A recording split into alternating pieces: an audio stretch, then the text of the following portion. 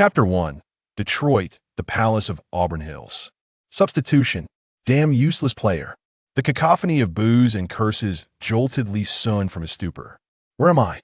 Lee Sun's expression was one of bewilderment as his gaze darted around. In the next moment, he felt a torrent of information crashing into his mind, accompanied by a sharp pain. Am I transported? In disbelief, Lee Sun rubbed his temples, veins protruding from his forehead. This body is also named Lee Sun, selected by the Detroit Pistons as the 59th pick in the second round in 2008, nearly going undrafted. Although the draft position was low, Lee Sun possessed commendable physical attributes and had garnered high hopes from domestic fans prior to entering the NBA. Standing at 206 centimeters tall, with a wingspan of 212 centimeters and weighing 108 kilograms, he primarily played the small forward position, with the ability to double as a power forward, a rather rare dual-threat forward. His robust physique, brimming with muscle, was quite intimidating. Yet, after more than half a season, Lee Sun's performance had been less than stellar, relegating him to the role of the Pistons' water cooler guardian. Caught in this thought, Lee Sun momentarily lost focus. Is it true that I am now a bona fide NBA player? He turned his gaze toward the court. The game was currently underway. With the Pistons facing off against the New York Knicks at home, the match had entered the second half. There were stars such as Allen Iverson, the perpetual motion machine Richard Hamilton, the Prince Tayshaun Prince, and the much-maligned Kwame Brown, the so-called draft bust. If the jeers from the Pistons fans were anything to go by, it was likely that the target of their ire was indeed Kwame Brown.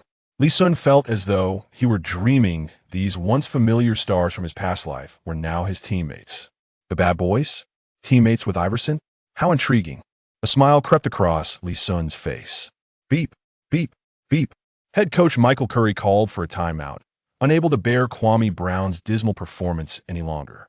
Kwame, you're out. Lee, get ready to come in. Michael Curry trembled with frustration at Kwame Brown's play. In just a few minutes, Brown had committed 3 turnovers, squandering 3 defensive opportunities. Would have been a balanced game quickly spiraled into a 100 run for the Knicks, all due to his blunders. The decision to substitute Lee Sun was not born from a belief that he was superior to Brown, but rather from sheer lack of options in the Pistons' frontcourt. Currently, the Pistons had 3.5 centers: the ferocious Rasheed Wallace, Kwame Brown, and Antonio McDyess. As for the remaining half, that would be Lee Sun. Playing the dual forward position, primarily at small forward, Lee Sun was the only viable option for substitution, with Rasheed recently injured and McDyess already on the floor. When he heard the coach call for him to enter the game, the delight that had previously filled him nearly vanished. He was confident in his basketball skills, but only in the context of street ball. The thought of competing against these elite players filled him with doubt. He feared his performance would be even worse than Kwame Brown's. Congratulations, host. Identity integration complete. Successfully bound to the basketball lottery system, granting 1 initial lottery opportunity. Task assigned. Completing this task will yield an additional lottery chance. Task objective. Help the Detroit Pistons secure victory in tonight's home game. 1 lottery opportunity remaining. Would you like to proceed with the draw now? A mechanical voice echoed in Lee Sun's mind, igniting a spark of excitement in his eyes. Not only had he transcended into another realm, but he had also acquired a system. Draw. Without hesitation, Lee Sun urged as he prepared to take the court, hoping for a stroke of luck from the lottery system. Lottery wheel is now spinning. Please wait. The system's notification resonated, and soon Lee Sun envisioned a large circular wheel in his mind. At the center of the wheel was a golden pointer.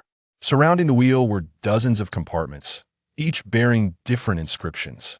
Grade skill, grade skill, advanced potion, attribute equipment, special device. The compartments were densely packed with various prizes. The more valuable the prize, the narrower the compartment, and consequently, the lower the odds of winning. I hope to draw something that will rapidly enhance my abilities, Lee Sun silently prayed.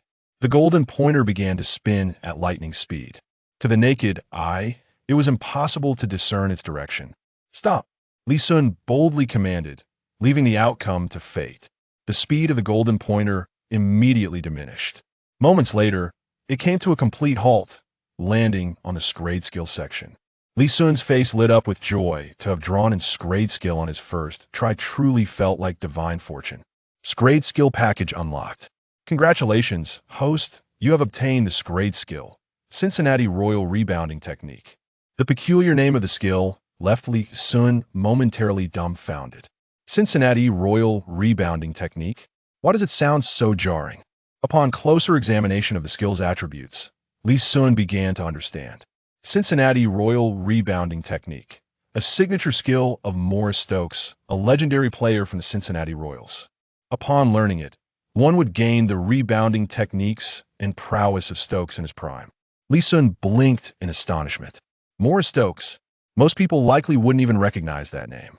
It is well known that Wilt Chamberlain holds the record for the highest career average in rebounds, and any casual fan could name him without hesitation. If asked about the second highest rebounder, even fans with a bit of knowledge would quickly mention Bill Russell, the ringmaster. But if one were to inquire about the third highest rebounder, it would be no exaggeration to say that out of 100 fans, only one might know. The third highest rebounder is, in fact, Morris Stokes. He was an immensely tragic figure. Having played only 3 seasons, he suffered a catastrophic injury during a game against the Lakers in 1958, resulting in paralysis due to a severe blow to his central nervous system. In just 3 years, still considered a rookie, he averaged an impressive 17.3 rebounds per game. Before Chamberlain and Russell emerged, Stokes was the undisputed king of the paint. Had it not been for that unfortunate incident, Stokes might have been regarded as one of the top 5 players in NBA history. To draw the signature skill of such a dominant player on my very first lottery attempt makes Lee Sun feel as though his luck has defied the odds. I will learn the Cincinnati Royal Rebounding Technique. Without hesitation, Lee Sun chose to learn this remarkable skill. In an instant, he felt an unusual energy surging within him, though he could not yet grasp the full extent of the changes. Lee, what are you dawdling for? Get ready to enter the game. Michael Curry, already fuming, was further incensed upon seeing Lee Sun's dazed expression. Snapping back to reality, Lee Sun quickly stood up and made his way to the court alongside Iverson and the others. His heart raced tumultuously, as if he were caught in a surreal dream. NBA, here I come, Lee Sun declared with determination. Well, Lee Sun is stepping onto the court. How rare. This is his 3rd appearance this season, isn't it? It seems he played less than 2 minutes in the previous 2 games. His current stats are even below those of Sun Yu. In the CCTV commentary booth, veteran commentators Su Jiqing and Yu Jia expressed their surprise. Sun Yu, who entered the NBA in 2007, had played 10 games in his rookie season, racking up a total of 6 points and 2 assists, while Lee Sun had yet to make a significant impact, with only 2 points and 1 rebound to show for his 3rd outing. Despite Lee Sun's lack of presence, upon his entry, both Su Jiqing and Yu Jia, as compatriots, felt a sense of excitement. Softy Lee is on the court? How infuriating! Why did he even enter the draft, if not to embarrass us? He truly is Sun Yu's benefactor. I bet hell only lasts 2 minutes tonight. Countless viewers watching the live broadcast in the homeland began to voice their frustrations as Lee Sun took the court. With the referee's whistle, the game resumed. The Knicks currently featured a front-court duo of the Little Shark Eddie Curry and David Lee, and it was likely that Lee Sun's matchup for the night would be against David Lee. For Lee Sun, this undoubtedly marked a hellish beginning. This season, David Lee has been averaging 16 points and 11.7 rebounds per game, placing him 3rd in the rebounding rankings, a veritable titan among today's elite rebounders. In a moment of trepidation, Lee Sun pondered whether his Cincinnati Royal Rebounding Technique could indeed overshadow David Lee's prowess. As the Pistons regained possession, the Prince, Tayshaun Prince, threw the ball in from the sideline to Allen Iverson. David Lee, seasoned and shrewd, positioned Lee Sun behind him, treating him with a dismissive air. For at present, Lee Sun was merely an inconspicuous rookie. Upon receiving the ball, Iverson clearly had no intention of passing it to a teammate. Facing the defense of Chris Duhon, he took a probing step forward, feigning a drive. Duhon, being a second-tier point guard in the league, was not particularly known for his defensive skills, and he fell for Iverson's feint, retreating a step back. At that moment, Iverson leapt up, Launching a three-pointer from beyond the arc, Lee Sun felt a surge of intense energy coursing through him, a blend of excitement and the effects of the royal rebounding technique. He had a premonition that this shot was unlikely to find its mark.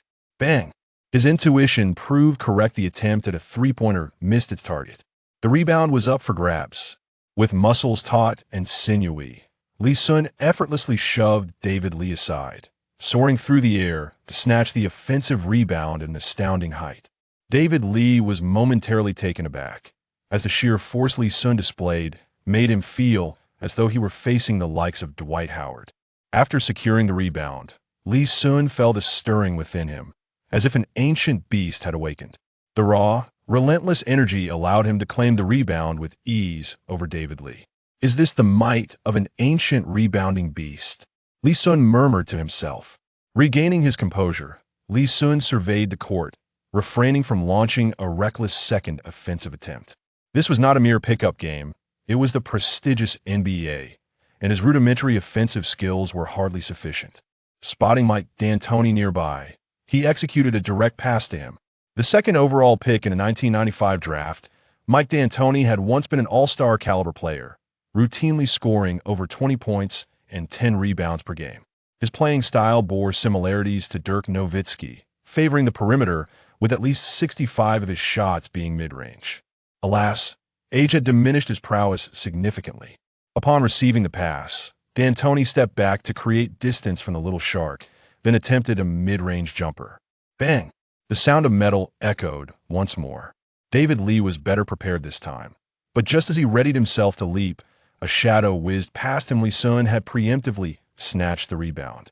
In a flash, David Lee was left wide-eyed, astonished at Lee Sun's seemingly unremarkable physique and yet extraordinary capabilities in strength, leaping ability, and speed. Goodness, 2 consecutive offensive rebounds. Impressive. Lee Sun. If he can maintain this level of play, even without defense or offense, Lee Sun could surely establish himself in the NBA. As Lee Sun continued to secure offensive rebounds, Su Jiqing in the CCTV commentary booth could not help but exclaim in delight. 2 offensive rebounds equated to 2 additional scoring opportunities, a priceless contribution to the game. Just as Su Jiqing reveled in the moment, Lee Sun passed the ball directly to D'Antoni once more. Having resolved to aggressively pursue rebounds tonight, Lee Sun aimed to showcase his formidable rebounding prowess, relegating thoughts of offense or defense for another time. Indeed, D'Antoni's age had taken its toll, and his performance had sharply declined. Receiving the ball, he battled against the Little Sharks' defense, executing a turnaround jumper. Regrettably, it too failed to find a basket. Yet, under David Lee's astonished gaze, Lee Sun seemed to sprout wings, extending his arms to reclaim yet another offensive rebound. 1 offensive possession, 3 offensive rebounds. Damn it, even the typically composed David Lee found himself flustered. Michael Kai's eyes widened in disbelief. He had not anticipated that his desperate measures would yield such remarkable results. The Pistons fans in attendance fell into a stunned silence.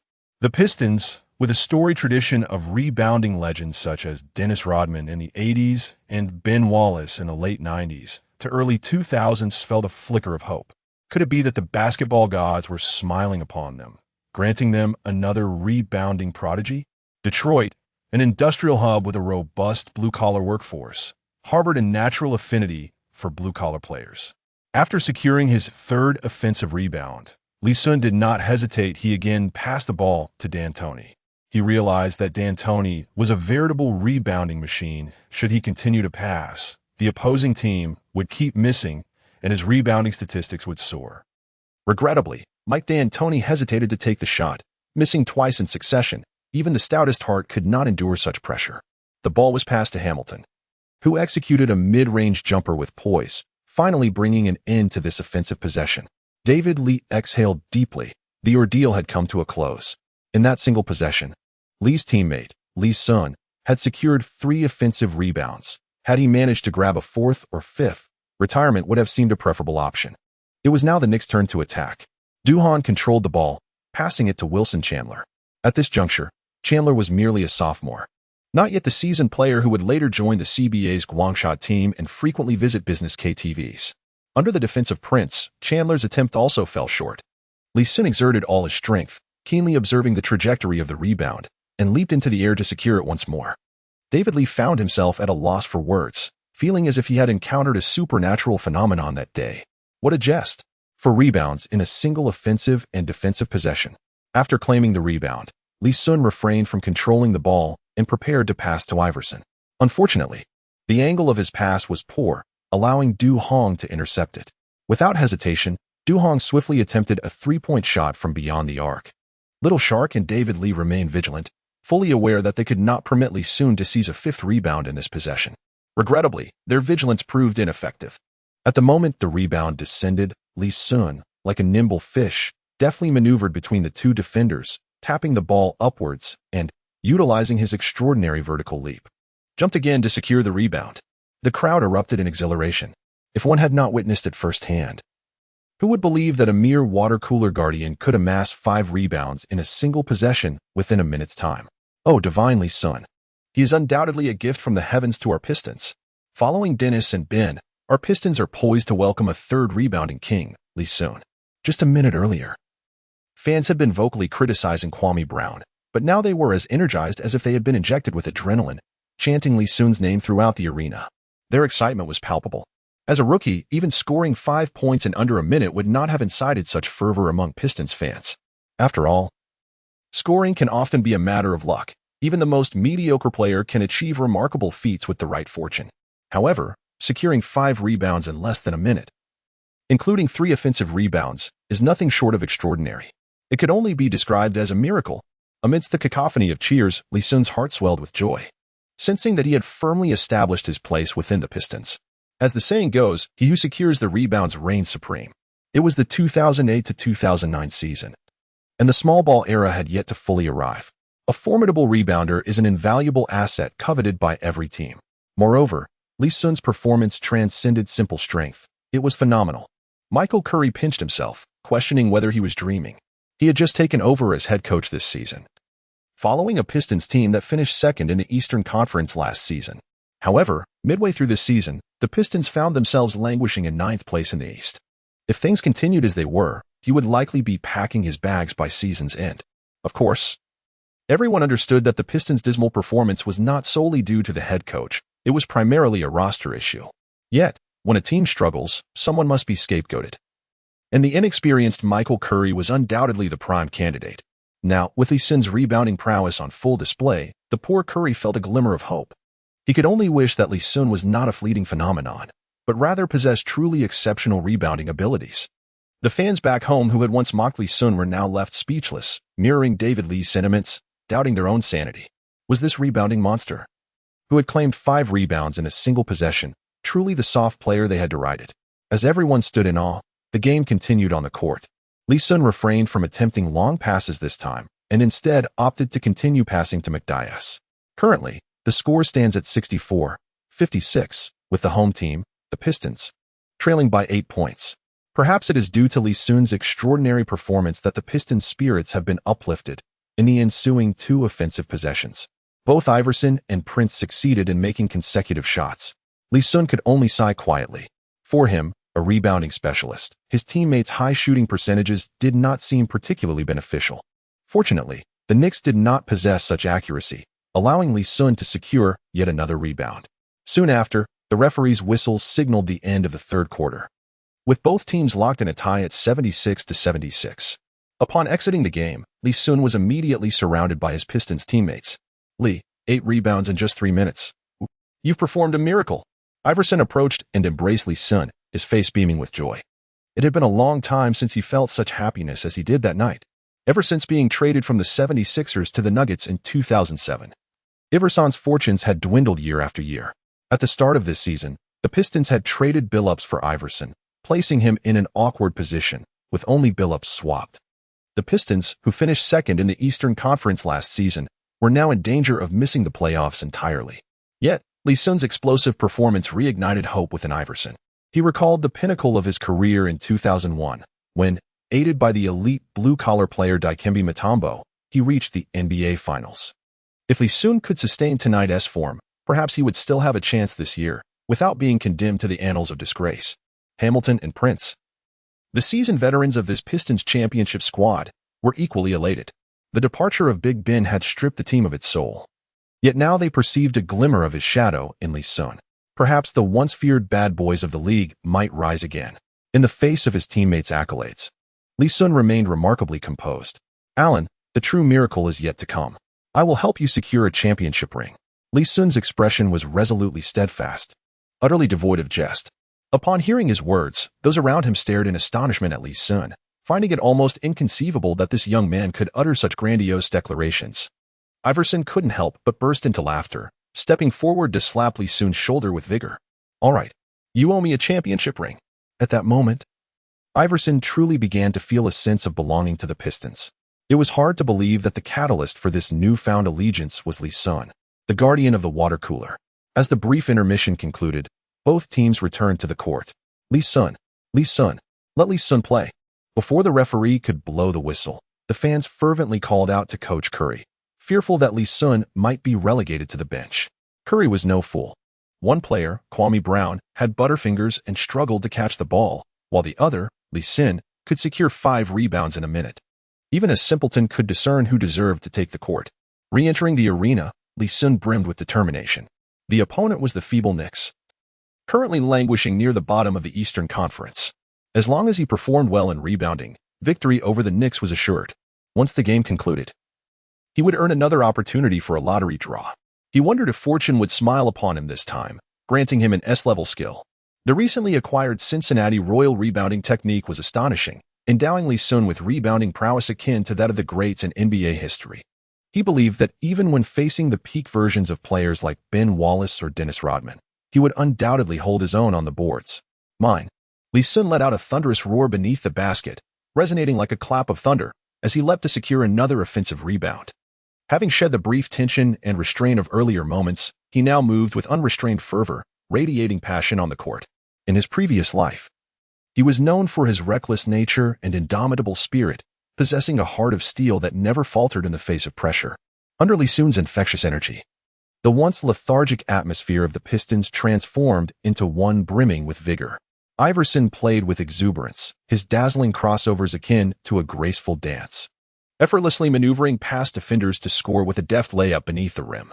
Lee Sun exerted every effort to secure each rebound, causing his rebounding statistics to soar. Within less than 2 minutes of the fourth quarter, he once again claimed 2 rebounds, elevating his total to double digits. It is noteworthy that Lee Sun had only played for a mere 5 minutes, yet he amassed an impressive 10 rebounds, including 5 offensive boards. To assert that Lee Sun single-handedly dominated the rebounding battle against the Knicks would not be an exaggeration. The morale of the Pistons surged as wave after wave of their offensive onslaught left the Knicks utterly defenseless. The Pistons roster is inherently strong. Their lackluster performance is primarily attributed to the absence of Rashid and, more significantly, their inability to secure rebounds. Hamilton and Prince are quintessential perimeter shooters. Although Iverson often drives to the basket, he still requires support from his front court to contest rebounds. Relying on Kwame Brown and the aging McDyess is simply unrealistic. Even Rashid, now considerably seasoned, is not renowned for his rebounding prowess. With the emergence of Lee Sun, the Pistons' rebounding woes have been resolved, revealing a commendable level of performance from the team. The final whistle echoed through the arena, signaling the conclusion of the game between the Pistons and the Knicks. The Pistons triumphed with a score of 101-92, securing a 9-point victory. While the margin may appear modest, it is noteworthy that the Pistons had trailed by 10 points at the end of the third quarter. In the time Lee Sun was on the court, they effectively outscored the Knicks by 20 points over the span of merely 10 minutes. Lee Sun undoubtedly emerged as the most significant contributor to tonight's victory. In a mere 13 minutes of play, he recorded an astonishing stat line of 0 points, 21 rebounds, 3 assists, 0 blocks, and 0 steals. While these figures may seem peculiar, the 21 rebounds shine exceptionally bright. Notably, 13 of those rebounds were offensive, igniting the entire Auburn Hills arena. A miracle. This evening truly bore witness to an extraordinary feat, marking one of the most delightful moments I have experienced in my NBA commentary career.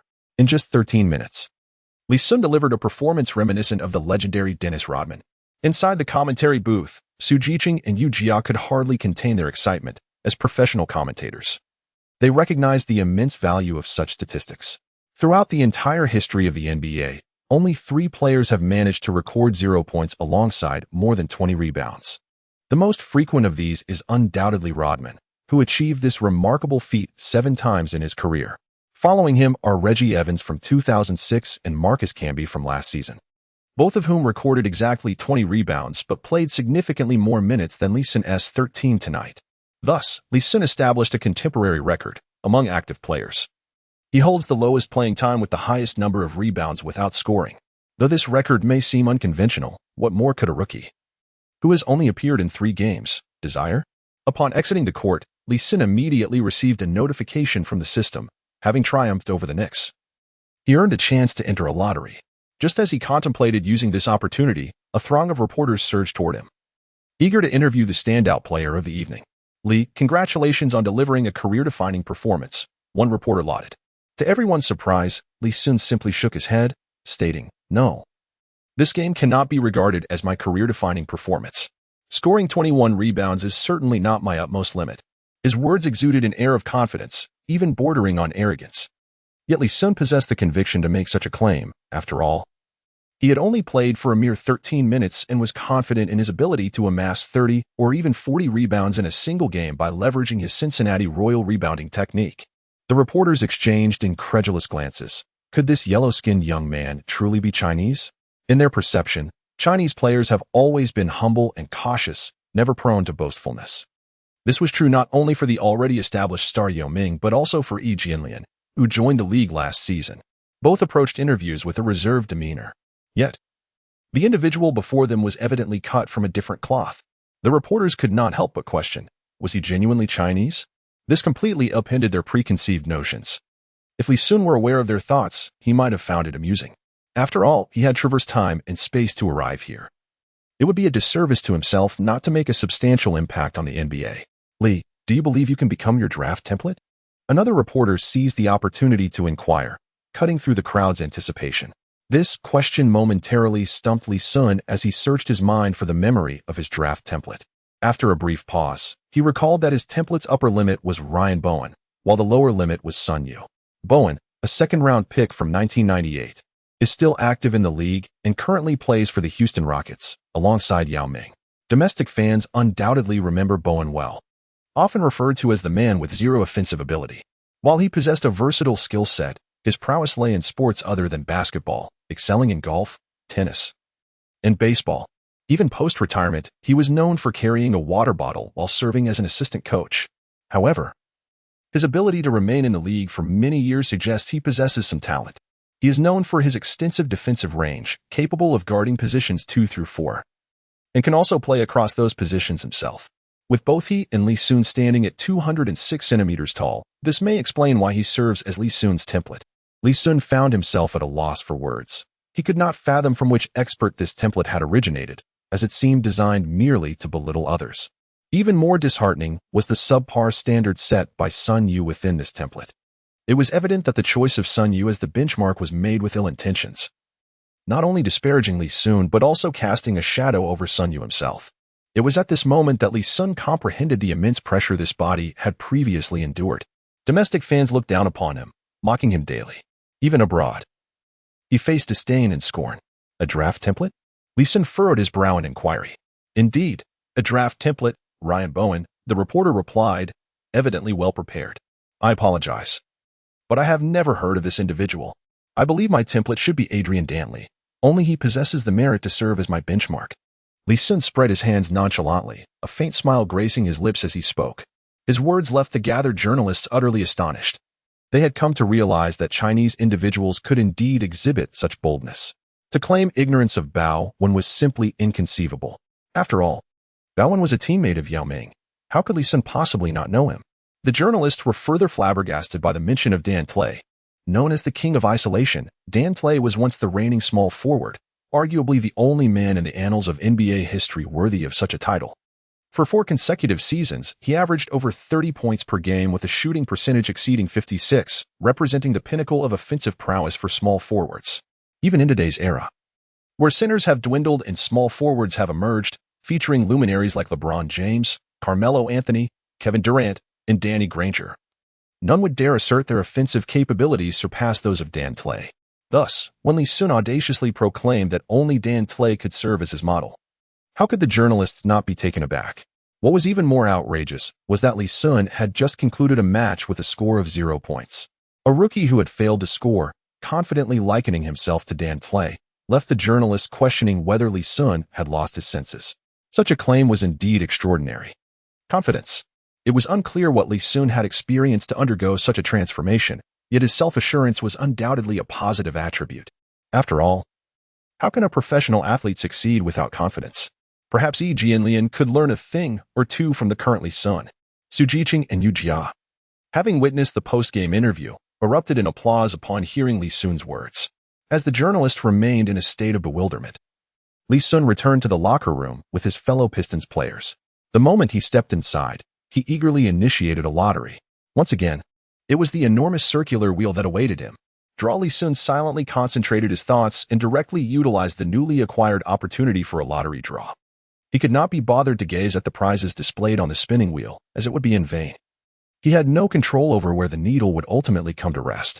The golden needle began to spin at an astonishing speed. After a brief moment, it came to a stop in a space no wider than the palm of his hand. Lee Sun couldn't help but sigh. The previous S-rank skill slot was merely the size of a finger gap, and it seemed that the reward drawn this time was of lesser value than an S-rank skill. Focusing his gaze, he noticed words shimmering within the slot. Advanced potion. 3-point guaranteed potion. Every 3-point shot taken every 12 minutes will undoubtedly hit 100. The effect lasts for one entire game, limited to regular season play. Upon reading the details of the reward, Lee Sun was utterly dumbfounded. A monumental glitch. This item was indisputably a colossal bug. A 3-point shot taken every 12 minutes would invariably succeed. Given that a game lasts 48 minutes, with proper execution, it meant that even if Lee Sun were to throw blindly with his eyes closed, he could score 4 3-pointers. Moreover, it was uncertain whether this timing accounted for timeouts. It's important to note that the actual duration of a game far exceeds 48 minutes, including official timeouts, which can amount to 18, if utilized, could easily extend the game by an additional 20 to 30 minutes. This would allow for 2 more 3-point attempts. With adept maneuvering, he could potentially sink 6 3-pointers. And if fortune favored him with some free throws, Lee Sun might have the opportunity to achieve a score exceeding 20 points. With this thought, Lee Sun's spirits soared. His rebounding ability was now firmly established. If he could also showcase some offensive prowess, he would undoubtedly be treasured by the Pistons. However, a flicker of concern lingered in his heart. Although his rebounding skills could outmatch any player on the Pistons, he was not without his shortcomings. Foremost among them was his defensive capability. It was precisely because the Knicks lost the game, combined with Lee Sun's impressive performance, that no one paid attention to David Lee's efficient tally of 27 points. The adage, "He who grabs the rebounds holds the world," certainly holds truth. Yet it is equally valid that defense wins games. It is no exaggeration to say that Kwame Brown's defensive prowess could easily overshadow Lee Sun's. Furthermore, lacking offensive capability, while his future days might improve significantly, there would be moments when he would inevitably return to the bench. Thus, alongside his rebounding ability, it was imperative for him to exhibit skills in other areas as well. Lee Sun has resolutely decided to employ this 3-point elixir in the upcoming match, eager to make an even greater impression. "Buddy, what are you thinking?" Michael Curry said, patting Lee Sun on the shoulder with an expression full of admiration. Lee Sun quickly shook his head and said, "Coach, I was wondering if I could be a starter in the next game." "A starter? Of course you can."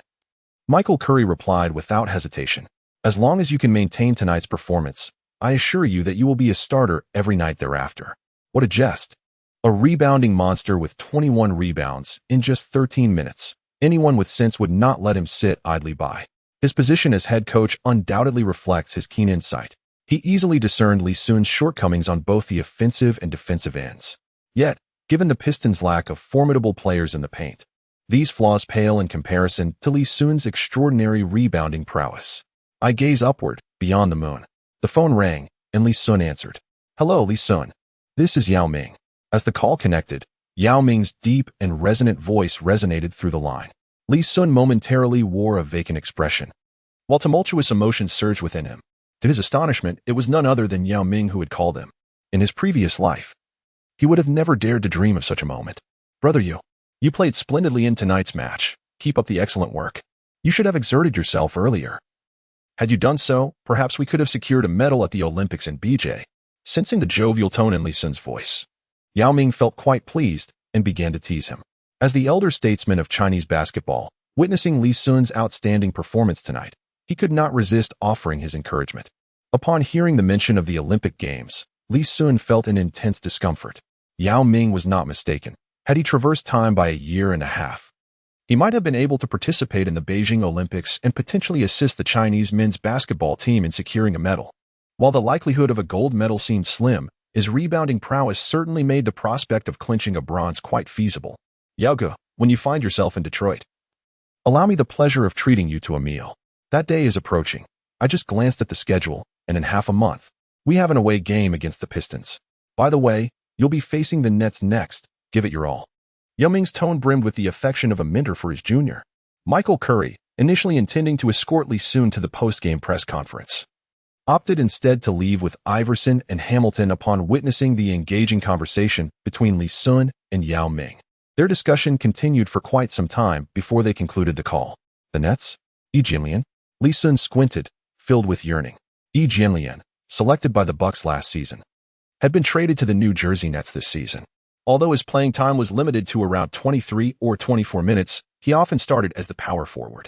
In the upcoming match against the Nets, should Lee Sun play as a power forward, he would find himself in direct confrontation with Yi Jianlian. After an agonizing wait, 2 days finally passed.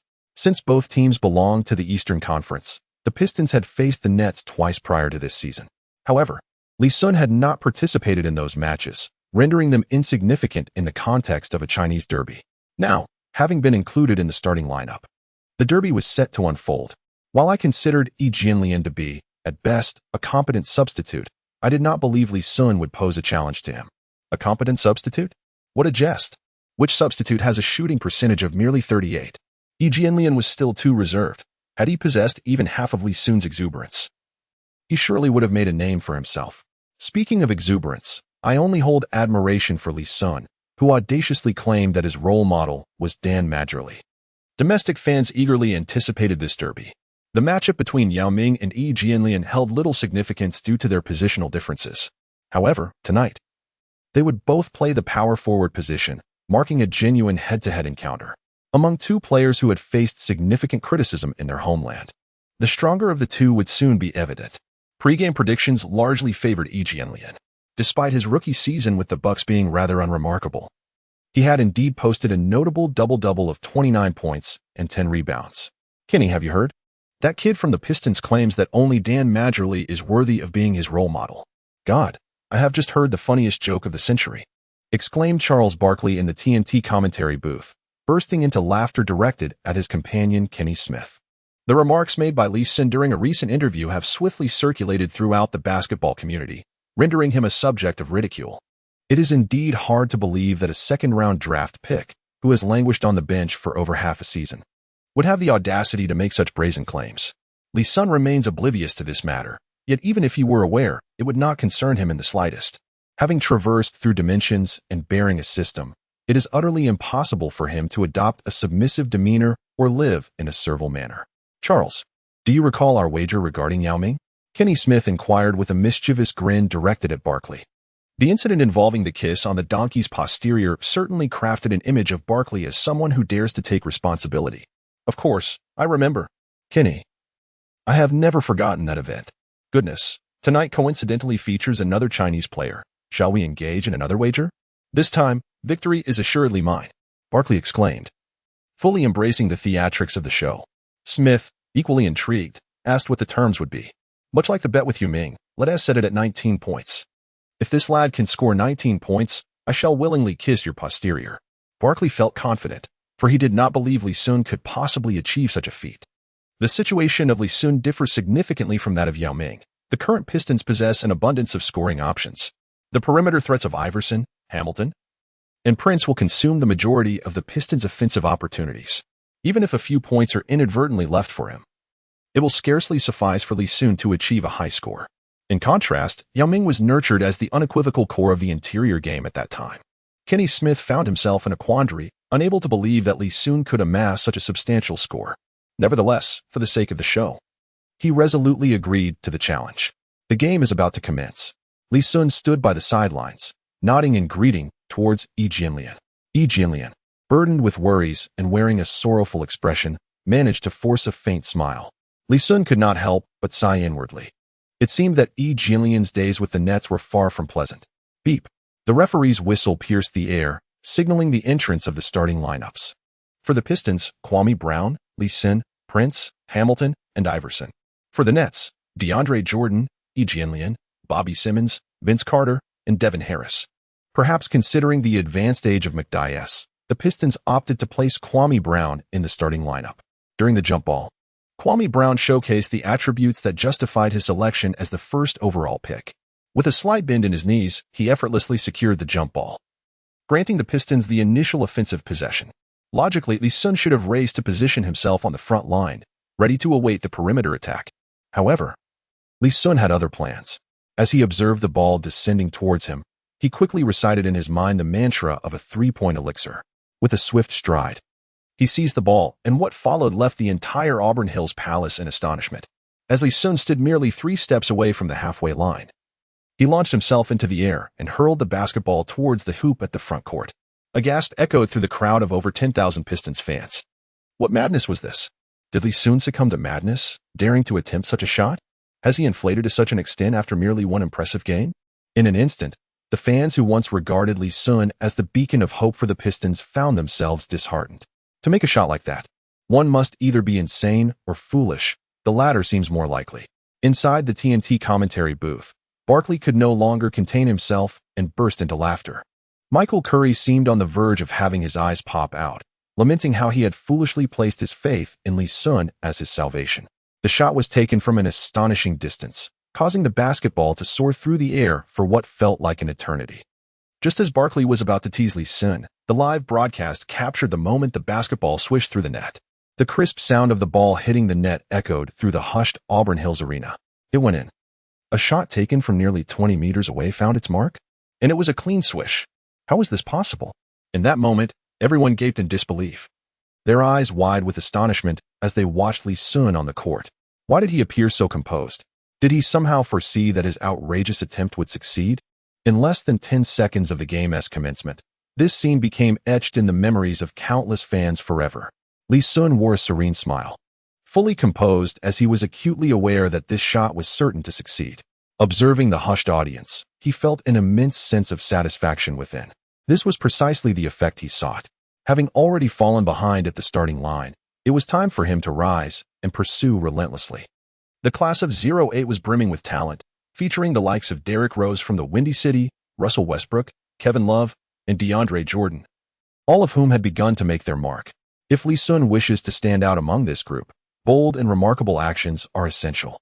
Yi Jianlian widened his eyes, fixated on Lee Sun. They had encountered each other on several occasions before. Although they had never clashed directly, he was generally aware of Lee Sun's technical attributes and capabilities. To his knowledge, Lee Sun possessed a modicum of three-point shooting prowess, yet it was far from formidable, perhaps even inferior to his own. To his astonishment, Lee Sun had just executed such a daring maneuver.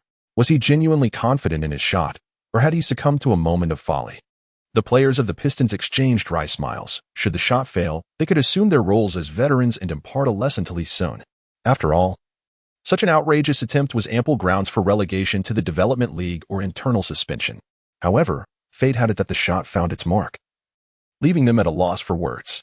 Just as they were engulfed in bewilderment, the referee's whistle pierced through their thoughts, resuming the game. On the sidelines, the Nets prepared to inbound, with point guard Harris gradually advancing the ball. Upon reaching the front court, Harris signaled for Carter, and the two executed a pick-and-roll, culminating in a mid-range shot from Carter. Thud. Under Hamilton's interference, the attempt failed to find its target. Lee Sun effortlessly maneuvered past Yi Jianlian, subsequently securing the rebound beneath the towering presence of DeAndre Jordan. Observing Lee Sun's soaring figure, Yi Jianlian was engulfed in a whirlwind of emotions. Though the match had only just commenced, he could distinctly sense the transformation within Lee Sun. Firstly, he radiated an aura of unwavering confidence. To aptly describe this confidence, Yi Jianlian felt that the phrase "looking down upon the world" was remarkably fitting, as if all the other players were mere decorations in Lee Sun's eyes. Secondly, there was a remarkable surge in his prowess. As fellow Chinese players, they were well aware of each other's capabilities. Li Sun's prowess was something Yi Jianlian could perceive with utmost clarity. Damn it, haven't you had enough to eat? Why can't you block him? In that moment of distraction, Yi Jianlian was met with an irate shout from DeAndre Jordan. Perhaps he believed that if Yi Jianlian had successfully obstructed Li Sun, he would have had a chance to seize the rebound. Yi Jianlian's face flushed with embarrassment as he cast a sheepish glance at Li Sun. Being reprimanded in front of acquaintances, especially by a rookie like DeAndre, was undoubtedly a mortifying experience. Yet, Yi Jianlian was not one to engage in bravado. He could only grimace and pretend he had not heard. Li Sun's expression suddenly changed. A surge of uncontainable anger welled up within him as he cast a cold glance at Luo Psi. Chinese fans criticize Yi Jianlian out of a deep-seated disappointment. But when did it become the prerogative of a second-rate individual like you to dictate terms? Li Sun has firmly resolved to provide Big Lopez with an unforgettable memory this evening. With the Pistons in possession of the ball, Iverson advances with control. Hey, Honky, I wager you won't secure 5 rebounds tonight. After positioning himself on the court, Li Sun chose to disregard Yi Jianlian and instead approached Luo, whispering a mocking remark. A single utterance of honky shattered Luo's composure. The term honky refers to white individuals, akin to the derogatory term for black individuals. However, whites find themselves in a less advantageous position in this regard, as the term for blacks is deemed unacceptable, while honky does not carry the same weight of egregiousness. Luo, hailing from the vibrant Hollywood of California and an alumnus of the prestigious Stanford University, undoubtedly epitomizes the favored elite. Throughout his life, he had never encountered such a designation directed at himself. Upon hearing that Li Sun had wagered he could not secure 5 rebounds, he was instantly incensed. You're finished? You Chinese fool. Tonight, I will defend you to the point of despair. Do not expect to score even a single point. Ultimately, lacking the gritty upbringing of those from the lower echelons of the streets, even in his furious outburst, Luo's trash talk bore little impact. Li Sun couldn't help but smile. Tonight, the king of defense, Russell, was back at his peak to guard him, yet he felt confident he could score effortlessly. The three-point elixir was not merely for show. Just as the two were entangled, Pistons Prince took a shot from beyond the arc. Unfortunately, he missed, leading to an offensive rebound. Li Sun spread his arms wide, positioning Luoka behind him, and then executed a leap. With a dull thud, before Luoka could even take off, Li Sun had already secured the rebound. The moment he landed, Li Sun swiftly passed the ball to the cutting Hamilton. Hamilton received the pass and effortlessly made a mid-range jump shot, scoring with precision. Li Sun turned his head towards Luo behind him, shaking his head with a faint smile. Luo was so enraged that he felt smoke rising from his ears. Rebounding had always been his Achilles heel, overshadowed by both offense and defense. Throughout his entire career, he had never averaged double-digit rebounds in a single season, often managing only 6 or 7 per game. Coupled with Li Sun's formidable rebounding prowess, Luo was destined for a challenging night. Yi Jianlian could sense that Li Sun was stepping up for him, which warmed his heart. In a foreign land, encountering a compatriot like Li Sun, who would stand up for him, was indeed a stroke of fortune. Within less than a minute of the game, Li Sun had already accumulated 3 points, 2 rebounds, and 1 assist. Compared to the bizarre statistics from the previous match, his performance tonight was evidently much more stable. When it was the Nets' offensive possession, Li Sun chose not to engage Luo but instead proactively matched up against Yi Jianlian.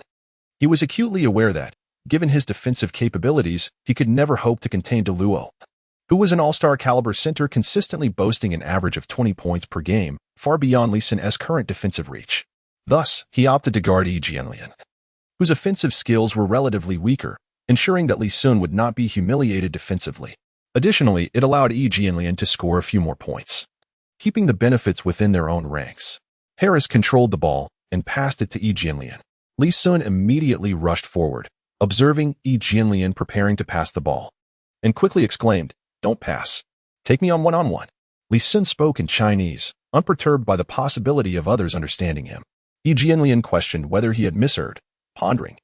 "What? Just take me on one-on-one." Li Sun solemnly repeated his words once more. At this point, Yi Jianlian exhaled deeply. He then leaped from his position, executing a textbook fadeaway jump shot. To be fair, Yi Jianlian's skills are beyond reproach, and his physical attributes are undoubtedly at the pinnacle of Asian standards. Swish. The basketball sailed through the air and found nothing but net, granting Yi Jianlian 2 points. Li Sun felt a profound sense of helplessness. He certainly had no intention of easing the pressure on Yi Jianlian. Unfortunately, he truly struggled to defend against him. The disparity in height and wingspan was quite significant. And even in terms of vertical leap, Lee Sun found himself lacking when he wasn't contesting rebounds. As a result, he could only watch helplessly as Yi Jianlian scored with a mid-range jumper. In the subsequent offensive possession for the Pistons, Allen Iverson charged towards the basket and successfully scored. Meanwhile, on the Nets side, Yi Jianlian had just received the ball. Initially, he contemplated passing it out, having already taken a shot earlier. The Nets resembled the Pistons in many ways, boasting ample perimeter shooting options, with both Carter and Harris being elite marksmen in the league. Yet, Lee Sun clung to him like an incessant nag, repeatedly urging him to take on the one-on-one. Even a clay figurine would exhibit some fire, let alone Lee Sun, who regarded him as a younger brother. Without overthinking, Yi Jianlian decided to shoot the ball upon receiving it. Swish! Another impressive mid-range jumper found its mark. It remained uncertain whether Lee Sun's defense was simply inadequate or if Yi Jianlian was in extraordinary form, as he quickly amassed 4 points. The Pistons temporarily led 7-4. Had it not been for Yi Jianlian's contribution of those 4 points, the Nets' start would have been exceedingly grim. Turning back, Kwame Brown missed a bank shot. Lee Sun once again seized the rebound from Dallow's head, augmenting his statistics to 3 points, 3 rebounds, and 1 assist. He subsequently passed the ball back to Kwame, who, hesitant to shoot, opted to pass it to Prince instead. With swift precision, Prince launched a three-pointer that found its mark. Beep, beep, beep. The Nets head coach, Lawrence Frank, could no longer endure the situation and promptly called for a timeout. In the blink of an eye, Lee Sun had snatched 2 offensive rebounds. And despite the Pistons' shooting percentage not being particularly impressive, they had gained a 6-point lead due to the additional opportunities. Brooke, rally yourself. We need you to secure the rebounds. You are the finest interior player among the 2008 draft class, and I have faith that you can contain that young man, Frank began to motivate Dallow. Frank's own career is nothing short of legendary. He started as a vendor at a 5-star basketball training camp and gradually found his way into the world of basketball. Through sheer perseverance, he ascended to the role of an NBA head coach, akin to how a security guard at Tsinghua University might eventually become a professor. Dallow, initially resembling a wilted eggplant, regained his confidence after Frank's motivational words. The coach was indeed correct. He was the best interior player of the 2008 class and would not succumb to that young player. On the Pistons bench, Michael Curry was in a state of profound conflict. Logically, Lee Sun's initial 3-point attempt, even if successful, warranted a reprimand from him as a coach, given its audacity. Yet, Lee Sun's performance over the past 2 minutes had been commendable. Curry also feared that chastising Lee Sun might foster discontent, especially considering Lee Sun was a second-round pick with a modest 2-way contract worth $440,000 for 1 year. A 2-way contract implies mutual discretion. The Pistons could release Lee Sun, just as he could choose to leave the team. Should Lee Sun take offense and depart, it would be a significant loss for the Pistons. Ultimately, he opted to remain silent, pretending nothing had transpired. As the timeout concluded, both teams returned to the court. The Nets regained possession, with Dallow immediately calling for the ball beneath the basket. Thus far, he had not secured a single rebound or scored any points. However, when the ball found its way to Yi Jianlian, it was unclear whether he had overlooked Dallow's request or was intentionally withholding the pass. Yi Jianlian chose to take the shot himself. Swish. After sinking his 3rd consecutive mid-range jumper, the previously forlorn Yi Jianlian finally broke into a smile. Lee Sun was at a loss for words. Was his defense truly that abysmal? He had allowed Yi Jianlian to score 3 consecutive baskets against him. However, he did not dwell on the matter. As long as he could secure the rebounds, the likelihood of losing to a team like the Nets was minimal. In the ensuing minutes, Dallow was utterly exasperated. He simply could not grab a single rebound. Even the elite rebounder David Lee paled in comparison to Lee Sun, let alone himself, a second-rate rebounder. The offensive end was equally disheartening. Aside from the occasional outside shot, whenever the ball was finally passed inside, it was invariably intercepted by Yi Jianlian. If Yi Jianlian failed to score, he would have every reason to pressure him into passing. Yet, Yi Jianlian's shooting percentage was astonishingly high. Halfway through the first quarter, he had already made 4 out of 5 attempts, accumulating 8 points. Meanwhile, Lee Sun had managed to secure 3 points, 6 rebounds, and 2 assists. In the commentary booth, Su Jiqing and Yu Jiao were left dumbfounded. They questioned whether they were experiencing a hallucination. Could these two truly be Lian Mei and the soft-spoken Lee? Yi Jianlian, averaging nearly 9 points this season, had already scored 8 in just 6 minutes. As for Lee Sun, he had demonstrated with undeniable prowess that his previous game as 21 rebounds were no mere fluke. His rebounding capability was indeed extraordinary. Domestic fans shared the same astonishment as the commentators. They found it difficult to articulate their feelings at that moment. Previously, they had criticized Yi Jianlian and Lee Sun simply because they felt these two had been underperforming. Now, however, their performance on the court was nothing short of impeccable. They yearned for another superstar in the NBA, aside from Yao Ming. The game continued to tick away. By the 10th minute of the first quarter, Lee Sun's three-point shooting was ready to resume, as the timeout had concluded. He was poised to make at least 6 three-pointers that night. The Pistons had possession. Allen Iverson's shot missed, and after Lee Sun secured the offensive rebound, he passed the ball directly to the newly entered Mike D'Antoni. What left Mike D'Antoni speechless was Lee Sun's direct sprint towards the three-point line, demanding, "Give me the ball." Lee Sun raised his finger towards the sky, signaling Mike Deas for the ball. If it had been any other second-round rookie, Mike Deas would have likely dismissed him as inconsequential. However, Lee Sun was different. Having demonstrated his potential to become the core of the team's interior in the previous game and this one, even seasoned veterans like Mike Deas might find themselves looking up to him in the future. Thus, when Lee Sun called for the ball, Mike Deas passed it without hesitation. Despite his confusion over why Lee Sun had ventured out to the perimeter, upon receiving the pass, Lee Sun did not rush to shoot. Instead, he approached the basket with a hook shot aimed provocatively at Big Lo.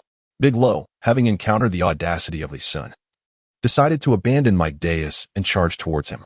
Yi Jianlian, caught in the situation, had no choice but to switch defenses with Big Lo. After all, he couldn't leave Mike Deas unguarded. Just as Big Lo approached, Lee Sun swiftly retreated a significant distance, creating space between himself and Big Lo. Then, from nearly 2 meters beyond the three-point line, he launched a shot. This step-back three-pointer, though not the most fluid and somewhat awkward in appearance, found its mark cleanly through the net. The audience of over 10,000 was left in stunned silence. They had come to the realization that, while they had perceived Lee Sun as a traditional blue-collar center, he had just delivered 2 extraordinary three-pointers that contradicted their assumptions. Could a blue-collar center shoot like that? They wouldn't dare to attempt such shots themselves, let alone make 2 in a row. Since entering the league in 1996, Ben Wallace had taken only 5 three-point attempts in over a decade. Yet here was Lee Sun, effortlessly sinking 2. After scoring, Lee Sun merely shook his head and smiled at Big Lo, a silent yet disdainful gesture that drove Big Lo to the brink of frustration. The veteran players of the Pistons found the scene both amusing and bewildering. In comparison to the emerging Lee Sun, they hardly resembled the iconic Pistons players of yore. The original bad boys of the Pistons included the likes of Bill Laimbeer, Rick Mahorn, and Dennis Rodman, whose mere presence on the court was enough to intimidate opponents. Now, Lee Sun was just beginning to make his mark, and although his capabilities were still unclear, his fiery spirit evoked a hint of that original essence. "Lee Sun! Lee Sun!" chanted the crowd, celebrating a player who embodied the Pistons' spirit after years of absence. At that moment, Michael Curry called a timeout and substituted Lee Sun out of the game. Today had opened his eyes to the extraordinary talent sitting on his bench. If the first three-pointer had been mere luck, the second was a testament to Lee Sun's shooting prowess. Michael Curry began to contemplate whether he should design specific three-point plays for Lee Sun. After all, such precision in shooting should not go to waste. However, he quickly realized that the Pistons were even more in need of rebounding than three-point shooting. It would be more prudent to have Lee Sun focus on securing rebounds for the time being. In the blink of an eye, halfway through the second quarter, Lee Sun executed another step-back three-pointer, extending the Pistons' already significant lead. By halftime, the Pistons were ahead by 17 points. During the break, the team surrounded Lee Sun, scrutinizing him with newfound curiosity. They were increasingly puzzled by his capabilities. In just 18 minutes of playtime, he had amassed 9 points, 17 rebounds, and 5 assists, hitting all 3 of his three-point attempts, including 8 offensive rebounds. Is this the performance of a player on a two-way contract? Michael mused. We might need to offer this kid a new contract. I don't want to wake up tomorrow to find out he has been poached by another team. Hamilton joked to Coach Curry. Hearing this, Michael glared at Hamilton, silently cursing his loose tongue for potentially alerting Lee Sun to negotiate a bigger contract. Nevertheless, Hamilton had a point. Lee Sun had the right to terminate his two-way contract after tonight's game. Given his performance, he could easily command a salary above the mid-level exception with any team. As the second half unfolded, it became a showcase for Lee Sun. Every 12 minutes, he sank another three-pointer.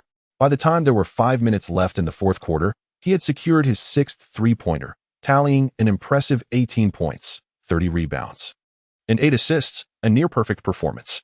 In the TNT commentary booth, Barkley's face turned green. He was just 1 point shy of the 19 he had bet against Smith. What a joke. This kid has hit 6 consecutive three-pointers? How foolish are the Pistons management to keep such a talented rookie on the bench? Barkley lamented, ignoring the previous bet. Kenny Smith nodded in agreement, noting that a player could not suddenly become so skilled in just a few days, implying that they had always believed Lee Sun possessed such talent.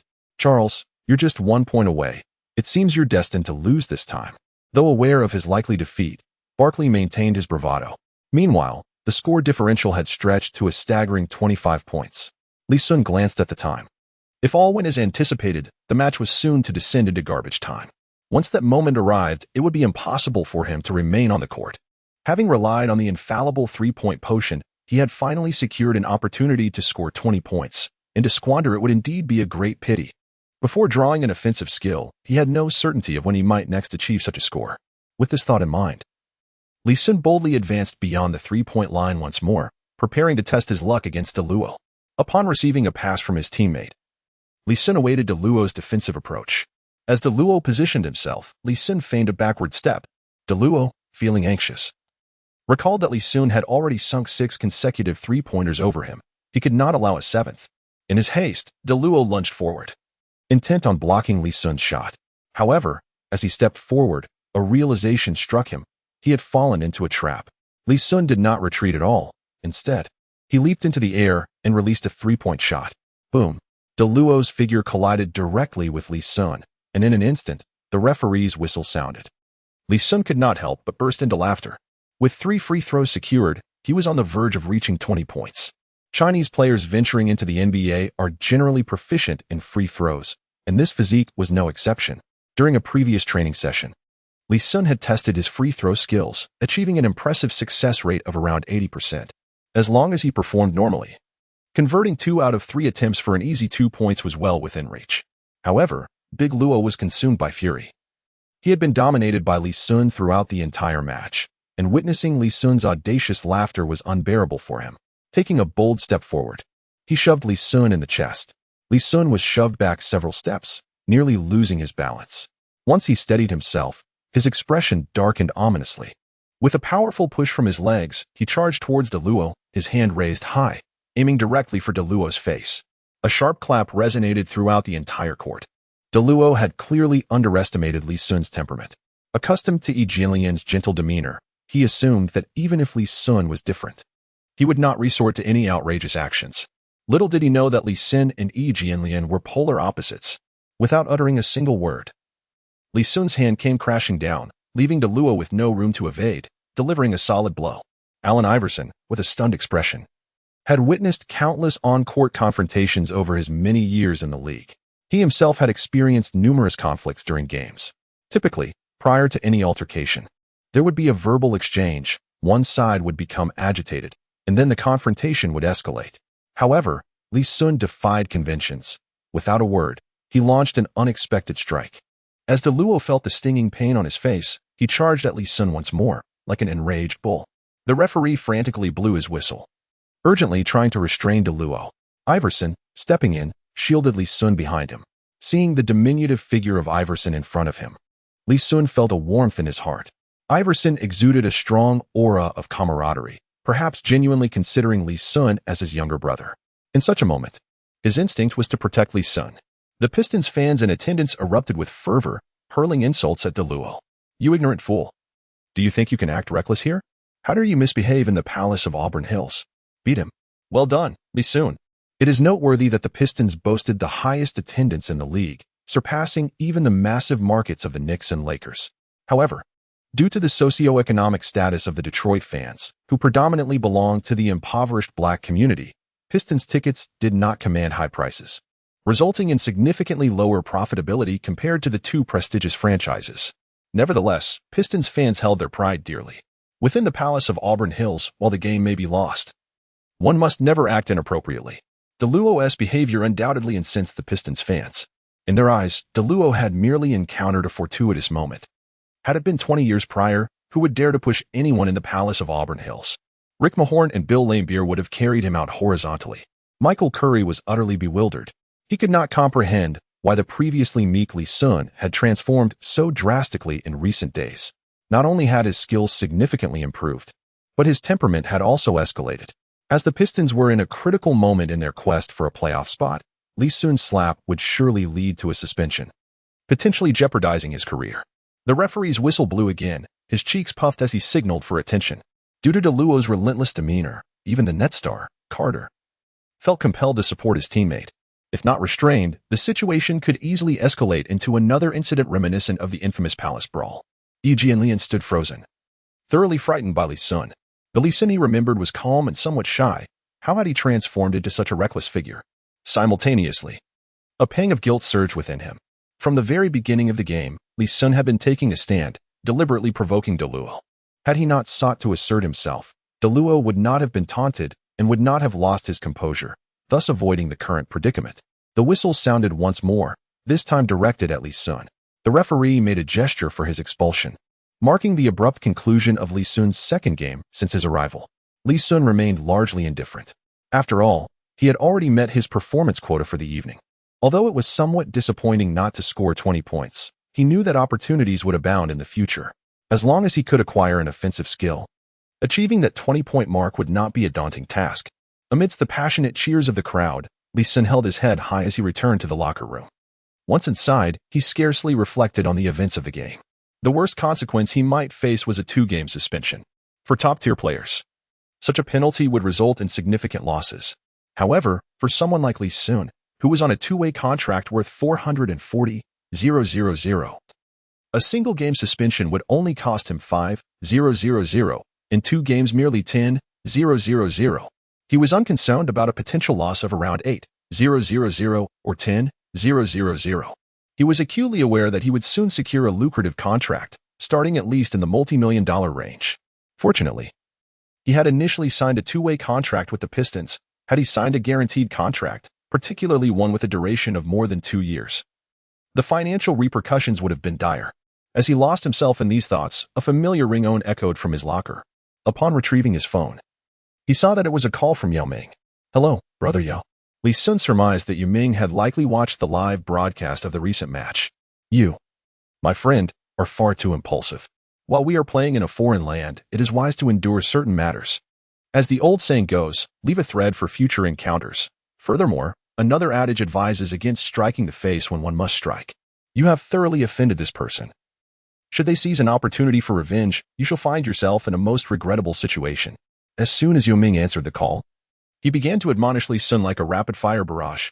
There was no malice in his tone. He simply wished to prevent Lee Sun from straying down a misguided path. Lee Sun found himself in a state of bemusement, holding views that starkly contrasted with those of Yao Ming and even Yi Jianlian. The notion of expecting Lee Sun to embody the prowess of a ninja turtle was utterly preposterous. At times, he pondered whether Yao Ming might have achieved even greater heights had he displayed a more aggressive demeanor on the court.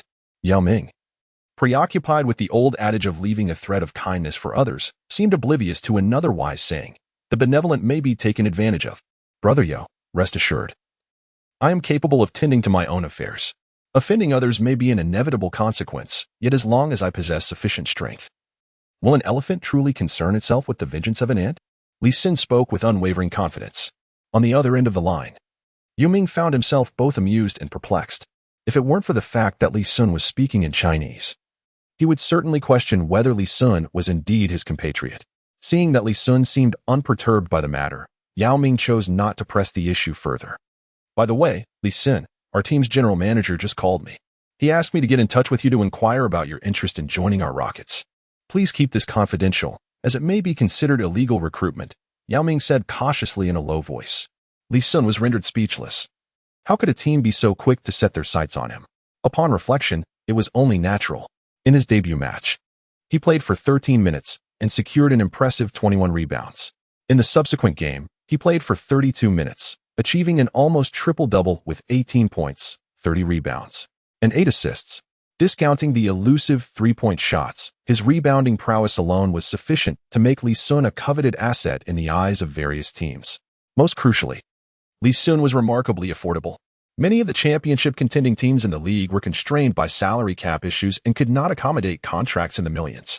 If they could secure Lee Sun with a mid-level contract, he would undoubtedly be the perfect piece for their championship puzzle. The Rockets were currently strategizing in this manner, hoping to leverage Yao Ming's influence over Chinese players to entice Lee Sun to Houston. Lee Sun found himself in quite a predicament. He certainly had no desire to join the Rockets. Only a fool would wish to be part of that team. The Rockets were notoriously stingy. Even without inquiring about the contract they offered, Lee Sun was well aware that the figures would be far from generous. However, he felt reluctant to outright decline Yao Ming's offer, sensing the genuine concern Yao held for him. Despite his discomfort, he thought to himself, even if I agree, I'll find a way to avoid coming. The contract they proposed was merely $3 million a year, far too meager. Moreover, he believed the Pistons would be a better fit for him, surrounded by seasoned veterans. He could blend in comfortably and perhaps even emerge as the leader of the Pistons in due time. Yao Ming discerned the hesitance in Lee Sun's voice and quickly sought to reassure him. He truly did not wish for Lee Sun to join the Rockets, primarily out of fear that it might hinder Lee Sun's development. As the saying goes, a person may perish from being uprooted. And if Lee Sun were to join the Rockets and fail to perform at the level he currently exhibited with the Pistons, Yao would undoubtedly feel a sense of regret. Just as you mentioned, the Pistons were filled with numerous veterans. As long as Lee Sun continued his present performance, even if slightly diminished, he could naturally ascend to a leadership role within the Pistons. Becoming the leader of an NBA team is undoubtedly the aspiration of every rookie player. The contract they offered was truly laughable. A mere $3 million, not even qualifying as a middle-tier salary. Were it not for external obligations, Yao Ming would have hesitated to make such a proposition. Upon hearing Yao Ming's words, Lee Sun finally breathed a sigh of relief. After exchanging a few more pleasantries, they ended the call. "Lee, I can see you're in good spirits," remarked a middle-aged African-American man in a sharp suit, who had entered the locker room unbeknownst to them. Lee Sun gazed intently, and to his astonishment, the visitor was none other than Joe Dumars, the general manager of the Pistons. As a member of the original Bad Boys team, Dumars was undoubtedly an anomaly. While Lambier and the others were fierce and intimidating, and the smiling assassin Thomas was known for his sharp tongue, Dumars was a rare embodiment of grace and chivalry. He neither engaged in brawls nor resorted to foul language. However, he was fiercely loyal and steadfastly honorable. When Jordan clashed with Thomas, making it clear that he would withdraw from the Dream Team if Thomas was selected, Dumars, already chosen for the team, voluntarily relinquished his spot in a show of unwavering support for his longtime partner. Such players commanded Lee Sun's profound respect. "Mr. Dumars." Lee Sun promptly stood up and nodded in acknowledgement to Dumas. "Child, while the match is still ongoing, let us sit down and converse." Dumas, resembling a kindly neighbor, warmly urged Lee Sun to take a seat. "In you, I perceive the echoes of my former comrades. Do not misconstrue my words. I do not imply that your play is unsporting. Rather, you exhibit that same tenacity. As an interior player, at least from my perspective, such aggression is of paramount importance, perhaps even surpassing innate talent." Dumas continued to engage in casual conversation. Lee Sun nodded with a wry smile. Logically speaking, he was primarily a small forward and should be considered an outside player. However, since Dumas had made such a statement, he felt it inappropriate to refute him. After all, no outside player could achieve an astonishing 30 rebounds in a single game. Was he just speaking with Yao Ming on the phone? Although he could not comprehend Lee Sun's words, he recognized that it was Chinese. At present, aside from Lee Sun, there were only 2 other Chinese players in the league. Yi Jianlian was still actively participating in the game, leading Dumas to surmise that the phone call was most likely with Yao Ming. Lee Sun nodded, not denying the implication. "Let me take a wild guess. Is the Rockets recruiting you?" Dumas, wise and astute, easily discerned the conversation's content. This revelation startled Lee Sun, who quickly shook his head in denial. Just moments ago, Yao Ming had mentioned the issue of illegal recruitment, and he certainly did not wish to cause trouble for Yao. Observing Lee Sun's anxious reaction, the crafty Dumas chose not to press further. "Child, it is our oversight that we have failed to recognize your talent. I assure you, from now on, we will undoubtedly nurture you as a core member of the team." Lee Sun listened with a hint of skepticism. After all, anyone can paint a rosy picture. The NBA is fundamentally a business arena. Once one's abilities begin to wane significantly, one might find themselves unable to even afford a bowl of gruel, let alone the grand visions previously drawn. Moreover, we are prepared to terminate your 2-way contract prematurely. For the remainder of this season, we will offer you a new contract worth $4 million. As for next season's contract, due to the arena's provision, we possess the right of first refusal. Regardless of what other teams may offer, we will always be able to match it. Dumas's intention was quite clear. Let us first complete this season before addressing what lies ahead. Lee Sun nodded thoughtfully. If he wished to depart from the Pistons, the present moment would indeed be the most opportune time to do so. For once the season concludes, he would be rendered a restricted free agent, bound by the provisions of the arena's rule, making any departure impossible. Nevertheless, Lee Sun harbored no intentions of leaving the Pistons. This team suited him well. And rather than embarking on a risky venture with another franchise, it was far more prudent to remain. After all, the financial rewards would hardly be less than those offered by other teams. However, the $4 million contract presented by the Pistons was indeed somewhat meager. Lee Sun is also aware of Dumas's predicament. This year, the Pistons' total salary has exceeded $70 million. Meanwhile, the salary cap stands at a mere $58 million. Creating an additional $4 million in cap space has undoubtedly posed quite a challenge for Dumas. Very well, no issues. Lee Sun was not one to dither. He promptly agreed to Dumas's proposal. A heavy weight was lifted from Dumas's heart, allowing him to finally breathe a sigh of relief. Since assuming the role of general manager of the Pistons in 2000, his accomplishments have been evident over the years. However, this season's performance has been disappointingly lackluster compared to previous years, although Michael Curry would ultimately bear the brunt of the blame. The esteemed Pistons veteran found it difficult to maintain his dignity. At this moment, Lee Sun emerged as the savior of the entire Pistons team. Retaining Lee Sun's presence would ensure, at the very least, a smooth path to the playoffs this year. Buzz. A tremendous roar erupted from outside the locker room, signaling the conclusion of the game. In that instant, Lee Sun's mind was flooded with system notifications. Congratulations, host, for achieving a C-level accomplishment by securing a single-game record of 30 points and 15 rebounds, granting you one C-level lottery opportunity. Congratulations, host, for achieving a B-level accomplishment by attaining 30 rebounds in a single game, granting you one B-level lottery opportunity. Would you like to draw now? Lee Sun could not help but draw in a sharp breath. Good heavens! After a single match, he had secured 2 opportunities for a lottery? He had initially believed that only when the system issued a task would he have the chance to enter the lottery. To his astonishment, achieving remarkable statistics during the game also granted him chances for a draw. However, what truly surprised him was the fact that these lottery opportunities were categorized by levels. The Cincinnati Royal rebounding skill he had previously obtained could be considered an S-level reward, and he presumed that the 2 opportunities he had just acquired would not yield such extraordinary skills. Just as Lee Sun was about to engage in the lottery, the players of the Pistons, having concluded the match, hurried back to the locker room. Lee, quickly tidy up. We need to head to the post-match press conference shortly. Coach Curry exclaimed with excitement. They had just celebrated a thrilling victory, triumphing over the Nets by a staggering 30 points at home. Lee Sun undoubtedly emerged as the hero of this match. His astonishing 6 three-pointers served as a splendid embellishment. Meanwhile, his 30 rebounds were an invaluable boon.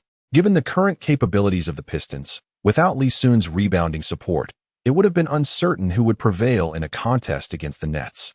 The rosters of these 2 teams bear a certain resemblance. Perhaps, with Rasheed Wallace included, the Pistons might possess a slight edge. However, with Rasheed currently injured, the Nets may now have a marginal advantage. Lee Sun had no choice but to abandon the notion of participating in the lottery. He took a shower, changed his attire, and followed his coach to the press conference. Upon arriving at the venue, Lee Sun boldly seated himself next to Allen Iverson. Shortly thereafter, a reporter posed a question regarding the recent on-court altercation. With a more amiable demeanor, he offered an apology to his opponent, Michael Curry. Seizing the moment before the press conference commenced, greeted Lee Sun warmly. Lee Sun furrowed his brow and said, "Boss, I cannot do that." He struck first. Why should I apologize? This direct inquiry left Curry momentarily speechless, while Iverson and Hamilton exchanged amused glances. Observing the stubborn Lee Sun, they were reminded of their younger selves. Hamilton was relatively composed, resembling Joe Dumars from the original Bad Boys era among the Grassroots Five. In contrast, Iverson had been an absolute firebrand in his youth. Mr. Lee Sun, congratulations on an outstanding performance. Could you enlighten us on what transpired on the court and what prompted you to strike Brooke? A journalist rose to pose the question. Lee Sun was taken aback when the opening remarks were directed squarely at him. Just as he was about to seize the microphone to respond, Iverson snatched it away. The events unfolding on the court were unmistakably clear. The young Nets player, overwhelmed by frustration, initially took action against Lee Sun, who merely retaliated. He should count himself fortunate not to have encountered my younger self. With a nonchalant demeanor, Iverson remarked, his face displaying a mischievous grin. Once Iverson finished speaking, Hamilton took the microphone and directly addressed the situation. That young man ought to be thankful that Rashid is not present. Otherwise, he would find it exceedingly difficult to leave today. When did it become acceptable for players from other teams to shove our Pistons? As the captain of the Pistons, Hamilton naturally felt compelled to stand up for his teammates. The reporters in attendance couldn't help but chuckle. Hamilton's statement held undeniable truth. Thankfully, Rashid was absent. Otherwise, the situation could have spiraled out of control. The infamous Rashid, known for his tempestuous temperament, could unleash chaos if provoked. The repercussions would be unimaginable. What many do not realize is that Rashid is the only player in the NBA bold enough to confront referees in the parking lot after games. When pushed to his limits, he would not hesitate to challenge even the officials, let alone a rookie like Big Low. Following the departure of Ben Wallace and Chauncey Billups from the grit and grind era, although Hamilton bore the captain's title, Rashid remained the spiritual totem of the Pistons. His profound sense of belonging to the Pistons was palpable. If he were to witness a newcomer being bullied within the team, it would be no surprise for him to become incensed. Michael Curry felt a chill run down his spine. He was immensely relieved, as he had no desire to witness a repeat of the Auburn Hills Palace incident. Lee Sun is currently preoccupied with the lottery, showing little inclination to engage with the reporters. There are two opportunities for the lottery. One is of grade B, and the other is of grade C. Lee Sun did not demand much. He would be entirely content with merely obtaining an offensive skill, even if it were of C rank. During the press conference, he scarcely uttered a word. His elder teammates, Iverson and Hamilton, perhaps considering Lee Sun's youth and potential for missteps, took it upon themselves to address the more challenging inquiries posed by the journalists. Once the conference concluded, he bid farewell to his teammates and walked home. Typically, core players of a team without local property would receive assistance in securing a rental. However, as a second-round two-way rookie, Lee Sun was not afforded such privileges. He currently resided in a modest apartment of merely 20 square meters, leading a rather arduous life. Upon returning home, Lee Sun lay on his bed. "The lottery," he exclaimed. And as the words left his lips, a colossal prize wheel materialized before him. The C-rank lottery commenced. Lee Sun gazed intently at the spinning wheel. Class C skills, Class C potions, Class C attribute equipment. Perhaps due to the low tier, this Class C lottery offered merely these three prizes. The golden pointer had already begun to whirl. "Stop." With a command from Lee Sun, the speed of the pointer gradually decelerated, ultimately halting at the space designated for C-level skills. A one-third chance of landing on it was struck by Lee Sun, allowing him to exhale in relief.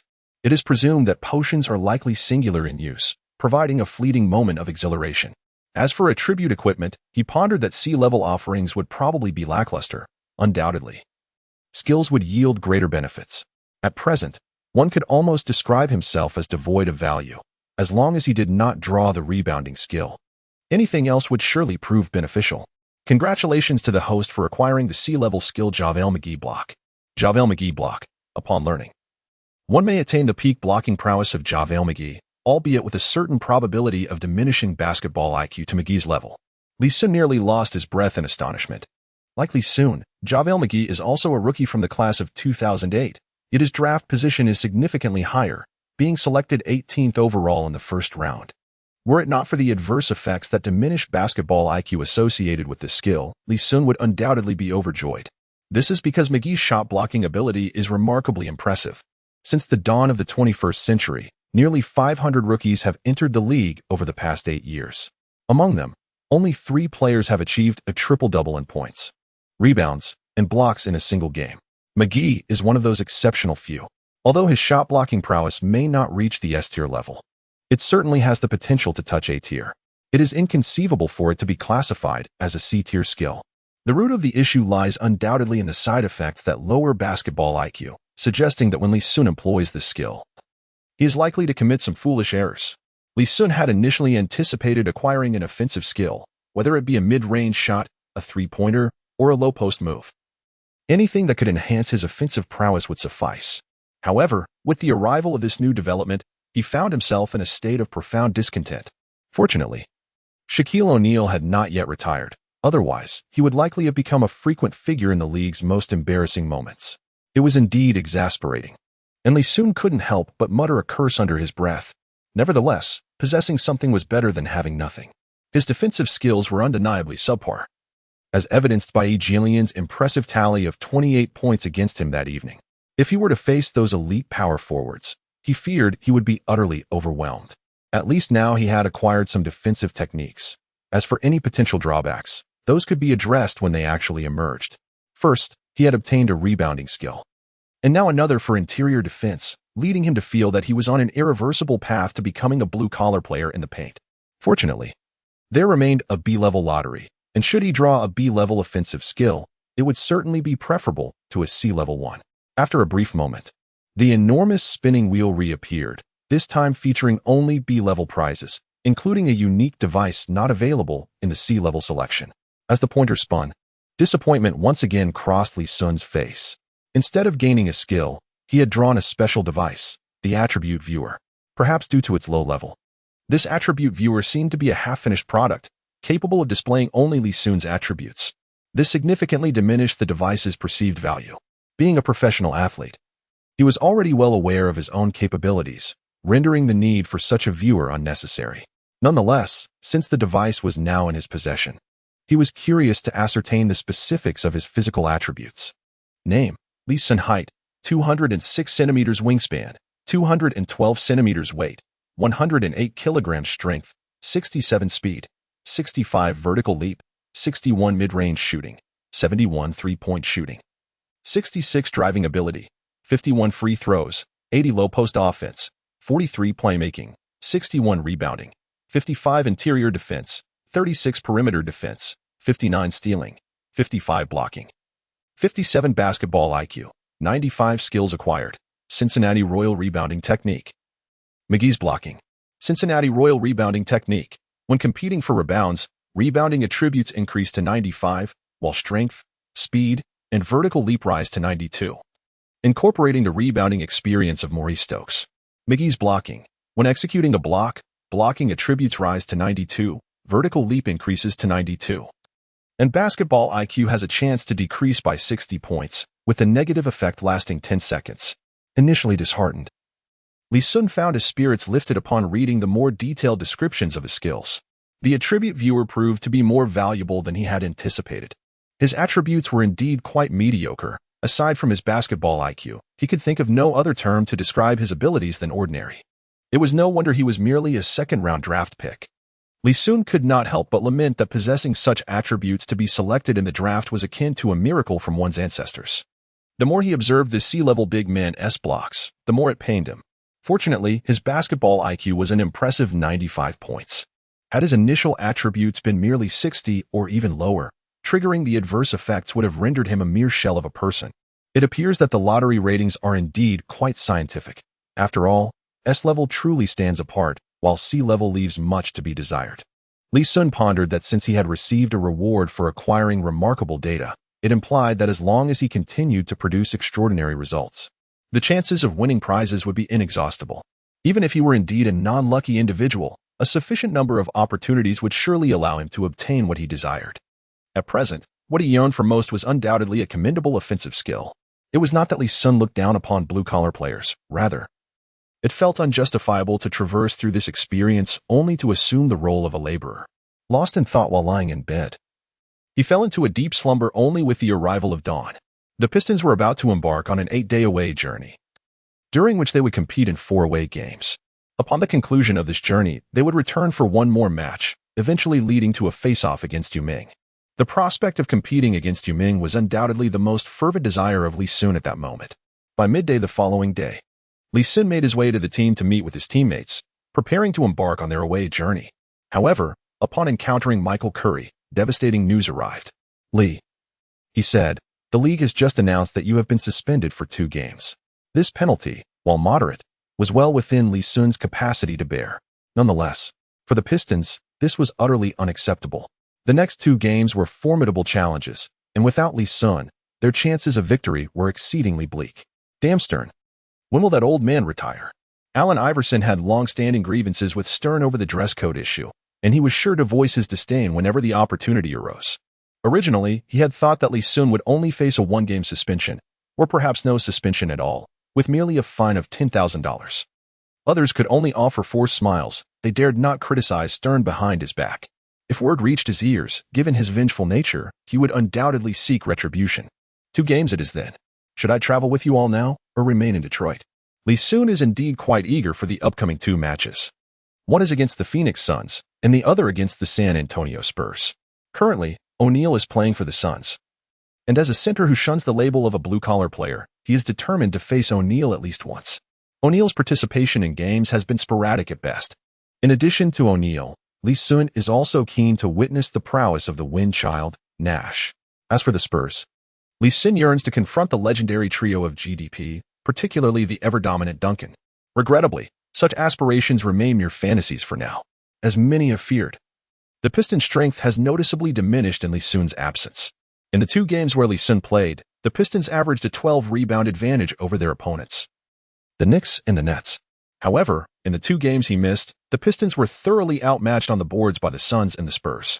The Pistons' veteran players already struggle with shooting accuracy, and their inability to secure rebounds has led to their overwhelming defeat.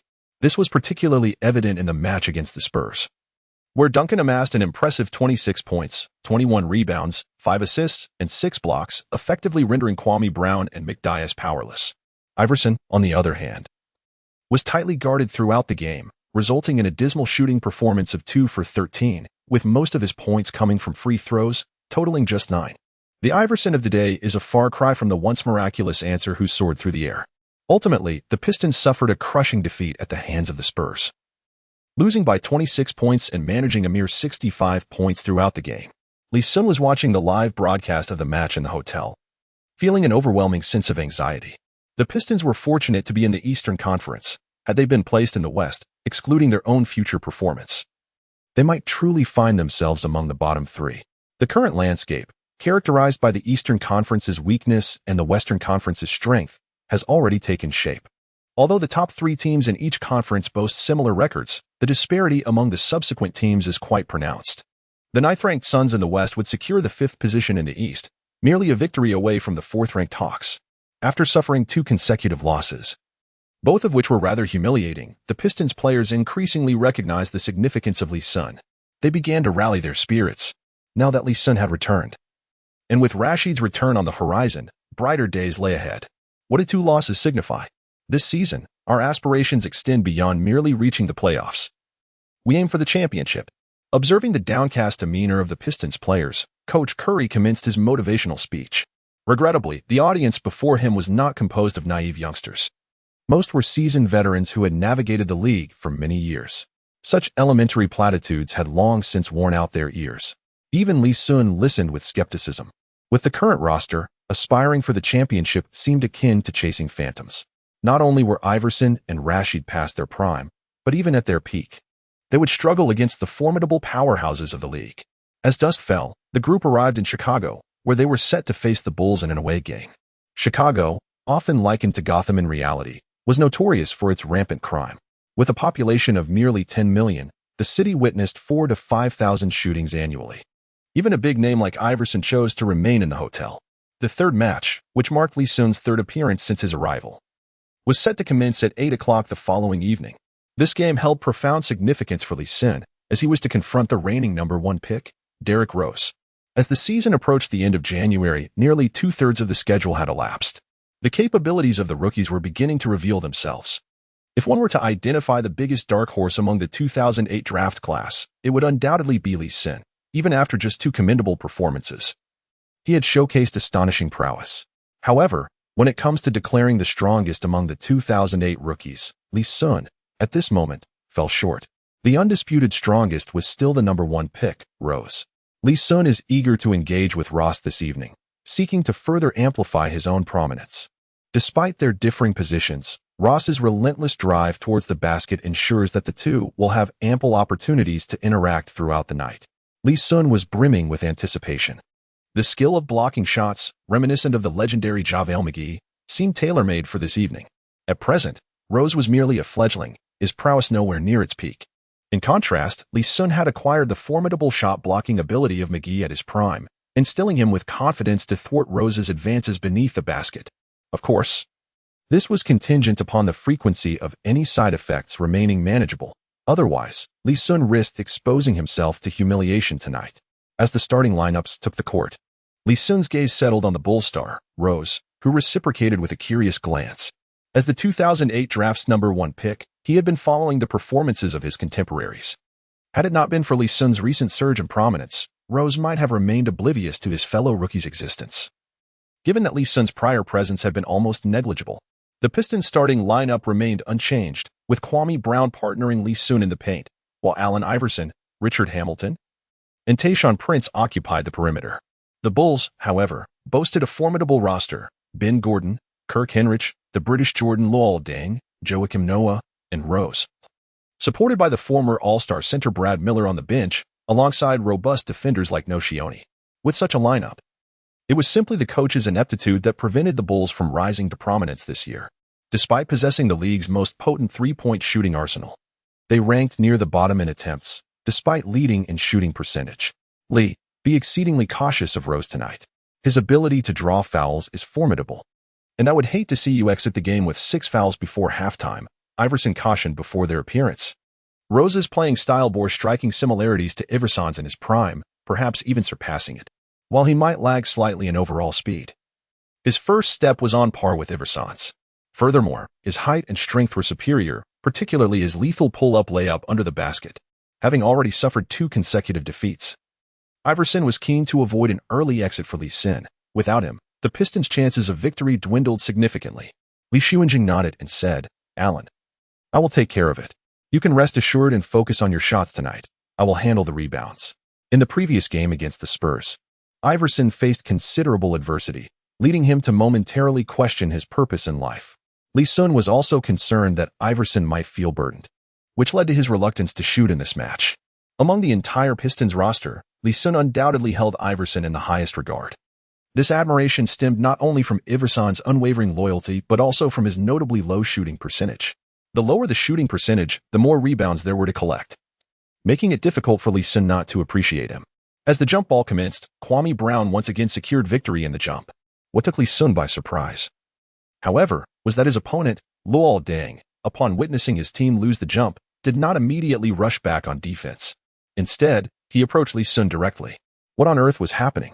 Lee Sun suddenly realized that this fellow might be concerned about his three-point shot at the start of the game. The last time Lee Sun took the court against the Nets, he had audaciously launched a three-pointer immediately after the jump ball. Perhaps Luol Deng, wary of Lee Sun pulling a similar stunt, decided to closely mark him right from the outset. Known as Deng Ingxiao, Luol Deng stands at a height of 206 centimeters, sharing numerous similarities with Lee Sun. Both players primarily occupy the small forward position, yet are capable of stepping in as power forwards. However, it is quite unbelievable that anyone would still regard Lee Sun as a primary small forward at this point. Lee Sun chose to disregard the ball entirely, instead making his way towards the basket alongside Deng Ingxiao. In the opening offensive play, Iverson displayed a commendable shooting touch, successfully executing a mid-range jumper despite Rose's defensive efforts. As the Bulls took their turn on offense, a grave expression settled upon Lee Sun's face. Rose had already begun to dribble the ball beyond the three-point line, and his demeanor suggested a determined drive towards the basket. Iverson attempted to confront him, yet his age rendered him unable to keep pace with Rose, leaving him as a mere spectator while Rose barreled towards the hoop. Lee Sun immediately abandoned Deng Ingxiao and dashed towards Rose's trajectory. It was the perfect opportunity to test the formidable power of the McGee blocking technique, although it was merely a sea-level skill, disregarding its frustrating negative effects. It was indeed quite potent.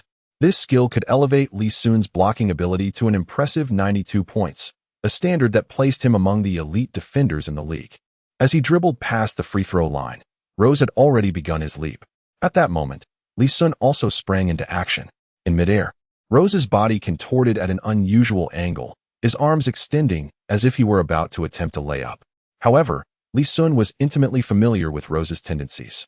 He knew that this shot would undoubtedly be a reverse layup. After taking off, Lee Sun refrained from making a hasty reach. It was only at the moment Rose began his descent that the signature reverse layup was executed. Lee Sun seized the opportunity and swung his hand decisively towards the basketball. Bang!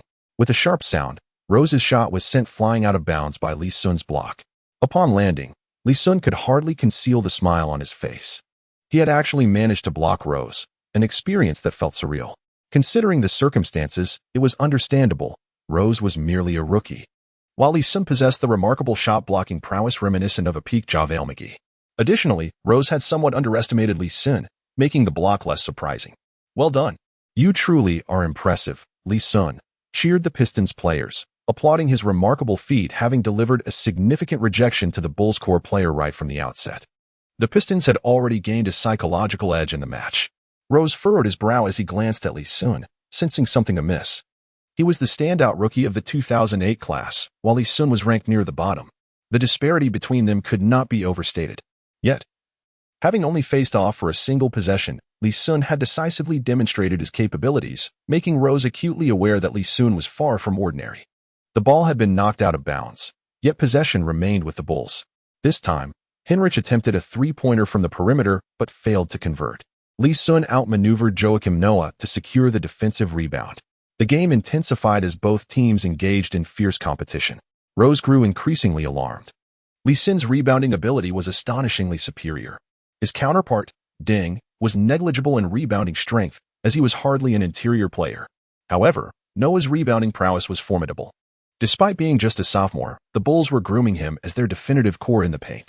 He lived up to expectations, remaining a top contender among young interior players in terms of both rebounding and defense. In this era of dwindling centers, Noah was undoubtedly among the top 5. Yet, this highly ranked big man seemed almost insubstantial in the presence of Lee Sun. Whether in offensive or defensive rebounding, Noah found himself outmatched by Lee Sun. As long as the ball was not too far from the basket. Within just a few minutes, Lee Sun had already amassed 5 rebounds, while Noah was still scoreless in that department. Another sharp sound echoed as Noah attempted a strong play against Kwame Brown, only to have Lee Sun swoop in and claim yet another block. After 10 minutes of play, Lee Sun was finally substituted out. During his time on the court, he had accumulated 8 rebounds, 3 blocks, and 2 assists, yet his scoring remained non-existent. It seemed that luck was not on his side. This was already Lee Sun's 3rd game, and he had yet to attempt a single free throw. In the previous match against the Nets, he had finally seen a chance to take a free throw but was subsequently ejected from the game. Even in this match, after 10 minutes, he had not received a single whistle. This situation arose primarily because Lee Sun rarely held on to the ball. He would pass it immediately after securing a rebound, leaving the opponents without any opportunity to foul him. Just a few minutes into his rest on the bench, the game's dynamics took a turn for the worse. When Lee Sun left the court, his team was ahead by 7 points. However, just 2 minutes into the second quarter, the Bulls had managed to tie the game. Reluctantly, Michael Curry had no choice but to reintroduce Lee Sun to the court.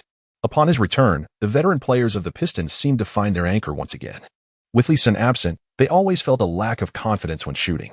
Now that Lee Sun has returned, missing a shot is inconsequential, for he can safeguard the rebounds. At the conclusion of the first half, the Pistons held a slender lead of 49-46. At this moment, Lee Sun had already amassed 15 rebounds, 4 blocks, and 5 assists, truly the god of rebounds. I must apologize to Lee Sun. I am the one who is soft. I proclaim Lee Sun to be the premier rebounding monster of the league. Who agrees? Who disagrees? Witnessing Lee Sun's remarkable achievement of 15 rebounds in the first half, the Chinese fans were exhilarated as if they had been invigorated. 1 game can be attributed to luck, 2 games to coincidence. Now, in this 3rd game, Lee Sun continues to demonstrate exceptional prowess, solidifying his unmatched rebounding ability. With 15 rebounds already in the first half, it is likely that he will secure at least 25 rebounds by the end of the night. Upon returning to the locker room, Lee Sun is undoubtedly not satisfied with this alone. He has now grasped the system's nuances. To earn a chance at the lottery, one must strive to generate substantial statistics. Having already recorded 15 rebounds, 4 blocks, and 5 assists tonight, with a stroke of luck, he may have the opportunity to achieve a triple-double, an unprecedented feat of rebounds, blocks, and assists. Should he accomplish this, the system's rewards would be exceedingly generous. The challenge now lies in how to accumulate the remaining 6 block statistics.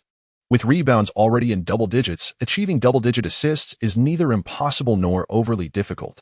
If the receiver can shoot seamlessly after catching the ball, Lee Sun will secure an assist. A seamless motion refers to executing the shot without dribbling or faking. Hamilton's signature skill is his off-ball movement, catching, and shooting.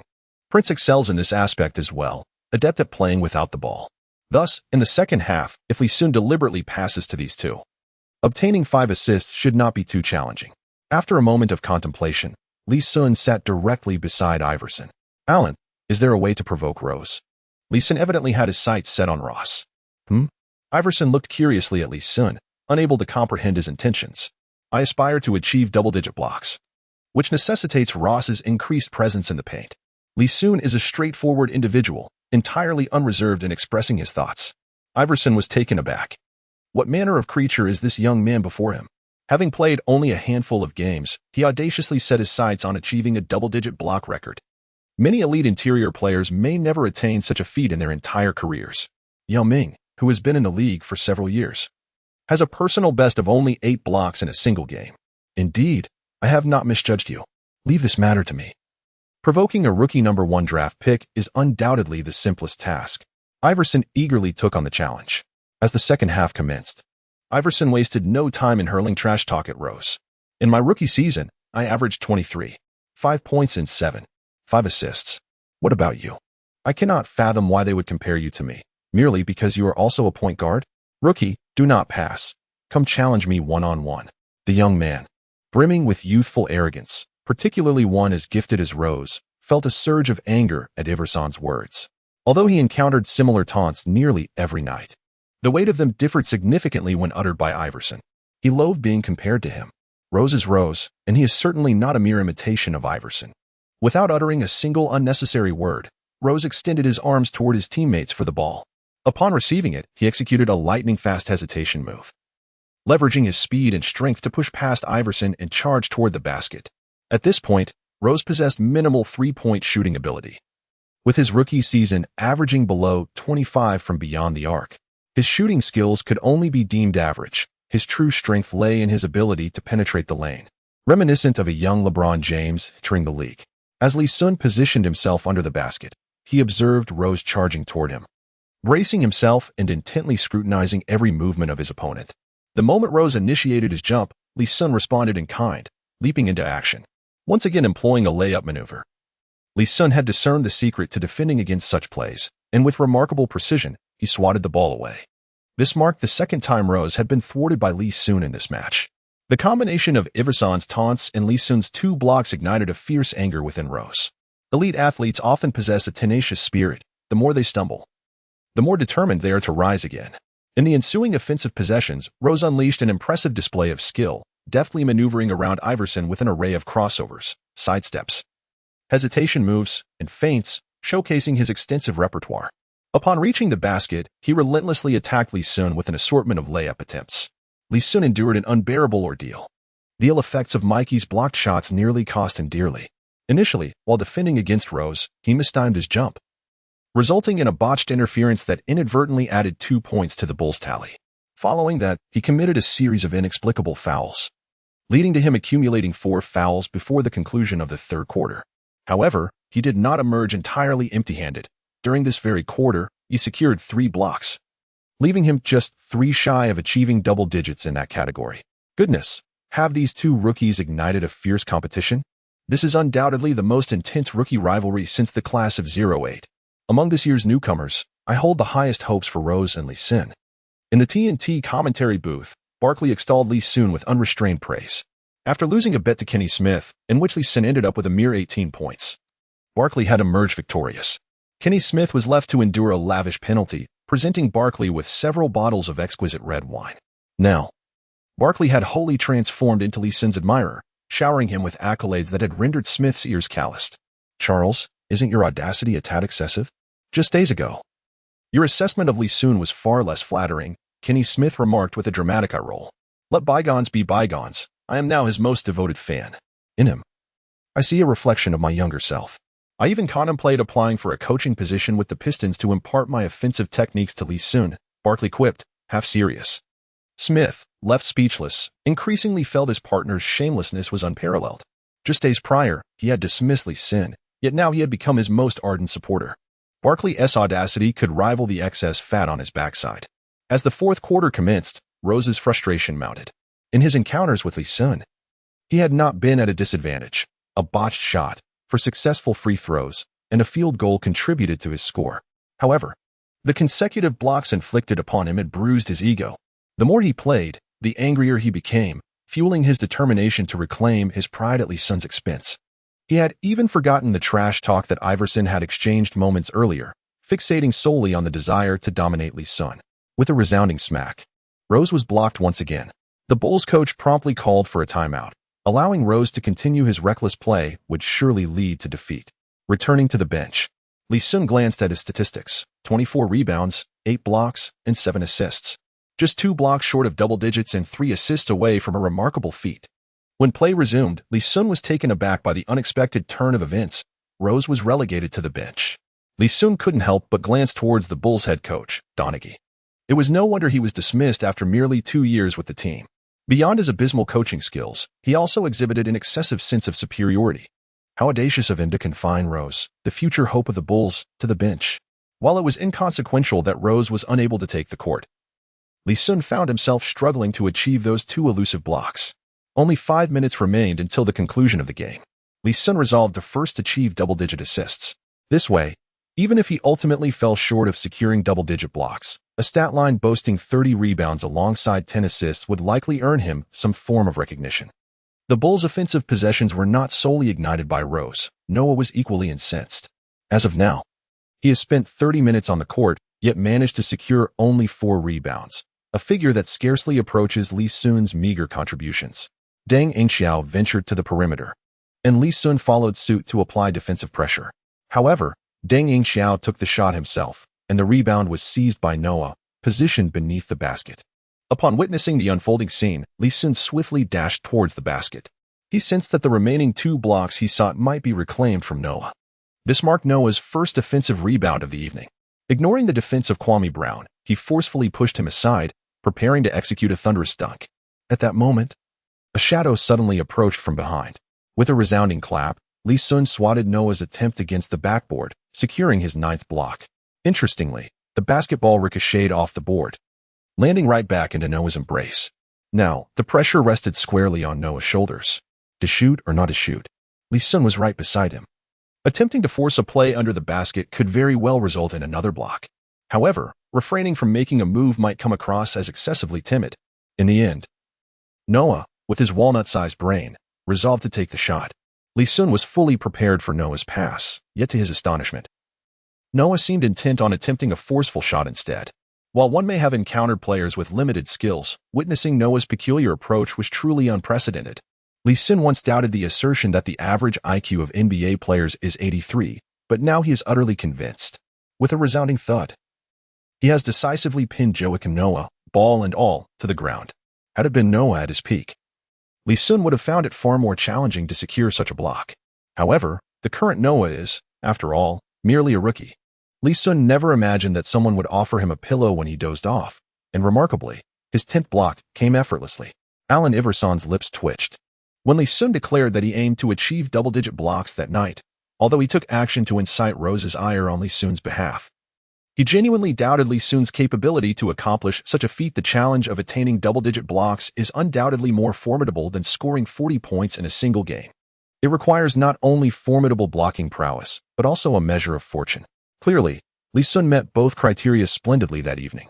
His blocking skills were exceptional, yet his luck was strikingly extraordinary. Without Noah's timely assistance, the likelihood of Lee Sun achieving double-digit blocks would have been slim, especially since the game was nearing its conclusion. My goodness, he did it.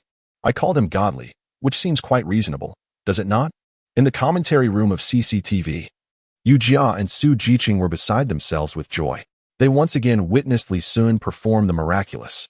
Although Lee Sun's defensive performance that night was hardly commendable, blocks and defense are often considered distinct entities. Exceptional blocking statistics do not necessarily equate to solid defense. However, with 10 blocks to his name, Lee Sun's achievements stand undeniable, ensuring that no one could dismiss his defensive capabilities as mere air in the future. At merely 20 years of age, Lee Sun has already mastered rebounding and defense. The next step is to cultivate his offensive skills. Lee Sun is poised to soar. Su Jiqing joyfully slapped his thigh. After the last 3 games, each one has brought him a unique surprise, heightening his anticipation for Lee Sun's future. On the court, Lee Sun remained steadfast in his objectives, having fortuitously reached double-digit blocks. He could not afford to neglect his assist statistics. Shoot. In the Pistons' offensive possession, Hamilton's shot clanked off the rim. After Lee Sun secured the rebound, he immediately passed the ball to Hamilton, vocally urging him to take the shot. The seasoned Hamilton was well aware of Lee Sun's intentions. It was clearly an attempt to achieve a triple-double. In light of this, Hamilton decided to oblige. Upon receiving Lee Sun's pass, he forwent dribbling and any feints, opting instead to shoot straight away. If his shooting percentage suffered, so be it, after all. The Pistons held a substantial lead and were not overly concerned about the outcome of the game. Swish, swish, swish. With just over a minute remaining, Lee Sun, capitalizing on Hamilton's off-ball movement, finally secured the remaining 3 assists he needed.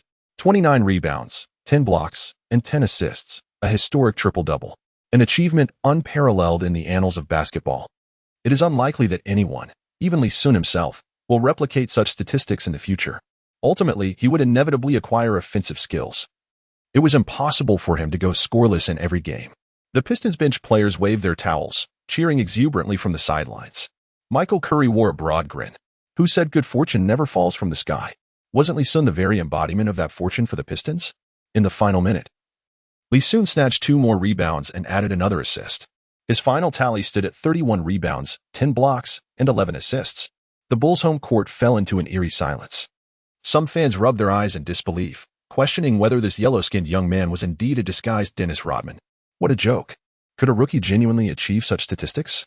Ignoring the block count, the 0 points and 31 rebounds undoubtedly mirrored Rodman's signature performance. Yet, even Rodman had never accomplished something so insane. In a game without scoring, Rodman's highest rebound count was 28. This Chinese lad on the court was undoubtedly a madman, a rebounding savant. Even more astonishing was his achievement of a triple-double in blocks. In the entire history of the NBA, his unique combination of rebounds, blocks, and assists stands alone. To call it the most peculiar triple-double in NBA history would not be an exaggeration. Scoring is undoubtedly the easiest statistic to achieve in double digits. However, this crazed young man from China managed to score not a single point tonight. Many fans felt a pang of disappointment had he contributed offensively. They might have witnessed the birth of a quadruple-double miracle. Excluding the ancient anomalies like Wilt Chamberlain, recorded quadruple-doubles in NBA history amount to merely 4 instances. Each of these occasions deserves a place in the annals of history. The most recent quadruple-double dates back to 1994, when the Admiral, David Robinson, led the Spurs against the Pistons. It has been 15 years since then. With the cyclical nature of time, a quadruple-double against the Pistons was nearly realized by the rookie tonight. After the game, players from both teams exchanged handshakes. Rose approached Lee Sun directly. Congratulations, Lee, on an outstanding performance tonight. Lee Sun's display had garnered Rose's full respect. You were impressive as well, Derek. Rose's tally stood at 26 points, 8 assists, and 3 steals. Though not as explosive as Lee Sun's, it was certainly commendable. Not even close, Rose waved dismissively. I look forward to our next matchup. A mutual respect blossomed between the two, as they were contemporaries and would likely face each other as rivals for years to come. Moreover, Rose had his own aspirations. Circumstances change, and who could say whether he might one day share the court with Lee Sun as a teammate. Given Lee Sun's performance tonight, he was the ultimate dream partner for all guards. Rose, an ambitious player, understood that maintaining a good relationship with Lee Sun could pave the way for future collaboration. All right. I look forward to our next encounter. Lee Sun stepped forward and embraced Ross, contemplating that during their next encounter, he would undoubtedly surprise him. Surrounded by his fellow Pistons, Lee Sun returned to the locker room. Upon entering, he heard the system notification sound, which caused a wave of tension to wash over him. His performance tonight was certainly commendable, yet he pondered what evaluation the system would bestow upon him. After all, a triple-double comprised of 31 rebounds, 10 blocks, and 11 assists was indeed a peculiar achievement. If the system were to regard it as a conventional triple-double, the assessment might not be particularly high. A triple-double with 30 points is not uncommon, and its occurrence is even more frequent than that of a single game with 30 rebounds. In fact, for achieving 30 rebounds in a single game, the system had merely granted a B-level lottery opportunity. Congratulations to the host for accomplishing an A-level achievement, thus earning one A-level lottery opportunity. Would you like to draw now? Lee Sun was filled with exuberance. It seemed that this extraordinary triple-double was not in vain. as the system had bestowed upon him an A rating, just a notch below the coveted S grade. Offensive skills. May the heavens and deities bless him. He urgently yearned for an offensive skill. Lee soon clasped his hands together and began to pray fervently. His yearning for an offensive skill was palpable. It mattered not what type of offensive skill it was, as long as it could assist him in scoring. In tonight's match, even possessing a C-grade offensive skill would undoubtedly enable him to achieve a quadruple double. To be fair, Lee Sun was not entirely incapable of scoring. However, the efficiency was woefully low, rendering his efforts futile. If he were to unleash his shooting tonight, securing 10 points would be a certainty. Yet the Pistons would unquestionably suffer defeat. The pointer on the spinning wheel had commenced its rotation. Perhaps, in response to Lee Sun's fervent prayers, it halted precisely at the skill slot. This only intensified the anxiety within him. Merely drawing a skill would be insufficient. What if it turned out to be a rebounding skill? Congratulations, host. You have drawn the A-grade skill Isolation Demon. Isolation Demon. When faced with only one defending player at the moment of shooting, the host's mid-range and three-point shooting abilities are elevated to 92 points, while ball handling and breakthrough capabilities ascend to 85 points, attaining the offensive prowess of peak Joe Johnson. When confronted by more than one defender, only the playmaking ability is enhanced to 80 points. Lee Sun was left speechless. This skill was indeed remarkable. It was none other than the signature ability of the Eagle King in one-on-one confrontations, which explained its impressive A rating. In solitary duels, the offensive attributes surged significantly, elevating Lee Sun to the caliber of a top-tier perimeter player in the league. Unfortunately, should his opponent employ double teaming, this skill would fail to enhance his offensive capabilities. A rather frustrating predicament. Lee Sun is not disheartened, for it is rare for a player to be double-teamed during a match. At least for now, Lee Sun does not yet warrant such attention. Moreover, when faced with a double team, his skills can offer considerable organizational capabilities. After all, it is an A-level skill, far superior to the C-level. Lee Sun was in high spirits, with thoughts manifesting effortlessly. Having acquired the skill of a one-on-one maestro, he felt as if he had truly found his footing. With capabilities in offense, defense, and rebounding, he no longer had any glaring weaknesses. Of course, soaring to great heights was still a stretch. After all, the constraints imposed by the formidable McGee's blocks were considerable, and the enhancement of Lee Sun's defensive prowess was not particularly significant. Reflecting on his previous remarks to the reporters, he believed his draft prototype should embody the essence of a scoring specialist like Dantley.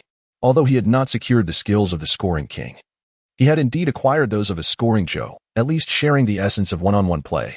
Moreover, there was another piece of delightful news. The league's management committee had just called to extend an invitation for him to participate in this year's Rookie Challenge. Fresh off a spectacular triple-double performance, he was now set to grace the All-Star weekend. Double happiness. Head coach Michael Curry had just concluded a call and was now exuberantly calling out to Lee Sun. Lee Sun wore a smile, having secured a place in the Rookie Challenge. This was hardly surprising, as in 2009, Yi and Lian also received an invitation to participate. Unlike the All-Star game, the Rookie Challenge operates on an invitation basis, where the league invites promising rookies who have excelled during the season to compete. Although Lee Sun has only played 4 impressive games thus far, the prowess he has exhibited is extraordinarily remarkable, making his qualification for the competition unsurprising. The Rookie Challenge? How nostalgic it feels, as if it transpired just yesterday. Upon hearing that Lee Sun would participate in the rookie game, Iverson couldn't help but express his sentiments. Lee, give it your all. Our Pistons have not witnessed a rookie capable of shaking the league in quite some time. Do your best to reclaim the MVP title for the rookie game, encouraged veteran Hamilton and others. Lee Sun offered a wry smile and shook his head. Realizing that claiming the MVP of the rookie game was no simple feat, the current format pits first-year players against their second-year counterparts. A system that has persisted for 6 years, with each of the previous 6 rookie games culminating in victories for the second-year players. To secure the MVP title, one must ensure a first-year victory, a task that is already formidable. What compounds this challenge is the presence of Durant, a player of extraordinary prowess, among this year's second-year cohort, making the prospect of triumph seem even more daunting. Coincidentally, the Pistons' next away game is against the Thunder, led by Durant. Lee Sun is now robust and well-equipped with the necessary skills. Seizing this opportunity, he can assess the true caliber of the current Durant. Coach, in the upcoming match, I may attempt to engage more in the offense. Is there any issue with that? Lee Sun suddenly turned to Michael Curry and asked in a low voice. Curry quickly shook his head, assuring him that there was no problem at all. The Thunder were hardly a formidable team. We possessed an almost unassailable confidence in our victory. Feel free to attack. I look forward to the surprises you might bring us. He perceived boundless possibilities within Lee Sun. Lee Sun has now showcased his formidable rebounding prowess, and his shot-blocking abilities appear equally impressive. Should he also reveal a modicum of offensive skill, it would undoubtedly be a boon for the Pistons. With Lee Sun achieving one of the most astonishing triple-double statistics in NBA history, he has risen to prominence within China. Typically, when Lee Sun previously recorded 13 points and 21 rebounds, domestic media would have heralded him to the skies. Unfortunately, due to the excessive hype surrounding Yi Jianlian last season, these outlets found themselves discredited and have since exercised caution in their praise. However, they now possess ample confidence. With 3 consecutive games of extraordinary rebounding, what reservations can remain? Let the accolades flow freely. The rise of China's rebounding deity is undeniable, while the Pistons management seems oblivious. The Rockets are currently in discussions with Lee Sun, and the prospect of a Chinese twin tower duo is on the horizon. Averaging over 25 points and rebounds, he stands as the premier rebounding king, surpassing legends like Chamberlain and Russell, a true prodigy of Chinese basketball. Lee Sun, what are the boundaries of his potential? Lee Sun has emerged as the leading figure of the third generation of the Pistons, with aspirations for the championship. Upon receiving news from Yao Ming about the situation back home, Lee's face flushed with embarrassment. It was utterly shameful. How could he possibly compare himself to legends like Chamberlain and Russell? Those ancient titans were in a league of their own, and he felt unworthy of such comparisons. As for the title of the universe's #1 rebounder, due to his limited participation in games this season, Lee was not even in contention for such accolades. Nonetheless, he felt a sense of satisfaction to gain recognition from domestic media. Residing in a foreign land, he was indifferent to how American media portrayed him. What truly mattered was the opinion of fans back home. As it stands, the evaluations from both domestic media and fans regarding Lee Sun have been quite favorable. On the evening of February 1st at 8 o'clock, the Pistons faced off against the Oklahoma City Thunder in an away game. The Thunder had recently relocated from Seattle and rebranded from the Supersonics. Not only was the team new, but its core players were also entirely fresh faces. The 3 mainstays included the 2007 rookie Durant, Jeff Green, and 2008 rookie Westbrook. As the game commenced, both teams' starting players took to the court. Thunder's starting power forward, Jeff Green, a junior of Iverson from college, immediately approached Iverson and embraced him. In the eyes of those who emerged from Georgetown University, Iverson was the one true deity. "Hey Lee, long time no see," Westbrook exclaimed, as if encountering an old friend after many years, greeting Lee Sun with enthusiasm. Lee Sun was momentarily taken aback. This body had a connection with Westbrook? After sifting through memories for quite some time, he finally recalled that they had exchanged a few words during the rookie combine. "Russell, it's been a while." Lee Sun harbored neither affection nor aversion towards Westbrook. As the referee's whistle echoed, players from both teams took their positions. Once again, Kwame Brown triumphed in the jump ball. Setting aside other considerations, the physical prowess of this oft-criticized #1 draft pick is undeniably commendable. During the initial offensive possession, Lee Sun played it safe, positioning himself beneath the basket, awaiting his teammate's shot. Prince's attempt clanked off the rim, and Kwame Brown, in closest proximity to the rebound, effortlessly secured it. In truth, Lee Sun also had the opportunity to claim that rebound. However, it seemed unnecessary. To snatch a rebound that a teammate could easily collect would not present a favorable image. After securing the rebound, Kwame Brown pivoted and forcefully attacked the basket, earning 2 points.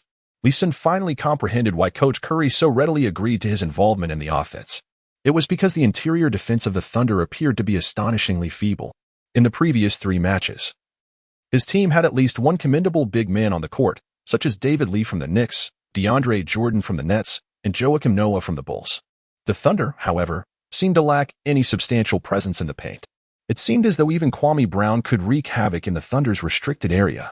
As it came time for the Thunder's offensive possession, Westbrook passed the ball to Durant beyond the three-point line. Lee Sun was completely focused on Durant, fully aware that Durant was likely one of the strongest adversaries he would encounter in his career. Confronted with Prince's solitary defense, Durant moved leisurely, pacing just beyond the three-point line. Time ticked away, second by second. As the Thunder's offensive possession dwindled to 5 or 6 seconds, Durant abruptly leaped, releasing a swift three-pointer. Swish! The basketball sailed through the net effortlessly. Prince shook his head with a wry smile, realizing that this shot was virtually indefensible. Although he stood at an impressive height of 206 centimeters, much like Lee Sun, he typically capitalized on his stature to gain an advantage over most small forwards. However, tonight he faced a formidable opponent. Durant was officially listed at the same height, yet Prince could not help but feel dwarfed, as he appeared a good half head shorter than Durant. Normally, he was the one exploiting mismatches, but tonight the roles were reversed. What a beast! This man must be at least 7 feet tall. He should be playing center. Prince couldn't resist venting his frustration to Lee Sun beside him. Lee Sun was also taken aback. In his previous life, watching Durant play on television, he could not truly perceive the pressure he exerted. Now, competing on the same court. This utterly irrational style of play is undoubtedly a nightmare for his opposing players. On the offensive end, Durant lives up to his moniker, the Grim Reaper. Lee Sun focused his mind as the Pistons embarked on their offensive possession, and it was now his turn to shine. Durant was formidable, indeed exceedingly so. However, Lee Sun now possessed the offensive prowess akin to that of an isolation specialist, and although he may not quite measure up to Durant, he was certainly not far behind. As Iverson brought the ball across half-court, it was evident to all that Lee Sun had no intention of positioning himself under the basket. His intentions were clear. With precision, he received the ball from Iverson, and all eyes from his teammates were fixed upon him. Jeff Green was the player matched against Lee Sun this evening. Standing at 6 feet 9 inches, Green was nominally a power forward, yet he functioned as a versatile forward. Unlike Deng Ainxiao, who leaned towards a small forward style, Green was more aligned with that of a power forward. As for Lee Sun, he found it somewhat embarrassing to even claim the title of a versatile forward. Upon receiving the pass, Lee Sun took a deep breath. With only Green as his defender, his isolation offensive attributes were triggered, creating a scene reminiscent of Durant's previous offensive play. Lee Sun also leisurely dribbled the ball, and with approximately 10 seconds remaining on the shot clock, he executed a smooth three-point jumper. Swish. It found the net with precision, leaving the Pistons players dumbfounded. In the game against the Nets, Lee Sun had impressively landed 6 consecutive three-pointers, yet there remained an oddity to his performance. His offensive movements appeared exceedingly awkward, clearly betraying that he was not a conventional scoring player. Particularly notable was his exaggerated step back, which even had Iverson concerned that Lee Sun's strides were too exaggerated. However, this last shot was executed flawlessly, with his shooting posture, timing, and height all deemed immaculate. When compared to Durant's recent shot, its perfection was equally commendable. Following the successful three-pointer, Lee Sun felt invigorated. This shot signified that he could now confidently embrace his identity as a versatile forward. As the Thunder resumed their offensive possession, Durant maintained control of the ball. Within this Thunder team, Durant possessed the liberty to shoot at will. Whenever he desired, he could unleash an unrestrained barrage of shots. Prince, with trepidation, approached to defend him, genuinely reluctant to confront such a formidable player. He even contemplated whether he should request his younger teammate Lee Sun to switch assignments. On this occasion, Durant executed a swift crossover in front of Prince, followed by a decisive step forward to take a mid-range jumper. Once again, he scored. Prince could only sigh internally, recognizing his impotence against Durant's prowess. Turning his attention, Lee Sun mirrored Durant's approach, employing a similar offensive maneuver against Green. After faking him out, he attempted a mid-range shot. Regrettably, Lee Sun's attempt did not find the mark. Yet, one must not forget that Lee Sun's signature skill lies in rebounding. The moment he anticipated his shot would miss, he swiftly charged towards the basket. In a flash, he leaped above the Thunder's white center, Kostic, to secure the rebound. Although Kostic had showcased commendable talent during his rookie season, his performance had significantly dwindled after suffering serious injuries over the past 2 years, diminishing his once formidable rebounding capabilities to a mere shadow of his former self. Lee Sun had just secured a rebound, facing only Kostic before him, perfectly poised to unleash the offensive prowess of a relentless scorer. Opting against passing, he executed a mid-range jumper, sending the ball deftly through the hoop. My goodness, what an explosive duel. Lee Sun was engaged in a fierce scoring contest with Durant. It appeared that this player was not merely a rebound specialist. Good heavens, what had the Pistons done to allow such a talent to languish on the bench for over half a season? The spectators were utterly astonished by Lee Sun's remarkable performance at the onset of the game. Durant managed to score 5 points, and Lee Sun matched him, also netting 5 points. In addition to his scoring, Lee Sun secured 2 rebounds. Who was Durant, even as a sophomore? His offensive efficiency ranks first among small forwards in the league. With an exceptionally high mid-range shooting percentage complemented by an outstanding three-point accuracy, he stands out. What many may not realize is that Durant's highest three-point shooting percentage in his career occurs this season, despite the presence of elite small forwards like LeBron James, Carmelo Anthony, ISO Joe, and Granger. Durant's offensive efficiency remains unparalleled. At the very least, in terms of offense, Durant is undoubtedly the best. The fact that Lee Sun could hold his own against Durant right from the start was truly astonishing. Durant furrowed his brow, casting a determined gaze at Lee Sun. Ignited by a fierce competitive spirit, Lee Sun unwaveringly fixed his gaze upon Durant as the two young men clashed with palpable intensity. During the Thunder's offensive possession, Westbrook played a supporting role, swiftly delivering the ball to Durant as they reached the front court. Prince lamented in despair, utterly unaware of how many times Durant intended to take him on one-on-one. Each encounter with Durant was a torment for him. Swish. Another one in. Durant launched into a frenzied start, making 3 attempts, all of which found the net. Turning around, Lee Sun received the ball just beyond the three-point line. He observed Durant and Green engaging in a defensive switch. Come on, let us have a proper duel tonight. Contrary to Lee Sun's previous impression of Durant as a somewhat playful and goofy character, the Durant before him now spoke with a somber tone. Resembling a grim reaper who had just emerged from the depths of hell, Lee Sun felt a surge of blood coursing through his veins, his entire body trembling with excitement. Come, let us engage in a fierce battle. Lee Sun positioned the ball at his chest, extending his right foot in preparation to challenge Durant one-on-one. He suddenly accelerated, charging towards Durant's right side. Unfazed, Durant retreated calmly, arms outstretched, effectively obscuring all potential shooting angles for Lee Sun. Lee Sun's strategy was remarkably straightforward. He aimed to charge into the paint, seeking the opportune moment to release his shot. Even if he missed, he possessed a considerable chance of seizing the offensive rebound, thereby initiating a second attack. As he approached the free-throw line, he abruptly halted his advance. Venturing further would undoubtedly invite Kostic's defensive intervention, and he would lose his advantageous isolation. He executed a fadeaway jumper, and at the very instant he released the ball, a chill ran down his spine as he sensed Durant's presence looming behind him. He distinctly perceived that Durant's fingertips nearly grazed the ball. It was a mere fraction away from being swatted. Fortunately, the ball danced precariously before finding its way into the net. After 3 intense offensive and defensive exchanges, both Lee Sun and Durant astonishingly racked up 7 points apiece, leaving the domestic fans in tears as they witnessed the exhilarating match.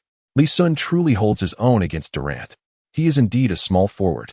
Now, I can only wish that Yao Ming could postpone his retirement for a few more years. The vision of Lee Sun joining forces with Yao Ming is simply breathtaking. The Rockets are being foolish. They should hastily trade McGrady for Lee Sun. However, it seems that Lee Sun may not yet be worthy of a trade for McGrady.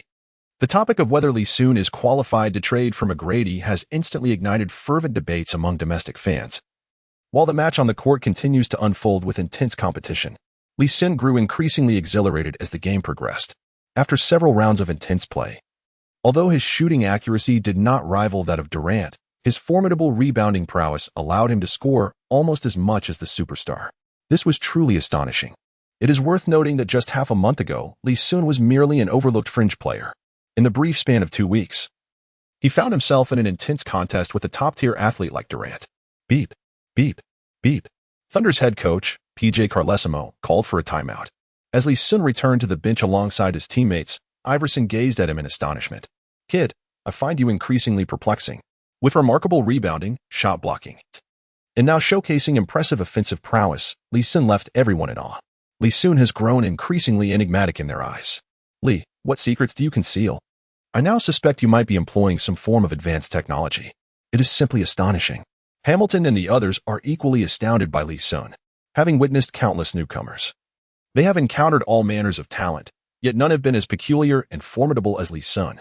Almost every match, Lee Sun undergoes a transformation, each metamorphosis resulting in a qualitative leap in prowess. From being the guardian of the water cooler to a rebounding phenomenon, from a rebounding marvel to a shot-blocking savant. And now, this evening, a skilled offensive player capable of contesting with Durant. These veterans are certainly gaining new insights. Even if, in the next game, Lee Sun were to embody a Stockton-level playmaker, they would not be taken aback. As the first quarter concluded, Lee Sun sat on the bench, breathing heavily. Having previously refrained from engaging much in the offense, his stamina had not been severely taxed. After all, he had predominantly stationed himself beneath the basket, requiring minimal movement, thus conserving his energy. However, now that he was actively participating in the offense, necessitating movement with each possession, coupled with his ongoing duels against Durant. Lee Sun found himself somewhat overwhelmed. Nevertheless, despite the fatigue, he felt quite satisfied with his performance in the first quarter. With 14 attempts, he successfully landed 6, including 2 three-pointers and 2 free throws, accumulating a total of 16 points, 8 rebounds, 2 assists, and 1 block. While his shooting percentage may not be commendable, it was not excessively poor either. In contrast, Durant also took 14 shots in the first quarter, amassing 21 points, showcasing a significantly higher scoring efficiency than Lee Sun. This is an unavoidable reality, as Prince struggled to contain Durant. Lee Sun had not even considered defending against Durant. He was acutely aware that, in his current state, he too would be unable to contain Durant. His forte lay in shot blocking rather than defense. To hope to block Durant's shots? That would be a futile endeavor. I am utterly convinced. Lee Sun, perhaps in due time, I shall need to substitute you. Prince gazed at Lee Sun's impressive statistics, unable to suppress his admiration. He, too, could be considered a near all-star player, possessing commendable offensive prowess and serving as a crucial scoring option among the Pistons' grassroots quintet.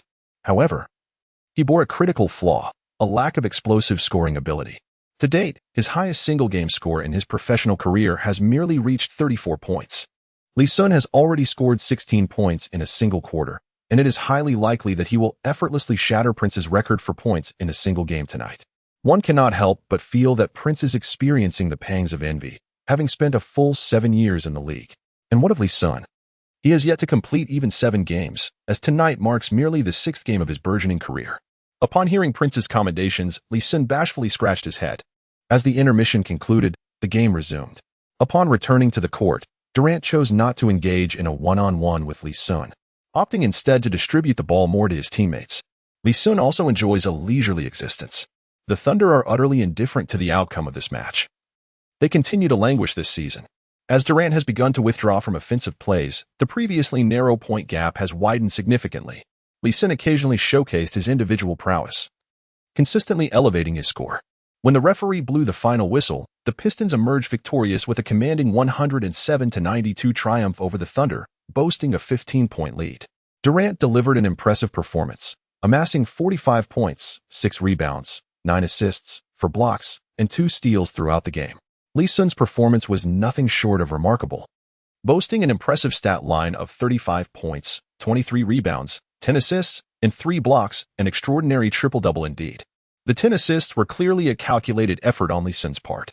A triple-double of 30-20-10 would undoubtedly warrant high praise from the system. At present, Lee Sun resembles a sponge in the desert, eagerly seizing every opportunity to enhance his skills.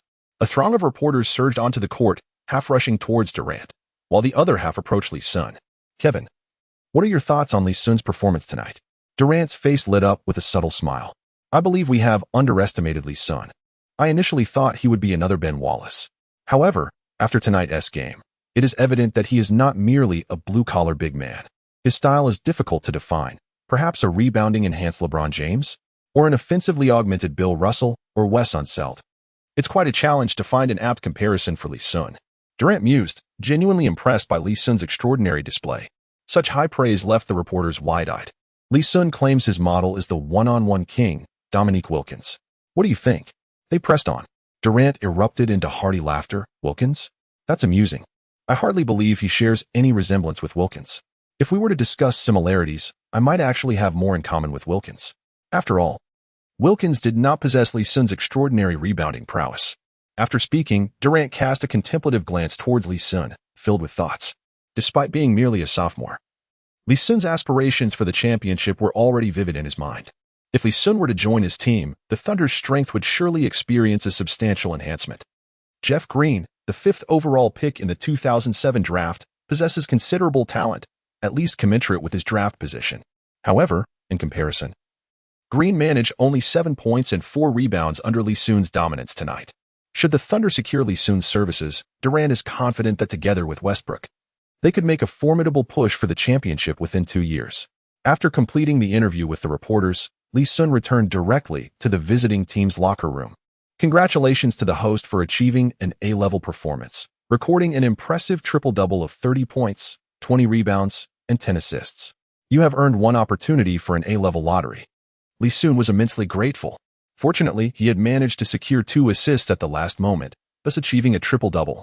Otherwise, he would undoubtedly have missed out on this grade A accomplishment. The great wheel of fortune spun, and moments later, Lee Sun was delighted to receive a grade A skill.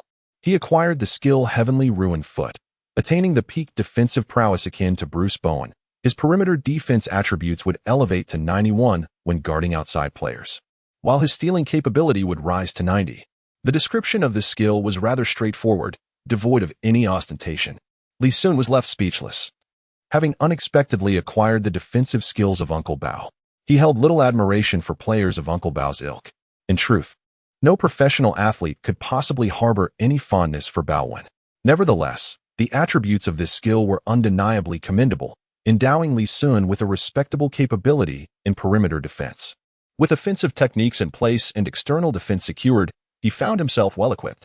Lee Sun now occupies the small forward position, exhibiting no discernible weaknesses. Having concluded 4 away games, the Pistons' journey on the road has come to an end. They are set to return to their home court. On the way back, Michael Curry's phone has been incessantly ringing, inundated with calls from head coaches and general managers across the league. The sole purpose of these inquiries is to gauge the Pistons' stance on the potential trade of Lee Sun.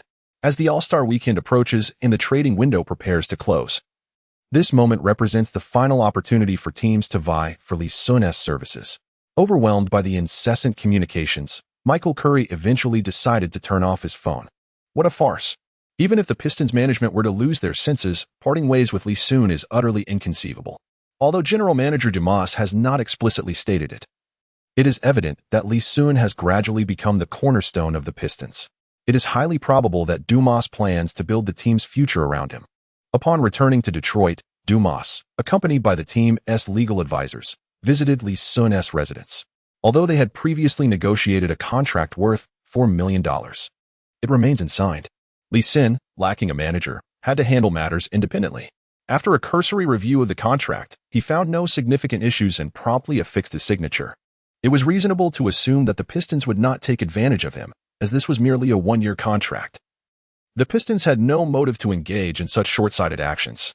Once the contract was signed, Dumas let out a long sigh of relief. His concerns had finally been resolved. During the Pistons' away games, he found himself restless at night, haunted by nightmares in which Lee Sun was stolen away by other teams. As soon as Lee Sun returned, he could hardly contain his impatience and quickly brought people to seek Lee Sun's signature on the contract. From this moment forth, you shall be the unequivocal core of our Pistons. Should you have any requests, do not hesitate to communicate them with us. With the contract signed, Lee Sun found himself irrevocably bound to the Piston ship. Old Joe, might I request a change of residence? Just take a look at this bed. It measures only 2 meters in length, forcing me to curl my feet at night. Lee Sun was not one to hold back. Candidly expressing his grievances about his living conditions, Dumas, taken aback, felt his face flush with embarrassment, entirely preoccupied with the worry that Lee Sun might abscond. Neglecting these finer details, that very evening, arrangements were made for Lee Sun to relocate. He transitioned from a modest 20-square-meter abode to an expansive 300-square-meter flat in the heart of Detroit. As Lee Sun reveled in his newfound residence, the teams within the league were in a frenzy, akin to ants on a hot stove. The Houston Rockets executives convened in a meeting that stretched until the early hours of the morning. The audacity of the Pistons was truly insufferable. With Scola and McGrady in the mix, their refusal to trade for Lee Sun was utterly incomprehensible. Rockets owner Alexander slammed his hand on the table, his voice booming in frustration. The other executives bore expressions of righteous indignation, yet inwardly, they were lamenting the stinginess of their tight-fisted owner. Who is Lee Sun? A remarkable rebounding phenomenon, even though he has only participated in 4 official games. Asserting him as the premier rebounder in the league is beyond contestation. Furthermore, he possesses commendable offensive prowess. While he may not yet reach the pinnacle of small forward excellence, he certainly ranks among the elite within the league. Now, let us consider the assets that Alexander has put forth. McGrady has barely played this season before succumbing to injury, leaving the future uncertain. None can guarantee his durability. What if he becomes as fragile as Grant Hill, who was once plagued by injuries? It is worth noting that Hill's original team was the Pistons, so their concerns are quite valid. As for another asset, Scola has commendable skills, yet they merely qualify as satisfactory, lacking the gravitas of a heavyweight asset. Such resources, even if doubled, would likely fail to sway the Pistons. The Pistons' upcoming match is at home against the league's bottom-dwelling Kings. In this game, Lee Sun played a mere 20 minutes, effortlessly scoring 17 points and securing 13 rebounds, thus propelling the game into garbage time. As his offensive capabilities were unveiled, Lee Sun lamented the dwindling of his rebounding statistics. Previously, he was stationed beneath the basket as a guardian, solely focused on securing rebounds, resulting in impressive numbers. Now, with occasional excursions to the perimeter for offense, many rebounds that were once within reach elude him. Lee Sun found himself in a predicament, compelled to seek a delicate balance between offense and rebounding. Following the matchup against the Kings, he finally anticipated the game he had longed for, a home encounter with the Rockets. Not only was Lee Sun eager, but also the millions of basketball enthusiasts across China had been eagerly awaiting this clash. One represented an established elite center of the league, while the other embodied a recent cosmic sensation. Together, they symbolized the pinnacle of Chinese basketball prowess. On February 6th at 7:30 in the evening, the Pistons' locker room was abuzz with excitement. Rashid had finally recovered from his injury and was set to participate in the game against the Rockets. "Kid, when we meet that fellow from the Nets next time, I'll ensure he gets what he deserves. It's outrageous that even the most unremarkable players dare to bully our Pistons," Rashid exclaimed, a look of admiration in his eyes as he patted Lee Sun's shoulder. Gazing at Lee Sun, he couldn't help but reminisce about the days he fought alongside Ben Wallace. "Rashid, I entrust this kid to you. If anything happens to him, we shall hold you accountable," Hamilton remarked, his spirits lifted by the return of his longtime comrade. As a seasoned veteran of the league, Hamilton understood the challenges that awaited Lee Sun. The more prominent the young player became, the more likely he was to attract the attention of cunning veterans during matches. Particularly, those with a reputation for playing dirty were often the nightmares of budding talents. "Fear not. This kid is our Pistons' hope, our chance to lift the trophy once more. Whoever dares to lay a finger on him will be carried out of the arena horizontally," Rashid declared, thumping his chest with conviction. Lee Sun gazed at his fellow Pistons, grateful for his decision to remain with the team. When it comes to team atmosphere, the Pistons truly excel. As the clock struck 8 in the evening, the referee blew the whistle, signaling the starters' readiness to take the court. The Pistons' starting lineup featured center Rashid, power forward Lee Sun, and the ever-reliable Allen Iverson on the perimeter. The Rockets countered with a formidable lineup: center Yao Ming, power forward Scola, flanked by the wing players Artest and Ryan Bowen, while the point guard position was occupied by the agile Brooks. Upon entering the arena, Lee Sun felt an intense gaze fixated upon him. Turning his head, he realized that the one who was staring was not Yao Ming, but rather Ryan Bowen. Lee Sun chuckled, recognizing that this individual likely harbored a grudge for claiming not to know him earlier. Such petty resentments from insignificant figures did not weigh on Lee Sun's mind in the slightest. If it were a player of Durant's caliber, he might have felt apprehensive about being outperformed in a match, thus losing face. However, the likes of Bowen possessed almost no offensive prowess whatsoever. From any perspective, he posed no conceivable threat to Lee Sun. As the jump ball commenced, the veteran Rashid was unable to secure the tip against Yao Ming, granting the Pistons the initial offensive possession. Lee Sun advanced to the front court and positioned himself. The paint was completely congested, with Yao Ming, Rashid, Scola, and Lee Sun all gathered near the 3-second area. "Lee Sun, be cautious tonight." My eyelids twitched incessantly, as if foretelling an impending event. Yao Ming, bearing the weight of Rashid, still managed to exchange a few words with Lee Sun. "It's all good, Yao. I want to hold back tonight," Lee Sun casually remarked. "You better not go easy on me. I can't afford to lose face." After pushing Rashid aside, Yao Ming received a pass from the little black bean and, while conversing, effortlessly dunked the basketball into the hoop. Rashid was nearly infuriated. Wasn't this an affront? Engaging in casual banter while scoring on him was simply insulting. Had it not been for Lee Sun's presence, he would have surely confronted Yao Ming with a few stern words. Witnessing Rashid being dominated by Yao Ming almost prompted Lee Sun to cheer in delight. Although Rashid was capable of playing the center position, it was not his primary role. Coupled with his advancing age, his leaping ability had diminished, rendering him no match for Yao Ming. With Shaquille O'Neal aging, the only players in the current league worthy of contention for the title of best center are Yao Ming and Dwight Howard. However, every time Howard faced Yao Ming, he was thoroughly outmatched, thus affirming Yao Ming's status as the premier center in today's league. Lee Sun was relieved that he did not persist in attacking the paint. Otherwise, he would undoubtedly have been utterly overwhelmed by Yao Ming. While he had no trouble asserting dominance on the boards against Yao, defensively, Li Sun had absolutely no chance of containing him, not even the slightest opportunity. The primary reason why Howard was overwhelmed lies in his relatively short stature. Officially reported at 211 centimeters, Howard's actual height is merely 206 centimeters, which is identical to Li Sun's height. Li Sun would undoubtedly not consider his current interior defense to surpass that of Howard. If he were to face Yao Ming alone, the outcome could be even more disastrous than Howard's. Nevertheless, being shorter does not entirely preclude one from effectively contending with Yao Ming. The Jazz have excelled in this regard, employing a strategy of double-teaming Yao with Boozer and Kirilenko. The robust Boozer takes on the task of physically challenging Yao, while Kirilenko leverages his agility for blocking and intercepting the ball. Even though Boozer stands at a height of 206 centimeters, with a partner like Kirilenko, he can hold his own against Yao Ming. In contrast, Howard lacks a partner of Kirilenko's caliber. His teammate in Orlando was the notably soft Rashard Lewis. Therefore, it is hardly surprising that Howard has been overwhelmed. Now, it is the Pistons' turn on the offensive end. Li Sun extended his hand for the ball from the perimeter. Having finally secured the opportunity to compete alongside Yao Ming, he was eager to make a noteworthy impression. Without hesitation, Iverson, who was not one to linger on the ball, spotted Li Sun's outstretched hand and promptly passed it to him.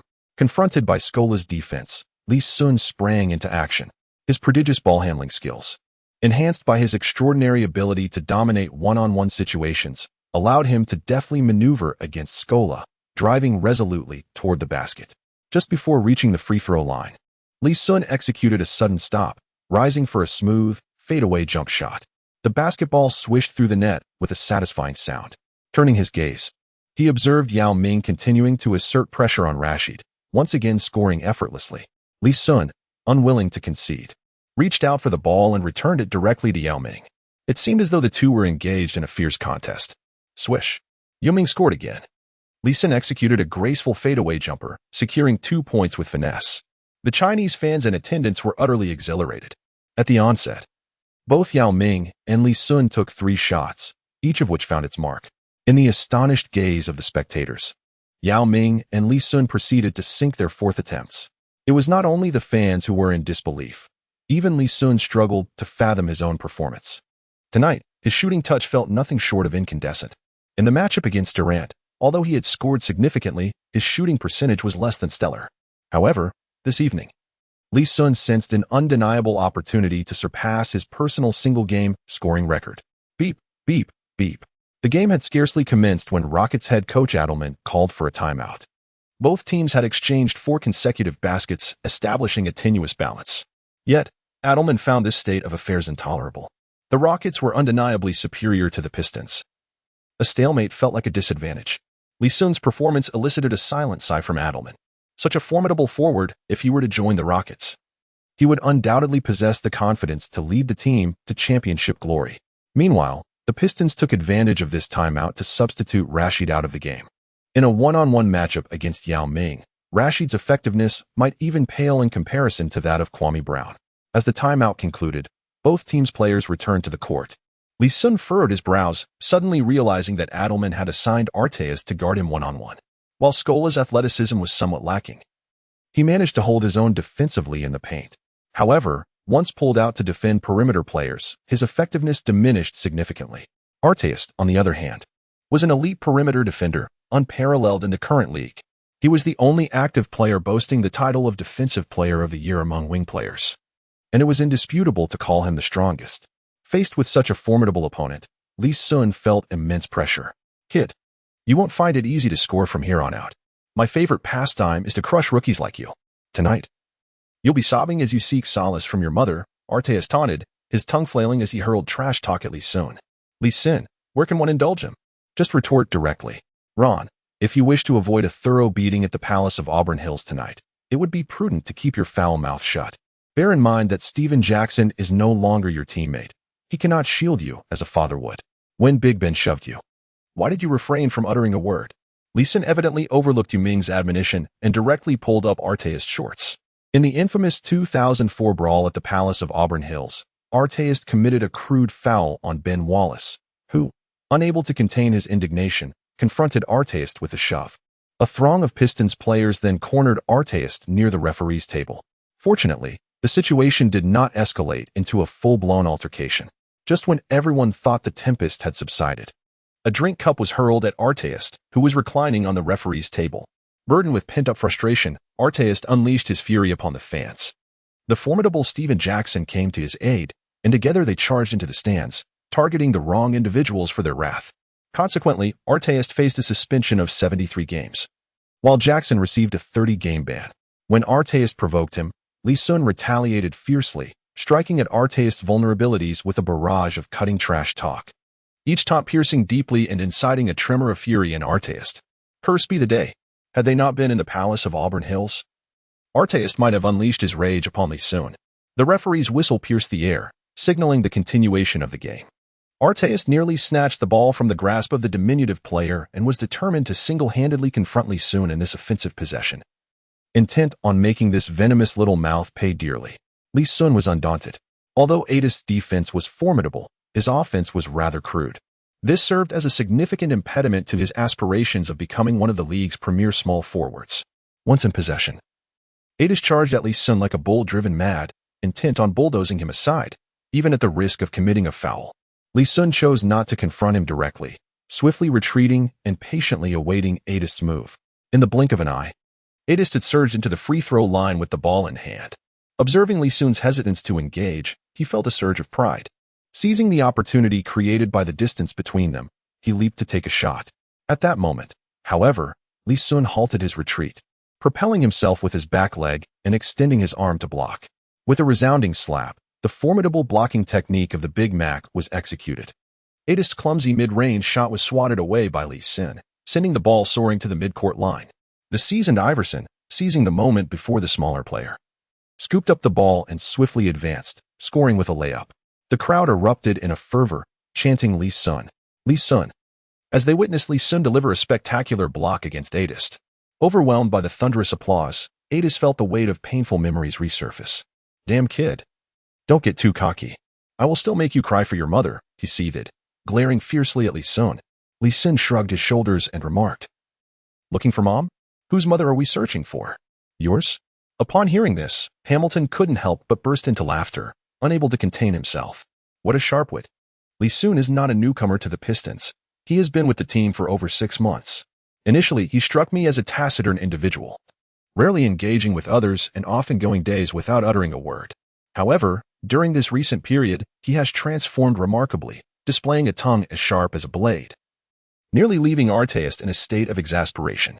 To navigate this ruthless league, one must possess either formidable mental fortitude, able to disregard any trash talk from opponents, or possess the gift of eloquence, capable of delivering swift retorts regardless of the provocation. The most concerning type is the rookie burdened with both fragile psychological resilience and a lack of verbal dexterity, as they are likely to crumble under pressure. At present, there is no need for concern regarding Lee Sun in this regard. His verbal prowess is undeniably formidable, as evidenced by his ability to provoke even the seasoned Arteist. As the Pistons launch their offensive, Arteist clings to Lee Sun like an octopus, determined to shadow him closely. After pondering for a moment, Lee Sun resolutely decided to take on a taster one-on-one. At such a moment, he could not show any signs of weakness. Following the pass from Iverson, the seasoned player immediately came to set a screen for Lee Sun. Lee Sun seized the opportunity, utilizing Iverson's screen, and released a mid-range shot. As the saying goes, an inch longer is an inch stronger. This adage is particularly applicable to shooting. Lee Sun possesses a height advantage over Arteist, and with the assistance of his teammates setting screens to create a more comfortable shooting space, he is entirely unfazed by the prospect of Arteist blocking his shots. Swish. The mid-range jumper finds its mark once more, as Lee Sun has already made 5 consecutive shots, amassing a total of 10 points. Arteist, known for his fiery temperament, cannot possibly tolerate this. As the Rockets regain possession in their offensive series, he seizes the opportunity to take on Lee Sun one-on-one. Lee Sun, armed with the defensive prowess of the Celestial Remnant and his towering stature, faced little challenge in guarding against the brutish offensive maneuvers of Althonist. In the blink of an eye, 2 offensive and defensive exchanges transpired. Althonist attempted 2 mid-range shots, both of which clanged off the rim without finding the net. One rebound was seized by Yao Ming, who executed a second-chance opportunity over Kwame Brown. The other rebound was secured by Lee Sun. In contrast, during his 2 offensive possessions, Lee Sun remarkably converted both mid-range attempts, achieving a perfect shooting streak with all 7 of his attempts thus far. Lee Sin gazed incredulously at his hands. Could this truly be his shooting percentage? To say that he was in peak form this evening would be an understatement. He was undeniably on fire. Yao Ming could only smile wryly. Initially, the situation for the Rockets appeared promising, as his dominance in the paint suggested that a loss was unlikely. However, with Arteas' tumultuous interference, the dynamics had shifted entirely. Arteas missed 3 consecutive shots while Lee Sun continued to make basket after basket, pushing the Pistons ahead by 6 points. If Arteas had managed to contain Lee Sun, that would have been one thing, but alas, Lee Sun's shooting seemed akin to having a guided missile system. Every attempt found its mark. 7 consecutive hits. Lee Sun was defying the odds. Such offensive prowess was regrettably overshadowed by the limited number of games. Otherwise, he would undoubtedly make the All-Star team this year. Selection for the All-Star game is not contingent on the number of games played. One could potentially be chosen without participating in a single match. Could Lee Sun actually have a chance at All-Star recognition this year? As Lee Sun scored with astonishing consistency, fans were in a frenzy. Not only the Chinese supporters rejoiced, but those eagerly anticipating the Pistons' return to greatness were equally exhilarated, as if invigorated by a surge of adrenaline. Being a rookie All-Star is a remarkable honor. Many current superstars never achieved such distinction during their rookie seasons. Since the inception of the NBA All-Star Game in 1946, only 4 players have been selected as rookies: Shaquille O'Neal, Tim Duncan, Grant Hill, and Yao Ming. Yao's situation was somewhat unique. While the first 3 were all prodigies who made an immediate impact upon entering the league, given that the All-Star roster had already been finalized, Lee Sun's chances of selection were exceedingly slim. However, nothing is absolute. Should any player be unable to participate, the league's commissioner, David Stern, holds the authority to appoint a replacement. Whether that replacement would be Lee Sun remained uncertain. Rockets head coach Rick Adelman could no longer tolerate Arteas' reckless antics and promptly called a timeout. When play resumed, Arteas found himself firmly planted on the bench. Lee Sun was like a fish in water, launching a frenzied offensive. His luck tonight resembled a flood unleashed from a dam, unstoppable and overwhelming. To not seize this golden opportunity to accumulate points would render it uncertain whether he would encounter such fortune again in his professional career. Scola attempted to defend, but to no avail. Even Ryan Bowen's efforts were futile against him. Lee Sun, one after another, was like a basketball machine, relentlessly scoring points. Michael Curry stood on the sidelines, utterly astonished. Throughout his 11-year career, he had partnered with numerous elite perimeter scorers. Yet he had never witnessed such a frenzied display of scoring. 8 consecutive shots, then 9, and finally 10. In the blink of an eye, Lee Sun had made 10 shots in a row, amassing 20 points. Each of his 10 attempts was a mid-range jumper, all taken from the arc near the free throw line. Despite knowing where Lee Sun would shoot from, the Rockets players were utterly unable to defend against him. The American commentators could hardly contain themselves. Barkley, mouth agape, pulled Kenny Smith into a fervent embrace, shouting in excitement, "A miracle! Lee Sun creates miracles every night. Oh my God, he is a perimeter player. And yet he can achieve 10 consecutive baskets. I stand by my words. I am a devoted fan of Lee Sun, and that will never change. I shall never miss a single game of his from now on." Barkley's admiration for Lee Sun is not without reason.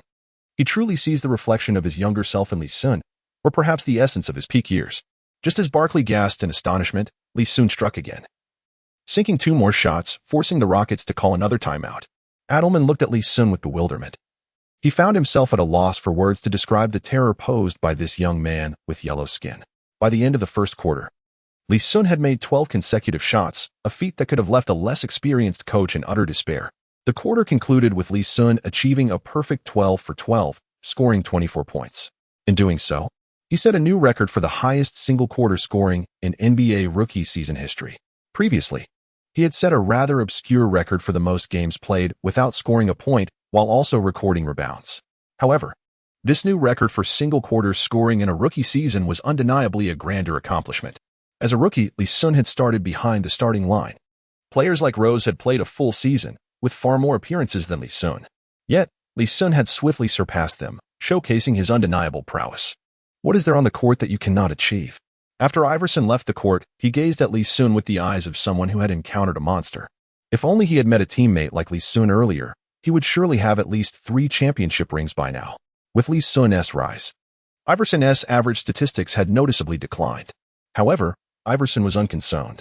In his youth, he had an extraordinary thirst for statistics, But now, at his age, he no longer expected to secure a top salary. Rashid, scratching his head in frustration, muttered about the monster. You and that giant on the court are both monsters. He had matched up against Yao Ming for 6 minutes in the first quarter, during which Yao scored 5 out of 7 shots over him. Li, why don't you guard Yao Ming? Rashid desperately wished to avoid facing Yao any longer. Li Sun quickly shook his head. He certainly did not wish to serve as a mere backdrop for Yao Ming. With his height, devoid of any athletic enhancements while not contesting rebounds, what could he possibly employ to defend against Yao Ming? It was not solely Yao Ming he grappled with, in truth. He found himself ill-equipped to contend with any of the league's premier centers. Michael Curry pondered thoughtfully as the emergence of Li Sun starkly illuminated the Pistons' roster issues. Previously, the Pistons were akin to a skilled cook unable to prepare a meal without ingredients. To preserve their immediate combat effectiveness, they were compelled to deploy such a starting lineup. However, with the acquisition of the gem that was Li Sun, the Pistons could deftly maneuver in the trade market before its closure to refine their roster. The foremost priority was to address the center position. Within the entire Pistons team, the only legitimate center was Kwame Brown. While he could suffice during the regular season, once the playoffs commenced, given Kwame Brown's psychological makeup, he was bound to falter. Michael Curry contemplated whether to discuss matters with Dumars that very evening, seeking a reliable center through trade with other teams. This would allow Li Sun to firmly establish himself at the small forward position, maximizing his impact. As the second quarter commenced, Arteist was substituted back into the game. In the first offensive sequence, Li Sun's streak of successful shots was finally halted. The rhythm he had found in the first quarter was a rare and fleeting gift. With his scoring spree interrupted, Li Sun chose to redirect his focus from offense to other facets of the game: rebounding, defense, and even orchestrating plays. Shoot, kid. Why the hesitation?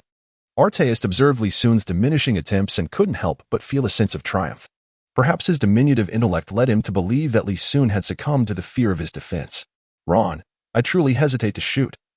For I dread that if I continue, the coaches will relegate you to the bench. The Pistons fans revel in your lackluster offense, and I have no desire to disappoint them. Li Sun curled his lips and teased Arteist with a mocking remark. Arteist was momentarily speechless, his CPU racing in an attempt to counter Li Sun's jibe. After several rounds of contemplation, he found himself at a loss for words. Yao Ming observed the exchange between Li Sun and Arteist with growing concern for Li Sun's well-being. As Arteist was his teammate, Yao was acutely aware of his volatile nature. This individual was genuinely unpredictable, often unable to rein in his temper. Yao feared that Li Sun's provocations might push Arteist over the edge into a fit of rage. As the seconds ticked by in the match, Yao's worries remained unfounded, allowing him to breathe a sigh of relief. The game concluded with the Pistons securing a home victory at 101-95. Li Sun, Li Sun, the fervent fans chanted, enthusiastically calling out his name. This marked Li Sun's 6th game since his arrival, during which he achieved an impressive stat line of 41 points, 17 rebounds, 8 assists, 3 blocks, and 1 steal, nearly a triple-double. In each of these 6 games, his performances had been nothing short of astonishing. Even more remarkable was the fact that the Pistons remained undefeated throughout this stretch, while Li Sun was guarding the water dispenser. The Pistons nearly failed to secure a spot in the playoffs. However, with these 6 victories accounted for, the Pistons have all but clinched their playoff ticket. With a third of the season remaining, the Pistons are certainly poised to ascend the rankings, vying for a more advantageous playoff position. Chinese fans are utterly elated. Li Sun delivered an extraordinary near triple-double performance, while Yao Ming, despite the loss, exhibited unwavering character. He single-handedly amassed 33 points, 12 rebounds, 5 assists, and 5 blocks, rendering Kwame Brown and Rashid utterly powerless. Had it not been for Li Sun's remarkable prowess this evening, Yao Ming would undoubtedly have led the Rockets to victory. This, indeed, epitomizes the true essence of a derby clash. In comparison to the previous match between Li Sun and Yi Jianlian, this encounter seemed trivial. Thank you, Alan. After Li Sun left the arena, he immediately embraced Iverson and expressed his gratitude. This gesture left Iverson utterly bewildered. Li, have you lost your mind? He inquired. No, I have not lost my sanity. I sincerely thank you for your contributions. Li Sun spoke earnestly, acutely aware that Iverson was actively altering his playing style to accommodate him. Throughout Iverson's illustrious career, he has predominantly played as a point guard, yet in essence, he is a shooting guard. It is no wonder that he is often ranked among the 4 elite shooting guards in the league. His approach has always centered on offense. relentlessly attacking the basket whenever he has the ball in hand. However, in recent games, since Lee Sun has begun to engage more in the team's offensive framework, Iverson appears transformed. His insatiable thirst for scoring has diminished, and he is increasingly embracing the role of a traditional playmaker. This shift is evident in his assist statistics. In tonight's game, Iverson recorded 11 points and 13 assists, while his season averages stand at 17 points and 5 assists. Sacrifice? It is undoubtedly a harvest. Child, he mused. I no longer possess the capability to vie for the scoring title. As my career approaches its twilight, do you think I might contend for the assist title? Iverson's tone hinted at jest, yet his expression suggested a deeper sincerity. Lee Sun nodded repeatedly. It must be possible. This season holds little hope. But I assure you that next season, I will help you become the king of assists. Upon hearing this, Iverson burst into laughter. Good, kid. You now owe me not only a championship title but also the title of Assist King. As the Pistons returned to the locker room, a familiar system notification echoed, congratulations, host, for achieving 40-15 statistics and earning an A-level achievement. Lee Sun immediately seized the opportunity presented by the lottery. Moments later, his expression transformed into a vivid tapestry of emotions. Dominance at the All-Star event, a singular elixir that elevates all attributes to a remarkable 95 points. Exclusively available for use during the All-Star weekend. The effects endure for a duration of 24 hours. Lee Sun found himself at a loss for words to describe this extraordinary reward. It was nothing short of a glitch in the system. An enhancement of all attributes to a staggering 95 points seemed almost surreal. The sole inconvenience was that this boon could only be utilized during the All-Star weekend. Even more frustrating was the fact that Lee Sun was relegated to participating solely in the Rising Stars Challenge this year. He could only imagine that even the slam dunk contest or the three-point contest would garner more attention than the rookie event. Perhaps the system had bestowed such an incredible reward in anticipation of the approaching All-Star weekend. Lee, look who has arrived. Just as Lee Sun pondered whether to employ this miraculous elixir in the Rising Stars Challenge, the voice of Michael Curry interrupted his reverie. Lee Sun gazed toward the center of the dressing room. An elderly Caucasian gentleman, his hair and beard completely white, stood there, trembling, supported by a cane, and smiled warmly in his direction. Curry stood nearby, carefully assisting him. It was likely that the individual who garnered such reverence from Curry was none other than Bill Davidson, the owner of the Pistons. My hero. Child, securing you in the draft has been our greatest fortune since the inception of the Pistons, old Davidson mumbled. His words somewhat garbled as he spoke, nearly toothless. Lee Sun was genuinely concerned that the old man might become overly agitated and pass away suddenly. This was not a curse he wished upon the elder, for he vividly recalled that, under normal circumstances, the Pistons owner, Mr. Davidson, would depart from this world at precisely this time. Mr. Davidson, it is a pleasure to see you. Lee Sun approached swiftly and greeted politely. Old Davidson is still held in high esteem. Last season, he was notably inducted into the Hall of Fame as an owner, a distinction that is exceedingly rare in the annals of NBA history. Now at the venerable age of 87, he personally visited the locker room in the middle of the night. Lee Sun is not a naive youth oblivious to decorum. Certain formalities must be observed. Lee, my boy, you are exceptionally fortunate. The boss himself has come to share some delightful news with you. You have been selected for the All-Star roster, although merely as a substitute. Being a rookie chosen for the All-Star is indeed a remarkable honor. The boss made a special call to Stern regarding this matter, and has been occupied with it until now. Michael Curry hastily conveyed the joyous tidings to Lee Sun. Lee Sun gazed gratefully at old Davidson. And it was no wonder that the Pistons enjoyed such a harmonious team atmosphere with a proprietor like him. He contemplated whether to inform old Davidson about the significant hurdle he faced this year and to advise him to take it easy. However, upon reflection, he deemed such an utterance overly ominous. After all, the man had made a special trip to share the news of his selection for the All-Star roster.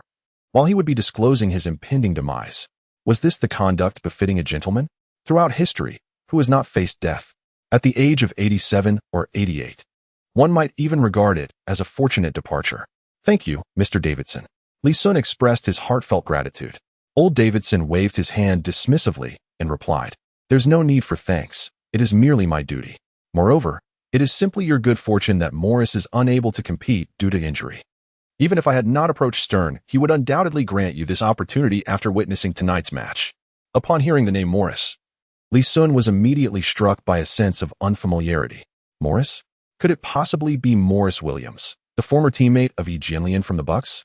If it were indeed Morris, then the caliber of this Eastern Conference All-Star selection would be quite lacking. How could such a player be chosen for the All-Star game? It seemed clear to him that he was far more deserving of the title of All-Star than Morris. Despite having played fewer games, his performance was consistently remarkable. Furthermore, the Pistons had yet to suffer a defeat in any game he participated in, given Lee Sun's immense popularity in China. His selection as a replacement All-Star would hardly come as a surprise.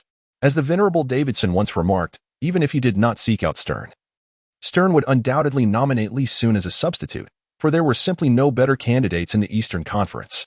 Now, Lee Sun had resolved to set aside his prior hesitations, initially reluctant to squander the potent All-Star elixir in the Rookie Challenge. He had contemplated saving it for the following year's All-Star game. Yet now that he had secured a place in the main event, he could utilize it this year without reservation. With all attributes elevated to a stellar 95 points, Lee Sun was confident that he would shine brilliantly in this All-Star game.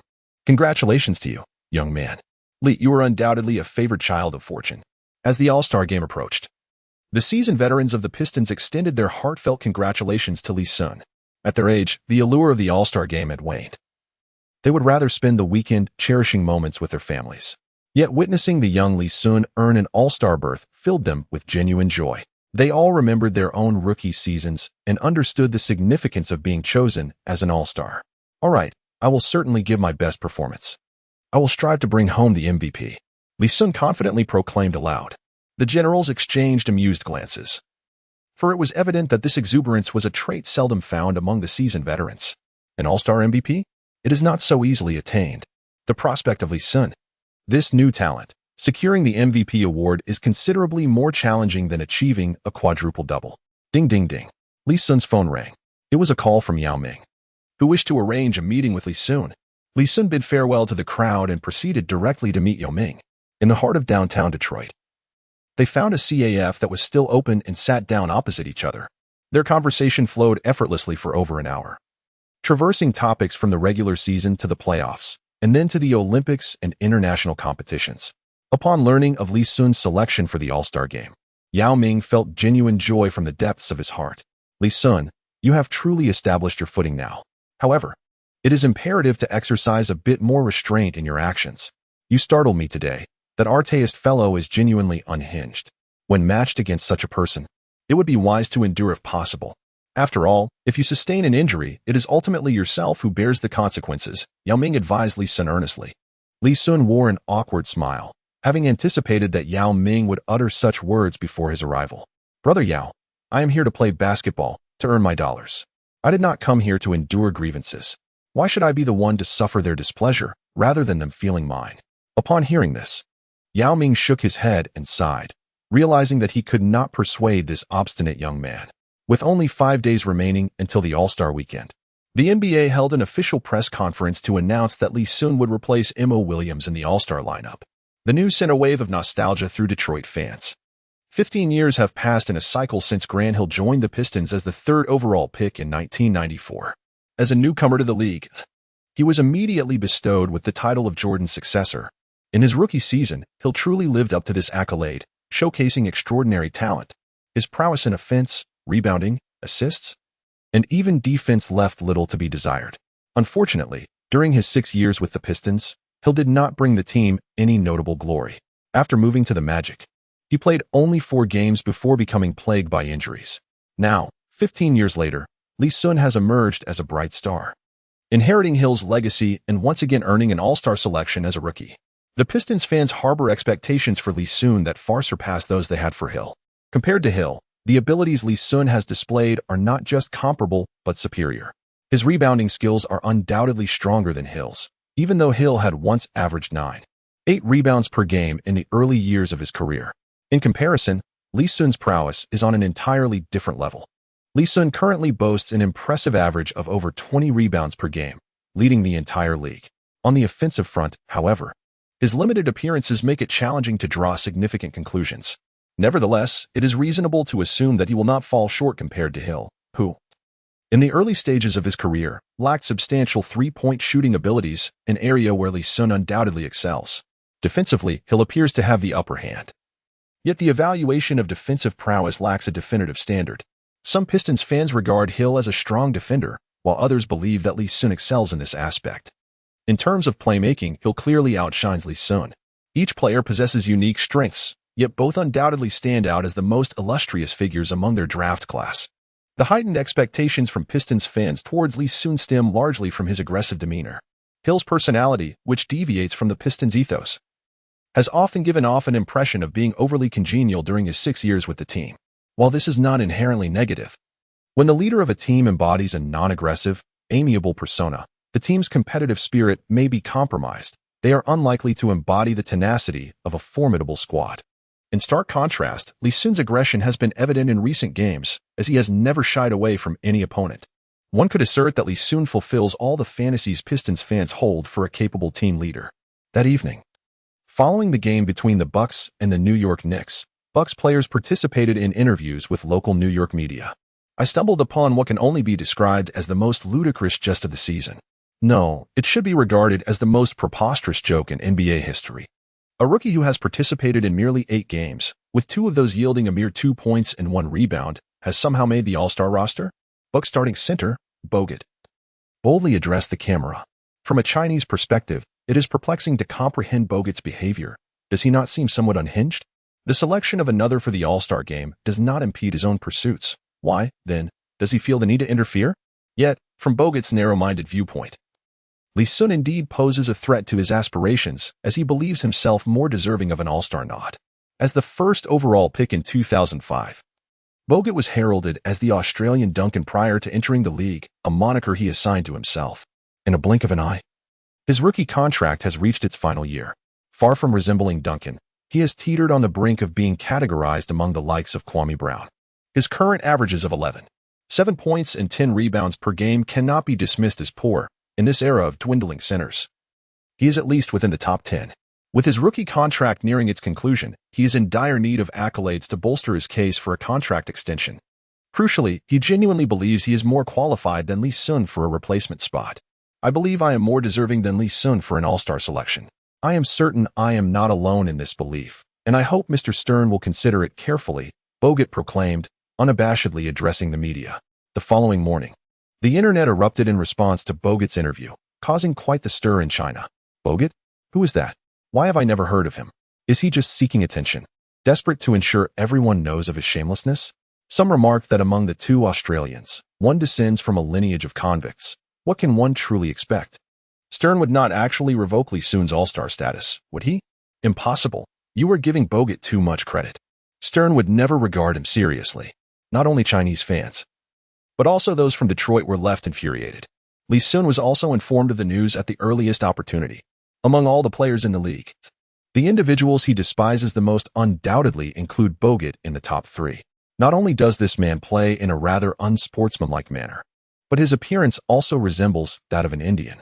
What is even more exasperating is his penchant for seeking attention and pontificating, as though he fears being forgotten as the Australian Duncan. What lingers in Lee Sun's memory is the incident during the World Cup, where this individual audaciously shouted FK China after a defeat. Even if Bogut refrains from provoking him this time, should Lee Sun encounter him in the future, he would certainly not allow this scoundrel to have an easy time. Rashid, when is our next game against the Bucks? Lee Sun directly inquired of Rashid, eager to ascertain the impending demise of Bogut. Rashid procured the match schedule from the coach. It seems our dear Lee Sun is rather incensed. Let me see when this young Bogut's day of reckoning shall arrive. February 19th, the first game following our All-Star weekend. Rashid, when not in a foul mood, possesses a delightful sense of humor. Lee Sun silently nodded, vowing that a week hence, he would make Bogut regret ever being born. Do not be angered, Lee. It is not worth your while. Such individuals thrive on drawing attention in this manner.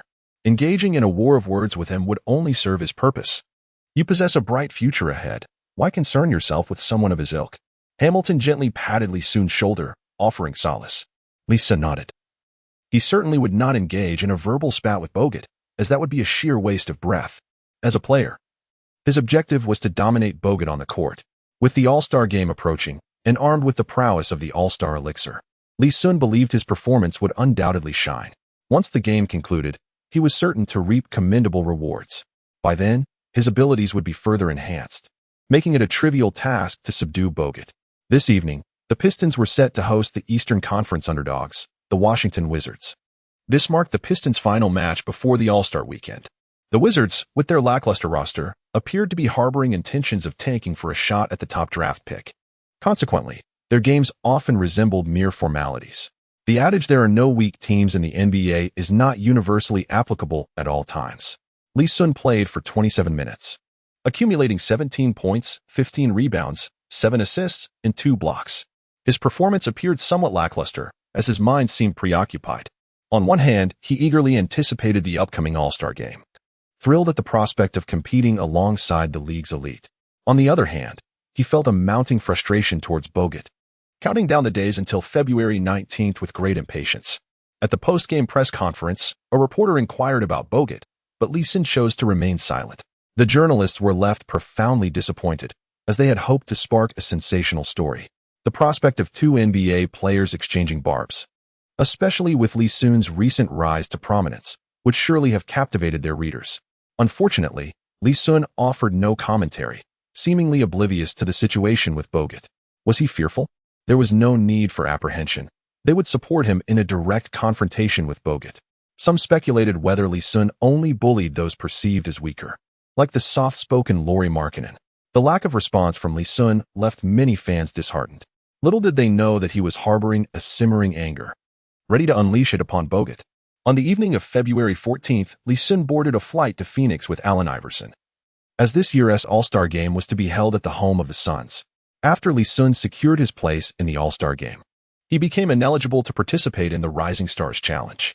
Thus, he had to wait until the evening of the 17th to finally experience the grandeur of the main event. Allen Iverson was selected as the starting guard for the Eastern Conference this year. Logically speaking, given Iverson's performance statistics this season, he no longer qualifies as a top-tier superstar in the league. Nevertheless, the All-Star Game is ultimately an exhibition event.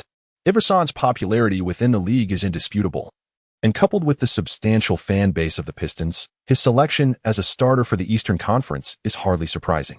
Lee Sun has a profound impression of this year's All-Star Game, particularly the 2009 edition, which remains etched in his memory as the one with the most significant point differential. Typically, All-Star games are mere formalities, with both sides striving to keep the score within a 10-point margin. However, this occasion was entirely different. The Western Conference players, fierce and relentless, amassed a staggering 146 points, while the Eastern Conference could only manage a mere 119, rendering the outcome a clear domination by the West. This disparity can be attributed to several factors. Firstly, the Eastern players underperformed. Allen Iverson scarcely participated, finishing with a paltry 2 points before exiting prematurely. Despite the low defensive intensity, LeBron James managed only 8 successful shots out of 19 attempts, and even Ray Allen, renowned for his precision, could only hit 4 out of 10. Secondly, the rebounding deficit was colossal, with the West leading by over 10 boards, making defeat nearly impossible. Lastly, the Western Conference benefited from the presence of Chris Paul, whose orchestrated offensive plays contrasted sharply with the chaotic performance of the East, which lacked a cohesive strategy.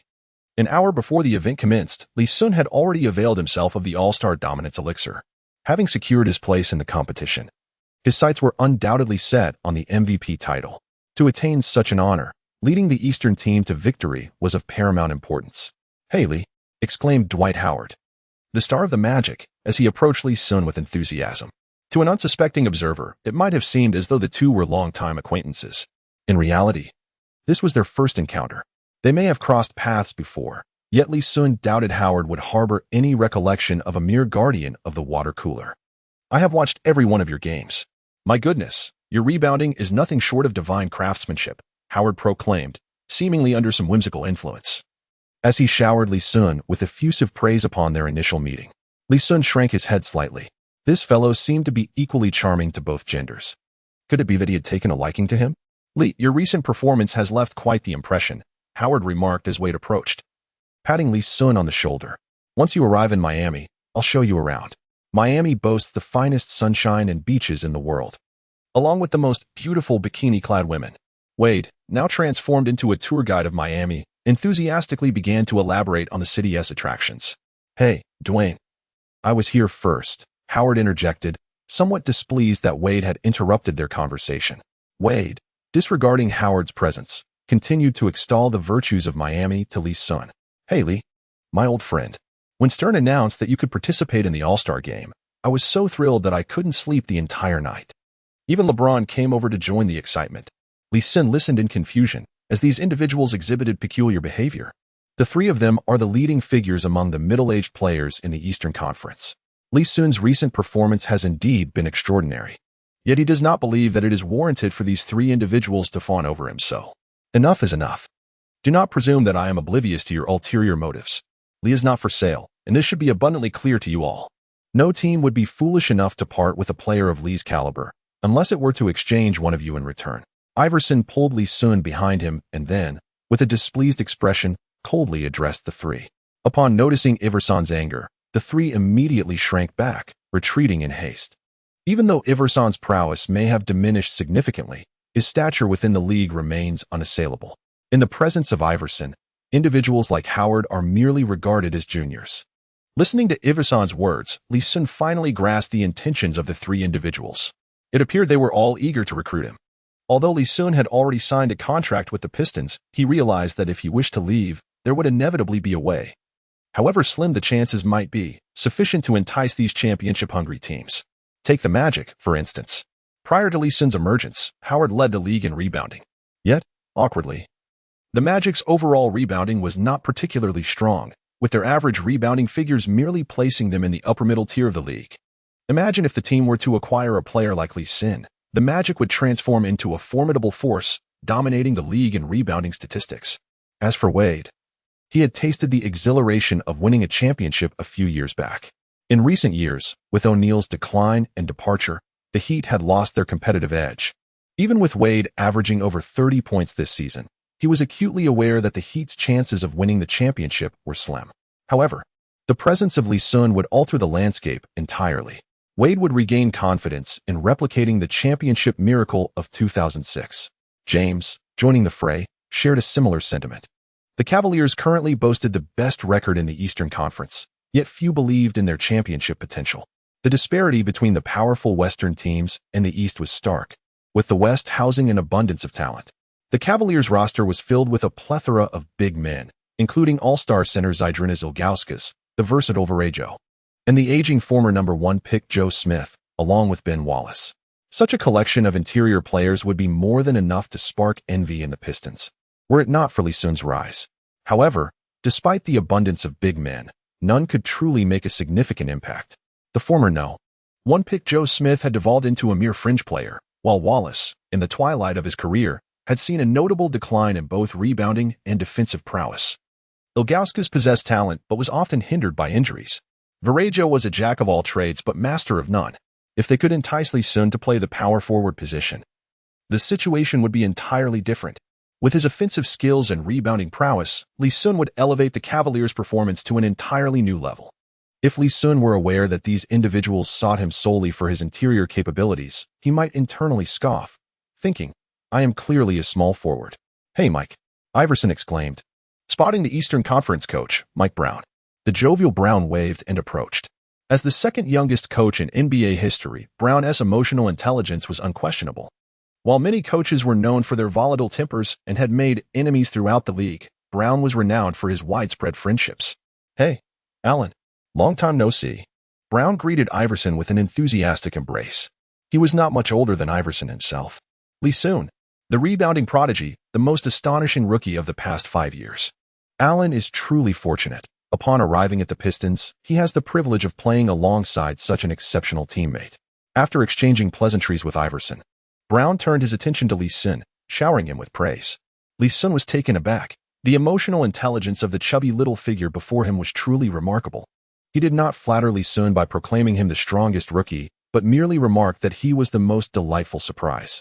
This way, Lee Sun felt pleased. And the other rookies within the last 5 years would not be incensed. "Mike, for tonight's match, allocate all my playing time to Lee Sun." Iverson had no intention of reminiscing with Bread Brother. He spoke directly and without preamble. Lee Sun was taken aback. Could the All-Star Game's playing time be manipulated in such a manner? Generally speaking, players granted the privilege of starting in the All-Star Game are expected to enjoy more playing time than their bench counterparts. Starters typically maintain a presence on the court for approximately 25 to 30 minutes. In contrast, The duration for substitutes can vary significantly. Some may only step on the court for a fleeting moment, while others might play for over 20 minutes. Certain players, disinterested in the spotlight or deeming such games meaningless, often inform their coaches in advance of their desire to limit their playing time. As a starting guard for the Eastern Conference, Allen Iverson was assured at least 25 minutes of playtime, should he choose to participate. This presented a dilemma for Mike Brown. While he could allocate the minutes, he was apprehensive about displeasing the other substitutes. However, upon reflection, he realized that the concerns of others had little bearing on him. Even if there were discontent, it was unlikely to be directed at him. "All right, Allen, you'll take the court for a few minutes at the start, and then we'll bring you out." Nonetheless, considering Lee Sun was a newcomer, allowing him to play for too long would not be advantageous. He aimed to restrict his playing time to around 27 or 28 minutes. The Breadman once again showcased his multifaceted capabilities. Iverson nodded. Even 27 or 28 minutes was quite acceptable, and he could easily acquiesce to that arrangement. After the Breadman departed, Lee Sun glanced at Iverson with a sense of shame. He felt that Iverson had been excessively kind to him, leaving him at a loss for how to reciprocate. "Let us not speak of it. You owe me a championship, and, by the way, also a title as the assist leader. Consider this compensation." When Iverson noticed Lee Sun was about to speak, he quickly interjected. A whistle echoed through the arena, signaling to the fans that it was time to take their seats as the game was about to commence. Lee Sun accompanied Allen Iverson to the Eastern Conference All-Star bench. The head coaches for the East and West were respectively the illustrious Bread brother and the legendary Phil Jackson. Each year, the coaches for the All-Star teams are those who lead the best-performing teams in their respective conferences, and this year was no exception, with the Cleveland Cavaliers and the Los Angeles Lakers at the forefront. Upon encountering Lee Sun, the more exuberant members of the Eastern All-Stars greeted him enthusiastically, while the more reserved personalities, such as Granger, offered him a subtle nod. The lineup for the Eastern All-Stars included the likes of LeBron James, Dwayne Wade, Dwight Howard, Kevin Garnett, Allen Iverson, Paul Pierce, Rashard Lewis, Ray Allen, Devin Harris, Granger, and ISO Joe, with Lee Sun included. There were indeed 5 all-star small forwards on the Eastern side. In such an arena, no coach would be foolish enough to impose intricate strategies on the players. It was entirely a matter of free play, allowing them to express themselves as they wished. As the referee's whistle echoed, the starting all-stars took the court. The Eastern starters sparkled with brilliance, while the Western team was equally formidable, featuring Yao Ming, Tim Duncan, Amare Stoudemire, Kobe Bryant, and Chris Paul. Lee Sun sat in the stands, watching the game with great interest. In his past life as a fan, he could hardly have imagined that one day he would find himself seated in the front row of the All-Star game. Besides the top-tier athletes on the court, there were also some glamorous Western female celebrities at the sidelines. The All-Star game undoubtedly ranks among the most high-profile events, so it was not surprising to see beautiful stars in attendance. Unfortunately, Lee Sun was not well acquainted with many of them and could not recall their names in that moment. In the first offensive play, the Western team gained possession, and Kobe Bryant executed a successful one-on-one against Dwayne Wade, scoring 2 points. Turning around, Wade sought to retaliate, but unfortunately missed his shot. After just 2 minutes of play, the Western team held a temporary lead of 5 points. At that moment, Kevin Garnett called for a timeout. As an interior player, he felt a lack of presence in such a game, and with age weighing on him, he opted to withdraw from the action altogether. Mike Brown nodded toward Lee Sun, signaling him to prepare to enter the game. Lee Sun endeavored to restrain his facial expressions, striving to project an air of tranquility. In truth, his heart was brimming with joy. The All-Star game was about to commence, and he was to take the court. His attributes soared to an impressive 95 points, with each skill surpassing those of his peers in the league. Even if he could not claim the top spot, he undoubtedly ranked among the elite 3 in the league. Lee Sun was profoundly convinced that he would undoubtedly be the focal point of this match, feeling an overwhelming surge of power coursing through him. He strode confidently onto the court. In the Eastern Conference's offensive possession, Iverson, having just crossed the midcourt line, passed the ball directly to Lee Sun. The formidable Stoudemire immediately advanced to defend against him, as the All-Star roster was selected based on the positions of center, forward, and guard. There was no small forward among the Western Conference's starters, thus Stoudemire was tasked with matching up against Lee Sun. It was hardly feasible to have Duncan venture out for perimeter defense. Lee Sun ambled leisurely outside the three-point line, dribbling the ball, just as Stoudemire began to grow impatient. Lee executed a deft behind-the-back dribble, propelling his body towards Stoudemire's left side. Stoudemire, quick to react, swiftly pivoted to intercept. In the blink of an eye, Lee Sun halted with astonishing speed, then deftly maneuvered past Stoudemire's right side with sheer force. In the context of the All-Star game, there existed an unspoken rule against zone defense, leading to a series of one-on-one duels. Witnessing Lee Sun bypass Stoudemire, no one from the Western team stepped forward to provide assistance. Thus, Lee Sun surged forth, charging resolutely toward the basket. Yao Ming and Tim Duncan, stationed beneath the rim, gazed at him in astonishment. They felt as though barreling toward them was not a mere human, but rather a raging bull. How could such velocity emanate from a player typically positioned in the paint? With a resounding boom, Lee Sun seized the ball with both arms and forcefully slammed it into the hoop. The backboard reverberated under the force of his attack. Yao Ming was taken aback. He had faced Lee Sun before, yet the previous version of him had not exhibited such ferocity. Although Lee's movements against Stoudemire appeared deceptively simple, the athleticism he displayed was nothing short of extraordinary. Initially, he halted abruptly, executing a cunning feint that left Stoudemire bewildered. This alone was a feat unattainable by any traditional center in the league. Stoudemire, reliant on his physical prowess, was among the elite in speed and reaction time for a power forward. Following the feint, Lee Sun further demonstrated his strength, pushing past Stoudemire with ease. This aspect left Yao Ming equally astounded.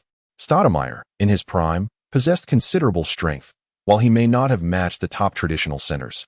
He should not have been so effortlessly overpowered by Lee Sun. Then came the speed of his breakthrough.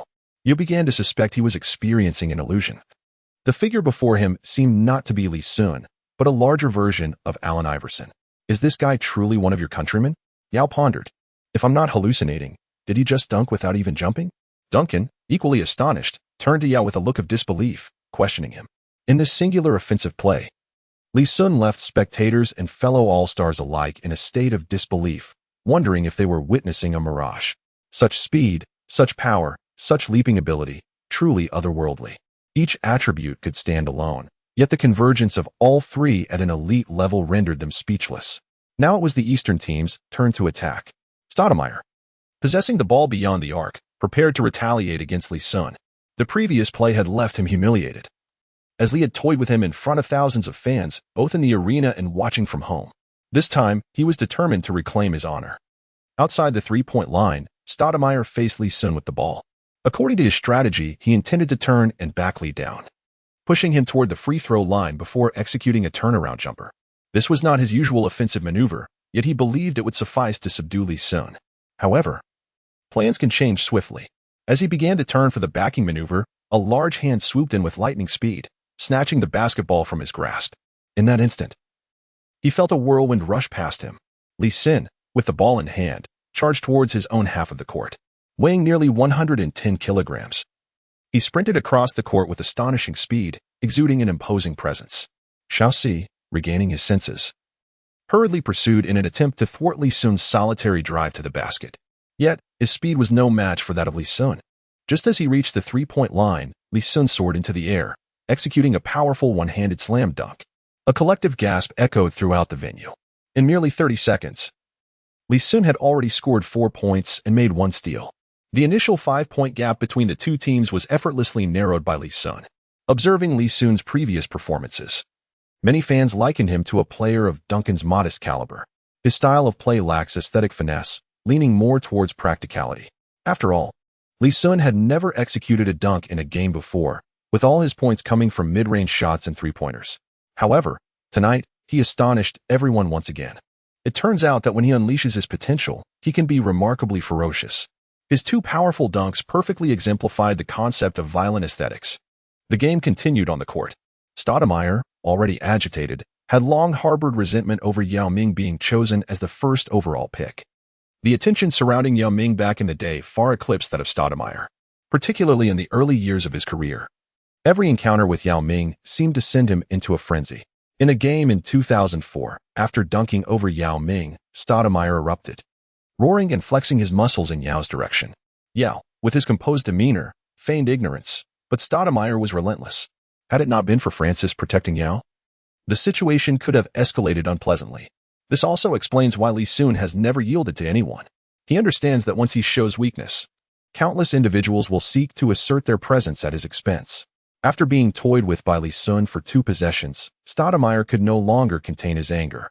Unable to take down Yao Ming, Could he not handle this newcomer? Give me the ball, Chris. Stoudemire shouted directly at Paul. Without hesitation, Paul passed the ball to him. Li Sun resolutely braced himself against Xiaoxi, fully aware that if Xiaoxi desired contact, he would oblige. As the ball reached him, Xiaoxi, having learned from his previous encounter, refrained from dribbling during his pivot. Instead, he began to back down Li Sun directly. A dull thud echoed, a collision of muscle. Contrary to expectations, Li Sun did not yield. He stood firm, as immovable as a fortress. With a strength rating of 95, he may not rival the peak physicality of legends like Shaquille O'Neal or Karl Malone. Yet he was more than capable of withstanding Xiaoxi's advances. Xiaoxi's face flushed with exertion as he summoned every ounce of strength to push forward once more. The outcome remained unchanged. Li Sun remained steadfast, as if his feet were rooted to the ground. Frustrated by his repeated failures, Xiaoxi found himself in a precarious position. Unable to dislodge Li Sun, was he really left with no choice but to attempt a shot from beyond the arc? It seemed that this was the only option available to him at this moment. With that thought in mind, he cast aside his reservations and executed a desperate three-point shot. Xiaoxi's three-point shooting ability was virtually negligible. He could go an entire series of games without successfully landing a single shot from distance, and most of his attempts were uncontested. This evening, however, he felt utterly compelled to act against Li Sun. Despite knowing that passing the ball would have been the wisest decision, his frustration clouded his judgment. Crack! As Xiaoxi leaped to take his shot, the moment hung in the air. Li Sun leapt into action, swiftly swatting the basketball from under Xiao's grasp before he could even reach the apex of his shot. But that was merely the beginning. With pinpoint precision, Li Sun darted towards the falling ball like an arrow released from its bow. He then executed a spectacular slam dunk, showcasing his prowess with 6 points, 1 block, and 1 steal. In his debut, Li Sun shone brightly, capturing the attention of all in attendance. The expressions of the All-Stars, both on and off the court, were peculiar. As they collectively mourned for Xiao's. Xiao's was utterly humiliated. In just a minute, Li Sun had racked up 6 points, 1 block, and 1 steal against him. If Li Sun were a seasoned superstar, Xiao's might have begrudgingly accepted his fate. However, Li Sun was not only a newcomer but also a compatriot of Yao Ming, whom Xiao's regarded as a fierce rival. Unable to bear such a profound humiliation, Xiao's trembled with rage. Observing Xiao's furious demeanor, Yao Ming felt as if he had just savored a refreshing bowl of chilled plum soup on a scorching summer day. The satisfaction was beyond words. Yao Ming, not one to tolerate nonsense, had no fondness for Xiao's. Throughout his career, the two individuals Yao Ming despised most were the one who had once slammed him down, Mason, and without a doubt, Xiao's. Now, witnessing Xiao's tremble in frustration at the hands of Li Sun, Yao Ming finally understood that there was merit in Li Sun's actions. The thrill of making someone seethe with anger was indeed delightful. Was Li Sun inadvertently avenging Yao Ming? Xiao's was left utterly disconcerted, spinning in circles like a fool. If I were in Xiao's position, I would have followed Garnett's lead and exited the game. This was a classic case of poetic justice to deal with such a character. One needed someone like Li Sun. Chinese fans erupted in applause as they watched Xiao's being toyed with, reveling in the spectacle. Those who act arrogantly are bound to face consequences. Today, Xiao's finally received his comeuppance at the hands of Li Sun. Li Sun endeavored to present an innocuous smile, gazing at Xiaoxi with a grin. The more he smiled in such a manner, the more Xiaoxi felt as though Li Sun was mocking him. It was still the offensive possession for the West, and this time Xiaoxi had learned his lesson. He refrained from requesting the ball beyond the three-point line and instead made a gesture to receive it directly under the basket. Paul appeared troubled. Several offensive possessions had been squandered by Xiaoxi, and where they had once held a 5-point lead, they now found themselves trailing by a point. Should they fail to score on this possession, it would undoubtedly deal a significant blow to the morale of the West. Paul aspired to contend for the All-Star MVP this year, and a loss would obliterate any hope of that. However, ignoring Xiaoxi would likely provoke a tempest of frustration within him. With a silent sigh, Paul ultimately opted to deliver a lob pass, sending the ball to Xiaoxi beneath the basket. Yao Ming and Duncan had already vacated the area. Both were mere fleeting visitors to the All-Star stage, merely going through the motions. Xiaoxi could play to his heart's content, as Paul had chosen to remain uninvolved. Li Sun positioned Xiaoxi before him, bracing himself for the impending challenge. This All-Star game represented his finest opportunity to ascend among the league's elite players, and employing Xiaoxi as a sacrificial pawn was utterly fitting. Taking a deep breath, Xiaoxi endeavored to suppress his anger, striving to attain a state of calm. This was the All-Star main event, a celebration of entertainment. Everyone was present for enjoyment, and displaying excessive fury would undoubtedly render him a laughingstock among fans. Since the inception of the NBA All-Star Game, no player had ever engaged in conflict during the match. After all, he was no longer a naive rookie, as Iyashika had significantly matured in managing his temper. Following a deep inhalation, Iyashika executed a feint beneath the basket. Lee Sun's experience was insufficiently seasoned, and he was promptly targeted by Stoudemire. Stoudemire's face lit up with excitement. At last, he had the opportunity to retaliate. Seizing this moment, he aimed to execute a breathtaking slam dunk over Lee Sun, channeling all the humiliation he had just endured. Before Lee Sun could touch the ground, Stoudemire leapt into the air. What followed was a terrifying spectacle, just as Lee Sun's feet touched the floor. They seemed to have been equipped with springs. In an instant, he sprang back into the air, though the height of his leap was not excessively dramatic. It was sufficient to showcase his skills. With a force rating of 95, he launched into a powerful block. Lee Sun's massive hand slammed fiercely against the basketball in Stoudemire's grasp, creating a thunderous impact that echoed around the court. The players on the sidelines could distinctly hear the sound. By sheer coincidence, the ball ricocheted off Stoudemire's chest and then struck Lee Sun's waist. After Stoudemire landed, it bizarrely bounced back into his hands. Overcome with fury, Stoudemire lost all semblance of reason. Ignoring everything, he leapt once more, poised to attempt another dunk. Lee Sun leapt into action, and with a resounding smack, he delivered another impressive block. The basketball rolled near the intrigued onlookers, Yao-Ming and Duncan. Yao-Ming quickly took a couple of steps back. He had no desire to partake in this commotion. He was enjoying the spectacle, thinking that if the ball were to fall into the hands of Stoudemire again, perhaps Lee Sun would deliver yet another spectacular rejection. However, Duncan, with a more pragmatic approach, retrieved the ball and cradled it in his arms. He could not bear to witness Stoudemire subjected to further humiliation. At this moment, Stoudemire had lost all semblance of reason. His gameplay was devoid of any rationality. Duncan was certain that if the ball returned to Stoudemire, he would inevitably face yet another rejection. It was better to take control of the situation himself, thus providing Stoudemire an opportunity to escape this predicament. "Give it to me," Stoudemire shouted at Duncan with reddened eyes. Consumed by fury, he had become oblivious to everything around him.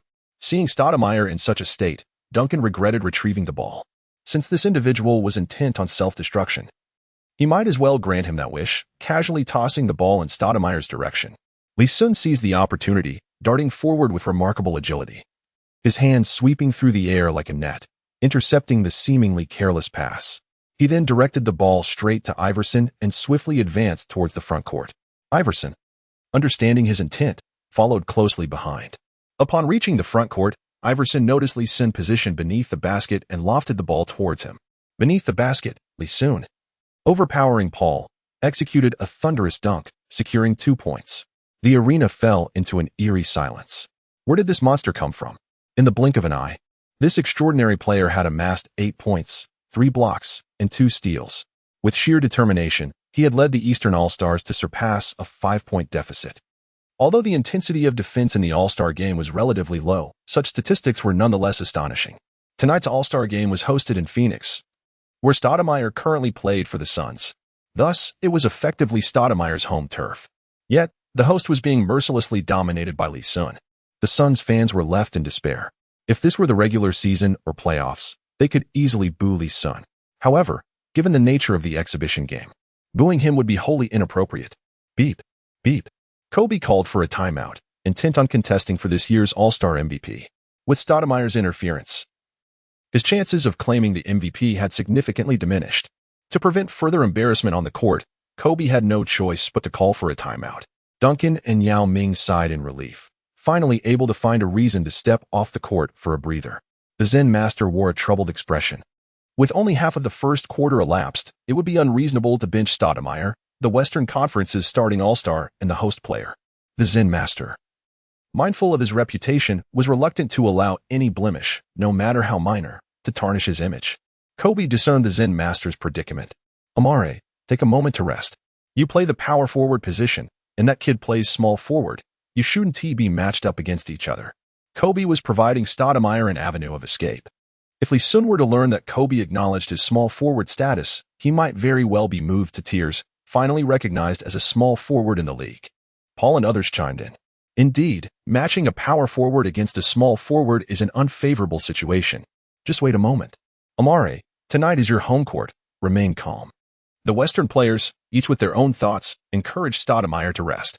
Duncan, the ever-kind soul, genuinely wished for Stoudemire to avoid further humiliation. As for Kobe and Paul, their intentions were purely competitive.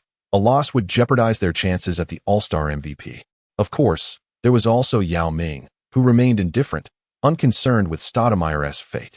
He even hoped for Stoudemire to remain on the court to endure more punishment from Lee Sun. The Zen master nodded.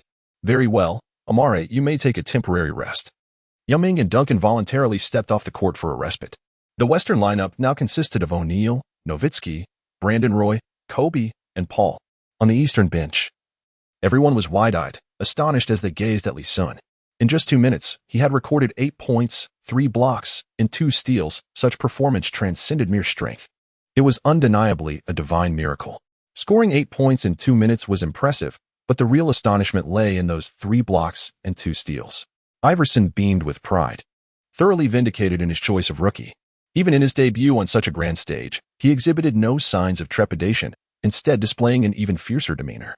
Now, Iverson eagerly anticipated the playoffs 2 months hence. The others increasingly recognized Lee Sun's formidable prowess. If he were not their teammate, he would undoubtedly be their greatest adversary on the path to the championship. This was particularly true for Howard, James, and Wade, all of whom were vying for the championship this year. If Lee Sun could maintain such terrifying performance in the playoffs, how could they possibly secure victory?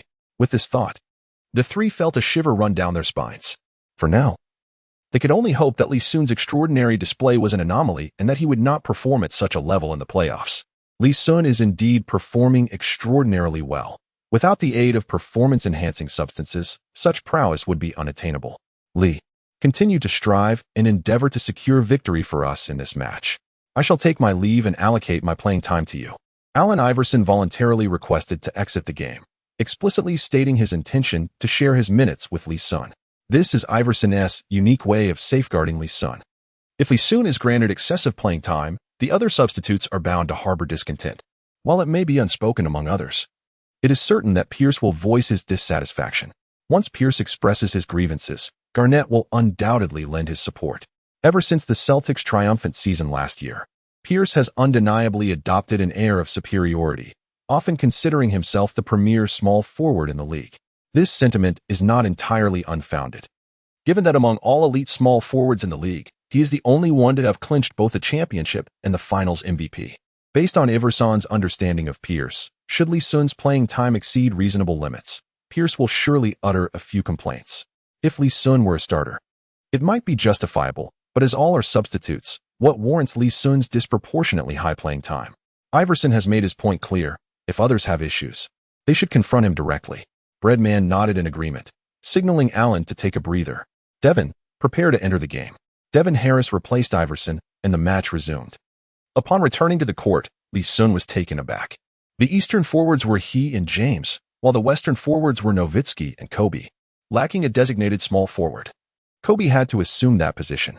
James proactively defended Kobe, leaving Lee Sun and Nowitzki in a silent standoff. In the West's offensive possession, Kobe executed a mesmerizing fadeaway jumper over James, scoring 2 points.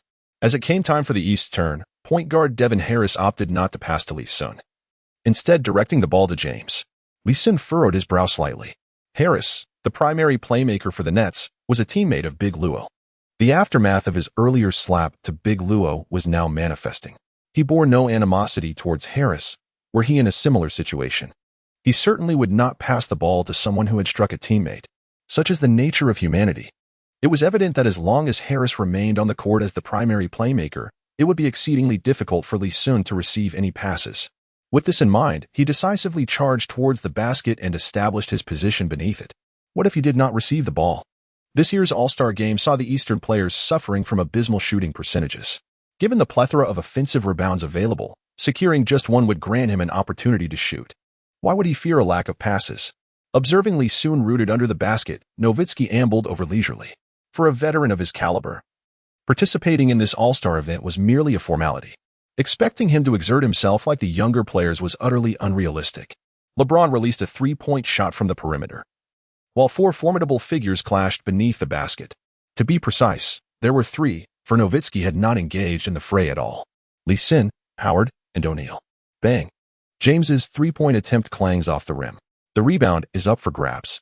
O'Neal is perfectly positioned, closest to the point of the rebound. Howard attempts to push O'Neal aside to contest the rebound. However, O'Neal's imposing physique proves to be an immovable barrier, leaving Howard unable to make any progress. Just as O'Neal reaches out to seize the rebound, Lee Sun emerges from the side, soaring through the air. With a swift motion, he snatches the rebound effortlessly before O'Neal can react. As he lands, his calf muscles contract powerfully, propelling him into another leap. Boom. Another thunderous dunk. Adding 2 more points to the scoreboard. Lee Sun has triumphantly redefined his score to a remarkable 10 points. With a stat line of 10 points, 1 rebound, 3 blocks, and 2 steals. What is even more astonishing is that these 10 points were achieved with an impeccable shooting performance of 5 attempts and 5 conversions, all through resounding dunks. Even the seasoned Shaquille O'Neal, who has witnessed countless fleeting rookie talents throughout his illustrious career, found himself captivated by Lee Sun. Initially, he presumed that Lee Sun was merely another flash-in-the-pan newcomer, destined to shine brightly for a few games before being targeted by the seasoned veterans and swiftly returning to mediocrity. However, after just 1 round of engagement, he discerned that Lee Sun was indeed exceptional. Turning his attention to the offensive possession in the West, O'Neal felt a surge of eagerness as he observed Lee Sun basking in the limelight. Upon receiving a lob pass from Chris Paul, he swiftly pivoted and executed a powerful dunk over Dwight Howard. Lee Sun suddenly recalled that this year's All-Star Shaquille O'Neal was a veritable anomaly. Fans are well aware that throughout his illustrious career, O'Neal held a particular disdain for the center Dwight Howard, perceiving him as a pretender, a paper tiger. This sentiment was particularly exacerbated during this All-Star game. Under normal circumstances, O'Neal played merely 10 minutes, yet in that brief span, he faced Howard in isolation 11 times, successfully scoring on 8 occasions while also drawing 2 fouls from Howard, which granted him 4 free throw opportunities.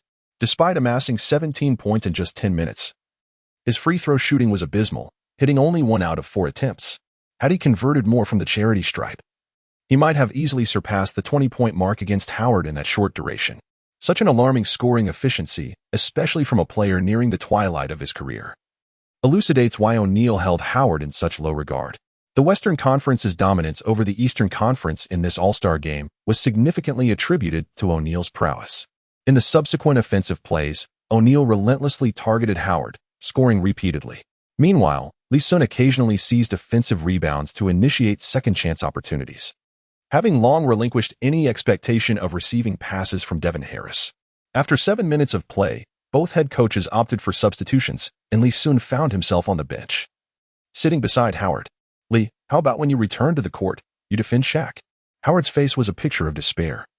He had just endured a brutal onslaught from O'Neal. Had he known he would suffer such humiliation at the hands of O'Neal, he would have vehemently declined to participate in the All-Star game, preserving his dignity. He could already envision how O'Neal would relish recounting this evening's events once he retired, using it as a means to torment him further. Lee Sun, upon hearing Howard's words, quickly shook his head. What nonsense! He did not possess any masochistic tendencies. Despite boasting an impressive attribute score of 95, the prospect of single-handedly defending against O'Neal was far from a trivial endeavor. The true limitation to O'Neal's prowess at present was his physical stamina. Within a mere 15 minutes, he still retained at least 80% of his peak strength. Lee Sun faced off against O'Neal, lacking advantages in height, strength, and weight. Unless he teamed up with Howard in a one-on-one situation, he might not be a match for O'Neal. Unfortunately, it is the All-Star game, so they cannot employ zone defense. My friend, you must endure for a while. At Shaq's age, he cannot last much longer. Moreover, I am a small forward. A small forward? Is it appropriate to have a small forward defend against Shaq? Lee Sun repeatedly reminded Howard of the fact that he was a small forward. Howard could only sigh in resignation, as O'Neal was also resting on the sidelines, likely to join the game when Howard eventually took to the court. Lee Sun remained on the sidelines until 3 minutes into the second quarter. Once again, Red Brother called him back onto the court. Alongside Lee Sun, the players included Ray Allen, Lewis, Granger, and Isolation Joe. Lee Sun exclaimed in astonishment. The presence of 5 perimeter players in this lineup is truly an eccentricity of the highest order. This predicament is, however, unavoidable. The Eastern Conference All-Star roster has long been skewed. The only true interior players are Howard and Garnett, while the point guard position is limited to Iverson and Harris. The remainder of the squad comprises solely perimeter players. Observing that none could adequately fulfill the point guard role, Lee Sun proactively assumed the responsibility himself. Whether his true intention was to monopolize the playmaking remains ambiguous. Upon receiving the inbound pass, Lee Sun gradually advanced the ball into the front court, with Paul immediately stepping up to defend. Even with a ball-handling attribute reaching 95, Lee Sun dared not underestimate Paul. Dribbling to the side, he skillfully maneuvered past Paul, inching closer to the three-point line. Utilizing his height and strength to his advantage, he forcefully created space, took a step forward, and released a mid-range jumper. Swish. The two-pointer found its mark. At this juncture, Lee Sun had successfully made 7 of 8 attempts, accumulating 14 points. Paul, with a resigned shrug, indicated his inability to counter Lee Sun's offensive prowess. As a point guard, how could he contend with the robust interior presence of Lee Sun? A peculiar dichotomy emerged. Backcourt players perceived Lee Sun as an interior player, while the true big men regarded him as a backcourt player. Lee Sun found himself in a liminal space, caught between two worlds. After 3 consecutive offensive possessions against Paul, in which he scored twice, Lee Sun began to orchestrate the offense. It was unreasonable for him to monopolize the shooting opportunities. This was an all-star game, not merely a contest for Lee Sun. With the first half still in progress, if the game continued at this pace, a victory for the East would undoubtedly secure Lee Sun the All-Star MVP. When he commenced orchestrating the offense, fans watching the game were left in awe. When had he developed such remarkable playmaking skills? Why had he never displayed them before? His passing strength and angles were nothing short of impeccable, rivaling Paul's timing. It seemed we had misjudged a matter. It was not Sun Yu who deserved the title of the Chinese magician, but rather Lee Sun. Indeed, upon closer inspection, there was a striking resemblance between Lee Sun and the legendary Magic Johnson. Could it be that Lee Sun could seamlessly transition from the point guard position to the center? As Lee Sun showcased his playmaking ability, Chinese fans marveled in disbelief. Sun Yu once claimed the title of the Chinese magician, standing at 206 centimeters, akin to Magic Johnson. And he too played predominantly as a point guard. Yet, this was merely a jest. The chasm between Sun Yu and Magic Johnson was vast, with at least one Chris Paul separating them. However, tonight, Lee Sun genuinely embodied the essence of Magic Johnson. He also stood at 206 centimeters. What characterized Johnson? He was the epitome of versatility among point guards, capable of rebounding, scoring, defending, and organizing plays across multiple positions. It appeared that Lee Sun could achieve all that Magic could, and perhaps even excelled at it. The head coach of the Western Conference All-Star team, Zen Master Phil Jackson, watched in astonishment. The prowess displayed by Lee Sun tonight was astonishingly formidable, reminiscent of the formidable trio of the Chicago Bulls. His rebounding echoed that of Rodman, his offensive prowess mirrored Jordan's, and his playmaking reflected Pippen's finesse. Even he felt a stirring excitement, should he manage to secure Lee Sun. He could confidently reignite the pursuit of a 4th consecutive championship dynasty. The multitude of stars in the Eastern Conference increasingly sensed the mounting pressure. The Pistons, bolstered by Lee Sun's emergence, had transformed into a fearsome force. As the playoffs approached, Lee Sun would undoubtedly become their most perilous adversary. With 2 minutes remaining in the first half, Lee Sun was substituted once more, having played 7 minutes in the second quarter. Bread Brother demonstrated remarkable precision in managing the game clock. Over the course of 2 quarters, Lee Sun accumulated a total of 14 minutes on the court, amassing 21 points, 8 rebounds, 6 assists, 4 blocks, and 3 steals. His 5 impressive statistics placed him at the top, with the sole exception being 1 less assist than Paul. Lee Sun gazed at the technical statistics board, his countenance devoid of any semblance of joy. His personal performance was nothing short of remarkable. However, the Eastern Conference found itself trailing by 3 points. The score stood at 67-64, with the Western Conference holding a slender lead. Should they succumb to defeat, Lee Sun would inevitably assume the role of the leader of the empty statistics brigade. In the first half, he had managed to temper his exuberance. But in the second half, he resolved to unleash his full potential. There could be no further restraint. If he continued to hold back and the Eastern Conference faced a loss, his aspirations for the MVP title would be dashed. In the second half, Iverson did not take to the court as a starter, granting Harris the opportunity to commence the game. Lee Sun harbored no expectations of Harris delivering him the ball, instead making a beeline for the basket. Wade's mid-range shot missed, but Lee Sun leapt to seize the offensive rebound. With a swift pivot, he forcefully brushed aside the approaching Kobe and scored off the backboard. A perfect score of 95 in all attributes signifies that Lee Sun's abilities are now of the highest caliber. He can employ any offensive technique at his disposal. Kobe felt as though he had been struck by a moving train, stumbling back several steps. Clutching his chest in disbelief, he gazed at Lee Sun in astonishment. Lee Sun, driven by an urgent desire to close the score gap, found himself with little time to observe Kobe's expressions as the Western Conference's offensive possession unfolded. Paul passed the ball to Nowitzki. The German sharpshooter, standing tall, launched a three-pointer. At the very moment Nowitzki released the ball, Lee Sun had already pivoted and charged towards the basket. Thud. The shot ricocheted off the rim, and Lee Sun leapt to secure the rebound. Under normal circumstances, he would have handed the ball to point guard Harris and positioned himself for the next play. However, in this moment, he could not afford such considerations. Passing to Harris? That would be akin to throwing a meat bun to a dog, an endeavor in vain. Realizing his own ball-handling prowess, he decided to take matters into his own hands. With determined strides, he surged into the front court and seized the opportunity to take a quick three-pointer before Nowitzki could settle into position. Swish! Another three-pointer found its mark. The ensuing minutes transformed into a dazzling showcase of Lee Sun's talents as he commanded the game on both ends of the court. The Lee Sun whirlwind was in full force. What were the statistics now?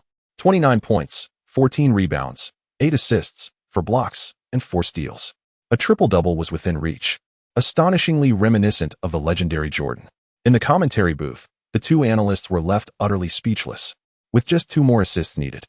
Lee Sun stood on the brink of achieving a triple-double in the All-Star game, a feat accomplished only once in NBA history by the basketball deity, Jordan, who had achieved a modest triple-double of 14 points, 11 rebounds, and 11 assists.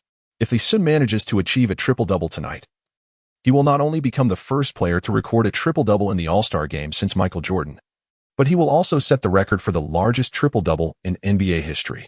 Inside the TNT commentary booth, both Charles Barkley and Kenny Smith were left utterly astonished. Lee Sun's dominance on both offense and defense is unprecedented. It is something they have never encountered before. Two veterans, who have been in the league for decades, have never witnessed such an astonishing rookie. Just as everyone is left in astonishment, Lee Sun drove towards the basket, pushing aside Duncan, and passed the ball to his side where Howard awaited. Upon receiving the pass, Howard was momentarily taken aback. After all, Lee Sun could have effortlessly executed a thunderous dunk himself, considering that Duncan exhibited not the slightest intention of defense. It soon became clear to Howard the intention behind Lee Sun's decision. Lee Sun seems to be aiming for an assist. With this thought in mind, Howard did not hold back. He seized the ball and executed a powerful dunk, channeling his frustration from being overwhelmed by O'Neal. The pass was exquisite. Howard gave Lee Sun a thumbs up. Why not play like this earlier? Perhaps his statistics wouldn't be so dismal. The dunk was magnificent. Lee Sun did not forget to engage in some mutual admiration. Everyone is beautiful, truly beautiful. Howard burst into laughter, finally experiencing the joy of basketball that evening. 9 assists. Just 1 more assist, and Lee Sun would become the first player since Jordan to achieve this feat. Everyone eagerly anticipated the moment of Lee Sun's next assist. Lee Sun did not keep them waiting for long. In the subsequent defensive possession, Huang Mamba's layup failed, and the rebound was seized once more by the flying Lee Sun. It seemed like a mere echo of the previous play.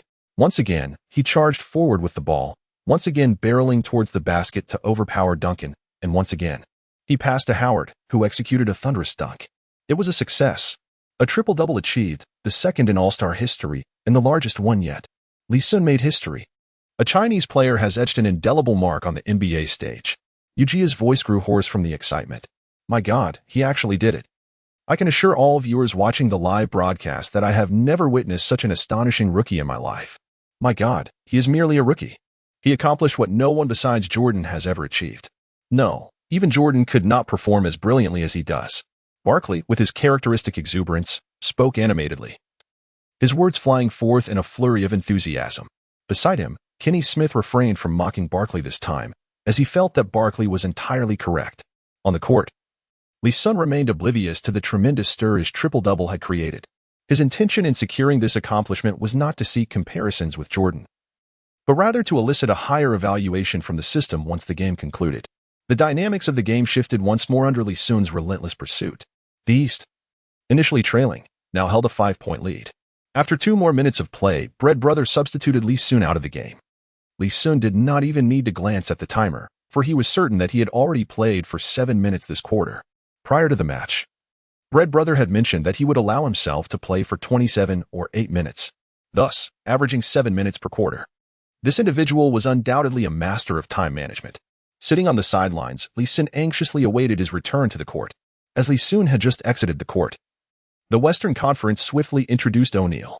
Upon his arrival, O'Neal wreaked havoc beneath the basket, once again robbing Howard of his joy. The Western Stars united in their efforts, reclaiming and extending their lead. Under ordinary circumstances, this year's All-Star game would see the West triumph by a margin of 30 points, leaving Lee Sun and others to mend the gaps upon their entry. When the Eastern Stars witnessed Lee Sun achieving a triple-double, they understood that the MVP title was entirely out of their reach. Even if the East were to win, they could never rival Lee Sun's prowess. Thus, the match devolved into mere entertainment, devoid of any defensive intensity. This further facilitated the Western offense, resulting in a relentless surge of scoring. Lee Sun was in a state of anxious urgency, fearing that the deficit had become insurmountable. With merely 7 minutes remaining in the match, the time management maestro Mike Brown meticulously timed Lee Sun's entry onto the court. At that juncture, the Western Conference held a commanding lead of 118 to 101, a staggering 17-point margin. It appeared that the Eastern Conference was on the verge of defeat, unless the Western team decided to ease their momentum, which might afford the East a glimmer of hope. Regrettably, with the indomitable Kobe, who had his sights set firmly on the MVP title, within their ranks, the Western squad was unlikely to relent. Upon his immediate entrance, Lee Sun missed a shot, and with less than 7 minutes left, this was far from an encouraging development for the Eastern Conference as they endeavored to close the gap. Lee Sun took a deep breath, forcing himself to remain composed. At this moment, he must not allow himself to become flustered. If he did, the coveted All-Star MVP would slip irretrievably from his grasp. O'Neal had played 13 minutes tonight and had now exited the game, likely not to return. This was fortuitous news for Lee Sun. If O'Neal retained any stamina, he would be an unparalleled force in one-on-one situations. Fortunately, Yao Ming from the West had little interest in the All-Star game. Otherwise, he could easily dominate the Eastern Conference's interior defense. O'Neal could overpower Howard, and Yao Ming could similarly eclipse Howard. Observing Howard, one might conclude he was utterly inept, as if anyone could easily best him. Yet, Howard was not as lacking as he appeared. After all, he was hailed as the only player in the league capable of being exchanged for LeBron James. Moreover, Howard possessed an unexpected advantage. He could contend with Duncan. It is indeed absurd that Duncan could engage in fierce battles with O'Neal during the playoffs and hold a favorable record against Yao Ming throughout his career. Yet he could not find a way to subdue Howard. In their encounters, Howard had a slight edge. Bang! LeBron once again missed a mid-range shot, and Lee Sun seized the rebound over Roy's head. At this juncture, Lee Sun's sole objective was to stabilize the situation and narrow the point gap as much as possible. As time ticked away, his efforts bore fruit, gradually closing the gap between the two teams.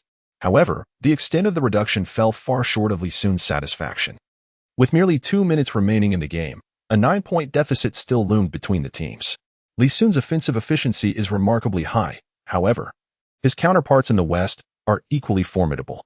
Bridging the original 17-point gap is no simple feat. Continuing to expend energy in this manner is untenable. It is imperative to commence shooting three-pointers.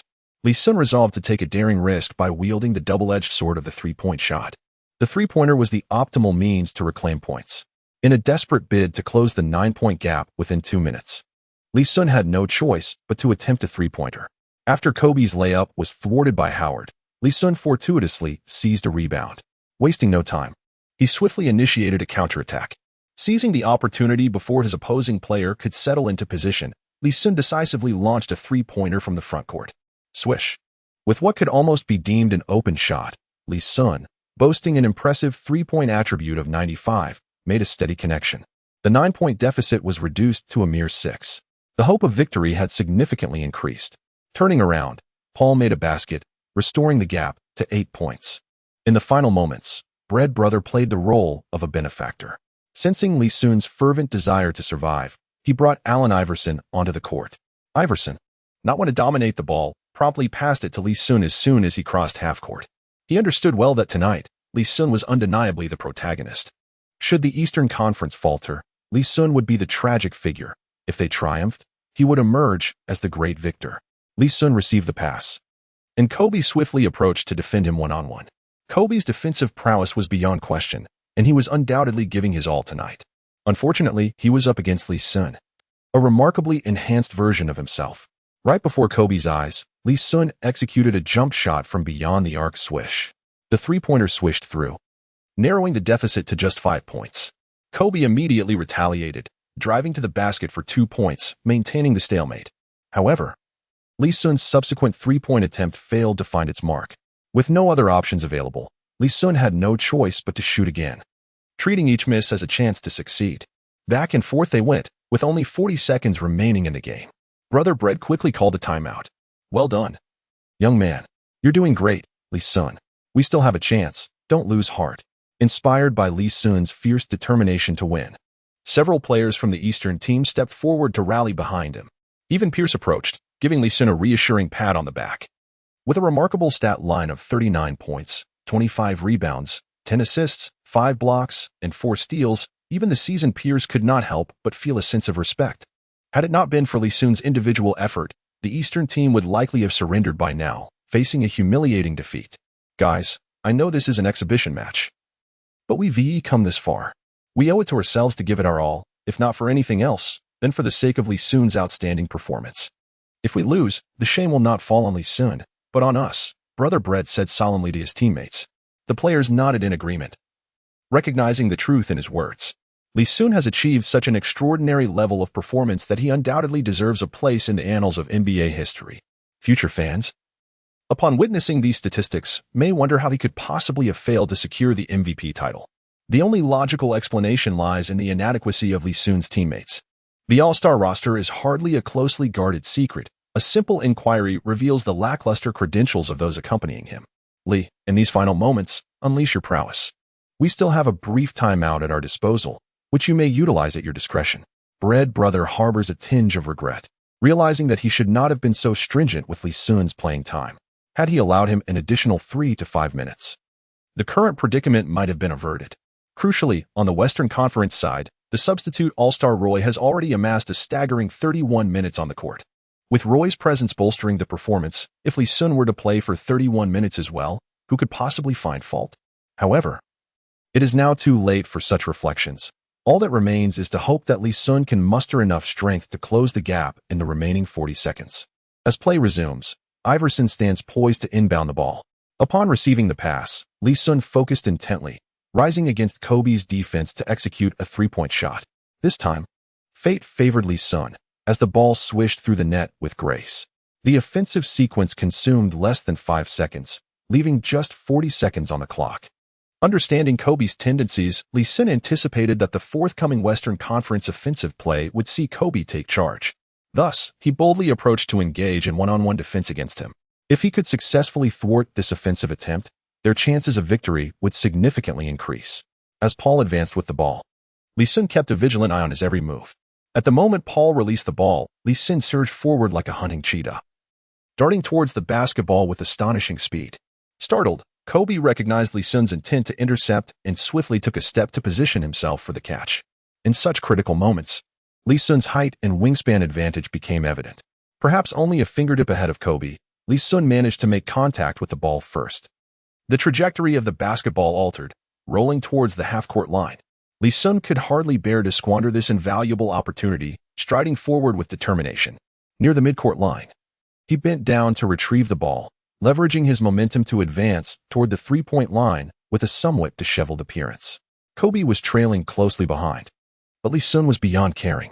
Once again, he attempted a pull-up three-pointer. Bang! The shot clanged off the rim. However, at the moment of his release, Lee Sun had already prepared for both outcomes. If the three-pointer succeeded, it would be a cause for celebration.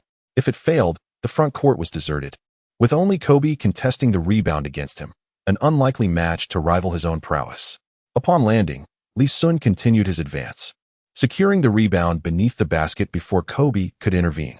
Kobe was nearly driven to the brink of fury, forced to watch as Lee Sun seized the rebound and executed a thunderous dunk. The audience felt their hearts racing as if they were witnessing a Game 7 of the finals. With Lee Sun's emphatic dunk, the point differential was reduced to a mere 2. The outcome of this encounter became increasingly enigmatic. With a remarkable tally of 5 points, 1 rebound, and 1 steal, Lee Sun's overall statistics soared to 44 points, 26 rebounds, 10 assists, 5 blocks, and 5 steals. Words failed to encapsulate the sheer terror of such figures. Even if Lee Sun ultimately fell short, unable to lead his team to victory over the West, his performance would still immortalize him in the annals of the game. With just 2 points separating the teams, the audience held their breath, anxious not to miss the climactic moments unfolding. Even the commentators in various broadcasting rooms were nervously rubbing their hands, a sensation unfamiliar to them despite countless All-Star games they had narrated. With only 27 seconds remaining and the West holding possession, Brandon Roy, eager to prove himself, charged toward the basket. After a night of pent-up frustration, Dwight Howard finally displayed his grit, swatting Roy's layup away. The ball rolled towards midcourt, where Allen Iverson promptly seized it, exercising caution. It was only when Lee Sun arrived at the front court that Iverson passed the ball to him. Lee Sun glanced up at the timer on the scoreboard. Only 17 seconds remained until the conclusion of the match. The score difference was a mere 2 points, and it was still their possession. The situation had turned increasingly favorable for the Eastern team. Lee Sun did not rush into an offensive maneuver. Instead, he meticulously controlled the ball, allowing time to wane. It was not until the final 5 seconds that he made his move. Ignoring the defender before him, he executed a step-back three-pointer. At the very moment the ball was released, Lee Sun employed the same tactic once more, charging towards the basket. He was prepared for both possibilities. Should the three-pointer succeed, the deficit would vanish, leaving the Eastern Conference with a 1-point lead. Conversely, if the shot failed, he would secure the offensive rebound and attempt a strong 2-point shot, extending the game into overtime. It is not uncommon for All-Star games to proceed into overtime, and there have even been memorable instances of double overtime. In 2003, Michael Jordan's final All-Star appearance was marked by a double overtime thriller. As Lee Sun barreled towards the basket, Dwight Howard had already established his position, poised to seize the rebound. However, upon noticing Lee Sun, Howard reconsidered his approach. He refrained from contesting the rebound, fully aware that Lee Sun's success rate for a follow-up offensive attempt far surpassed his own. Before the ball could touch the ground, Lee Sun deftly snatched it up. Kobe could hardly bear the thought of his hard-earned victory being snatched away by Lee Sun. Everyone knew Lee Sun was poised for a second offensive attempt, prompting Kobe to position himself directly in front of Lee Sun. Lee Sun made his move. He leapt high into the air, releasing a jump shot from less than 3 meters away from the hoop. At that moment, Kobe also sprang into action, striving to block Lee Sun's attempt. Thud. Swish. After a muffled sound, the crisp sound of the basketball swishing through the net followed. Lee Sun's mid-range jumper found its mark, securing 2 points and effectively leveling the score. 131-131, the match was tied. The audience collectively exhaled, realizing that overtime was now imminent. What had initially seemed like a one-sided contest was now drawn into an extension, thanks to Lee Sun's sheer determination. Just as the spectators began to relax, the referee's whistle pierced the air, signaling a defensive foul against Kobe. Lee Sun was granted an additional free throw opportunity. The hearts of the fans raced once more, pounding with anticipation. Only a fleeting second remained on the clock. At this critical juncture, Lee Sun was awarded a chance to shoot from the free throw line. Should he succeed, the Eastern team would clinch victory.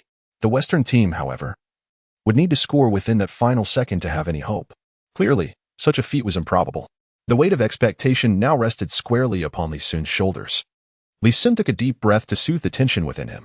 He could hardly claim to be overly anxious. Had his free throw attribute not improved and remained around 80 points, he would undoubtedly be on edge. An 80 success rate implies a 1 in 5 chance of missing. Coupled with anxiety, the likelihood of failure could increase even further. However, with an impressive overall score of 95, Lee Sun truly did not believe his fortune could falter to such an extent. Kobe was currently in discussion with the referee, asserting that his previous defensive maneuver had not constituted a foul. The referee shrugged, affirming that he was neither blind nor deaf. He had witnessed the foul play and heard the contact. Thus the call was entirely justified. Lee Sun strode directly to the free throw line. Taking a deep breath once more, he received the ball from the referee and gently pushed it forward. Swish. It found nothing but net. The ball went in, granting the Eastern Conference a 1-point lead. 132-131. With only a fleeting second remaining, Kobe attempted a long-range three-pointer from the backcourt. Alas, he lacked the elixir of three-point accuracy. The ball failed to even graze the rim. Buzz.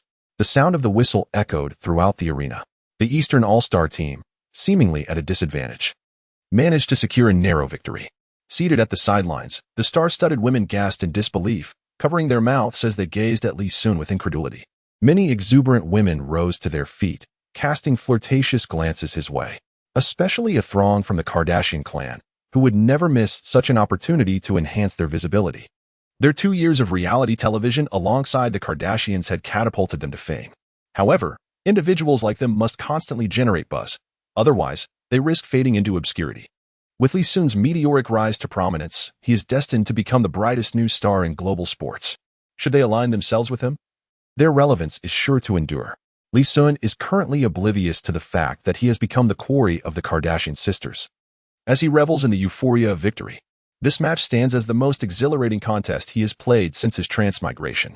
With an unprecedented surge in his attributes, Lee Sun transformed into a deity on the court, effortlessly commanding 5 exceptional statistics, rendering him invincible. His final tally for the game reads 47 points, 27 rebounds, 10 assists, 5 blocks, and 5 steals. The selection for this year's All-Star MVP is unequivocally his. A flawless performance. With this singular display, he has secured his place among the elite stars of the league. Allen Iverson, brimming with excitement, leapt onto Lee Sun's back, vociferously celebrating as if he were the one who had just won the MVP. Congratulations, my boy. You have delivered a performance that I shall never forget. Paul Pierce, initially critical of Lee Sun's playing time, now finds himself in admiration of the young prodigy, acknowledging that such a rising star cannot be dismissed. The Eastern Conference's veteran trio, LeBron James, Dwayne Wade, and Dwight Howard, each approached Lee Sun to embrace him, their eyes open to the extraordinary talent before them. A second-round pick, drafted 59th, has played merely 6 or 7 games and has already made the All-Star roster. Yet, the most astounding aspect is that this rookie has emerged as the centerpiece in a constellation of stars. In the TNT commentary room, Charles Barkley and Kenny Smith prepared to extol Lee Sun's remarkable achievements. A staff member approached, presenting Barkley with a hefty stack of papers. After a cursory glance, Barkley flipped through a few pages, his expression morphing into one of bewilderment. "Director, are you jesting with me? Is this an extensive list of records shattered by Lee Sun tonight?" Barkley, uncertain whether his astonishment was genuine or merely for show, pounded the table and stood up. Kenny Smith, intrigued, took the stack and soon wore a wry smile of disbelief. "This is astounding. This substantial collection of papers still radiates the warmth and scent of fresh ink, indicating it was just printed. Each page details the records Lee Sun has broken tonight, the previous record holders, and the dates. Though we are professional commentators, it is impossible for us to be intimately familiar with every record, necessitating the director's assistance in compiling this information. Yet tonight, it feels less like an organized briefing and more akin to being handed a tome. Ahem. Dear viewers, even if I suspect our director is playing a prank on me, for the sake of that meager salary, I must relay this astonishing information to you. It is simply sensational. This undoubtedly ranks as the most extraordinary event of this season." Barkley meticulously organized the sheets and began to read from the first. To begin, Lee Sun has shattered Wilt Chamberlain's All-Star single-game scoring record from 1962, elevating it from 42 points to 47. My goodness, this record stood for 47 years, and tonight, Lee Sun has eclipsed it. Is that not terrifying? I feel as though this is divine intervention. After Barkley's proclamation, many viewers felt a shiver run down their spines, as it seemed to suggest that this occurrence was no mere coincidence, but rather a manifestation of divine will. Next, Lee Sun equaled the single-game rebounding record, also set in 1962 by the rebounding machine Bob Pettit, with a remarkable 27 rebounds. I am witnessing history. 2 records from 47 years ago, 1 broken and 1 matched. Good heavens, I was even born 47 years ago. Barkley continued to express his astonishment as he reviewed Lee Sun's statistical performance, initially perceiving it as a dreamlike feat, unaware of its sheer significance. Following the first 2 pages, Barkley delved into the subsequent records. The second triple-double in NBA history, and the largest one recorded. Lee Sun is the first since Jordan to achieve this. He also holds the record for the second instance of a 40-20 game, being the first since Chamberlain. Moreover, he surpassed Dikembe Mutombo's record from 2001 for the least playing time while scoring over 20 points and grabbing 20 rebounds. I recall that Mutombo achieved 22 rebounds in 28 minutes, and tonight, Lee Sun played exactly 28 minutes. Lee Sun's block statistics, tied with Hakeem Olajuwon and Patrick Ewing, ranks second in All-Star history, trailing only Kareem Abdul-Jabbar's 6 blocks. He surpassed Ray Allen's record of 11 three-point attempts in a game by attempting 12, and also exceeded Allen's 5 three-pointers by sinking 6. The records continued to accumulate: most attempts, most makes, most attempts per quarter, most makes per quarter, three-point attempts per quarter, three-point makes per quarter, and scoring per quarter. Due to the lack of distinction between offensive and defensive rebounds in Petit's era, Lee Sun also shattered the records for both single-game offensive and defensive rebounds. His steals, ranking 4th in history behind Rick Barry, Kobe Bryant, and Dwayne Wade, added to the impressive tally. Barkley's words flowed rapidly as he recounted the records, his mouth nearly smoking from the effort. Eventually, he finished reciting the astonishing achievements, while Kenny Smith diligently took notes. Mamma mia, thank you, Lee Sun, for enlightening me to the plethora of records that exist in the NBA. Smith noted, I recorded a total of 18 records broken, equaled, or entered into the top 3 in history.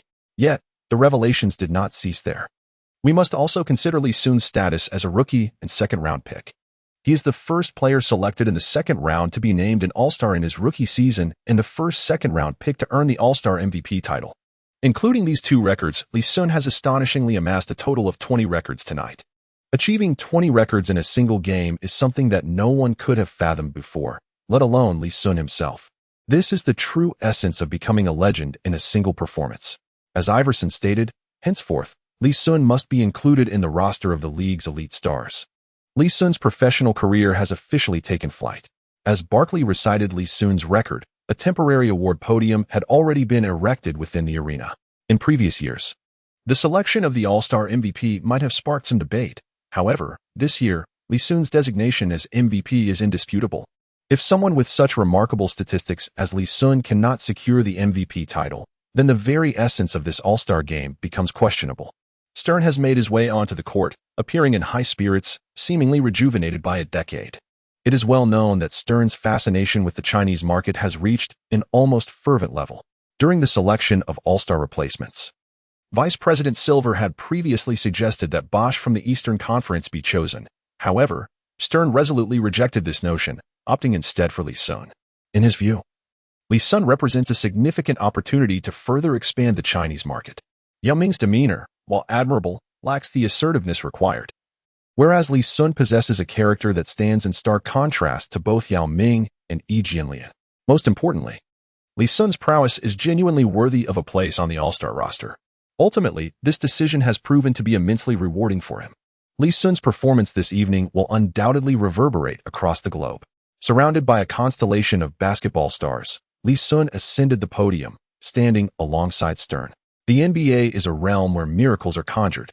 We have borne witness to the rise of numerous rookies and even undrafted players, such as Lee Sun's predecessor with the Pistons, Ben Wallace. This evening has undeniably affirmed my assertion. In the NBA, anything is possible. Congratulations to Lee Sun for being awarded the MVP of the 2008-2009 All-Star Game. After a moment of heartfelt sentiment, Stern, beaming with joy, presented the trophy to Lee Sun. Lee Sun's hands trembled slightly as he cautiously accepted the trophy, a tempest of emotion swirling within him. In just a month's time, he had successfully attained his first prestigious honor, marking a remarkably perfect beginning to his professional career. At the moment Lee Sun cradled the trophy, Yao Ming, who had remained in attendance, felt his eyes moisten with emotion. After years of anticipation, someone had finally taken up his banner. Simultaneously, millions of fans across China erupted with fervor as Lee Sun secured the first significant accolade for a Chinese player in the NBA. While Yao Ming had garnered some honors himself, they were largely inconsequential. Aside from his All-Star appearances, he had only 2 monthly awards, a few All-NBA second and third team selections, and a spot on the All-Rookie first team. The prestige of being named to the second or third All-NBA team is indeed substantial, particularly the second team, which can rival the significance of an All-Star MVP. However, it is not the MVP, which signifies the player who performed best on the court. In Chinese culture, the notion of striking the jackpot is cherished, and tonight, Lee Sun had indeed hit the jackpot. Astonishingly, he had shattered Wilt Chamberlain's record. Yes, the record set in 1962. What a revelation. 1962? Why does that year seem so familiar? Wasn't that the year of the Battle of Delhi? Enthusiastic discussions erupted among Chinese fans, inadvertently dragging India into the conversation. In the eyes of all fans, Chamberlain is the king of records.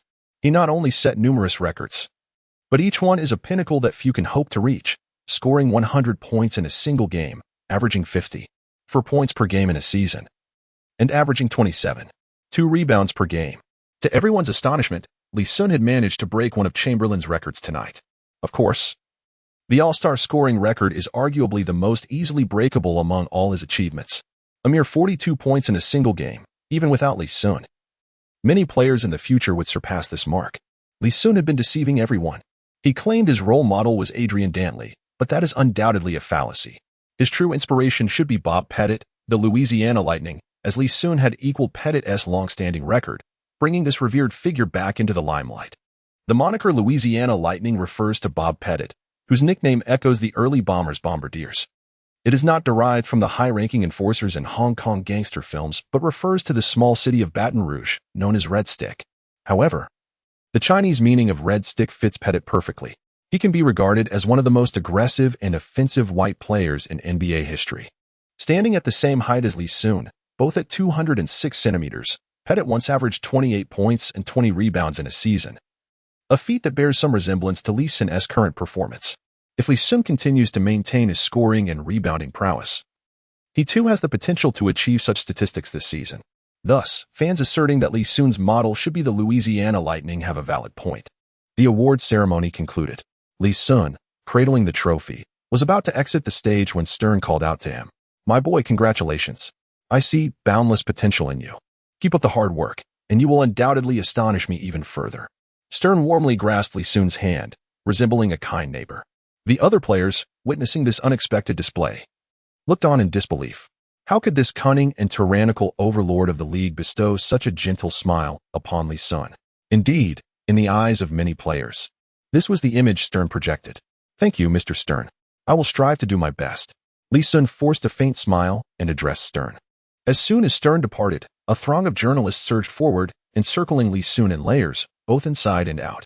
Lee Sun selected several questions and provided succinct answers, allowing him to extricate himself. Just as he prepared to return to the dressing room to share his joy with Iverson, he was unexpectedly confronted once more. The three sisters of the Kardashian family, Khloe, Kim, and Kourtney, blocked his path. Upon seeing these three women, Lee Sun instantly comprehended the reason for their family's immense popularity in America. For those with a penchant for mature women, Khloe would undoubtedly be their choice. Those who favor voluptuous figures would surely be drawn to Kim. And for those who appreciate intellect, Kourtney would meet their criteria. In any case, one could always find a type that suits their preferences. "Hey, Lee, would you care to invite us for a drink tonight?" Kim Kardashian pouted her luscious lips and leaned toward Lee Sun. Lee Sun hastily retreated several steps. For even the most formidable players on the field could not compel him to such an extent. In 2007, Kim Kardashian's infamous video captivated the entire internet. And Lee Sun had no desire to become entangled with this woman, nor did he wish to be related to Kanye West. Khloe is currently engaged to Lamar Odom and is soon to be wed, which renders her somewhat reserved. Furthermore, Lee Sun had no intention of placing a metaphorical green hat upon Odom, lest he become the target of Odom's wrath. As for Kourtney, her appearance did not align with Lee Sun's aesthetic preferences. The only member of the Kardashian clan that he might find acceptable is perhaps Kendall Jenner, regrettably. She is merely 14 years old. Ladies, let us defer this for another day. Today has proven to be exceedingly exhausting. Lee Sun politely declined the advances of the three women. "All right, here is my number. I await your call with great anticipation for our rendezvous." The exuberant Kim Kardashian, swaying her ample curves, stepped forward and handed Lee Sun a crumpled note. Lee Sun caught it effortlessly without even glancing. He then hurriedly dashed towards the changing room. The sight of Kim Kardashian incessantly conjured images from intimate films in his mind, which he found increasingly difficult to withstand. Observing Lee Sun's hasty retreat, the Kardashian sisters erupted into peals of laughter. Upon reaching the entrance of the locker room, Lee Sun casually discarded the note bearing his number into a nearby trash bin. Were he not a time traveler, it would be difficult for a young man of merely 20 to resist such temptation. As Qian Zhengshu aptly stated, an 18 or 19-year-old boy without a girlfriend often harbors fantasies about women that could rival the number of concubines in an emperor's palace. And the impurities of his thoughts may at times resemble those of a public restroom. It is likely that Lee Sun would have called Kim Kardashian that very night, leading to some unspeakable events, which would later be captured by paparazzi and splashed across tabloid headlines, plunging his life into utter tragedy. Yet, as a time traveler. The experiences from his previous life rendered him impervious to such pitfalls. More importantly, he feared the ridicule of his fellow countrymen. Standing at the threshold, Lee Sun boldly pushed the door open and entered the locker room. At that moment, the system's notification chime echoed once more. Congratulations, host. You have been awarded the All-Star MVP, achieving an S-level accomplishment and earning an S-level lottery opportunity. Congratulations, host. In the All-Star game, you scored 47 points, secured 27 rebounds, delivered 10 assists, made 5 blocks, and recorded 5 steals, surpassing expectations and earning an S-level lottery opportunity. Would you like to proceed with the draw now? Lee Sun's eyes were nearly bulging with excitement. An opportunity for an S-level lottery draw, and there was even an S-level? Initially, Lee Sun believed that the highest tier of the system's reward lottery was S-level. He never anticipated the existence of an S-level above it. Could there possibly be an S-tier as well? The first lottery draw yielded the Cincinnati Royal rebounding technique, which can be regarded as the cornerstone of Lee Sun's endeavors. An S-level skill is already remarkably potent. Lee Sun could hardly fathom what this S rank could possibly bestow upon him. Could it potentially elevate him to the pinnacle of success in an instant? Or perhaps grant him a permanent enhancement of all attributes to a remarkable 95 points? The anticipation was palpable. Lee Sun eagerly commenced the lottery. Setting aside the allure of the S grade, the S grade alone was sufficiently enticing. Should he acquire an S grade skill, provided it is not a rebounding skill, it would undoubtedly elevate Lee Sun's prowess to new heights. He initiated the draw for the S grade reward. The golden pointer began to spin, and Lee Sun maintained a relatively calm demeanor. This was largely due to his enhanced strength. Having already made a name for himself, even if his abilities were to stagnate from this point forward, securing a maximum salary with the Pistons would pose no challenge. While drawing something exceptional would certainly bring joy, failing to do so was hardly cause for despair. Congratulations to the host. You have drawn an S-grade attribute equipment, the lucky shorts of the basketball god. When worn, these shorts will further enhance mid-range shooting attributes by an additional 5 points on top of existing skill enhancements. Moments later, a pair of basketball shorts emblazoned with the words Tar Heel from the University of North Carolina appeared before Lee Sun. Lee Sun was left in a state of bemusement, as the shorts he encountered were likely the very uniform worn during Michael Jordan's collegiate days. It is rumored that the superstitious Jordan would don a pair of these university shorts beneath his Bulls jersey for every game, treating them as his good luck charm. Lee Sun secretly rejoiced, feeling fortunate that the attire was merely virtual. Otherwise, if he were to don a pair of Jordan shorts in reality, he might stir up an unexpected commotion. He could easily be perceived as a creepy fanatic obsessively infatuated with Jordan. After all, it was classified as S-rank, a distinction of exceptional nature. Lee Sun expressed immense satisfaction with the outcome of the lottery. Although the increase of merely 5 points in his mid-range shooting attribute may seem insignificant, it is noteworthy that this enhancement is built upon an existing skill bonus, elevating Lee Sun's proficiency to new heights. When the Isolation Demon effect is activated, his mid-range shooting attribute reaches an impressive 92 points. This level of skill generally places him between an all-star reserve and a starting player. Achieving 95 points would undoubtedly position him among the elite in the league, ranking within the top 3. With the addition of Jordan S. Lucky Shorts, when the Isolation Demon is triggered, Lee Sun's mid-range shooting attribute soars to an astonishing 97 points. Although the system does not explicitly state it, Lee Sun surmises that the attribute ceiling is likely 100 points. If we consider Jordan's shooting ability to be 99 points, then this 97-point mid-range shooting capability is indeed formidable. At the very least, no current player in the league can match this standard. The S-tier reward has brought Lee Sun great contentment, and now he anticipates the most alluring S-tier reward. This time, the pointer is not merely golden. It has transformed into a dazzling diamond. The pointer spins with remarkable speed, and Lee Sun patiently awaits the outcome. After approximately 1 minute, the pointer comes to a halt. Lee Sun observed the pointer halting at the potion slot, and a wave of disappointment washed over him. Moments ago, during the S-level lottery, he remained unfazed. However, now, facing the S-level, his greatest anticipation lay in acquiring a skill. The potency of potions was indeed formidable. Whether it was the 3-point guaranteed hit potion he obtained initially or the overwhelming all-star potion he secured this time, both had allowed Lee Sun to shine brightly. Alas, potions were ultimately consumable. While they brought fleeting exhilaration, they could never compare to the enduring value of a skill. Congratulations, host. You have drawn the S-level potion, One Trick Wonder. One Trick Wonder, Upon use, the host may designate any single attribute to be elevated to 97 points, with the effect being a permanent enhancement.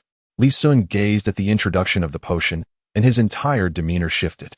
This concoction was nothing short of extraordinary, truly deserving of its S grade. Remarkably, it offered a permanent effect rather than the previous one-time use. Although it could enhance only a single attribute, it could elevate it to an astonishing 97 points, the impact of which was profoundly impressive. Reaching 97 points in any attribute would place one at the pinnacle of the league. Given that his mid-range shooting attribute could now attain 97 points, it was clear that he should refrain from enhancing that particular skill. What then should he choose to elevate? Lee Sun was immediately filled with concern. Such a precious item was not to be used recklessly. Perhaps this was the only opportunity in his lifetime to acquire such a high-grade potion. Opening the attribute viewer, Lee Sun glanced at his own attributes. Offensive, defensive, and rebounding abilities could all be enhanced through skills. Lee Sun decided to temporarily set aside these attributes. He focused his attention on the three fundamental attributes of strength, speed, and agility. Lee Sun's height, wingspan, and weight are certainly not impressive for the power forward position, as he is rather diminutive.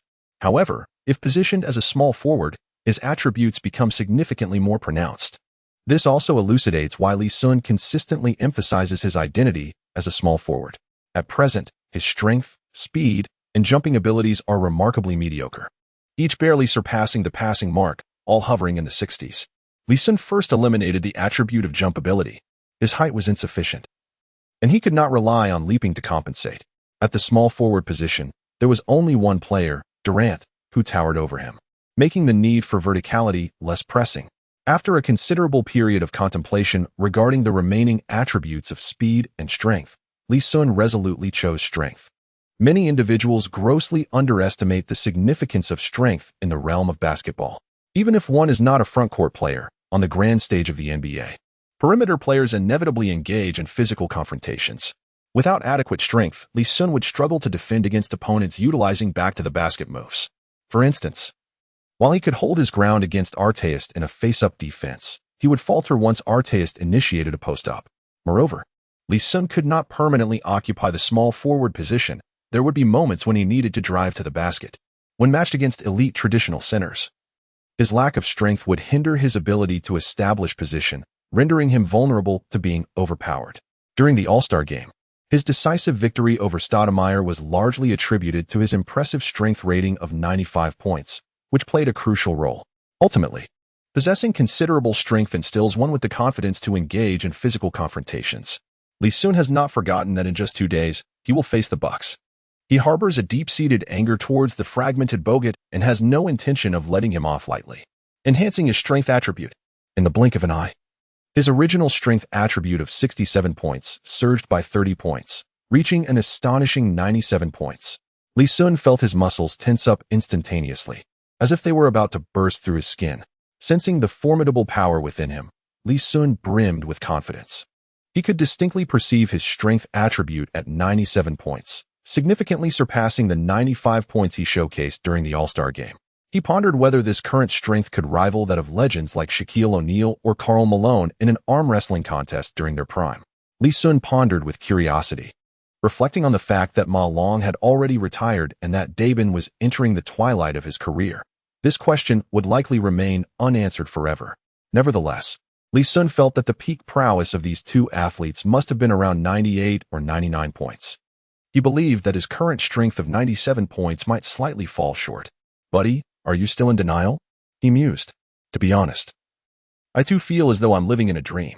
Allen Iverson, noticing Lee Sun standing in a daze for several minutes, approached him with a teasing remark. Lee Sun scratched his head, pondering. "Allen, it truly feels as though I am in a dream. However, the reason this dream has materialized is largely due to your contribution." This was not merely a platitude from Lee Sun. Without the support of Iverson, he might have struggled to secure the MVP title. Firstly, he would not have been able to achieve the requisite 28 minutes on the court. More likely, he would have played a mere 17 or 18 minutes like other substitutes. While Lee Sun's statistics may still have been impressive, how could the Eastern team triumph? "Enough with the sentimentality," Iverson interjected. "Mr. Dumars was looking for you. He attempted to reach you but was unsuccessful, which is why he contacted me. You should return his call promptly." Lee Sun gave it little thought, considering that perhaps Dumas wished to extend his congratulations. Hey, buddy, congratulations on delivering a historic performance. However, we urgently require your swift return to Detroit. It seems Dumas has an urgent matter at hand. Lee Sun felt perplexed. Mr. Dumas, is something amiss? Not at all, Dumas replied. The trading market is about to close, and we wish to execute a transaction to strengthen the team's roster before it does. As the unequivocal cornerstone of our Pistons, I believe your presence at this meeting is essential. When he had previously signed the $4 million contract, Dumas had referred to Lee Sun as the core of the Pistons. However, the term core he used then differs significantly from the unequivocal cornerstone he now employs. A team can have multiple cores, such as offensive and defensive leaders. But there exists only one unequivocal cornerstone, the foundational pillar of the team and its absolute leader. Now, with an impeccable performance in the All-Star game, Lee Sun had completely won over Dumas, solidifying his status within the Pistons. Upon hearing that he was to participate in such a meeting, Lee Sun immediately felt a surge of interest. As a time traveler, who could better assess the value of a transaction than he? It was now mid-February, with 2 months remaining until the playoffs. Before Lee Sun's rise, it is likely that Dumas did not anticipate any significant achievements for the Pistons this year. After all, the team was comprised of a group of veterans whose reputations were notable, yet their abilities had long since waned from their prime. However, with Lee Sun now showcasing his extraordinary dominance, Dumas and the Pistons management have begun to reconsider their prospects. Seizing this final opportunity, they are intent on fortifying the team. Perhaps this year, the Pistons hold a glimmer of hope in their quest for the championship. After a brief conversation with Iverson, it was revealed that Iverson wished to remain in Phoenix, cherishing the chance to reminisce with old friends like Kobe. Lee Sun had no choice but to return to Detroit alone. Upon boarding the direct flight to Detroit that evening, he disembarked the following morning and was promptly escorted by team staff to Dumas' office. Dumas, Michael Curry, and several high-ranking executives were already present. Lee, please take a seat. Tonight, we will hold a press conference for you, followed by a celebration dinner. But first, let us discuss potential trades for strengthening the team. Dumas urged Lee to sit down. Lee, which area do you believe requires our immediate reinforcement? Coach Curry inquired directly. All eyes turned to Lee, eager to hear his thoughts on the team's aspirations. Lee Sun pondered thoughtfully, his fingers brushing against his lips. The Pistons' lineup was, in fact, quite commendable. It possessed all the essential elements. If one were to speak of fortification, acquiring legends such as Kobe, LeBron, Durant, alongside Wade, Howard, and Yao Ming would constitute a genuine enhancement. Otherwise, engaging in trivial matters seemed rather pointless. As a mere novice, I shall simply listen to your deliberations. Please, make the decisions. Lee Sun decided to first gauge the opinions of the executives before making a decision. I believe our immediate priority is to acquire a point guard. Allen's defense poses a significant concern. As we approach the playoffs, I worry that opponents will exploit this weakness. The team's vice president, Kazik, expressed his thoughts on the matter. Lee Sun furrowed his brow. Who is this person that has suddenly appeared to propose a trade for Iverson right off the bat? Even though Lee Sun recognized that this individual was not entirely misguided, he could not shake off the displeasure brewing within him. In moments like these, he could not afford to feign ignorance. If he continued to do so, he would risk losing Iverson, leaving him with no one to turn to for recourse. This simply would not do. We need a seasoned veteran like Allen. Moreover, I have grown accustomed to partnering with Allen. Switching to someone else would be a challenge. Lee Sun resolutely dismissed the notion of trading Allen Iverson. Kazik offered an awkward, bitter smile, for Lee Sun's excuse was patently feeble. Experienced veterans? The Pistons are certainly not lacking in seasoned players. Is Iverson's experience truly more profound than that of Hamilton, a champion of the finals? Clearly, Lee Sun simply did not wish for the team to part ways with Iverson. Kazik decided to forego the topic altogether. In essence, their meeting was merely an endeavor to assist Lee Sun. Lee Sun remained silent. Their words were futile. Michael Curry nodded, well aware that after spending so much time with the players, he could not possibly be oblivious to the fact that Lee Sun regarded Iverson as a big brother. I believe the focus should be directed towards the interior, particularly the center position. At this point, Lee Sun is fully capable of permanently occupying the small forward position. We could leverage Prince and include some assets to trade for a talented interior player in their prime. After Michael Curry finished speaking, he glanced at Lee Sun and, seeing no signs of dissent, felt a sense of relief. Although Lee Sun did not explicitly express his opposition, he harbored reservations about the proposed trade. Prince is undoubtedly an undervalued player.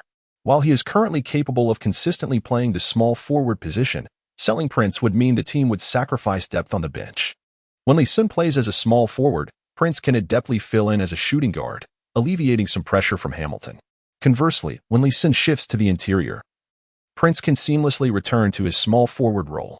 Once Prince is traded, it would be challenging to find another player as versatile in the league. In Lee Sun's eyes, Prince resembles a budget version of Durant. DeMars nodded in agreement as Michael Curry's thoughts aligned with his own. Michael, what are your objectives? Michael Curry cleared his throat and presented his first viable target, Emeka Okafor from the Bobcats. The second target was Zach Randolph. Okafor averages 13 points and 10 rebounds this season, exhibiting limited offensive prowess but exceptional defensive skills. Randolph, having been traded from the Knicks to the Clippers earlier this season, is rumored to be on the trading block as well. He averages over 20 points and 10 rebounds this season. However, his numerous issues, particularly his glaring defensive shortcomings, have led the Clippers to consider parting ways with him. Michael Curry had evidently done his homework, identifying two suitable targets. Players like Howard or Yao Ming, elite centers, were beyond consideration, leaving them to contemplate these second-tier interior players. While Randolph's statistics could place him among the elite, he is notoriously known as a stat padder who rarely engages in defense, only reforming after joining the Grizzlies. His laziness and penchant for trouble have significantly diminished his trade value. If they were truly seeking a legitimate 2010 interior player, Prince would hardly suffice for such a deal. Lee Sun remained silent. He held a favorable impression of Prince. This middle-aged player, with a somewhat exquisite appearance, was diligent and never displayed any arrogance towards his teammates. Much like Hamilton, he was one of the rare, good-natured individuals on the Pistons. Lee Sun certainly did not wish for Prince to be traded. However, he was acutely aware that the NBA operates as a business. If Iverson and Prince were both untouchable, what resources could be utilized for reinforcement? One could not simply expect to achieve success without any investment. DeMars bore a smile, clearly pleased with Michael Curry's performance. Although this coach, whom he had personally appointed, possessed only average coaching abilities, his professional attitude was commendable, and he was diligent in his preparations. Moreover, he was a fortunate asset. Had it not been for Michael Curry, the Pistons might not have discovered Lee Sun's potential for quite some time. The thought of trading or releasing Lee Sun mid-season, only to see him flourish with another team, was one DeMars dared not entertain, as it would render him the laughingstock of the entire league. I find Okafor to be quite promising. We lack not for offensive firepower. Rather, we are in dire need of a formidable defender to fortify our interior. A single Prince may not suffice to sway the Hornets. We must consider what additional assets we can offer. DeMars decisively dismissed the option of Randolph. Statistically, Randolph appeared to be the stronger player. However, he was a source of incessant trouble, notorious for the incidents he and Rashid caused during their tenure with the Portland Trail Blazers, which led to the team being mockingly dubbed the Portland Jail Blazers, particularly in 2004. There was a mere 17-day span in which none of the Trail Blazers players were incarcerated, with players being arrested at other times. Should Randolph be acquired, the potential for chaos with Rashid was considerable, effectively transforming the team into the Detroit Jail Blazers. Yet, this was not the crux of the matter. DeMars also feared that Randolph's tendency to dominate the statistics might provoke discontent in Lee Sun, potentially leading to discord between them. Conversely, if they developed a close relationship, DeMars would be even more apprehensive, concerned that Randolph might negatively influence Lee Sun. Thus, from any angle one might consider, Randolph was not a viable option. He was simply unacceptable, even if offered for free. Okafor, on the other hand, presented a far more favorable choice. He was equally diligent on the court, demonstrated commendable defensive effort, and had not been known to engage in conflicts with teammates. The only concern remained whether the Hornets would be reluctant to part with him or demand an exorbitant price. Lee, what are your thoughts? How do you perceive the prospect of trading for Okafor? DeMars inquired of Lee Sun. Lee Sun was lost in contemplation. Having just heard that the Los Angeles Clippers intended to sell Randolph, a vague thought began to form in his mind. After a spell of deep reflection, a look of ecstatic joy spread across his face. He had an epiphany about a certain individual. Engage in a trade with the Clippers, but not Okafor, Lee Sun exclaimed excitedly. The others exchanged glances, questioning whether he was referring to Randolph. Could it be that Lee Sun, having just entered the league, was only aware of Randolph's statistics and remained oblivious to his unsavory past? Are you certain, Lee? Randolph may not be as formidable as you perceive. While his statistics may appear impressive, DeMars cautioned. Lee Sun shook his head vigorously, akin to a clapper in a tambourine. I do not want Randolph. I demand Jordan. Bring Jordan here. This left Dumars and the others utterly speechless as they began to question whether Lee Sun had lost his sanity. They were in the midst of discussing how to find Lee Sun a capable companion, yet he was adamantly insisting on acquiring Jordan. Where could they possibly procure a Jordan for him? Not that Jordan, but DeAndre Jordan. Lee Sun recently thought of DeAndre Jordan upon hearing about the Clippers. If the team seeks to bolster their interior defense, could there be a more suitable candidate than Jordan? Dumas furrowed his brow, realizing he had no recollection of this player. As the general manager, he seldom had the luxury to pay attention to obscure players. Conversely, Michael Curry had some familiarity with Jordan. Lee, are you referring to that second-round center from the Clippers? Jordan and Lee Sun entered the league in the same draft class, both as second-round picks. However, Jordan's draft position was significantly higher. He was selected 35th overall, surpassing Lee Sun by more than 20 spots. During the draft, Jordan was invited to the green room, regarded as a potential lottery pick. Yet, he remained undrafted until the second round concluded, setting a record for being the lowest-ranked player selected from the green room. This record was later eclipsed by Manu Bol's son, Bol, who was chosen at the 44th position. Currently, within the Clippers, Jordan averages 14 minutes per game, contributing approximately 4 points and 4 rebounds, which aligns with his status as a second-round selection. Yes, that's him, Lee Sun replied solemnly. For a moment, Michael Curry found himself in a dilemma. They were in need of reinforcements, seeking immediate impact. What utility could a second-round draft pick possibly offer? In his view, DeAndre Jordan's only merit seemed to be his affordability. The Clippers did not hold him in high regard, and thus, acquiring him would likely require minimal assets. Yet, affordability aside, was it prudent to bring in something of no value merely as a decorative piece? Lee, are you certain? Dumas questioned, bemused, pondering whether Lee Sun had some connection with this second-round pick named Jordan. Absolutely, Lee asserted. His offensive skills may not surpass Okafor's, but his rebounding and interior defense are undoubtedly superior. We merely need to grant him some time, and he will certainly surprise us. Okafor is indeed commendable, but when compared to Jordan, a two-time rebounding champion, a two-time member of the all-defensive first team, and even an all-star, he pales in comparison. The crux of the matter is that Okafor is prohibitively expensive. A player like Prince alone would not suffice, and additional assets would be necessary. In contrast, acquiring Jordan would be considerably more economical, certainly not requiring Prince as a bargaining chip. This is the true enhancement we seek, but he is merely a second-round pick. Vice President Kazek interjected, frowning. What we need is immediate capability. Lee Sun furrowed his brow in annoyance. Why was this old fellow so meddlesome? I am also a second-round pick. His words resonated with conviction. It was then that the others recalled that the man before them, Lee Sun, was indeed a second-round pick, one who had nearly been overlooked entirely. After a moment of contemplation, Dumars decisively made his choice. Very well, let us pursue a trade with the Clippers. We shall acquire DeAndre Jordan. I have faith in Lee Sun. Dumars, known for his adept management of the Pistons, was not one to dither. He promptly resolved to trade for the young Jordan. Initially, he had little confidence in trading Okafor. The likelihood of success was at best 50-50, and it would require significant sacrifices from the Pistons. However, the prospect of easily securing the Jordan that Lee Sun mentioned was enticing, should he prove himself. It would be a significant gain for the Pistons, and if not, the team would suffer minimal loss. The only downside would be a considerable reduction in championship aspirations this year. Nonetheless, with Lee Sun's youth, even if this season did not yield a title, there would still be ample opportunity for a fresh start next year. In managing a basketball team, patience is an indispensable virtue, and in this regard, Dumars exhibited far greater acumen than most general managers. Observing Dumars's firm decision, the others fell silent. The general manager wields the most authority within a team, and theoretically, the basketball operations president or vice president operates under his jurisdiction. With Dumars's commitment to trading for Jordan, the transaction was effectively set in motion. Lee Sun wore a smile, thoroughly pleased with the outcome.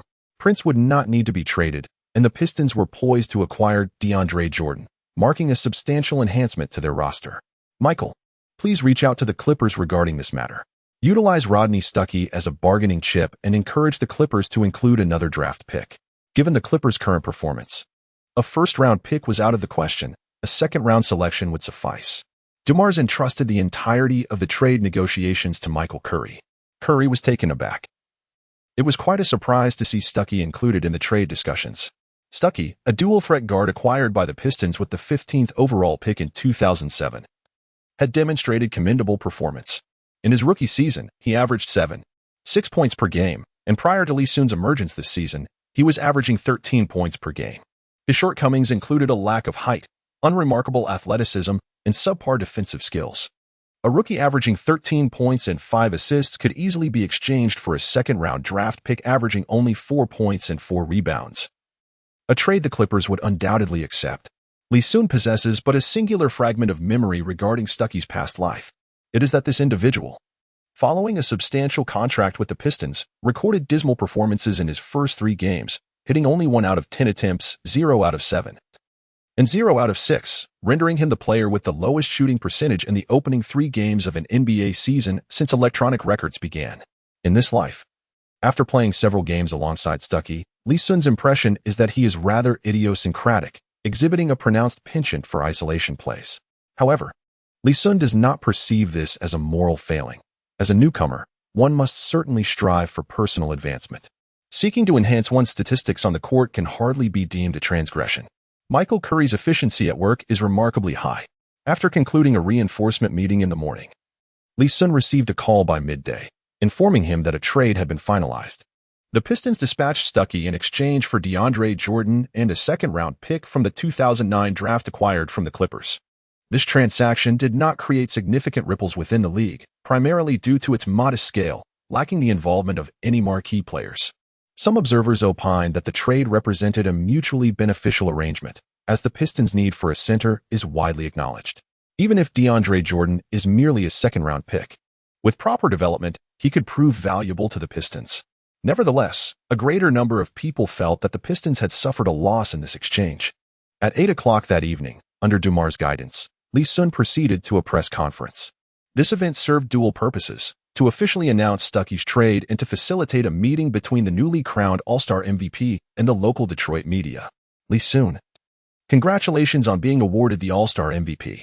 We also thank you for bringing the All-Star MVP trophy back to Detroit after a 23-year hiatus.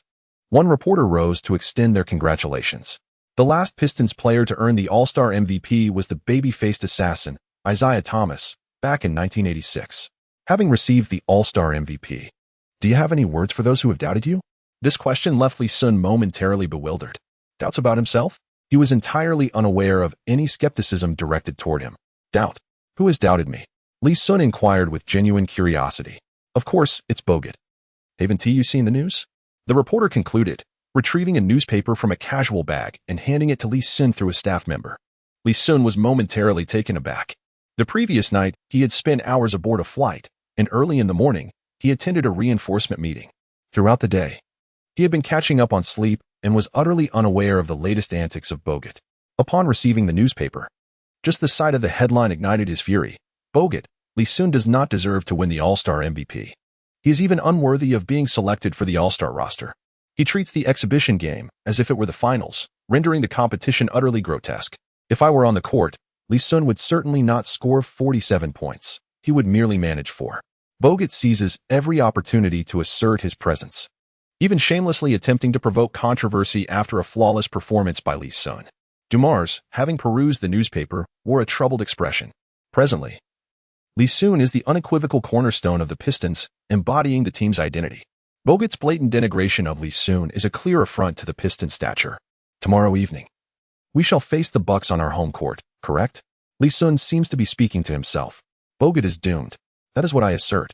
Even if Jesus were to arrive, he could not save Bogut. Lee Sun, agitated, issued a stern ultimatum. If he did not take the opportunity to thoroughly dominate Bogut this time, he feared that countless provocateurs would emerge in the future to challenge him. He resolved to make an example of Bogut, using him as a warning to others. With his strength now elevated to an impressive 97 points, he felt confident in his ability to utterly dismantle Bogut beneath the basket.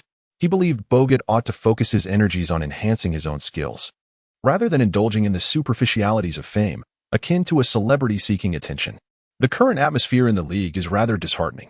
Players like Bogut, in their prime during our era, would have returned to Australia for retirement before even completing their rookie seasons.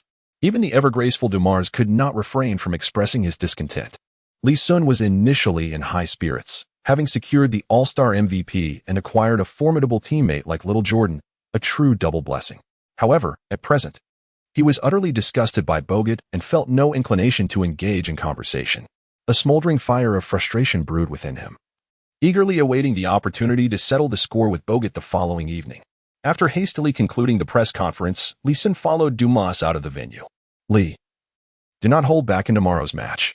Should any issues arise, I will bear the responsibility, Dumas stated, his expression grim, clearly also incensed by Bogut's provocations. Lee Sun understood instantly, nodding with excitement. With Dumas' words, everything became manageable. The Pistons had once been a nightmare for all players in the league. Over the years, they had forgotten the fear that the Pistons instilled. It was time for the Pistons to reclaim their lost legacy. Dumas' gaze shimmered with nostalgia for the days gone by. He fondly recalled his former teammates, reminiscing about the glory days of the Pistons. In recent years, although the Pistons' performance had not been poor, they lacked the distinctive essence of the old Pistons, the commanding presence that once overshadowed the league. Now, with the fiercely aggressive Lee Sun emerging, Dumas felt that the spirit of the old Pistons might soon return. Early the next morning, Lee Sun arrived at the Pistons training facility, preparing for the evening's match against the Bucks. The Bucks are considered a weaker team in the Eastern Conference. Even without Lee Sun, their performance pales in comparison to that of the Pistons. However, Lee Sun remained diligent, as tonight represented a crucial opportunity for him to establish his prowess. He was determined not to falter due to inadequate preparation. After spending half an hour on strength training at the facility, he found himself able to lift weights that had previously eluded him with ease. His 97 points of strength were not gained without effort. "Hey, Lee, look who has arrived," called out Michael Curry as he entered the training area, accompanied by a tall, dark-skinned giant. Lee Sun smiled as he looked over. Who else could it be but Little Jordan? After learning of his trade yesterday, this fellow set off to join the Pistons without delay. Perhaps dissatisfied with his treatment at the Clippers, he was enticed by the Pistons' promise of greater starting opportunities, which compelled Little Jordan to make haste. "Uncle Lou, you've arrived." Lee Sun beheld the visage of young Jordan and was instantly filled with mirth. The resemblance was striking. He was truly the ebony-skinned counterpart of Yahweh. Then the music played on, and the dance commenced. Alas, in Lee Sun's mind, he could not help but recall the captivating dance moves of Yahweh. "Lee, I have arrived. I have heard that this transaction is under your guidance." "Thank you." Little Jordan, perplexed by Lu Huangshu's words, approached Lee Sun with an innocent greeting. To him, Lee Sun was akin to a benefactor, rescuing him from dire straits. Under normal circumstances, Little Jordan would have had to wait until 2011, when the Clippers starting center Chris Common was injured, for him to finally be recognized. During his time with the Clippers, he was merely a slightly elevated guardian of the water cooler. However, now with the Pistons, Michael Curry had assured him that his playing time would not dip below 25 minutes, and if his performance warranted it, he would become the starting center for the team. Both were second-round picks from 2008, both serving as guardians of the water cooler. Upon learning that Lee Sun had rescued him from the Clippers, Little Jordan felt an immense gratitude towards Lee Sun, coupled with an exhilarating sense of having found a kindred spirit. While the entire league overlooked his potential, only Lee Sun could discern the promise within him. Little Jordan's significant drop in draft position had its reasons. During his time at Texas A&M, he faced Kevin Love and Russell Westbrook leading UCLA. In that game, Little Jordan was thoroughly outmatched by Love. Furthermore, his raw skills, relying solely on physicality, led to his being largely ignored during the draft. "By the way, Lee, what did you call me earlier?" Little Jordan scratched his head, searching for conversation. "Washu." The uncle of the emperor, Lee Sun, filled with mischief, began to tease Little Jordan. "What? Oh my God, is that the nickname you've given me, Uncle Emperor? I absolutely adore it. The NBA is akin to a small world. One cannot traverse it without a resounding moniker. Emperor is insufficient. My status has elevated, transforming me into the Emperor's uncle." Little Jordan was immensely pleased, promptly declaring that this would henceforth be his alias within the league. The origins of player nicknames are as varied as the players themselves. Some are bestowed by peers, some by commentators, while others are self-appointed. Typically, Little Jordan has no nickname in China, where he is simply referred to as Little Jordan. However, in America, he bears the moniker DeAndre 3000, which, rather amusingly, has no connection to the phrase "your life for 3000, but is instead a playful homage to a rapper-esque name. One might say it lacks prestige. As Lee Sun observed Little Jordan's exuberance, akin to finding treasure, he was suddenly reminded that, despite his rise, he still lacked a proper nickname. Soon, the seasoned veterans of the team arrived, and upon meeting, they lauded Lee Sun's performance in the All-Star game. Since Lee Sun's emergence, the burden on their shoulders had lightened considerably. With Lee Sun on the court, winning seemed less daunting. At 8 o'clock in the evening, the much-anticipated game finally arrived.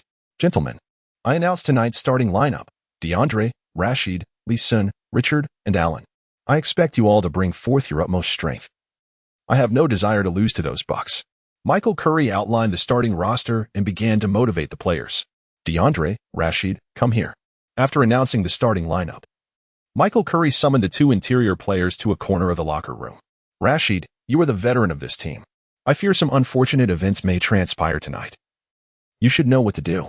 As for you, DeAndre, with your impressive physique and stature, play the game as it should be played. However, should any conflict arise, I ask but one thing of you: protect Lee Sun. Michael Curry's expression was serious, devoid of any jest. Lee Sun has made such a strong statement. He surely does not believe that tonight's match will be a mere ordinary affair. Therefore, it is prudent to first establish a rapport with Rashid and Little Jordan. It is imperative that Lee Sun does not suffer any losses. Lee Sun is now the savior of the Pistons, and indeed, the savior of Michael Curry as well. Whether he can continue to hold the position of head coach next year is fundamentally contingent upon his influence. This is evident from his refusal to allow the team to part ways with Iverson, showcasing his loyalty and deep sense of commitment.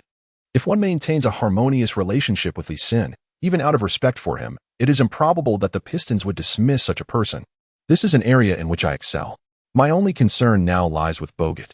I wonder if he will back down once he arrives at our palace of Auburn Hills. Rashid chuckled, dismissing Bogut entirely. When he was dominating the league, Bogut was likely unaware of his existence, toiling away on some farm in Australia. Little Jordan nodded repeatedly, realizing that the time had come for him to pledge his allegiance. His ability to firmly establish himself within the Pistons and displace Kwame Brown as the starter hinges on his performance tonight. Rest assured, boss, I will not allow any team or player to lay a finger on even a single hair of Lee Sun. Hearing their words, Michael Curry finally felt reassured. What remains for him now is to relish the game and enjoy the spectacle from the sidelines. Lee Sun was perplexed to discover that even before the competition commenced, his coach had already assigned him two opponents. Had he been aware of this arrangement, he would undoubtedly have declined the offer. What a jest! With his formidable strength rating of 97 points, dispatching a player like Bogut would be an effortless task. If Bogut were to concede at the Palace of Auburn Hills, it would merely result in a complete dismantling of the Bucks. However, should this individual dare to provoke him, Lee Sun would not hesitate to reduce him to a state akin to that of a pig's head. Lee Sun, the king of Detroit. The fervent cheers of over 10,000 Pistons fans erupted upon his entrance. Hearing himself hailed as the king of Detroit, Lee Sun couldn't help but feel a sense of foreboding. This title had once belonged to Grant Hill, a player of undeniable skill, yet plagued by misfortune. Lee Sun harbored no desire to follow in the footsteps of Hill, languishing as a fragile figure after a few years. At the tender age of 20, his aspirations were firmly set on playing well into his mid-30s. Following an extraordinary performance in the All-Star game, he had thoroughly captivated every fan in Detroit. Little Jordan, upon hearing the deafening cheers, felt a pang of envy. Though he and Lee Sun were both second-round picks, his draft position was significantly higher. Yet, as the adage goes, comparisons often lead to despair. While he remained an obscure name, Lee Sun had ascended to the ranks of elite stars in the league. Nevertheless, Little Jordan was confident in his abilities. He believed that if the Pistons afforded him the opportunity, he would undoubtedly shine. As he took his seat on the bench, Lee Sun cast a glance towards the Bucks substitute bench, where Bogut stood out prominently. With his wild mane of hair and unkempt beard, he resembled a savage from the depths of a primeval forest. At that moment, Bogut was also eyeing Lee Sun, his gaze brimming with defiance. Hey, this kid has some guts. He dares to glare at Lee Sun on our turf, remarked Rashid, playfully nudging Little Jordan's shoulder, intrigued by Bogut's demeanor. Let us set him up. Little Jordan flexed his biceps, knowing that despite his rough technical skills, he had been selected in the draft largely due to his robust physique. Many rookies entered the league looking frail and lanky, but he was the exception, boasting a muscular build that belied his youth. With a sharp whistle, the referee signaled the start of the match, and the starting lineups took to the court. The Pistons' starting five was as Michael Curry had arranged, with Little Jordan replacing the original starting center, Kwame Brown. The Pistons fans wholeheartedly approved of this decision, even if Little Jordan faltered. It was inconceivable that he could perform worse than Kwame Brown. The Bucks starting lineup featured center Bogut, power forward the hairless warrior Charlie Villanueva, small forward Richard Jefferson, shooting guard the golden left-handed Michael Redd, and point guard Ramon Sessions. Judging by their starting five, the Bucks appeared formidable, with each player a well-known entity. Alas, the team suffered from a critical flaw: abysmal defense. The only player with a commendable defensive reputation was Bogut. Despite Lee Sun's disdain for him, one could not deny that Bogut's defense was of elite caliber. Perhaps that was why he boasted that he could hold Lee Sun to a mere 4 points. As for the others, Villanueva was essentially a beefed-up version of Yi Jianlian. Their styles were remarkably similar. Both favored shooting from the perimeter and lacked physicality. With mediocre rebounding skills, their shooting percentages, including mid-range, three-point, and free throw rates, were strikingly alike, and they were of comparable height and draft positions. Their personalities mirrored one another as well. Both were quiet and reserved. The Bucks had traded Yi Jianlian primarily because of Villanueva. A team need not retain two players of such similar profiles, and Villanueva was deemed the stronger option. Jefferson and Redd were both top-tier scorers, exemplifying the archetype of offensive prowess coupled with defensive shortcomings. As for the determined second-round pick, point guard Ramon Sessions, he possessed a solid court vision and organizational skills, with reliable scoring ability, though his defensive acumen left much to be desired. The referee instructed the players to prepare for the jump ball. Little Jordan and Bogut approached the center circle. Against a hulking figure like Bogut, a classic big man, Little Jordan was at a distinct disadvantage in the jump. Allen Iverson seized control of the ball, sounding the trumpet for the offense, acknowledging that this was Lee Sun's moment to establish himself. The others spread out as they advanced into the front court. Iverson executed a quick handoff, passing the ball to Lee Sun. Lee Sun cast a glance towards the paint, where DeAndre Jordan was engaged in a fierce battle for position against Andrew Bogut. With the ball secured in his right hand, he waved his left hand towards Jordan, signaling him to vacate the restricted area. Soon, Lee Sun intended to make Bogut pay for his impudent remarks. Jefferson hurriedly approached to guard Lee Sun. His physique was that of an archetypal small forward, standing at a height of 201 centimeters, with a well-proportioned frame that combined speed and a measure of strength. However, in the presence of the taller and more robust Lee Sun, Jefferson felt a palpable sense of unease. He was acutely aware that Lee Sun was undoubtedly brimming with fury, fervently hoping that this wrath would not be unleashed upon him. Lee Sun took a probing step and then suddenly surged forward. His speed was not excessively swift, yet the terrifying force of 97 points effortlessly pushed Jefferson aside. It resembled the might of a postal worker like Malone barreling through defenses. Jefferson's expression changed dramatically. He realized he had underestimated Lee Sun. In that brief encounter, Lee Sun exhibited no malicious intent, yet it felt as though he had been crushed by a tank, leaving his chest faintly aching. This was his first direct matchup with Lee Sun, which immediately reminded him of James. James currently employs a similar style, often overpowering perimeter players like Jefferson who lack sufficient strength. However, in comparison to James, Lee Sun exuded an even more formidable presence. His stature was more imposing, and his strength seemed greater. Lee Sun paid no heed to Jefferson. His sole objective this evening was Bogut. After deftly maneuvering past Jefferson, Lee Sun surged towards the basket. At this moment, only Bogut stood alone beneath the hoop, as DeAndre Jordan had retreated from the restricted area. Every eye on the court was fixated on Lee Sun's every move. Countless spectators watched with bated breath, their hearts racing. Bogut's fierce demeanor was evident, his muscles taut, fully prepared for the impending confrontation with Lee Sun under the rim. At the moment Lee Sun stormed into the 3-second zone, he executed an unexpected maneuver that took everyone by surprise. Instead of soaring towards Bogut for a thunderous dunk as anticipated, he resorted to traditional post-up tactics. With a deliberate step, he pivoted, positioning himself with his back to the basket in the designated contact area. His broad back collided forcefully with Bogut, producing a resounding thud. To everyone else's astonishment, Bogut, whose physique was evidently larger than Lee Sun's, staggered back 2 steps from the impact. Seizing this opportunity, Lee Sun elevated from his spot, spun midair, and unleashed a powerful dunk, scoring 2 points with ferocity. My heavens! Is this individual truly a small forward? This is utterly terrifying, a small forward backing down a heavyweight center like Bogut? It is often said that LeBron James is the strongest small forward. Yet I doubt even he could achieve such a feat. LeBron is human, but Lee Sun seems almost superhuman. Can an ordinary person accomplish such a thing? In merely one offensive possession, Lee Sun utterly dominated Bogut. The disparity in strength was monumental. Bogut's most formidable interior defense was rendered utterly inadequate in the face of Lee Sun's prowess. Lee Sun's thunderous dunk had just landed. Bogut, steadying himself, charged furiously towards Lee Sun. The two did not extend their hands. Instead, they clashed like bulls in an arena, their foreheads pressed against one another, chests colliding. "Damn you, kid. You're just like Yi Jianlian, a softie," Bogut bellowed, venting the fury that boiled within him. Having suffered a significant setback in the first offensive round, how could he not be enraged? Lee Sun was taken aback, utterly unprepared for Bogut to suddenly mention Yi Jianlian. Could it be that this fellow, having played alongside Yi in the Bucks for a year, assumed that all Chinese players possessed such an earnest disposition? Perhaps you ought to investigate your ancestry. I suspect you might have Indian roots. Furthermore, it would be wise for you to consult a competent dentist. Your breath is foul beyond measure, and your large teeth are on the verge of becoming coated in wax. After Lee Sun concluded his explanation, he was apprehensive that Bogut might not comprehend the meaning of amber and thus added, "You can think of amber as a type of yellow gemstone."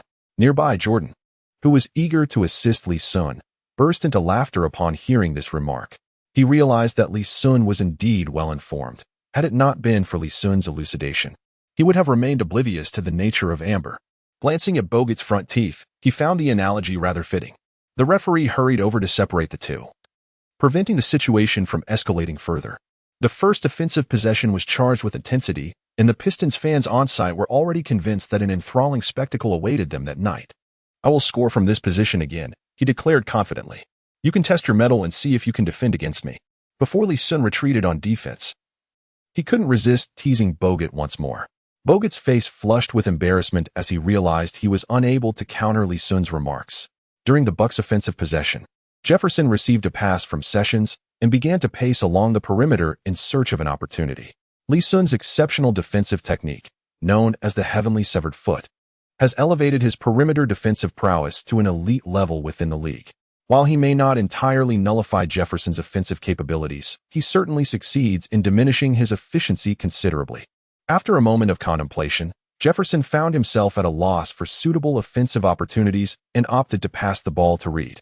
Reed, in motion, received the ball and, utilizing Villanueva's screen, attempted a mid-range shot. However, the result was far from impressive. Having recently recovered from a significant injury earlier this season, Reed's performance was understandably subpar, and the shot he took was rather audacious. At the moment he released the ball, Lee Sun had already pivoted and charged toward the basket. Upon reaching the vicinity of the hoop, he immediately sought out Bogut, effectively boxing him out as if he were a bulldozer, pinning him against the boundary line. As the rebound materialized, Lee Sun called out to DeAndre Jordan, urging him to seize the opportunity. Although DeAndre was momentarily perplexed by Lee Sun's intent, the chance to grasp an unchallenged rebound was too enticing to ignore. Bogut, caught off guard, was left bewildered. Lee Sun clearly had the ability to secure the rebound himself. His reluctance to do so quickly became apparent to Bogut. This was a blatant act of humiliation directed at him. Lee Sun's rebounding prowess is renowned, a fact universally acknowledged. Even when Bogut, a formidable opponent, was outmatched by Lee Sun on the boards, it could hardly be deemed a source of embarrassment. However, should Bogut, the first overall pick, find himself outperformed on rebounds by the second-round rookie, the hapless Jordan, it would indeed be a disgrace of the highest order. Contemplating this, Bogut trembled with rage, realizing that Lee Sun was intent on driving him to the brink of humiliation. Yet, Bogut was not entirely foolish. He grasped the gravity of Lee Sun's intent. Tonight, Lee Sun aimed to etch Bogut's name in the annals of disgrace. The Bucks' offensive possession resumed, and this time, Jefferson displayed greater cunning, maintaining a strategic distance and refraining from a direct confrontation with Lee Sun. Upon witnessing this scene, Lee Sun smiled faintly. He decided against making a breakthrough, opting instead to leisurely control the ball as if taking a stroll like an elderly gentleman. Once he crossed the free-throw line, Lee Sun resumed his back-to-basket play. Bogut promptly stepped forward to provide defensive support, and the two formed a double team against Lee Sun. Although the offensive prowess of the singular scorer had diminished, it had elevated Lee Sun's playmaking attribute to an impressive 80 points. Lee Sun observed as Little Jordan found himself unguarded and promptly executed a precise pass in his direction. Little Jordan, elated, seized the opportunity.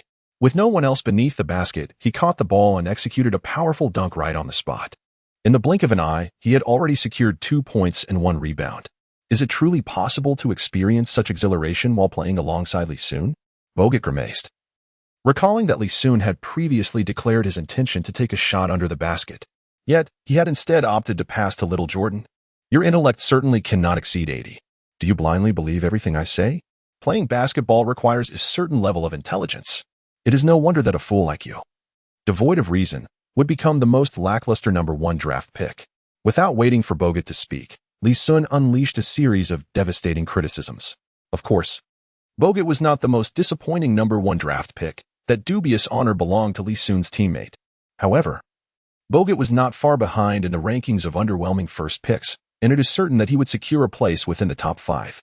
Those who harbor feelings of inferiority tend to seek validation more fervently.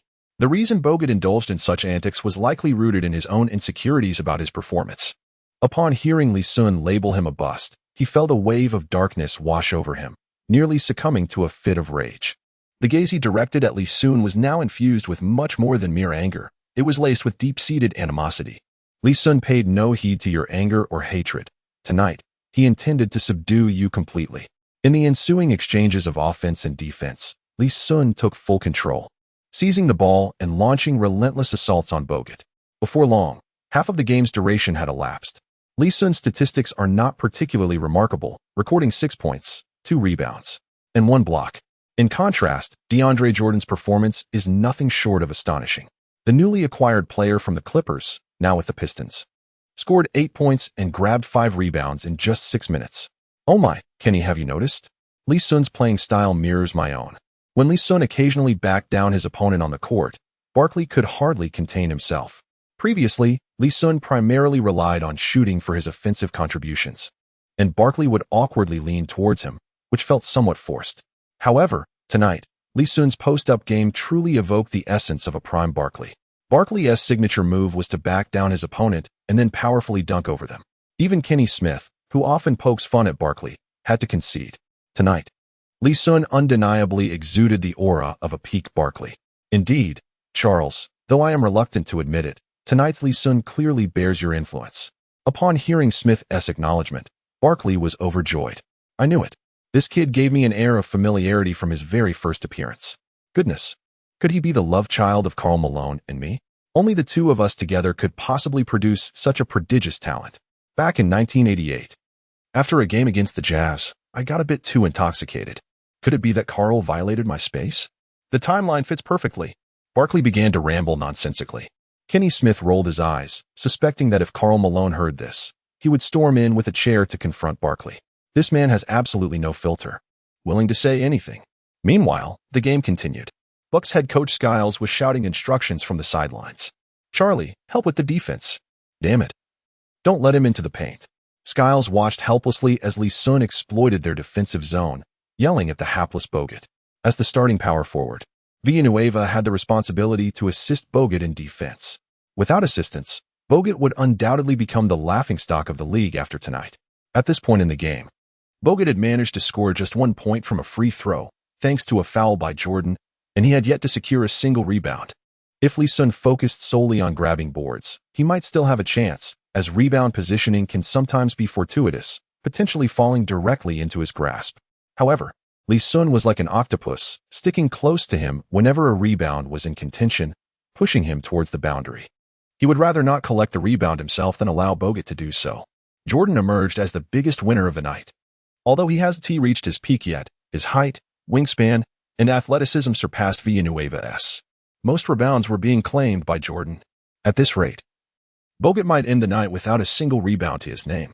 As the Bucks entered their offensive possession, Bogut did something unexpected. He actually stepped out of bounds.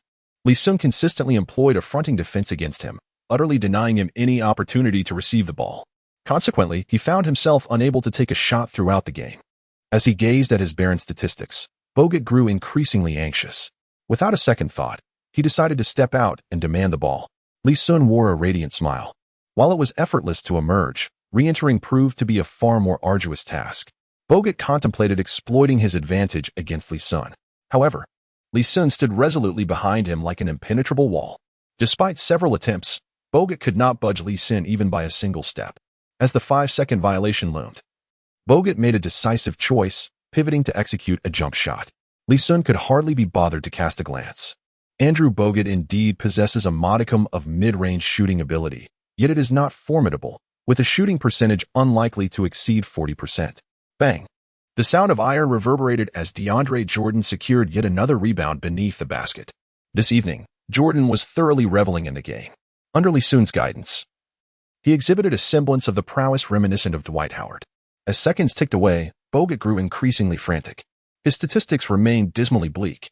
Lee Sun casually recorded a commendable stat line of 10 points, 8 rebounds, 6 assists, 1 block, and 1 steal, while his personal tally stood at a mere 1 point and 1 assist. In the blink of an eye, the game had transitioned into the second half. Witnessing Bogut's abysmal performance, Lee Sun's ire had mostly dissipated. In this match, he aimed not only to reprimand Bogut for his incessant provocations, but also to present a warm welcome gift to DeAndre Jordan. After more than half a season with the Clippers, it seemed that DeAndre had been worn down to the point of losing his confidence. Lee Sun aimed to leverage Little Jordan's debut with the Pistons tonight to bolster his confidence. It is foreseeable that for the coming years, Little Jordan will be his most capable assistant. Thus, enhancing Little Jordan's abilities sooner rather than later is undoubtedly beneficial. Confidence is of paramount importance for any NBA player. A player who is hesitant and lacks self-assurance on the court can never achieve remarkable success.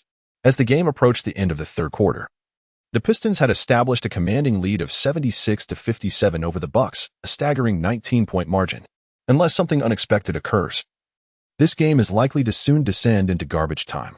The Bucks' perimeter defense has been remarkably feeble. The Pistons have always boasted a strong outside lineup. Their poor performance is primarily due to issues in the paint. Both Hamilton and Prince excel in both offensive and defensive aspects, proving highly effective against the Bucks' perimeter players.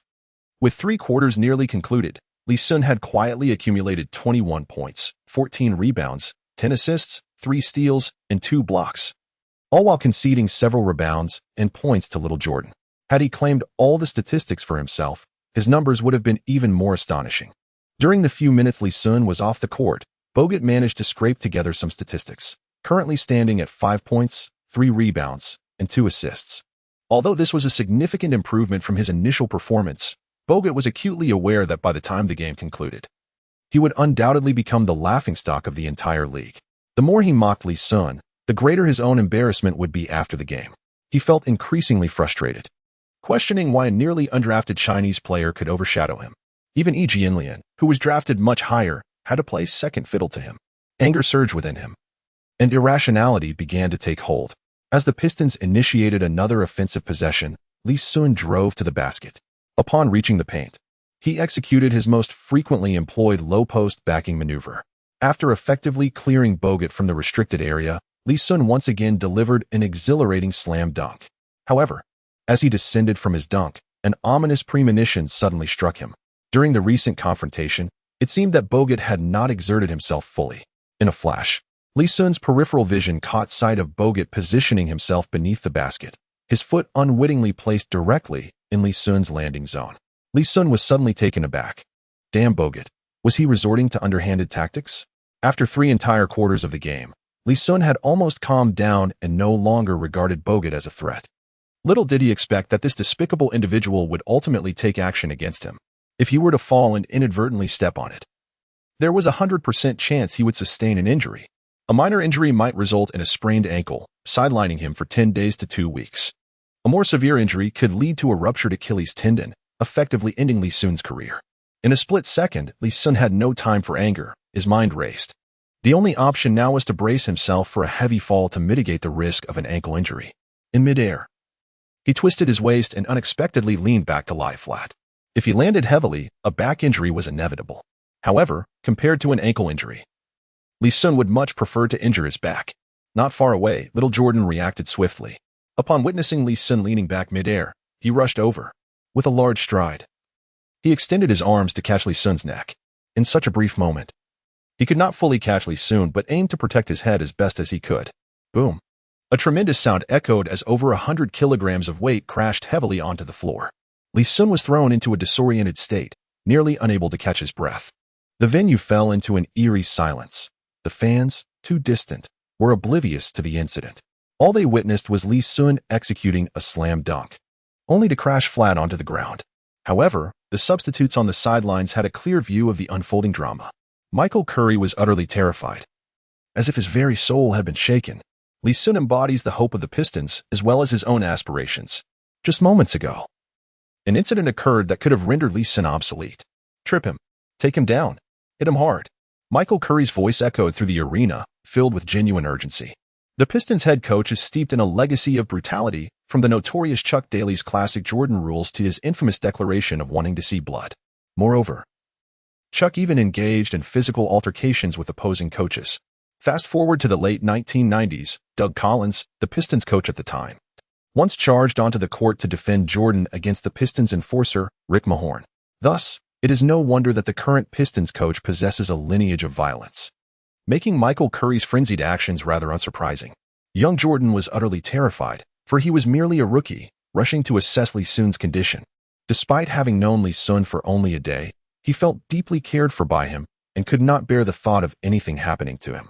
On the sidelines, Rashid watched intently, while the others on the court, Iverson, Hamilton, and Prince, were equally concerned. Iverson, in a fit of rage, charged towards Bogut, demonstrating an unmistakable intent to retaliate. This reckless act, regardless of their strong camaraderie, would have been intolerable even among ordinary teammates. In his youth, Iverson was known for his fiery temperament, and even with age, he remained unchanged. "Alan, calm down." Reed quickly intervened, wrapping his arms around Iverson. "Let go, Michael." Iverson shot a fierce glare at Reed, his eyes brimming with fury. At that moment, Lee Sun, still dazed from the fall, managed to rise unsteadily.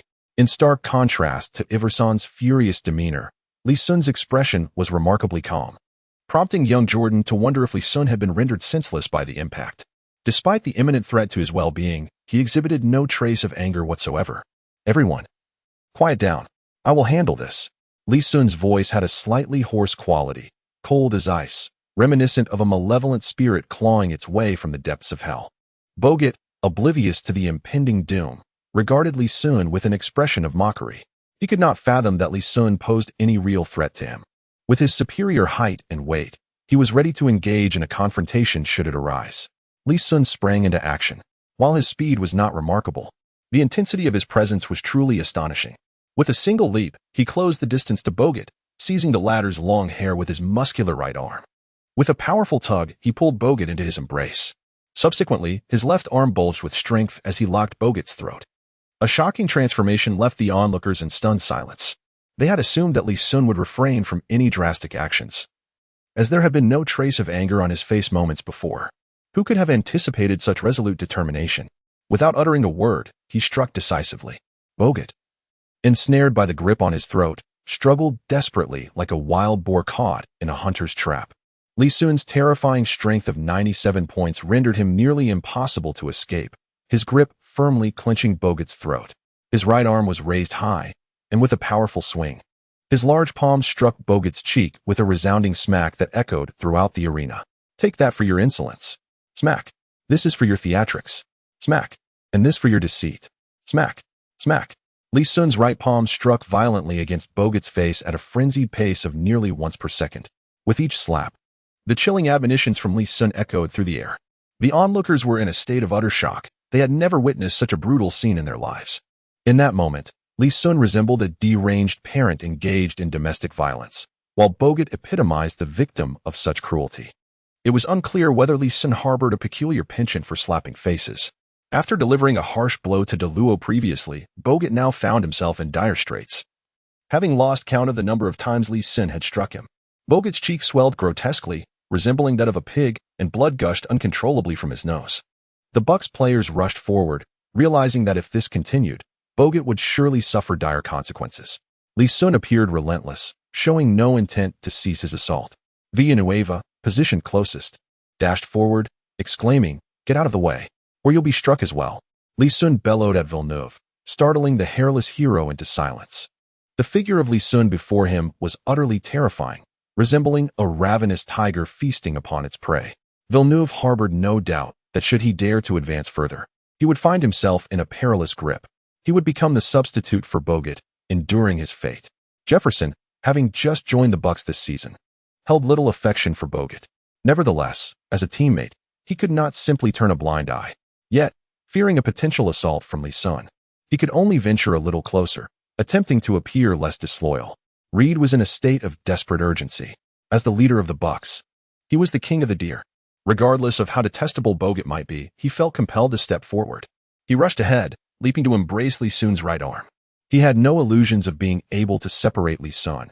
He merely aimed to mitigate the blows Bogut would endure. The ensuing scene left everyone utterly astonished.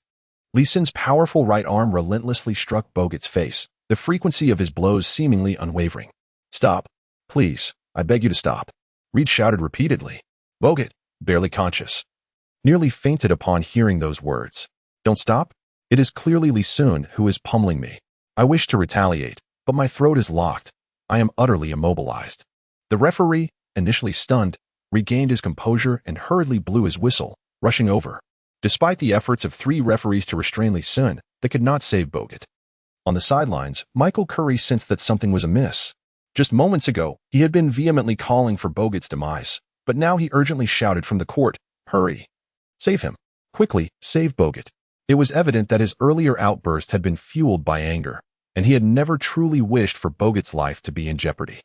Upon hearing Michael Curry's pleas, the 4 players on the court sprang into action, moving to restrain Lee Sun. "Lee, calm down. You cannot continue this. This man has already lost consciousness from your strikes," Allen Iverson urged him. "If you keep this up, he will truly meet his maker. You have a bright future ahead." "There is no need to ruin it over him," added DeAndre Jordan, quickly joining in the entreaty. Both Hamilton and Prince also voiced their concerns, urging Lee Sun to regain his composure. Lee Sun let out a long breath, releasing his left arm. It was then that Bogut, akin to a heap of mud, collapsed onto the floor. No one could ascertain how many slaps Lee Sun had delivered. All that was known was the immense force behind each strike, resonating with a thunderous sound. From the course of tonight's match, it was evident that Lee Sun possessed extraordinary strength, capable of rendering Bogut utterly immobile. Such forceful blows could even challenge a deity. It was no wonder that Bogut now lay in a semi-conscious state. When he awakens, please convey this message to him. Before concocting any underhanded schemes next time, he ought to secure his own coffin first.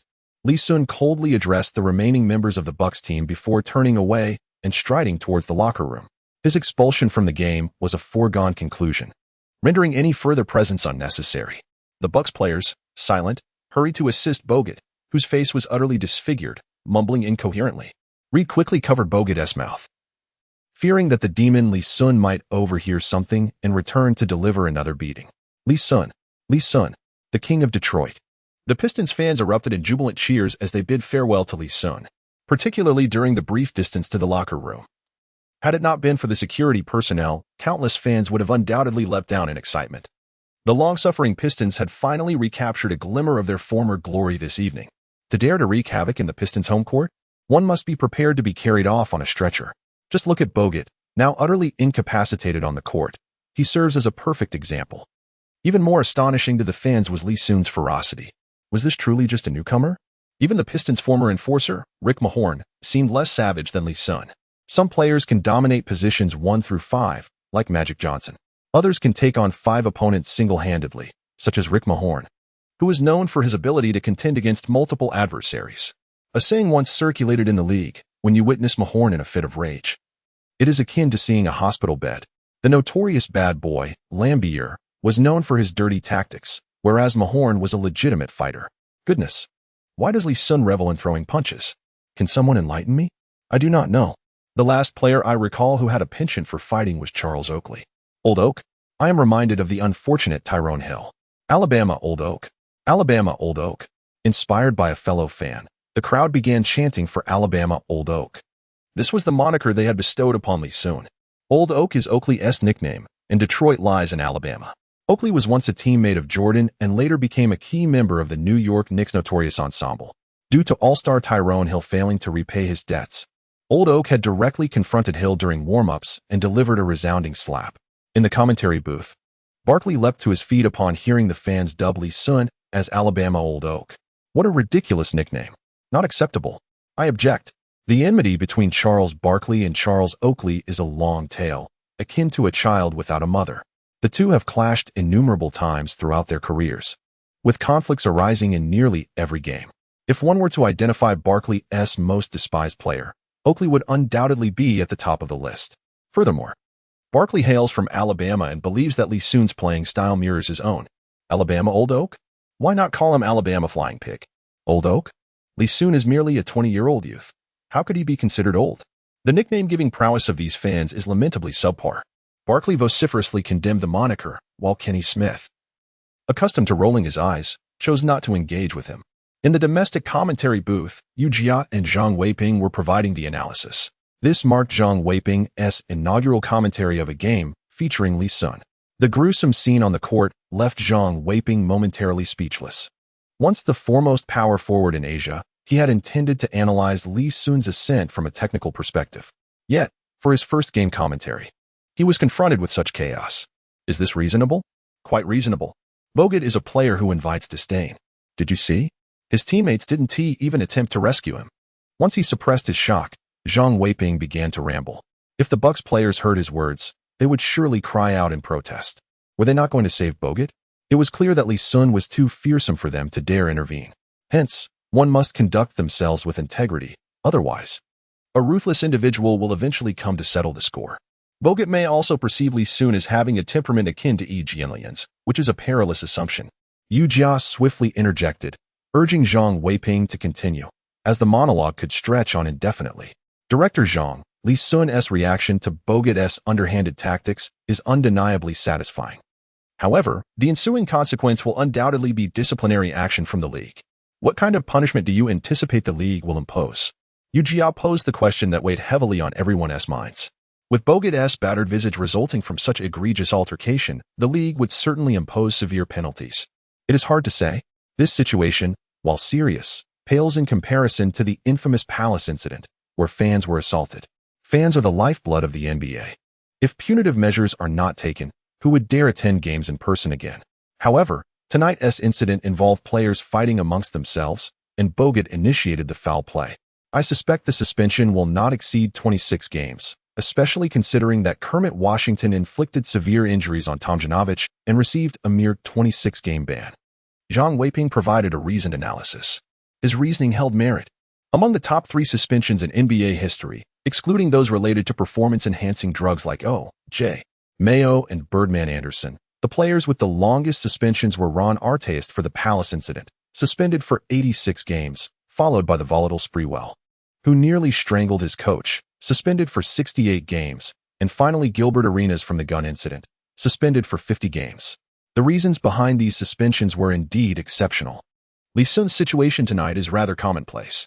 According to tradition, it is unlikely to exceed a suspension of 26 games. After hearing Zhang Weiping's analysis, Chinese fans were greatly reassured. A maximum suspension of 26 games? Fortunately, that is entirely acceptable. They may have felt exhilarated earlier. Yet a lingering worry remained. What if Lee Sun were to face a lifetime ban? It is indeed a rare occurrence to witness a player as extraordinary as him emerge in the NBA, powerful and audacious. To think that after less than 10 games, he might vanish from our sights would be truly disheartening. If he must be suspended, so be it. I believe it is worth it. Who would dare provoke Lee Sun in the future?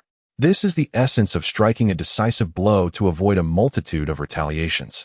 The Detroit duo of the Red Sticks truly lives up to its reputation. It is not only American fans who have bestowed nicknames upon Lee Sun. Chinese fans have joined in as well. Currently, the most widely acknowledged player template for Lee Sun is the legendary Bob Pettit, the Red Stick Bomber. Consequently, some fans have directly dubbed him the Detroit duo of Red Sticks. The Red Sticks?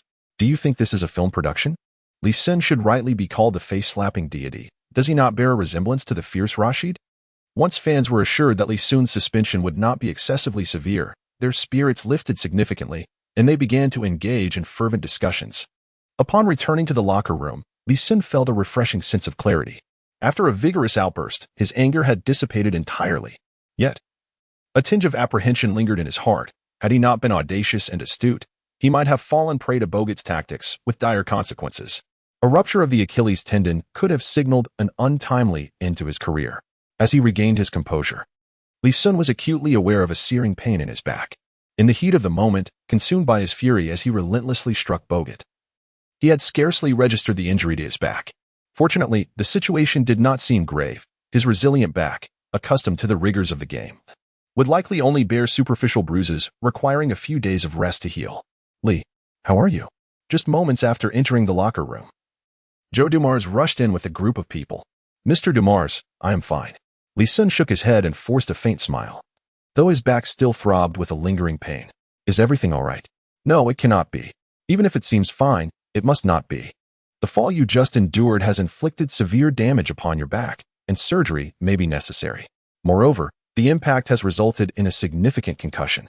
Team doctor, shortly you shall know how to convey the details of Lee Sun's condition to the media. Now, swiftly call for an ambulance. Hurry. The sooner, the better." Dumas, having served as general manager for so many years, commenced to organize everything with remarkable composure. Lee Sun was utterly bewildered. How could he have been unaware of the severity of his back injury? Was it truly grave enough to necessitate surgery? The fall had indeed been harsh. But surely it wasn't as exaggerated as this. As for the severe concussion, he had only protected young Jordan during that incident and had not even hit his head. What was Mr. Dumas trying to achieve? Goodness, they had even summoned an ambulance, seemingly preparing to transport him to the intensive care unit. "Mr. Dumas, is this truly necessary?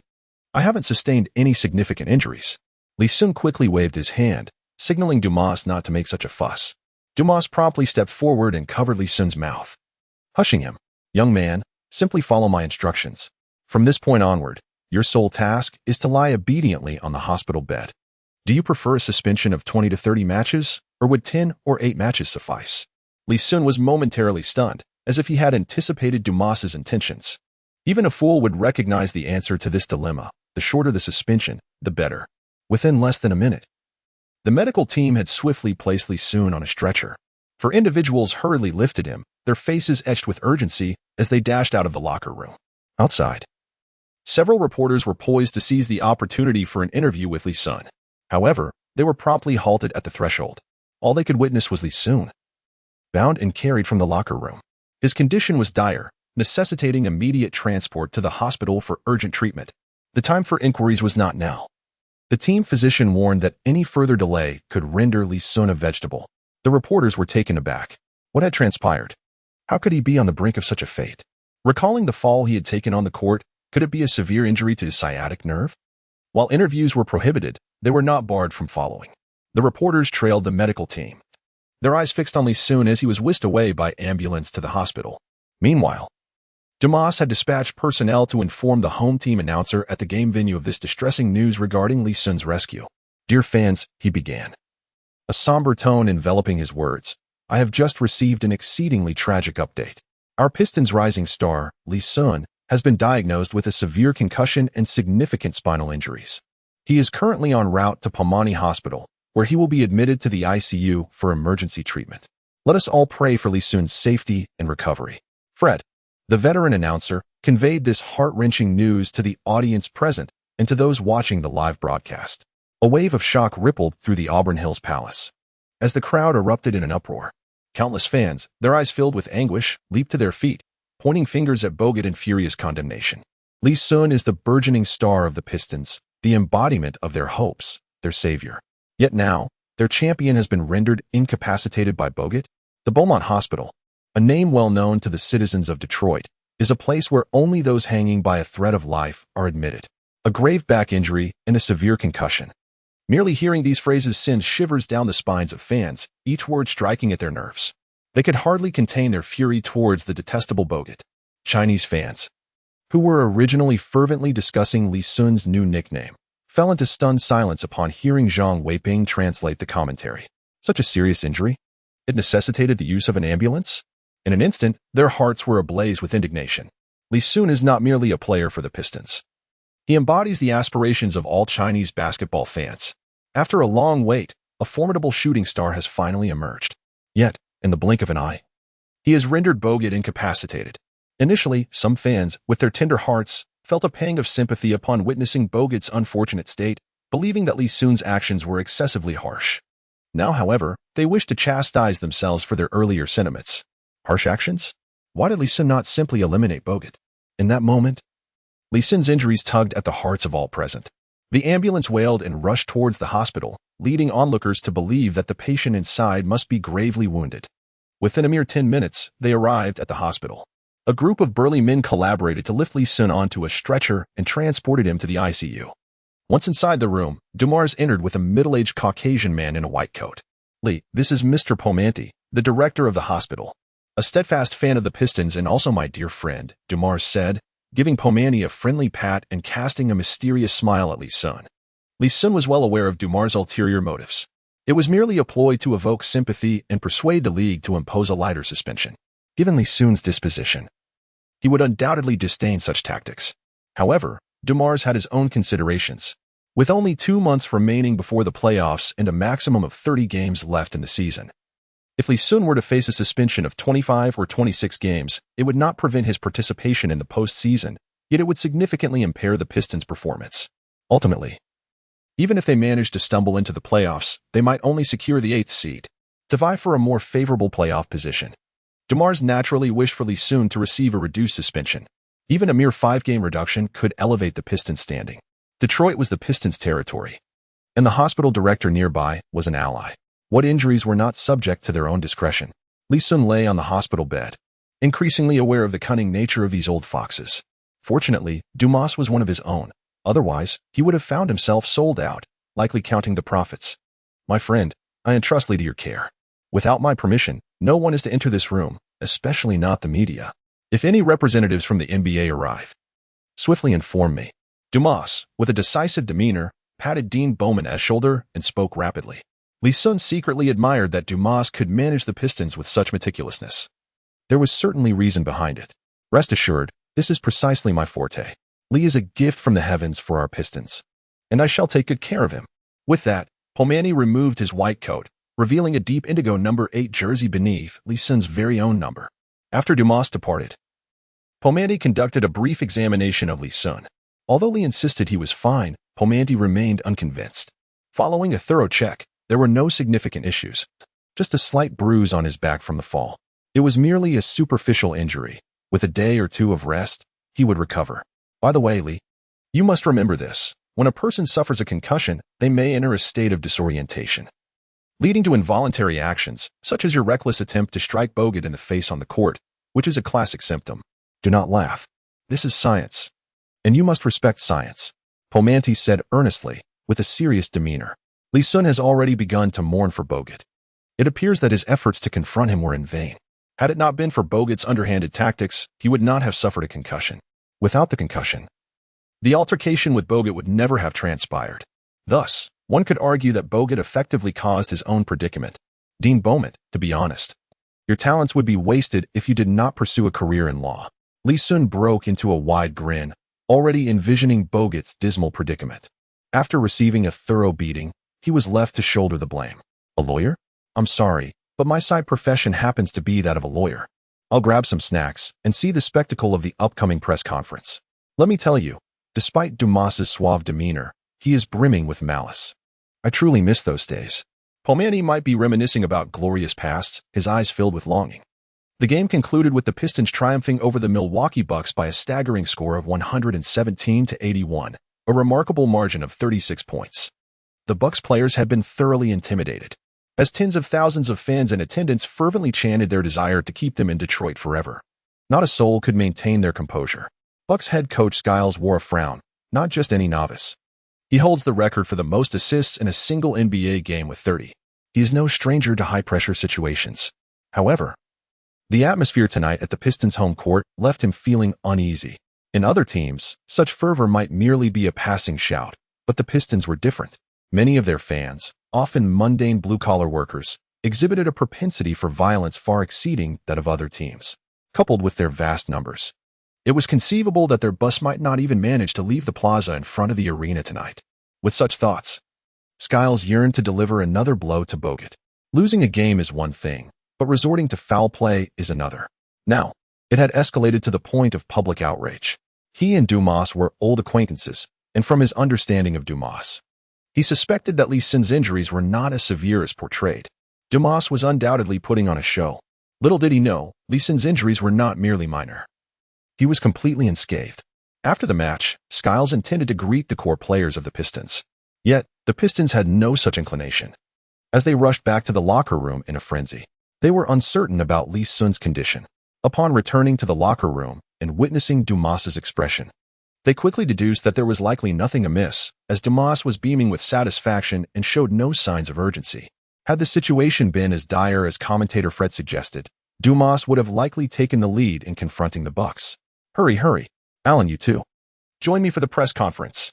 Dumas called out to Iverson and Jordan, summoning them to accompany him to the post-game press conference. Jordan was taken aback with delight. He never expected that after just one game with the Pistons, he would receive such an honor, having spent nearly a year with the Clippers. He had never participated in a post-game press conference. His performance tonight had indeed been exceptional. During Lee Sun's presence, he was provided with a substantial amount of data. Subsequently, Bogut's fouling resulted in Lee Sun's departure from the game, leaving DeAndre Jordan unchallenged beneath the basket, leading to a remarkable surge in his statistics. Astonishingly, he concluded the night with an impressive tally of 25 points, 21 rebounds, and 4 blocks. One might mistake these figures for those of the legendary Dwight Howard. As he made his way through the corridor to the venue, DeMars, who initially bore a cheerful demeanor, transformed into a figure of icy composure, akin to the turning of a page in a book. Jordan observed this transformation in silent astonishment. Upon entering the venue, DeMars forcefully struck the table, drawing the attention of the numerous journalists present, all eager not to miss this evening's sensational news. It has been an extensive period since the NBA witnessed such a remarkable altercation. Indeed, one could argue that since the infamous brawl at the Palace of Auburn Hills in 2004, nothing of this magnitude has occurred. Tonight, 5 years later, the Palace of Auburn Hills has once again become the scene of a fierce confrontation. I have just returned from the hospital, where Lee Sun's condition appears grim. Whether he can recover successfully now lies in the hands of fate. Can you fathom the anguish I feel? 15 years. It has been 15 long years since our Pistons have seen a rookie as exceptional as Lee Sun. Do you understand the despair I experienced upon witnessing him lying feebly upon the hospital bed? It pains me deeply. I would rather endure such suffering myself than see this young talent, with a bright future ahead, in such a state. At this point, DeMars' eyes welled with tears, evoking a profoundly emotional atmosphere, and even some female reporters succumbed to tears. Lee Sun was in the hospital room watching the post-match press conference live with Beaumont, and a sip of soda sprayed across the room. Eating popcorn while watching television, how could he be in such a dire state? Dumas is truly an extraordinary talent. With just a few words, he articulated the poignant sentiment of a white-haired person sending off a black-haired one. Did you see that? This is the caliber of the league's old foxes. You newcomers still have a long way to go. Take the time to learn. Dean Beaumont likely anticipated Dumas's performance and displayed no surprise at all. Upon hearing Dumas's words, countless fans felt a chill in their hearts. Observing Dumas's expression, Lee Sun's situation appeared concerning. Mr. Dumas, is Lee Sun's condition really that grave? If it were so serious, why was he able to rise and strike Bogut after hitting the ground?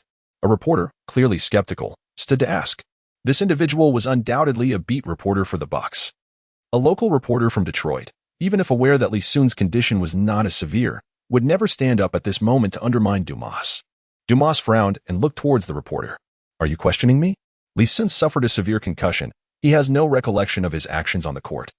This is a typical symptom of a severe concussion. Read more, young man. Dumas, having held a high position for many years, exuded an aura of authority without needing to raise his voice. As for your claim of striking Bogut, what is a couple of slaps compared to that? Even in an unconscious state, Lee Sun did not throw a punch. Otherwise, do you think Bogut could have left the Palace of Auburn Hills unscathed? Dumas said solemnly. The reporters in the audience gasped in disbelief. A couple of slaps? It was clearly dozens, or else Bogut wouldn't have ended up looking like a swollen pig. According to Dumas, it seemed Bogut had brought this upon himself. We are not in the mood to continue the press conference. I hope Pistons fans can remain rational and refrain from any extreme actions. Everything awaits the league's official investigation. We must adhere to the official arrangements. Dumas concluded with a word of advice for the fans, concerned that their fervor might lead to blocking the Bucks team bus, which would surely displease Stern. In the NBA headquarters, the president's office, Stern, now aged and sleep-deprived, had eagerly watched the Pistons game that evening. He held high expectations for Lee Sun, seeing boundless commercial potential in him, far surpassing that of Yao Ming. In terms of commercial value, interior players are significantly lower than those on the perimeter. Even a behemoth like Shaquille O'Neal never secured a substantial sneaker contract throughout his career. In contrast, players with distinctive traits possess far greater commercial value. Regardless of the nature of their uniqueness, be it humor, charisma, or exceptional skills, These attributes elevate their marketability significantly. Lee Sun is undoubtedly a distinctive perimeter player, and coupled with the vast Chinese market behind him, it is enough to make Stern feel an exhilarating anticipation. However, when he witnessed Lee Sun being maliciously fouled by Bogut, he nearly coughed up blood in shock. Without hesitation, he resolved to impose a severe penalty on Bogut after the game, determined to make him pay dearly. Just 10 seconds later, he saw Lee Sun rise from the ground, and he breathed a sigh of relief. But then, to his astonishment, Lee Sun charged at Bogut and delivered a fierce beating. This left Stern even more inclined to erupt in frustration. Lee Sun possesses an even more distinctive character than he had previously imagined. Even he has begun to question Lee Sun's identity as a Chinese national. This fellow seems to diverge entirely from the paths of Yao Ming and Yi Jianlian. He has been closely following the post-game press conference of the Pistons. Upon hearing the news of Lee Sun's severe injury, he felt a fresh wave of concern. However, reflecting on Dumars's nature, he suspects that Dumars is merely putting on a faade. Throughout the night, this old man's heart was nearly overwhelmed. Now, he finds himself in a quandary, pondering how to navigate this challenging situation. Should Lee Sun be punished? Undoubtedly, he must face consequences. Regardless of Dumas's elaborate justifications, Lee Sun resorted to violence, and his actions were particularly heinous, nearly resulting in Bogut's demise. However, with the scientific rationale of a concussion provided by Dumas, the severity of the punishment may be somewhat mitigated. Adam. Stern called towards the door. Adam Silver promptly entered with a cup of coffee, presenting it with a grin, akin to a courtier attending to an emperor. Mr. President, he acknowledged with a nod, proceeding to draft a disciplinary report. Lee Sun was to be suspended for 13 games and fined $15,000. As for the Australian player, he would face a 5-game suspension and a similar fine. There was no urgency to announce this. They would wait a couple of days for an official disclosure. Silver nodded in agreement. Even though he felt Bogut's punishment was excessively harsh, he refrained from voicing any dissent. Stern was the unequivocal ruler of the league, and his decisions were beyond reproach. By the way, do the Pistons have any remaining away games against the Knicks this season? Stern suddenly inquired. Yes, there is one at the end of the season.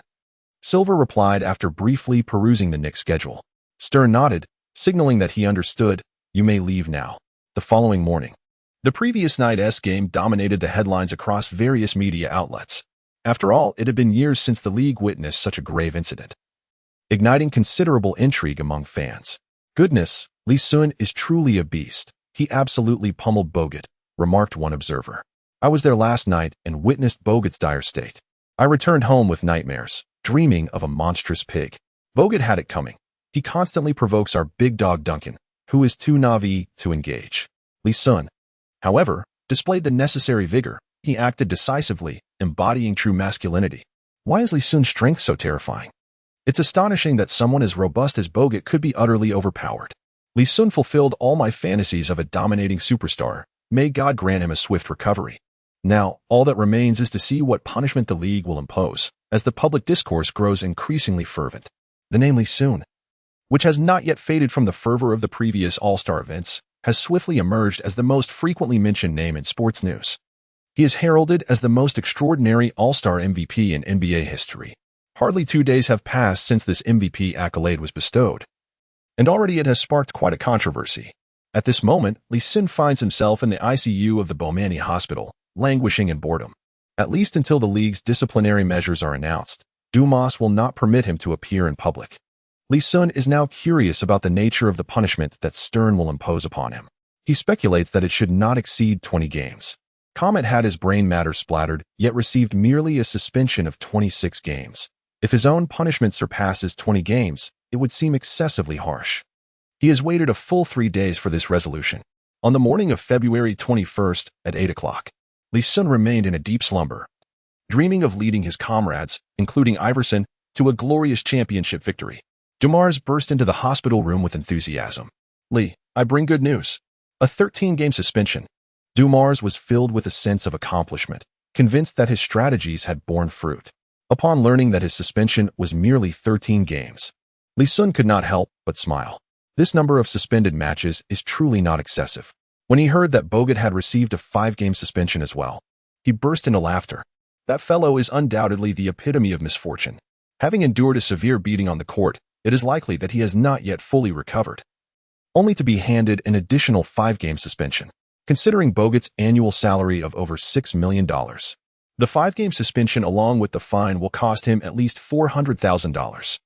Enduring a beating and facing a fine of $400,000, he is undoubtedly the unluckiest person in the world.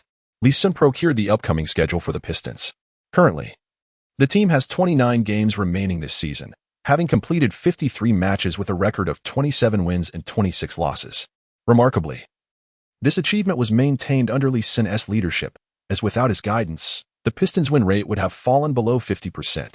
Out of the 29 games, Lee Sun has been suspended for 13, leaving him with 16 games left to play this season. Lee, take this time to rest well. Accumulate your strength. For upon your return, we will need your assistance in securing a place among the top 5 in the Eastern Conference. Dumars did not chastise Lee Sun for his impulsive actions that led to his suspension. Rather, he viewed this situation as fortuitous. The Pistons have remained dormant for so long that the fear they once instilled in other teams has been all but forgotten. Now, Lee Sun has undoubtedly rekindled those memories. As the saying goes, a blessing in disguise, the suspension may have inadvertently fostered a renewed trepidation among rival teams towards the Pistons, which may not be such a negative outcome after all. Lee Sun nodded, silently contemplating his thoughts. Firstly, there was no doubt that the Pistons would undoubtedly secure a place in the playoffs, even if he were to lose all 13 games during his suspension. As long as he returned, there would be relatively few formidable opponents in the remaining 16 matches. Lee Sun remains confident in leading his team to the playoffs. It is noteworthy that in the Eastern Conference, a team does not even need to maintain a win-loss record of 50% to secure a playoff berth. Moreover, given the current roster configuration of the Pistons, it is improbable that they would lose all 13 remaining games. This is the advantage of being in the Eastern Conference. Had they been situated in the Western Conference, the path to the playoffs would require a win rate approaching 60%, leaving Lee Sun with little assurance of even qualifying, let alone finishing in the top 5 of the division. He vividly recalls that the 8th seed in the Western Conference this season was the Jazz, who concluded the regular season with a record of 48 wins and 34 losses, yielding a win percentage of an impressive 58.5. In contrast, the 5th-seeded Rockets achieved a record of 53 wins and 29 losses, resulting in an even more remarkable win rate of 65. This memory lingers vividly in his mind as this season marks the last complete season of Yao Ming's illustrious career. A season that also presented the greatest opportunity for him to contend for a championship. Conversely, in the Eastern Conference, the 5th-seeded Miami Heat managed only 43 wins against 39 losses, with a win percentage barely reaching 52. Therefore, Dumas's decision to have Lee Sun return to lead the team in pursuit of a top 5 finish in the East does not seem to be an overly demanding expectation. Lee Sun understood why Dumas was so fixated on the top 5 teams in the Eastern Conference. This region boasted 3 formidable powerhouses, the Cavaliers, the Magic, and the Celtics. If the Pistons were to find themselves ranked 6th, 7th, or 8th in the Eastern standings, they would inevitably face one of these teams in the first round of the playoffs. Even if Dumas did not perceive the current Pistons as inferior to these 3 teams, who wouldn't prefer to seize an opportunity against a weaker opponent? According to Dumas's plan, Lee Sun would be spending the next 2 weeks at Pomani Hospital. After his discharge, he would commence rehabilitation training, leading to an inspiring narrative of rebirth that would keep Lee Sun in the public eye for an extended period. It must be said that Dumas genuinely had Lee Sun's best interest at heart. Lee Sun increasingly felt fortunate that he had not departed from the Pistons family. Had he chosen to leave, he might have found himself perplexed by the pitfalls he could encounter in future confrontations with the team. During the half-month of his recovery, the league seemed to lack the essence that Lee Sun brought, akin to a dish devoid of its seasoning, rendering it rather bland and unremarkable. After a brief respite, Lee Sun resumed his bustling activities. Several prominent sports brands sought his attention, extending their olive branches to him, including Nike, Adidas, Under Armour, and N1, all renowned names in the industry. This hardly came as a surprise, as the newly crowned All-Star MVP and arguably the most talked-about player in the league. It would have been remarkable if such brands had not approached him. Lee Sun, however, found himself perplexed by the intricacies of these contracts. Thus, he decided to enlist the expertise of Dean Beaumont, who, being a licensed attorney, would surely navigate the complexities of these agreements with ease. Nike was prepared to sign him as an athlete under the AJ brand, offering a lucrative 3-year deal worth $10 million. Dean Beaumont meticulously examined Nike's contract and relayed their proposal to Lee Sun. Lee Sun nearly lost his breath. What a joke. How could AJ have stooped to such a level? $10 million over 3 years. Was this merely a pittance for a beggar? He recalled that under normal circumstances, he had already proven himself, and even Leonard had only been offered a contract worth around $20 million over 4 years by AJ. This contract also included additional clauses stipulating that if one were to engage in brawls on the court or commit any acts that could tarnish the brand's image, a deduction of 20 to 40% of the salary would be imposed. Bowman continued to elaborate. Lee Sun was left speechless. It was as if he did not regard himself as a valuable asset. Who was he trying to impress? $10 million over 3 years. And he still had to cater to their whims. Was this not akin to earning a living while kneeling? Moreover, the earnings were meager. What about Adidas and Under Armour? Lee Sun couldn't help but furrow his brows and inquire. Adidas offered a contract of $20 million over 5 years, slightly surpassing Nike's proposal. Under Armour extended a 3-year deal worth $15 million, though their presence in the basketball realm is rather insignificant. As 4 and 1, they are hardly worth considering, merely participating in the commotion with a 2-year offer of $500,000. Moreover, aside from and 1, all other brands have similar stipulations to Nike. Should you engage in actions that tarnish the brand's image, financial penalties will be imposed. After listening to the various offers from major companies, Lee Sun felt an overwhelming sense of frustration. Having heard of superstars in his previous life signing contracts worth hundreds of millions over a decade, he had anticipated negotiating for at least a $10 million annual endorsement deal. However, the best offer he received was from Under Armour, which amounted to a mere $5 million per year. To make matters worse, Lee Sun had to approach this situation with humility. Lee, do not feel disheartened. Given that you have participated in so few matches recently, the fact that they are willing to extend such an offer is already a considerable risk on their part. Consider this. Should you suffer a significant injury after just 1 year, their investment would be rendered futile, Bowman reassured, noticing Lee Sun's displeasure. Lee Sun nodded, acknowledging the validity of the statement. However, he was acutely aware that his meteoric rise was just around the corner. Reflecting on his contract with Nike, he found it difficult to fathom the extent of his growth over the next 3 years. What was certain was that within that time frame, he would secure at least 1 MVP award, 1 Finals MVP, and a championship trophy. Such accomplishments, accompanied by a $3 million star contract, would undoubtedly render those deals advantageous for the companies involved. Moreover, he was not in dire need of money, as there was little to spend it on. Rather than allowing foreign brands to reap the benefits, he would prefer to support domestic ones, particularly Li Ning, which had demonstrated its capability to make substantial offers. Even extending a 10-year, $100 million contract plus equity to Wade in the twilight of his career. Lee Sun has decided to postpone dealings with foreign manufacturers, opting instead to assess the domestic situation. Should the terms be equivalent, he would undoubtedly prioritize contracts with local firms. He understands the principle of keeping resources within one's own domain. On March 6th, after spending a fortnight in the ICU, Lee Sun was finally discharged from the hospital. The entrance of Pomani Hospital was crowded with numerous media reporters, and a substantial number of local Detroit fans had also gathered. As Lee Sun appeared in a wheelchair at the door, the crowd erupted into thunderous applause. Wishing you a swift recovery. We need you. Go, Lee Sun. The King of Detroit returns. The raucous cheers resonated in Lee Sun's ears. Once he was helped into the car, Michael Curry delivered some grim news. During this period, Lee Sun had not closely followed the Pistons' situation, realizing that his concern was futile since he could not take to the court himself. Lee, Allen's injury is severe. He is very likely to miss this year's playoffs, Curry said, his expression somber. Lee Sun felt a pang in his heart. The inevitable had finally arrived. Under normal circumstances, this season should have marked the final complete chapter of Allen Iverson's illustrious career. However, the term complete seems somewhat overstated, as Iverson only participated in around 50 games with the Pistons before succumbing to injuries, missing even the playoffs. Following the conclusion of the season, he signed a 1-year contract worth $3.5 million with the Grizzlies, yet he only played 3 games as a substitute before being released. Subsequently, he returned to his roots, playing half a season with the Philadelphia 76ers before retiring. Initially, Lee Sun believed that his arrival would create a butterfly effect, extending Iverson's career. But it now appeared that he had overestimated his influence. The thought of still owing Iverson a championship and the title of assist leader weighed heavily on his heart. Alas, the situation had become quite troublesome. With Allen absent and Stuckey having been traded away, the team was left with only a single point guard. Michael Curry felt despondent. Had Stuckey not been traded, the impact would have been minimal. Stuckey, being a versatile guard, performed better as a point guard than as a shooting guard. Now, with Iverson injured and Stuckey gone, the only option left was Will Bynum, standing at merely 183 centimeters, whose defensive skills paled in comparison to even a seasoned Iverson.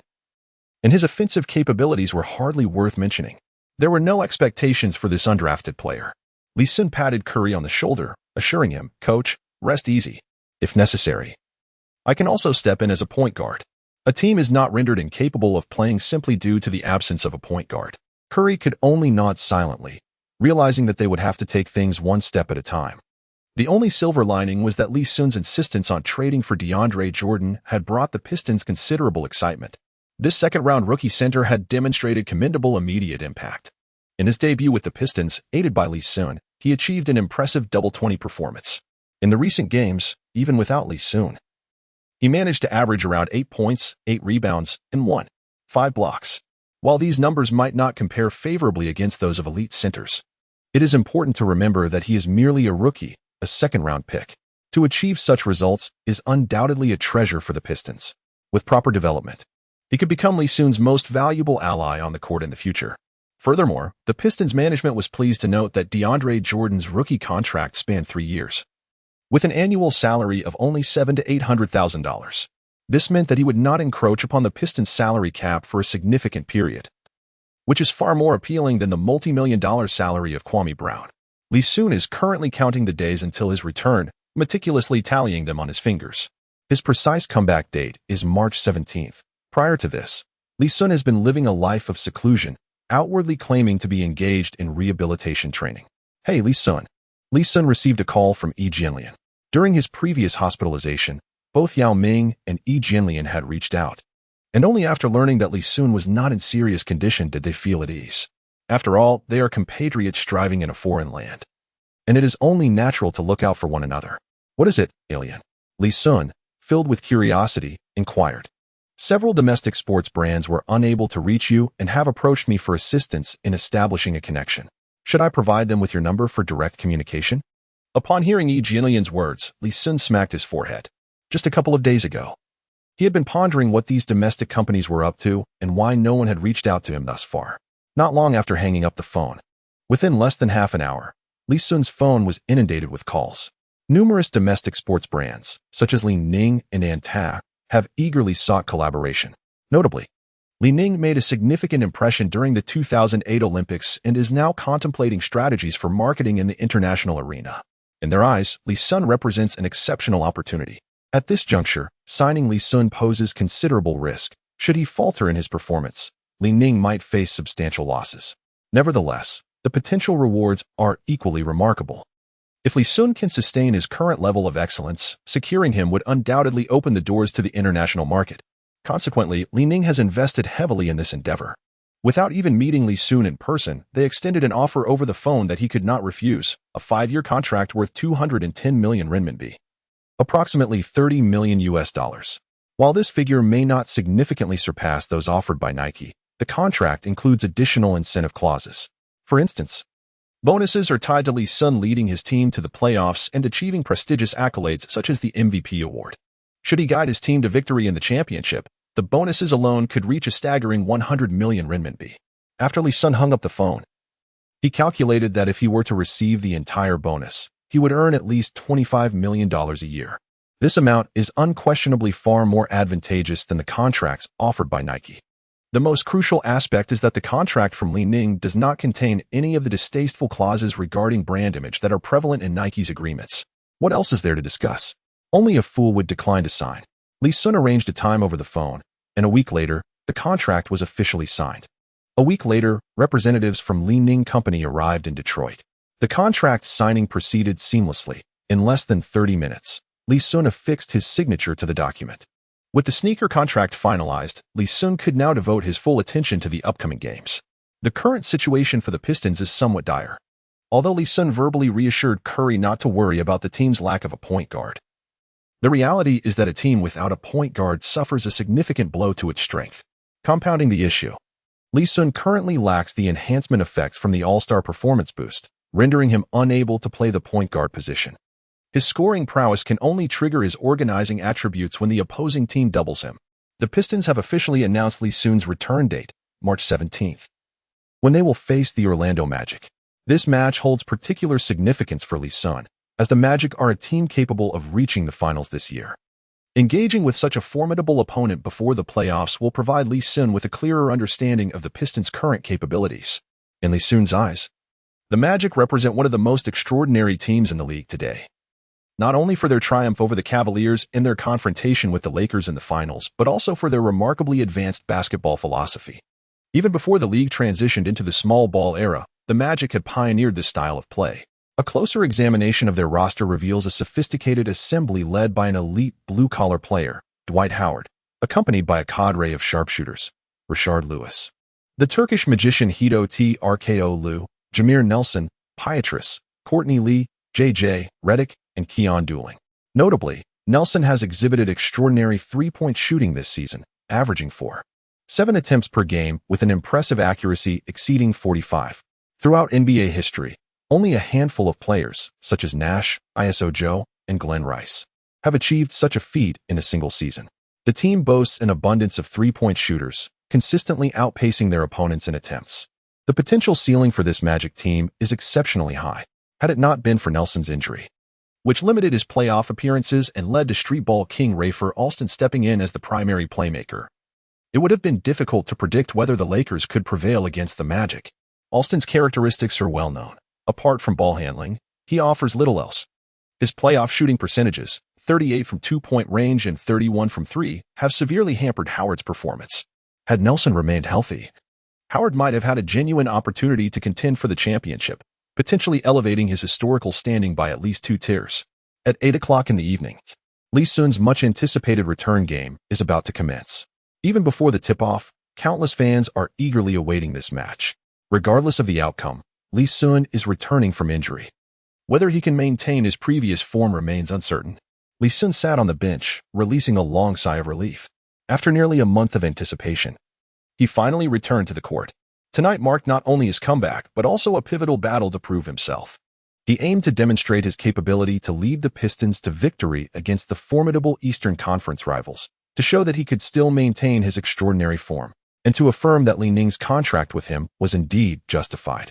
With a sharp whistle, the referee signaled the start of the game, and the starters took to the floor. The Pistons' starting lineup featured DeAndre Jordan, Rasheed Wallace, Lee Sun, Richard Hamilton, and the team's sole point guard, Will Bynum. The Magic's starting five included Dwight Howard, Rashard Lewis, Hito Trko Lu, Michael Pietrus, and Jameer Nelson. Howard won the tip-off, granting the Magic the first possession of the game. Lee Sun hurriedly positioned himself against Skakaglu, who was his primary focus of attention this evening. Skakaglu is a rare breed of playmaking forward in the league and serves as the absolute offensive fulcrum for the Magic. In Lee Sun's perspective, if he could completely neutralize Skakaglu tonight, the Magic would be severely weakened, if not entirely obliterated. Whoosh! Lee Sun had just matched up against Tekaglu, still finding his footing. Nelson, facing the defense of Bynum, effortlessly sank a three-pointer. Turning back, it was now the Pistons' offensive possession. Lee Sun originally intended to initiate the first offensive round himself, aiming to secure a triumphant start for the team. However, upon reaching the front court, Bynum took the shot without hesitation. The confidence he exuded surpassed even that of Curry when he attempts a three-pointer. Thud. The basketball struck the rim but failed to find its mark. The rebound was seized by Howard.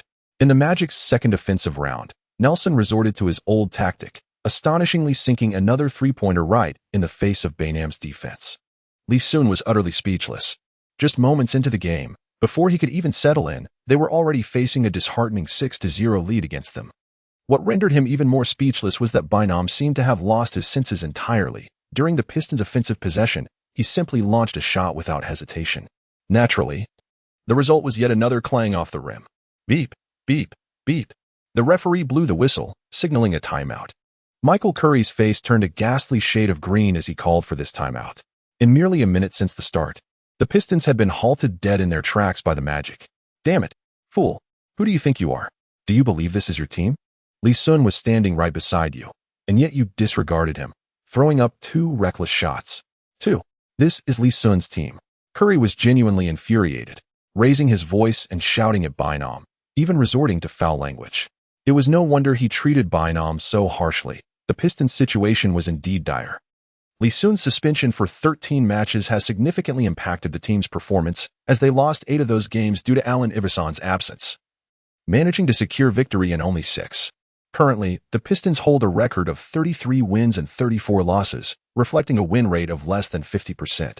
With a challenging schedule ahead featuring formidable opponents, even if Lee Sun makes a return, it is uncertain whether they can secure a place among the top 5 in the Eastern Conference. Therefore, every match demands utmost attention. This evening, if Bainham merely failed to defend against Nelson's 2 3-pointers, it would be excusable. However, what truly infuriated Curry was Bainham's erratic shooting. Not only Curry, but even Lee Sun is seething with frustration. Tonight marks Lee Sun's return to the court, and Bainham's performance was utterly unacceptable. One cannot help but think of the Lakers and their own peculiar Andrew Bainham. Lee Sun harbors doubts regarding the individual with the surname Bainham, questioning their mental faculties. Logically speaking, Lee Sun genuinely does not believe that this Bainham possesses greater skill than Sun Yu. Tonight's match is broadcast live across the United States, and Curry's behavior has been somewhat unbecoming.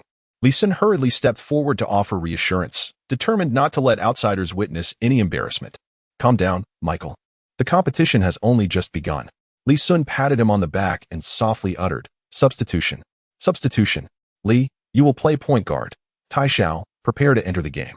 Curry, clearly still agitated, shouted loudly for the change. Just 1 minute into the game, a substitution occurred, indicating that he was genuinely infuriated. Lee Sun let out a wry smile, realizing that what had started as a casual remark now left him with no choice but to forge ahead. In the offensive possession of the Magic, Nelson, perhaps fueled by confidence, swiftly maneuvered laterally against Lee Sun's defense, positioning himself for a teammate screen. Another 3-pointer.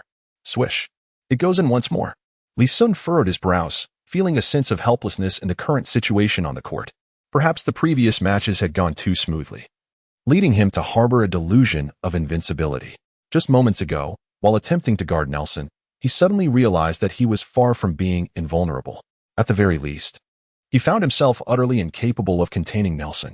The lateral quickness of these diminutive point guards was astonishing. With his height, it was simply impossible to keep pace with them. His prior dominance during the All-Star game had been entirely reliant on his impressive attributes, boasting an overall rating of 95. Now, with his speed lingering around the 60s, there was no way he could effectively guard Nelson. "Richard, you take on this little guy," he commanded. Lee Sun, aware of the futility of his efforts, stubbornly pressed on, displaying a foolish tenacity. Instead, he wisely entrusted the responsibility of defending against Nelson to Hamilton. Lee Sun is indeed a formidable challenge for Nelson, however. For this diminutive player to think he could defend Lee Sun one-on-one is nothing short of delusional. During the Pistons' offensive possession, perhaps due to Lee Sun's towering stature and high center of gravity, which makes him susceptible to steals, Nelson boldly stepped up to match him. In a one-on-one scenario, Lee Sun possesses the skills of a scoring savant, showcasing commendable ball-handling abilities. Once he skillfully advanced the ball into the front court, he resolved to take on Nelson directly. Having already sunk 3 consecutive 3-pointers, Nelson had helped the Magic establish a 9-point lead, and Lee Sun felt compelled to respond in kind. Beyond the 3-point arc, he did not call for his teammates to set a screen. Instead, he initiated a high-post backdown against Nelson. The disparity in strength and weight between the two was glaring, rendering Nelson incapable of containing Lee Sun's powerful backing down. Pressing against Nelson near the free-throw line, Lee Sun executed a smooth turnaround jumper. With the legendary Jordan's red shorts as his talisman, his mid-range shooting prowess soared to an impressive 97 points. This maneuver represents Lee Sun's most reliable offensive tactic, without exception. Swish. The basketball swished through the net with a satisfying sound. There were no elaborate theatrics. It was simply a high-post backdown followed by a graceful turnaround jumper. Countless players in the league excel at this offensive approach, yet Lee Sun's execution appeared effortless, akin to a leisurely stroll through a garden. As the crowd witnessed Lee Sun launch his counterattack, a collective sigh of relief swept through the arena. Had the Magic managed to extend their lead further, the spectacle of the evening could have turned grim. In the ensuing offensive possession for the Magic, with Hamilton's defense in tow, Nelson found no opportunity to shoot and passed the ball to Turkoglu. Lee Sun pressed his body tightly against Teague, striving to deny him any opportunity for a shot or a pass. Ultimately, Lewis arrived just in time to clear the ball. Upon receiving the pass, Lewis took a mid-range shot, but it clanged off the rim. Down low, DeAndre Jordan and Howard were fiercely battling for position, preparing to contest the rebound. At this moment, DeAndre Jordan was no match for Howard. Not only did he fail to secure the rebound, but Howard also successfully executed a second-chance opportunity. My goodness! DeAndre Jordan, dissatisfied, raised his finger to indicate that the blame for this play rested squarely on him. Lee Sun is experiencing considerable discomfort. Previous matches had been exceedingly smooth sailing.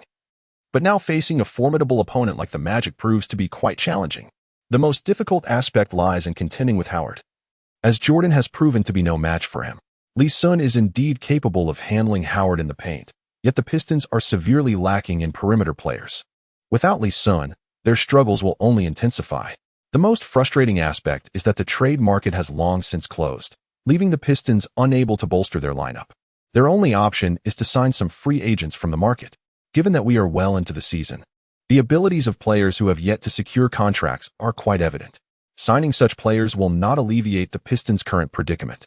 As the Pistons found themselves down 11-2 against the Magic, both Pistons fans and Lee Sun supporters felt their hearts leap into their throats. Once again, it was the Pistons' turn to attack. Lee Sun, positioned beyond the three-point line, continued to utilize his high-post moves. Defending him was not Nelson, but Pietrus. The effectiveness of their defense was, in truth, quite similar.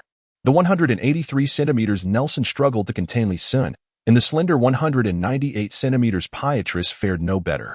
Positioned near the free-throw line, Lee Sun attempted a fadeaway jumper, but this time, it did not find the mark.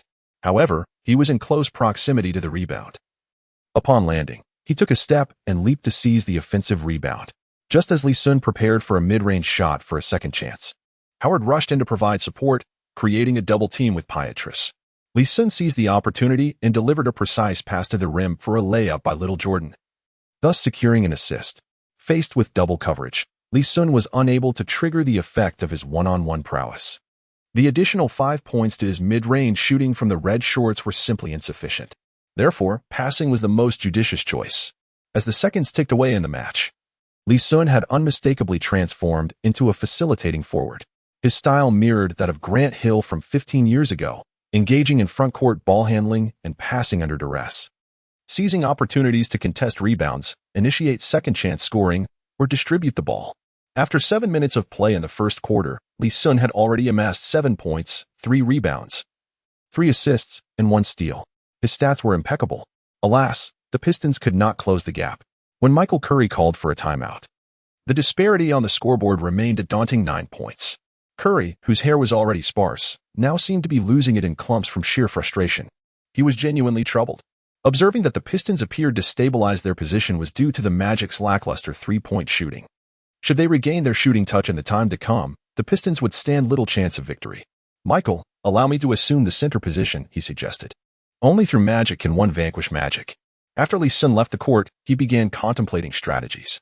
The quality and quantity of the Pistons' three-point shooters indeed fall short compared to that of the Magic. However, assembling 4 three-point shooters is still feasible. Rashid, Hamilton, Prince, along with the backup shooting guard Aflalo. Our rebounding should surpass that of Howard. Since the opponent employs a spread offense, why not engage in a direct exchange of shots? This is certainly preferable to the current method of gradual decline. Michael Curry, left with no alternative, had no choice but to comply. He substituted out Jordan and brought in the backup shooting guard Aflalo. Gentlemen, he declared, I will take care of the boards. Your sole responsibility is to shoot 3-pointers. Shoot with all your might. Do not fear missing. Before Lee Sun made his entrance, he issued commands to his 4 teammates, sitting on the sidelines.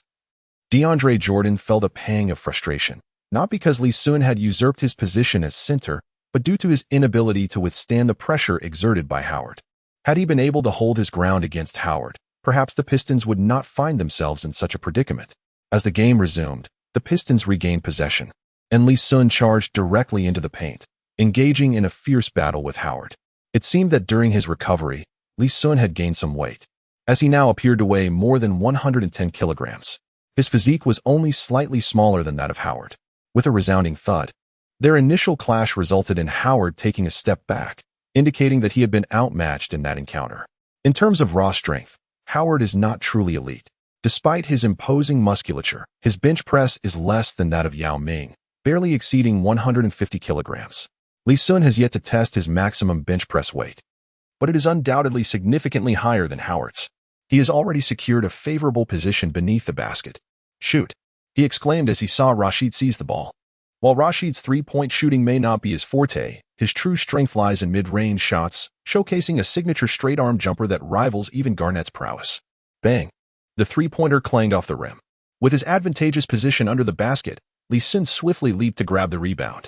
Howard, not merely a spectator, quickly closed in, denying Lee Sun any opportunity for a second chance at scoring. Presently, apart from his strength, Lee Sun's physical attributes pale in comparison to Howard's. Attempting a shot under the basket could easily result in a rejection. Thus, he opted to pass the ball once more, delivering it into Hamilton's hands. Lee Sun had resolutely decided to sacrifice himself for the victory of the team this evening, embracing the role of a true blue-collar center.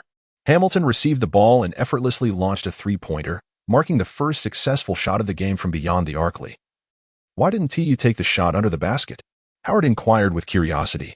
He had witnessed Lee Sun's games before, particularly the previous All-Star match, where Lee Sun's desire to score had been remarkably intense. Yet today, faced with such a splendid opportunity, he chose to pass the ball. Because I intend to defeat you using your own methods. Lee Sun, feigning profundity, spoke to Howard, who scratched his head in confusion, unable to comprehend Lee Sun's meaning. The game continued for another 3 minutes, during which the Pistons' situation improved considerably. Despite being unable to completely suppress Howard, the reigning rebounding champion of the season, Lee Sun aimed to outpace him in rebounds.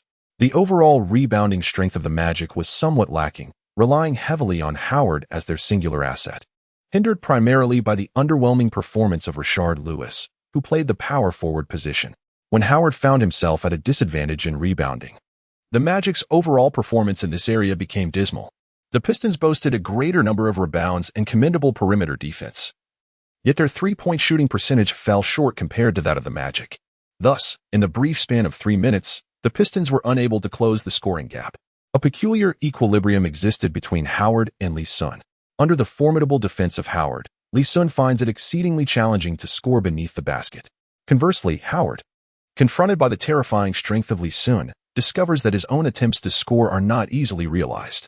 With 2 minutes remaining in the first quarter, both teams opted for substitutions. Both Lee Sun and Howard exited the court simultaneously. The Pistons substituted in DeAndre Jordan for Lee Sun, while the Magic brought in the formidable Marcin Gortat. This exemplifies the terrifying depth of the Magic's bench, even when Howard is off the floor. They have Gortat to maintain their star-studded system. It is fortunate that the Pistons acquired DeAndre Jordan earlier, otherwise, the point differential during Lee Sun's absence would likely have widened significantly. Fueled by a surge of competitive spirit, Jordan immediately engaged in a fierce battle with Gortat upon his entry. Both players, eager to seize every opportunity to showcase their talents, fought valiantly. If one were to obscure the team jerseys, one might easily mistake this for a matchup between the Magic and themselves. To me, the Magic's gameplay lacks any semblance of excitement. A rebounder surrounded by a cadre of shooters, endlessly launching shots, offers little in terms of visual appeal. Lee Sun, too, transformed into a blue-collar worker tonight, nearly lulling me into slumber. In the commentary booth, Barkley expressed his discontent. Veteran stars often harbor a disdain for shooting-centric teams, deeming such basketball excessively tedious. Beside him, Kenny Smith chuckled enigmatically. Charles, do you genuinely believe Lee Sun is playing as a blue-collar center tonight? Open your eyes and take a good look at the statistics. It appeared that Barkley was indeed starting to drift off. Upon hearing Smith's words, he perked up and glanced at Lee Sun's stats. What? 7 points, 6 rebounds, 6 assists, and 2 steals. Is this really Lee Sun's performance in just 10 minutes of play? Barkley exclaimed, taken aback. While scoring and rebounding are commendable, accumulating 6 or 7 points or rebounds in a single quarter is not particularly astonishing. What truly astonished him were Lee Sun's 6 assists. Do you still consider him a blue-collar center? Perhaps we should refer to him as a playmaking center? Barkley nodded vigorously in agreement, exclaiming, yes, a playmaking center indeed. My goodness, in just 1 quarter, this player has seamlessly transitioned through 3 positions, from point guard to small forward, and finally to center. He embodies the rare talent capable of playing all 5 positions. What extraordinary fortune the Pistons must have encountered to discover a gem like Lee Sun. Viewers watching the live broadcast, upon hearing Barkley's remarks, similarly recognized the Pistons' remarkable luck. Throughout NBA history, there have been numerous players touted as capable of playing all 5 positions, such as the legendary duo of Magic Johnson and Larry Bird, and even current stars like Kevin Garnett and LeBron James. However, apart from their primary positions, their effectiveness diminishes significantly when playing elsewhere. Take LeBron, for instance. He may perform adequately against less competent centers, but should he face Howard, the outcome would be all but certain. Lee Sun, however, presents a markedly different case. He is genuinely capable of excelling at all 5 positions. When playing as a point guard, he can overpower his matchups on the wing. He showcases both offensive and defensive prowess, coupled with a degree of playmaking ability. In the paint, he is an indomitable presence on the boards and even holds a slight advantage over Howard. Such a player is undoubtedly a rare treasure coveted by every team. As the second quarter commenced, both teams continued to demonstrate a tacit understanding by deploying their backup centers.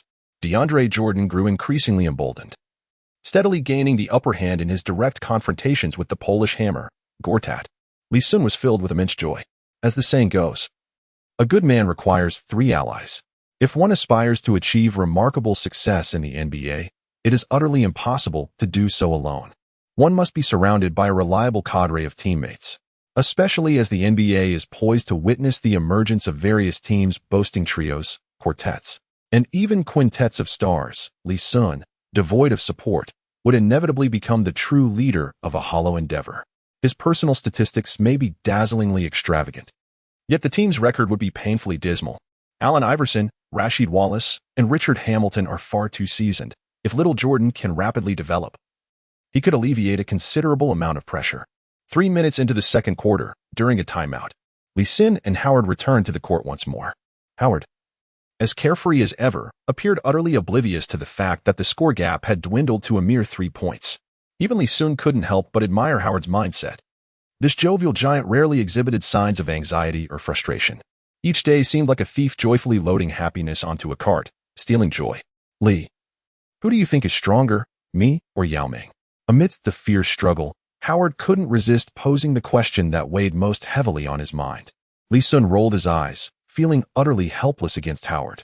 Would you like to hear the truth? Upon hearing this, Howard quickly shook his head. Never mind, I won't listen. He is your compatriot, and you surely regard him as formidable. Just as the two were engaged in idle chatter, an unexpected turn of events unfolded on the court.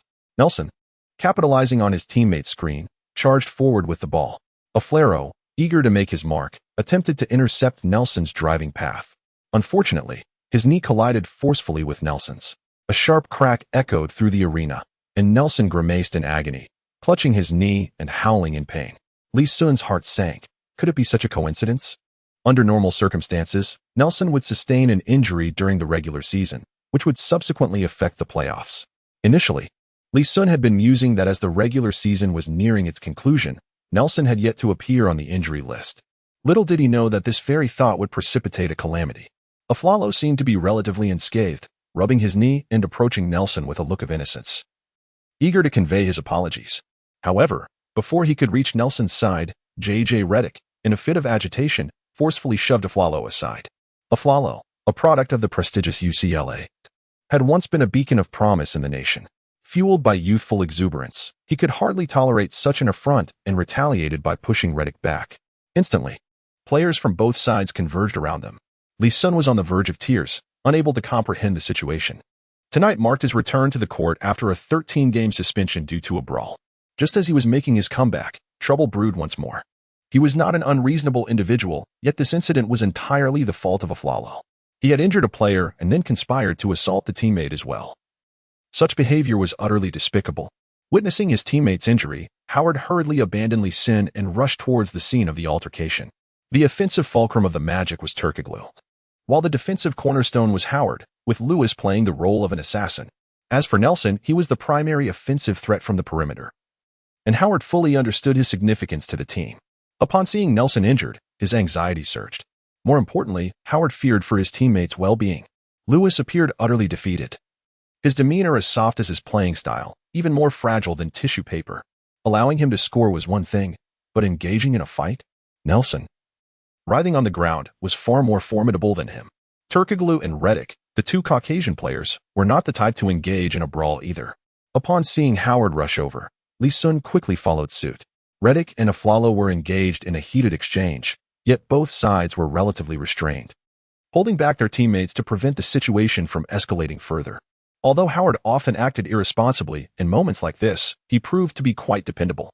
He pushed through the crowd, positioning himself protectively in front of Reddick, glaring fiercely at Aflalo.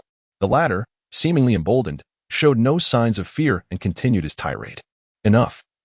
Aaron, silence yourself. A commanding voice resonated from outside the crowd, startling Aflalo and causing his face to pale as he promptly fell silent. Then, Lee Sun approached deliberately. If there were one player on the Pistons that Aflalo truly feared, it was undoubtedly Lee Sun. His apprehension stemmed not only from Lee's standing within the team, but also from having witnessed firsthand the brutal scene where Lee had assaulted Bogut. The brutal aura emanating from Lee Sun led Afu Lala to doubt whether Bogut would survive the night at the Palace of Auburn Hills. Upon hearing Lee Sun command him to remain silent, he promptly complied, not daring to utter another word. He understood all too well that should he defy Lee Sun, the consequences would undoubtedly be dire. Being benched by the Pistons management would likely be the least of his worries. After returning to the locker room, he couldn't help but wonder if Lee Sun would subject him to a merciless beating. An apology was in order. Lee Sun gestured towards the supported Nelson and spoke softly to Aflalo. Aflalo, already inclined to apologize to Nelson, did not hesitate and directly expressed his remorse. I am truly sorry, Jamil. Is an apology sufficient? You deliberately inflicted harm. This is the only thing your Pistons excel at. No one is as unscrupulous as you. Reddick, standing behind Howard, relentlessly targeted Aflalo with his words. Upon hearing this, Howard quickly turned to Lee Sun, wishing he could find a needle to sew Reddick's mouth shut. While venting his frustrations at Aflalo was one thing, the final remark disparaged the entire Pistons organization.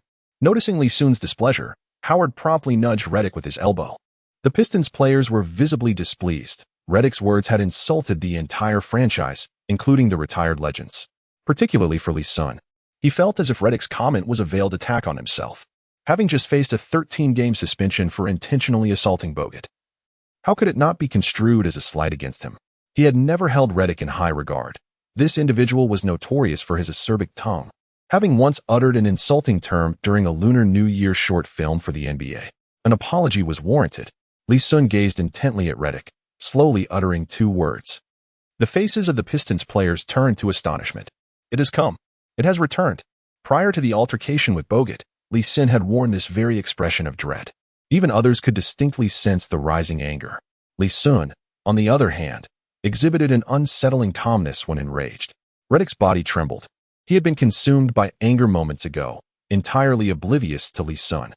It was only after Lee Sun addressed him that he suddenly realized the predicament he had conjured, one that he might find insurmountable. Reddick, a rookie himself, had entered the league in 2006 and had yet to fulfill his rookie contract. As he felt Lee Sun's predatory gaze upon him, he hastily cast a pleading look towards Howard for assistance. Howard, wishing he could slap himself, pondered why he had chosen to involve himself in this mess. Initially, the situation favored their team, the Magic. After all, hadn't Lee Sun prompted Aflalo to apologize? Moreover, he had just witnessed that it was merely an accident. Injuries on the court were commonplace. Yet now, thanks to Reddick's indiscretion, the circumstances had spiraled out of control. The Pistons' general manager had publicly declared Lee Sun as the unequivocal core of the team, signifying that he was the indisputable leader of the Pistons. When someone insults the team, how could the leader feign ignorance and still expect to guide the squad effectively? Lee, we are all good friends. JJ was too impulsive. After all, he is young. He was merely reacting to Nelson's injury with heightened emotions. At this moment, Howard's mind raced as he sought to mediate. He even brought up Nelson, hoping to make Lee Sun realize that the initial disadvantage lay with the Magic. Apologize. I do not wish to repeat myself. Dwight, regarding Nelson. It was our Pistons who were at fault. Following the game, the league will investigate. If it is determined that Aflalo acted intentionally, I will address it. For now, I demand an apology for your earlier remarks. I do not wish to repeat myself. Lee Sun's voice grew increasingly frigid, causing Reddick to feel a shiver run down his spine. Under the watchful eyes of the crowd, Reddick, despite his apprehension, could not bring himself to speak out. Howard scratched his head, still contemplating how to defuse the tension with a jovial remark. Yet, Lee Sun's expression became ever colder. His smile devoid of warmth as he continued to address Reddick. Did you think that just because I have recently returned from suspension, I would refrain from taking action against you? I assure you, I will not lay a finger on you. However, should others choose to do so, I can guarantee that your teammates will be powerless to assist you. At this juncture, Rashid let out a sinister chuckle, eagerly eyeing Redick with anticipation. Moreover, every time we encounter your magic, the Pistons' fringe players will be eager to take their shots at you. I will bear the cost of their suspensions. Let me calculate. During the regular season, they will have the opportunity to target you 4 times, and should fortune favor us, perhaps even a few more times in the playoffs. Unless you withdraw from this league, I will ensure that you live in constant dread. I ask you one final time, will you apologize? Should you choose not to, you need not expect to leave tonight. The spectators, including the Pistons players, collectively gasped in disbelief. They had encountered formidable opponents before, but none quite like Lee Sun. He was truly a force to be reckoned with. Aflalo's legs trembled as he silently thanked his stars for not provoking Lee Sun.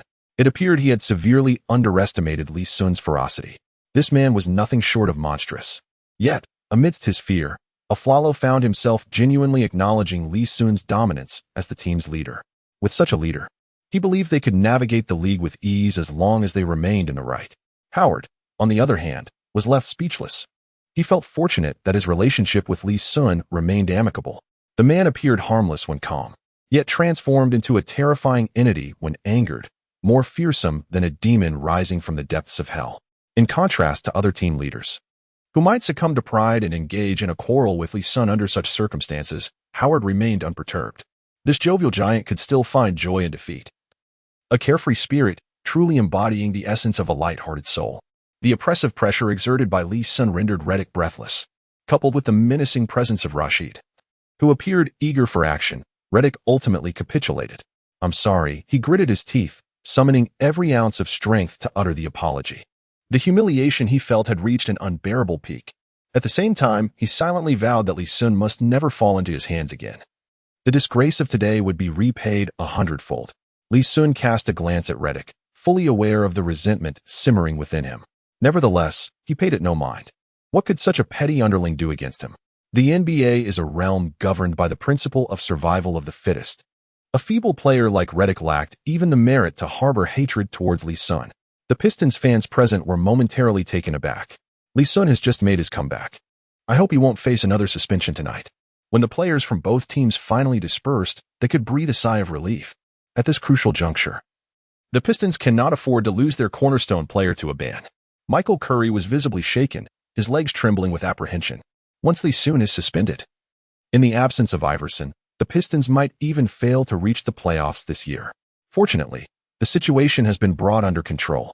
Standing on the sidelines, Curry could generally discern Lee Sun's words, his heart a whirlwind of emotions. It is noteworthy that Lee Sun is merely a rookie entering the league. Yet the aura he just displayed is undeniably that of a born leader.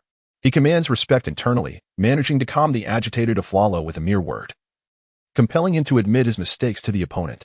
Externally, he exudes a formidable presence, forcing Redick to lower his head in submission with just a few remarks. This is the essence of a true natural leader. Michael Curry, once a player himself, joined the Philadelphia 76ers in 1993 as an undrafted rookie. He continued to play until 2005, having cycled through 6 teams. Each of these 6 teams had its own leaders, including elite figures such as Chris Webber, Grant Hill, Reggie Miller, and the big dog Robinson. Yet, in Michael Curry's eyes, none of these leaders possessed the commanding presence of Lee Sun. The only one who came close was Reggie Miller, whose physique lacked the overwhelming pressure that Lee Sun exudes. Opponents would fear Miller's sharp tongue, but never worry about physical confrontation with him. Reflecting on the infamous Palace Brawl in the 2004-2005 season, Michael Curry mused that had Lee Sun been on the court that day, the fan might have been spared undue suffering.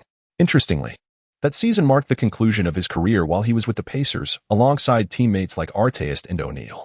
The referees promptly called for an official timeout, as the situation on the court had indeed startled them. Upon witnessing Lee Sun diffuse the potential conflict, they sighed in relief. When play resumed, Magic coach Stan Van Gundy benched Redick, genuinely fearing he might incite trouble at the Palace. Now, he simply wished to conclude the game without incident, accepting a loss if necessary. This was merely a regular season match, not a life-or-death playoff battle, and provoking trouble was unwarranted. Furthermore, the Magic currently held the 3rd position in the Eastern Conference, comfortably ahead of the 4th-placed Hawks by more than 10 games. Losing one game, or even a few more, would not jeopardize their top 3 standing. In fact, the Magic would prefer to drop to 4th place. primarily because a third-place finish would pit them against the Celtics in the second round of the playoffs. Conversely, a fourth-place standing would see them face the Cavaliers. Though the Cavaliers might have a slightly better regular season record than the Celtics, one would be foolish to choose the Celtics as a playoff opponent, given that they are the reigning champions. At times, a team's record is not solely determined by the number of wins. They must also consider the potential playoff opponents they may encounter. With Nelson injured and now back in the locker room, Redick remained glued to the bench, unable to play. The Magic had suffered the loss of two key players, significantly weakening their strength. Howard also appeared disengaged, seemingly lost in thought. When the referee blew the final whistle, the Pistons triumphed over the visiting Magic with a score of 103-97. Lee Sun graced the court for 34 minutes this evening, achieving an impressive triple-double with 17 points, 19 rebounds, 14 assists, and 3 steals. In contrast, his counterpart, Howard, recorded 18 points, 12 rebounds, 3 assists, and 2 blocks. In this clash of titans, it was evident that Lee Sun's skills surpassed those of Howard, as his statistics clearly outshone his rival. Despite the victory and his personal achievements, Lee Sun felt little elation within. The game was fraught with challenges, and had it not been for the absence of Nelson and Redick, the outcome might have been uncertain. Furthermore, the Magic's shooting contingent failed to meet their usual accuracy this evening, rendering the win rather fortuitous. Originally, Lee Sun harbored grand ambitions to lead the Pistons in their quest for the championship this season. Yet, tonight's match served as a sobering reality check, revealing that the Pistons still lag considerably in overall strength from seizing the title. They must either continue to elevate their performance to dominate the court or find a way to enhance their point guard position. Regrettably, both paths are fraught with difficulties. Lee Sun has now surpassed the rapid phase of strength enhancement. To obtain system rewards, he requires exceptionally outstanding data from previous system notifications. It is evident that these achievement rewards related to data are not repeatable. For instance, if Lee Sun recorded a triple-double of 30-10-10 in his last game, he would not receive a reward if he replicated these figures in the subsequent match. Take tonight's statistics, for example. They certainly appear impressive to the outside world. However, Lee Sun does not believe the system will bestow an achievement reward, or if it does, it is unlikely to be anything of value, potentially incapable of enhancing his combat prowess. As for the Pistons' reinforcements, that is out of the question. The trading market has already closed, and relying on the free agency market for reinforcements is more akin to daydreaming. Distractedly, he followed his teammates back to the locker room. Just as he stepped inside, the system notification chimed. Congratulations, host. You have completed a B-level achievement, achieving a triple-double of 15-15-10. You have earned one B-level lottery opportunity. Would you like to draw now? Lee Sun stroked his lips, and as expected, the data tonight yielded nothing of value. His perspective had indeed elevated, having acquired several S-tier skills and items, rendering this mere B-tier utterly uninteresting. Nevertheless, he decided to seize the opportunity to draw, as one might as well take a chance. Moments later, the system notification chimed once more. Congratulations to the host. You have obtained the template card of Eric Bledsoe. Upon hearing that he had obtained a template card, Lee Sun was immediately engulfed in confusion. Eric Bledsoe? The template card of Bloodcloth? How could it merely be a B-grade reward? Lee Sun never anticipated that a template card of Bloodcloth would be classified as such. Although he had never been selected as an all-star throughout his career, Bledsoe was undeniably a player capable of averaging 20 points per game. Moreover, he had also been honored with a spot on the all-defensive first team. Excelling in both offense and defense, it would be a stretch to label him as an S-grade player, yet assigning him an A-grade would be entirely justified. Just as Lee Sun was pondering this, the system notification chimed once more. Eric Bledsoe template card. Upon use, it grants the user 3 randomly selected peak attributes of Eric Bledsoe. Once the randomly acquired attributes are confirmed, they become permanently fixed and cannot be enhanced by any means. This card may also be utilized by players other than the host. Lee Sun nearly spat out a mouthful of old blood. It is no wonder that this item received such a low rating. It is evidently a source of frustration. Even a C-grade defensive block could enhance one's abilities. Yet this B-grade template card is truly a deceptive trap. With over 10 attributes in total, one randomly acquires the pinnacle attributes of a Bloodcloth. If one were to obtain attributes for perimeter defense, driving, and ball handling, it could be deemed somewhat acceptable. However, what if one ends up with attributes for interior defense, under basket offense, and rebounding? The crux of the matter is that once the attributes are randomly assigned, they are irrevocably fixed, leaving no room for future enhancement. What a true disappointment. Li Sun could not help but voice his discontent. This item holds not the slightest benefit for him. In fact, using it may entirely inhibit his potential for growth. The only aspect that endows this template card with some value is the final statement, which can be applied to players other than the host. Li Sun's thoughts suddenly became lively. He certainly had no intention of using this troublesome item himself. It was clearly meant for someone else. Upon careful reflection, this template card was essentially a tool for mischief. If someone displeased him, he could simply hurl the template card at them. If fortune did not favor the victim, they would undoubtedly suffer dire consequences. It might be acceptable if it were used on some weaker players, as they could potentially enhance their abilities under fortunate circumstances. However, employing it on a point guard like Chris Paul would surely lead to catastrophic results for him. Nevertheless, the honest and straightforward Li Sun quickly dismissed this notion. At present, the Pistons were in dire need of a competent point guard, and perhaps this template card could prove useful. For instance, applying it to Albynum, whose attributes were undoubtedly inferior to those of Chauncey Billups, could yield favorable results. If luck were on their side, transferring Billups' 3 strongest attributes randomly would effectively grant the Pistons an elite point guard capable of making the all-defensive team. Even in the worst-case scenario, it would hardly affect Bynum. After all, he was only suited to play point guard, and any random attributes would surely surpass his original ones. However, it seemed that this fellow was rather foolish. It would be a waste to bestow such an opportunity upon him. Li Sun shook his head. After all, it was a B-tier reward, and utilizing it on such an insignificant individual felt like a considerable waste. Perhaps it would be better to bestow it upon Sunyu? Li Sun's eyes sparkled with inspiration as he suddenly envisioned the perfect destiny for this template card. It would be an impeccable fit for Sunyu. Xuebu is classified as a dual-position player, and so is Sunyu. Moreover, Sunyu's attributes are undoubtedly inferior to those of Xuebu, mirroring the situation of Bainam. In fact, Sunyu's capabilities may even fall short of Bainam's, who has the experience of several years in the NBA. The sole aspect where Sunyu may surpass Bainam is perhaps in basketball intelligence. Under normal circumstances, after winning the championship with the Lakers this year, Sunyu would be signed by the Knicks for the following season. However, without stepping onto the court for even a single game, he was promptly released by the Knicks. To be fair, Sunyu currently lacks any potential for improvement. Yet, if he were to utilize this so-called pitiful template card in Li Sun's eyes, he might still have a chance to make a comeback. A gamble worth taking, transforming a bicycle into a motorcycle. If fortune favors him, Sunyu could at least establish a foothold in the NBA. In that instant, Li Sun resolved that this template card must be bestowed upon Sunyu. Ideally, he would bring Sunyu to the Pistons to assist him.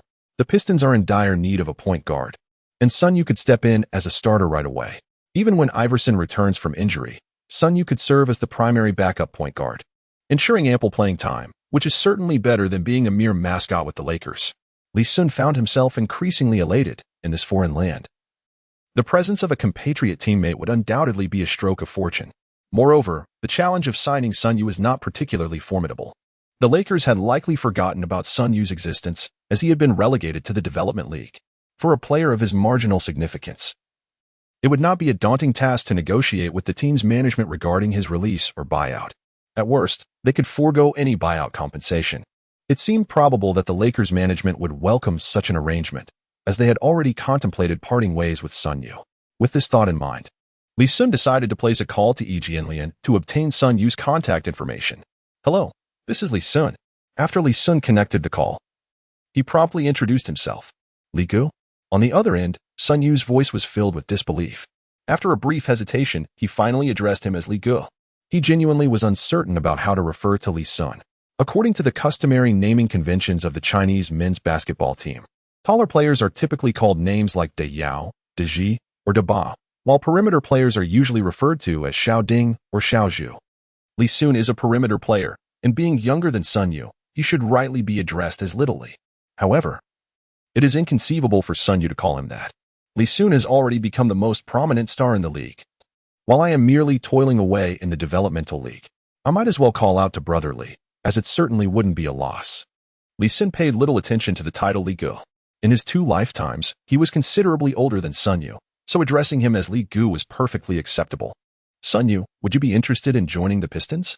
Li Sun did not beat around the bush and spoke directly. "What? To the Pistons?"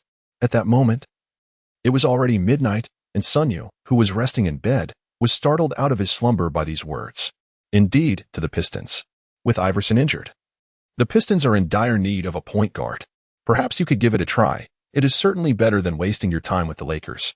Lee Sun did not make grand promises to Sun Yu regarding playing time.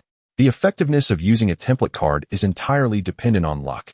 Should the outcome not yield strength, it would be challenging for Sun Yu to establish himself in any NBA team given his current capabilities. The Pistons may currently lack a point guard, but it is improbable that they will enter the next season without one.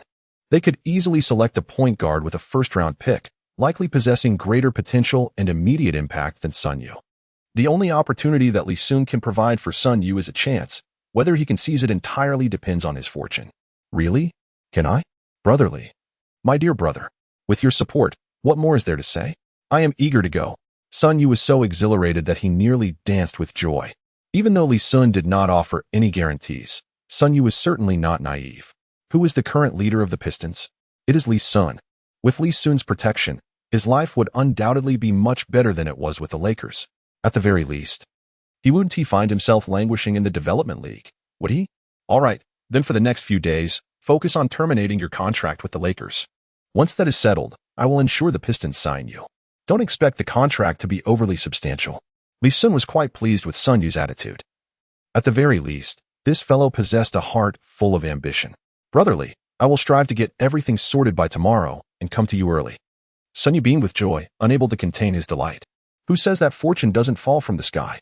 Is he not, in fact, being showered with good fortune at this very moment? Lee, I truly did not mean to do that on the court just now. As Lee Sun had just hung up the phone, Afrolaro hurriedly approached with a brisk pace. The other seasoned Pistons veterans in the locker room turned their attention to Lee Sun with keen interest. Lee Sun's growth has left them astonished. The once lackluster second-round draft pick has, in the blink of an eye, evolved into a commanding presence both on and off the court. Truly a remarkable transformation. Aaron, do not overthink it. Such matters have already been addressed on the court. What has passed is now behind us. We, the Pistons, believe in the virtue of integrity. When we are in the wrong, we can endure. However, when we are justified, there is no need for further tolerance. Lee Sun gently patted Afulero on the shoulder. Smiling amiably, he held a favorable impression of this young man, for at the very least, he demonstrated discernment. In truth, Afulero was no mere underling. After parting ways with the Pistons, he had managed to average 18 points per game in a season and even earned a salary exceeding $10 million in Sacramento, marking him as a notable shooting guard. Among the young players on the Pistons, aside from the likes of Jordan, Afulero possessed the most potential. Hamilton was aging. And frankly speaking, if he were to suffer a serious injury at this stage in his career, he might be compelled to retire on the spot. At that juncture, Afulero would undoubtedly prove invaluable. To win people over through virtue? Lee, your words resonate profoundly. No, Chief, you are entirely correct. Afulero even altered the way he addressed Lee Sun. Rashid and Hamilton exchanged smiles, unperturbed by Afulero's newfound address for Lee Sun. It was an established fact that this Pistons team belonged to Lee Sun, and these veterans had long abandoned any aspirations of vying for the title of team leader. Moreover, even in their younger days, the grassroots quintet of the Pistons had never overtly declared who the true leader was. The next morning, Sun Yu awoke early. He had spent the previous night tossing and turning exhilarated. By 8 o'clock, he placed a call to Lakers general manager Mitch Kupchak. Kupchak was indeed a legendary figure in NBA history, known for trading Shaquille O'Neal to the Heat and for his refusal to trade Andrew Bynum for Jason Kidd. While the O'Neal trade was somewhat acceptable, Kobe was undoubtedly in full support of it. However, the Kidd trade had directly incensed Kobe. Had it not been for the strong backing of owner Jerry Buss, Kupchak might have faced dismissal long ago. Nevertheless, last season's trade involving Gasol had altered Kobe's perception of him. Upon hearing that Sun Yu wished to leave the team and was not seeking any buyout compensation, Kupchak was elated. Such a stroke of luck was rare indeed. Cutting Sun Yu had already been on his agenda, but he never anticipated that Sun Yu would present himself so willingly. To prevent any last-minute change of heart from Sun Yu, Kupchak arrived with the contract at 9 o'clock. Just an hour after the call, after approximately 30 seconds of signing the release contract, Sun Yu officially became a free agent. Sun Yu was taken aback. He had anticipated that the Lakers would attempt to retain him, and he thought the release process would take some time. He had even contemplated rejecting an assignment to the development league if the Lakers chose not to release him. However, it seemed the Lakers had treated him as if he were merely an inconvenience, dispatching him as if he were a harbinger of misfortune. Fortunately, after enduring numerous setbacks over the past year, this minor blow only brought a momentary pang to his heart. Glancing at the time, it was just past 9 in the morning. Resolutely, Sun Yu purchased a ticket for a flight to Detroit that very morning. By evening, Lee Sun received another call from Sun Yu, utterly astonished to learn that Sun Yu had already arrived in Detroit. Why didn't you give me a heads up? I haven't even mentioned your situation to the team's general manager yet. Lee Sun, caught in a mix of laughter and tears, lamented, Sun Yu. I guess I'm completely following you from now on. Sun Yu scratched his head, offering a wry smile. When I was selected in the draft, I was so exhilarated that I couldn't sleep for several days. I firmly believed I would make it, that I would rise above the odds. Yet here I am. A mere joke. As Sun Yu continued, a sense of melancholy enveloped him. Indeed, he had endured considerable hardships over the past couple of years. Well, it's all in the past now. No need to be sentimental. Stop behaving like a woman, Lee Sun retorted. From now on, you're with me. I'll ensure you won't go hungry. Let us go find Dumas first. We need to secure a guaranteed contract. With that, Lee Sun seized Sun Yu's hand and hailed a taxi, heading towards Dumas's office. On the way, Lee Sun activated the system, preparing to assign the template card to Sun Yu, eager to discover the attributes it would bestow. Are you sure you wish to designate the player Sun Yu as the user of the template card? Affirmative. Please hold on. As we are in the process of randomly selecting 3 peak attributes for Eric Bledsoe for Sun Yu, Lee Sun felt a pang of anxiety. Whether Sun Yu could secure the motorcycle hinged on this very moment. Should he fortuitously land on the 3 most formidable attributes, Sun Yu would ascend instantaneously. Alas, Lee Sun was acutely aware that such a possibility was rather slim. With over 10 attributes in total, the odds of randomly selecting those 3 paramount traits were even less than 1%. He harbored no illusions that Sun Yu possessed such extraordinary luck. If he truly did, he would not have found himself in such a dire predicament. The random selection concluded. The 3 attributes acquired for Eric Bledsoe were as follows: perimeter defense, 92, rebounding, 51, ball handling, 85. The randomly selected attributes were now locked in place, unable to be enhanced in the future. Lee Sun felt a shiver run down his spine. Could it be that Sun Yu was truly the chosen one? His fortune was nothing short of extraordinary. Although he did not randomly acquire the most flawless trio of attributes, he astonishingly managed to secure the signature skill of the legendary defender, a remarkable 92 points in perimeter defense, an accolade worthy of an all-star level. With such defensive prowess alone, Sun Yu could easily thrive in the NBA. Should he refine his three-point shooting, he would undoubtedly emerge as a reliable 3D player. In addition to his defensive capabilities, Sun Yu also obtained the ball-handling skills of the famed defender, boasting an impressive 85 points. While this may not shine as brightly as his perimeter defense, it remains sufficiently advantageous for Sun Yu. This combination of skills gave rise to a semblance of a budget version of Jason Kidd, lacking in offensive capabilities yet possessing formidable defensive strength.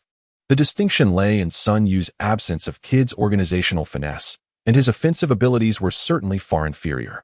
Even with Kidd's moniker of the offensive non-threat, his scoring prowess still eclipsed that of Sun Yu. During his tenure with the Lakers, Sun Yu's shooting percentage was astonishingly low, resting at a mere 27.3. Now, however, he boasts elite perimeter defensive skills alongside commendable ball-handling abilities. Lee Sun could now more comfortably secure a position for Sun Yu. Dumars had yet to finish his workday, as he was preoccupied with the team's roster dilemmas. The news of Iverson's injury was already dire, casting uncertainty over his participation in the playoffs. Rashid had also faced sporadic injuries this season, with the intensity of the playoffs set to escalate.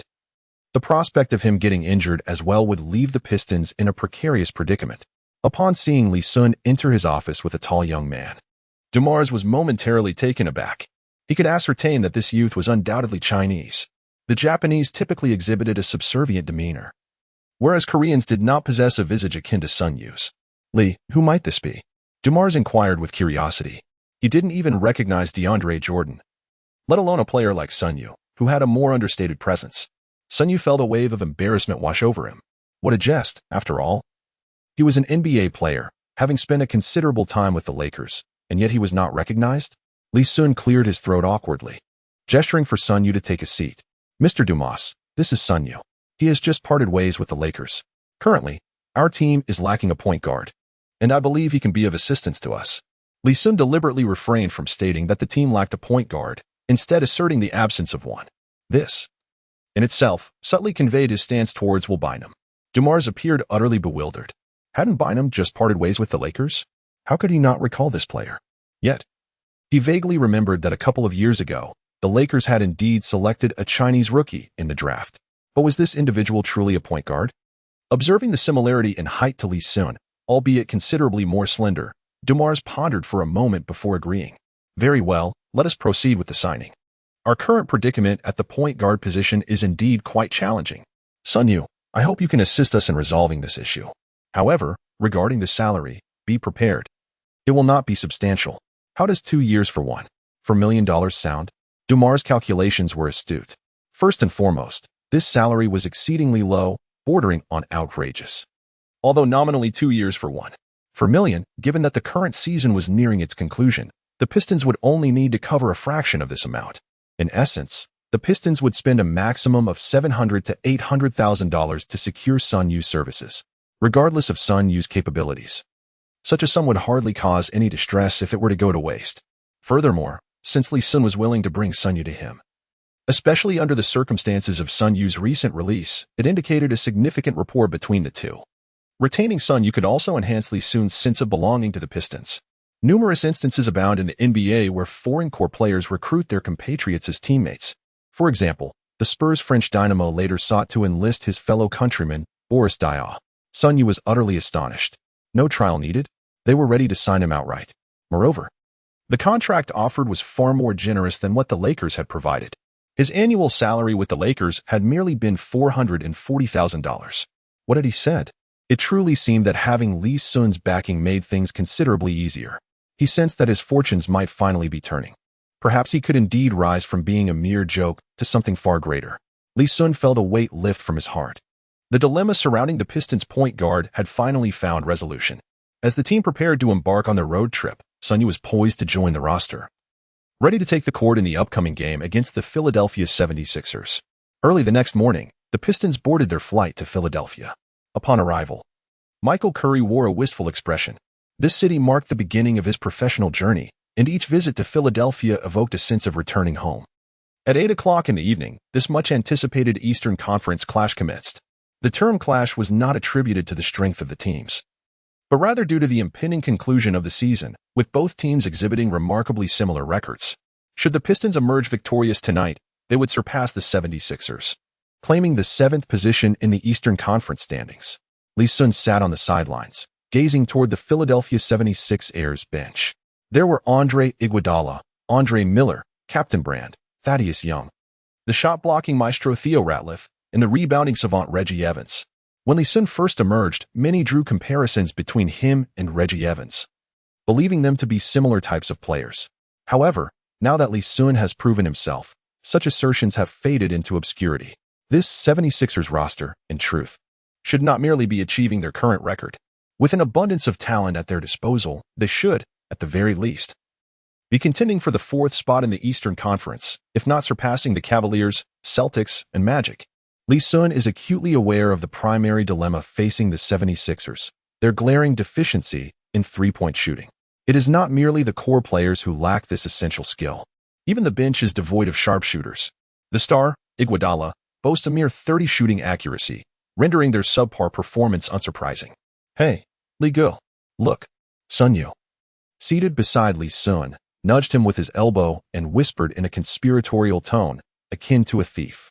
Lee Sun turned his gaze in the direction of Sun Yu's eyes and beheld Allen Iverson alongside his wife, Tawana, following a severe back injury.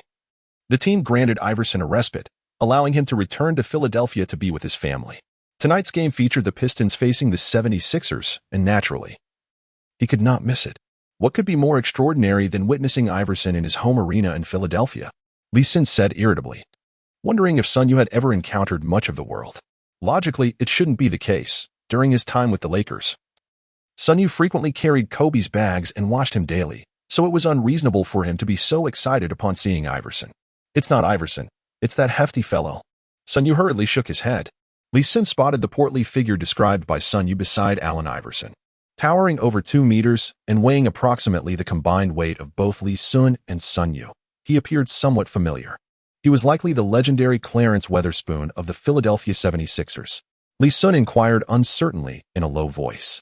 Sun Yu nodded her head vigorously, resembling a bobblehead doll. Have you heard? This fellow has been embroiled in a scandal with that famous singer from our country. It seems to have escalated significantly. He even ended up in the hospital. Lee Sun's eyes nearly bulged out of their sockets.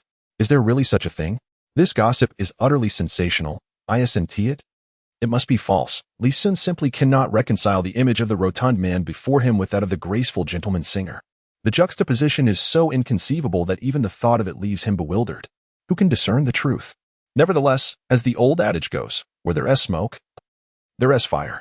The fact that these two seemingly unrelated individuals are entangled in rumors surely suggests some underlying reason. Sun Yu remarked dismissively. Lee Sun was left utterly astounded. His worldview shattered beyond repair this evening, even more so than upon discovering Howard's pansexuality. Witherspoon is no mere unknown. He was a contemporaneous rookie alongside O'Neal, a former teammate of Michael Curry, and even shared a season with Yao Ming. Goodness, I summoned you to play basketball, not to serve as a gossip reporter. Lee Sun rolled his eyes in exasperation, wishing he could strangle Sun Yu. He could no longer bear to look at those celebrities. Sun Yu awkwardly scratched his head and chuckled. Brother Lee's admonition was indeed justified. He vowed never to speak of such gossip again. Lee Sun waved his hand and said, well, it wouldn't hurt to share a few words. Life certainly benefits from a sprinkle of gossip. Brothers, have I been in sage mode for too long? Or am I hallucinating? Sun Yu is actually sitting beside Lee Sun. Am I truly seeing things? Indeed, it appeared to be true. To his astonishment, Sun Yu was clad in a Pistons jersey. Chinese fans watching the live broadcast of the game were utterly dumbfounded upon seeing Sun Yu next to Lee Sun, as his sudden joining of the Pistons had taken everyone by surprise. There had been no official announcement from the team, nor was it likely they would hold a press conference specifically for Sun Yu. Having just signed the contract yesterday, he was now stepping onto the court today, leaving fans bewildered about his unexpected transfer. Not only the ordinary fans, but even the commentators were left in sheer confusion. Zhang Weiping found himself questioning his own perception, wondering if he was hallucinating. Is that Sun Yu sitting next to Lee Sun? Yu Jia blinked in astonishment. Yes, it should be, he replied. The sight of Sun Yu suddenly donning the Pistons' blue and white away jersey was almost unrecognizable to me. How did he end up with the Pistons? I recall he was playing in the development league just days ago. The entire live stream fell into a hushed silence. Moments later, Zhang Weiping suddenly spoke up. I understand now. Lee Sun, being the compassionate person he is, must have noticed Sun Yu's struggles and arranged for the Pistons to bring him on board. What a remarkable young man Lee Sun is, talented, charismatic, handsome, and of impeccable character. It is well known that Zhang Weiping harbors a special affection for Sun Yu. Aside from Yao Ming and Kobe Bryant, Sun Yu is likely his favorite player. Now, witnessing Sun Yu under Lee Sun's guidance, he excitedly patted his thigh. Following Zhang Weiping's remarks, the audience erupted in applause. A virtuous person enriches themselves, while the successful extend their benevolence to the world. Lee Sun has now achieved great success. Yet he has not forgotten to lend a hand to his fallen brothers. Such a quality is truly commendable. In an instant, Lee Sun's image has become even more radiant. The referee's whistle pierces the air, signaling the commencement of the match. The starting lineups for both teams take the court. Sun Yu has not been included in the starting lineup. It would indeed be absurd if he were.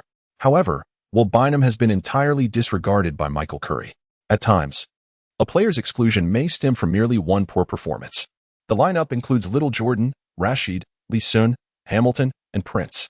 Lee Sun plays the position of a point forward.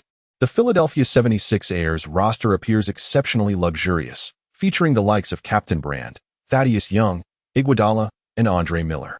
Players with the surname Miller in the league typically possess distinct skills. Reggie Miller excels in three-pointers, Brad Miller is a skilled passing center, and the current Andre Miller is a proficient playmaker. As DeAndre Jordan wins the tip-off, the Pistons commence their offensive play. Iguodala is not the type to engage in banter. He does not exchange trash talk with Lee Sun at the outset. In the first offensive possession, Hamilton passes the ball to Lee Sun. Ever since he received the red shorts from Jordan, Lee Sun has discovered the offensive style that best suits him, backing down from the high post. He holds the ball beyond the three-point line and then backs down towards the free throw line. Once he reaches an optimal shooting distance, he pivots and unleashes a mid-range jumper. With a mid-range shooting attribute of 97, Lee Sun boasts an incredibly lethal shooting percentage, becoming a quintessential mid-range shooter. If the opposing team attempts to double-team him, he remains unfazed, as he possesses passing skills that may earn him an assist. Most importantly, being close to the basket allows him to occasionally secure a rebound due to his front-facing shot. This can be regarded as Lee Sun's most lethal offensive approach at present. As Lee Sun begins to back down, Iguodala quickly positions his robust physique against him. However, upon making contact, he realizes a harsh truth. He is utterly incapable of containing Lee Sun's backing prowess. The force emanating from Lee Sun's back feels akin to a ferocious beast, overwhelming him entirely. This revelation fills him with dread. It is crucial to note that strength has always been his trademark. Relying on his superior physique compared to most wing players, he has dominated both offensively and defensively. Even when facing a powerhouse like LeBron James, he could hold his ground for a while. Yet now, he finds himself quickly overmatched by Lee Sun. Like a bulldozer, Lee Sun drives towards the free throw line, executes a turnaround jumper, and scores. The first offensive possession results in a resounding success. The Pistons bench erupts in cheers and confusion. Sun Yu waves a white towel, enthusiastically calling for applause, radiating energy. Previously with the Lakers, Sun Yu felt a lack of belonging, failing to fulfill the role of a waterboy guardian. This may be a significant reason for the Lakers' decision to part ways with him. Had he exhibited the same dedication as other waterboys, with statistics reflecting 30 instances of rising and 29 of towel waving per game, he might have lingered with the Lakers for an additional year. Observing Sun Yu next to Lee Sun, one can see a noticeable transformation in his spirit.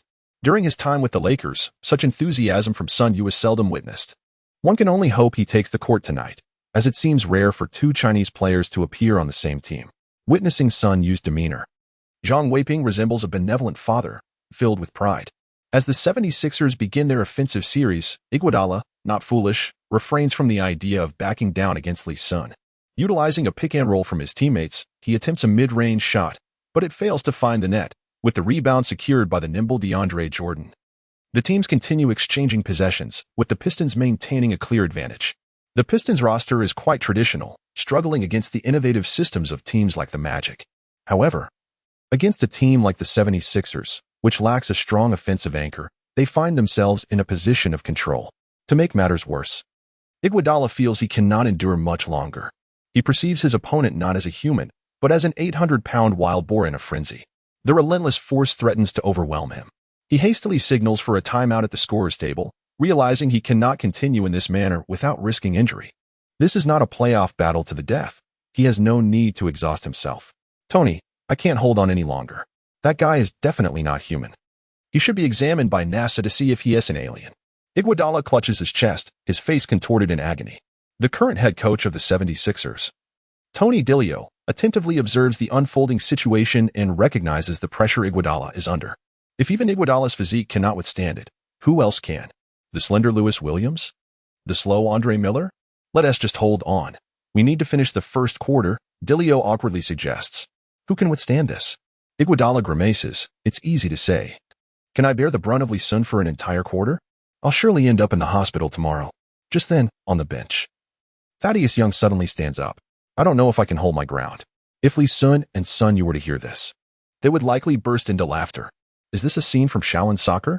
Just as players with the surname Miller possess signature skills, those with the surname Young share common traits, often reflecting a degree of eccentricity. Nick Young, known for his meme-worthy expressions, has lived a life of adventure, garnering more attention than numerous top stars. The former Piston, Clayon Young, once caused quite a stir when caught in a compromising situation with a coach in the training facility's restroom. Today, Thaddeus Young may not exhibit such extreme behavior, but he certainly has a flair for the dramatic. While the 76ers engage in their own antics, the Pistons opt for a lineup change.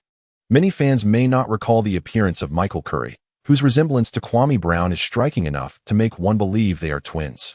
Given Curry's youth, rumors of Kwame being his illegitimate father have yet to surface. Both possess a somewhat goofy demeanor, but beneath that exterior lies a shrewd intellect. Upon hearing of Sun Yu's arrival, he is taken aback, immediately associating it with Lee Sun's influence. Otherwise, given Sun Yu's background and performance, it would be improbable for the Pistons to sign him at this juncture. The Pistons are indeed in need of players, but not to the extent of desperation.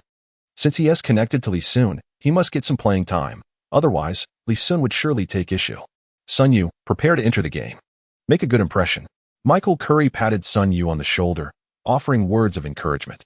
This seemingly simple gesture stirred discomfort among several teammates. Kwame Brown was constantly berated as if he were a mere child, and Bainham had recently endured a torrent of criticism, now evidently sidelined. The fact that the relatively unknown Sun Yu received such courtesy from Curry was unsettling to them. Sun Yu's face lit up with joy, his excitement causing his calves to tremble. He had completely forgotten the last time he genuinely participated in an NBA game. Or perhaps he had never truly played one at all, as he had never stepped onto the court in the first quarter of a match. Rest assured, coach, I will strive with all my might. Since joining the Pistons, Sun Yu felt his personality had blossomed considerably. Had he been with the Lakers, he certainly would not have expressed himself in such a manner. With Lee Sun as his support, Sun Yu felt liberated. Let us go. I'll take you onto the court for some exhilaration. Lee Sun hooked his arm around Sun Yu's shoulder as they strode onto the court. The Chinese fans watching the game were overwhelmed with a myriad of emotions at this dreamlike scene. The long-awaited day had finally arrived. With a single team featuring two Chinese players taking the court simultaneously, Lee Sun and Sun Yu both stand at an impressive height of 206 centimeters, resembling true brothers. As Hamilton exits the court, Sun Yu enters to play the point guard position. The 76ers have also made adjustments to their lineup, substituting Lu Wei with the rebounding aficionado Reggie Evans. Lee Sun surveyed the 76ers lineup and found himself at a loss for words. The offensive capability of this lackluster roster was nearly negligible. The venerable brand attempted a shot under the basket, only to be thwarted by DeAndre Jordan, while Lee Sun effortlessly secured the rebound. After claiming the ball, Lee Sun swiftly passed it to Sun Yu, who recognized that Lee Sun was aiding him, compelling him to regain his composure. His counterpart, Andre Miller, attempted to seize an opportunity by applying pressure, hoping to exploit a soft target. Unfortunately, his sluggish pace, reminiscent of an old workhorse, rendered him unable to succeed, and it was Sun Yu who deftly maneuvered past him. The newly acquired ball-handling attribute of 85 points was certainly not a mere fluke. Curry nodded in quiet approval, sensing that this connection might possess some merit. At the very least, Sun Yu's ball-handling skills were commendable. Though they might not rival those of Chris Paul or Allen Iverson, they were undeniably adequate. With steady control, Sun Yu promptly transferred the ball back into Lee Sun's hands as they advanced up the court. Lee Sun contemplated assisting Sun Yu, especially since tonight marked his debut with the Pistons. Upon receiving the ball, he effortlessly took a shot from beyond the three-point line. Iguodala's expression brightened. Was he not going to back him down? Swish. The three-pointer found its mark. Lee Sun successfully made a three-point shot, while Sun Yu celebrated his third career assist.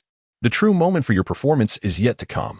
If you defend well against MO away, you might earn a spot in the starting lineup for the next game. Lee Sun encouraged Sun Yu, reminding him that tonight presents a splendid opportunity to showcase his defensive prowess. Andre Miller, often compared to the renowned singer Karen Mok due to his striking resemblance, has garnered such a nickname among Chinese fans. His organizational skills are notably formidable, while his offensive capabilities tend to falter against tougher opponents. When faced with weaker adversaries, he has achieved a staggering 52 points in a single game. Conversely, he has recorded over 50 instances in his career where he failed to score. Sun Yu, boasting an impressive 92 points in perimeter defense, represents a genuine challenge. If he can successfully contain Miller tonight, he will undoubtedly validate his worth. Upon hearing the name Miller, Sun Yu could not suppress a grin, feeling the earlier tension dissipate entirely. Miller advances with the ball.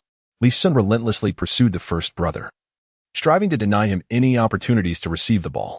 On the 76ers side, with the first brother unable to secure a pass, Miller found it difficult to rely on the rough-and-tumble Yang and Evans. Thus, he opted to take matters into his own hands.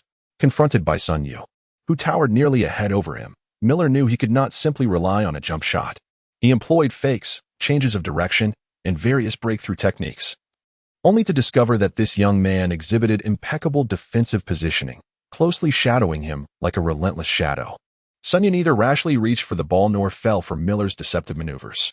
With the shot clock dwindling, Miller hastily utilized a screen from a teammate, launching a rushed three-pointer. Bang! The shot clanged off the rim, and the agile DeAndre Jordan secured the rebound, swiftly passing it to Sun Yu. In this seemingly straightforward offensive and defensive exchange, Sun Yu appeared to have fully integrated himself into the Pistons' rhythm. Michael Curry observed in amazement, noting that this connected player seemed rather formidable. His ball-handling skills were among the elite in the league, seemingly on par with Miller. While his defensive pressure may have been slightly lacking, his performance was meticulous, not resembling that of a rookie at all. Many first-year players easily succumb to deceptive moves during defense, yet Sun Yu excelled in this regard. With proficient ball handling and commendable defense, earning a salary of $700,000. What more could one ask for? As the game progressed, time slipping away, Lee Sun resumed his post-up strategy after that ill-fated three-point attempt. The first brother exchanged defensive responsibilities with Cedric Yang. Yang, uncertain of his ability to withstand the challenge, soon discovered he could not hold his ground. Who could? He was not a bulk player. Standing at 203 centimeters, he ostensibly weighed 20 pounds less than Lee Sun. In reality, the difference was likely over 30 pounds. With height, weight, and strength all working against him, he had little to counter with. Nevertheless, his defense bore some fruit, as Lee Sun's mid-range shooting percentage began to wane. Whether this was due to Yang's defense or merely a cold streak for Lee Sun remained uncertain. With mid-range shots not falling, Lee Sun chose to plunge into the paint once DeAndre Jordan took a breather, leveraging his rebounding prowess to help extend the lead. Sun Yu, gaining confidence with each passing minute, had held Miller to a mere 1-for-3 shooting performance during his 4 to 5 minutes on the court. With 2 assists to his name, it seemed he was not inferior to Karen Mock. Bolstered by this newfound confidence, Sun Yu sought to score himself. Bang, bang. One mid-range shot hit the rim, while another three-point attempt was so wayward it resulted in an airball. Lee Sun's face contorted with discomfort. Before taking the shot, Sun Yu, relying on his ball control and defense, was at least worth a mid-level contract. However, after attempting to shoot, his dismal offensive capabilities had reduced his market value by at least half. By the end of the first quarter, Sun Yu had contributed a disheartening 0 for 3 shooting, tallying a mere 0 points and 3 assists. If one were to disregard Sun Yu's offensive performance, his first quarter display was rather commendable.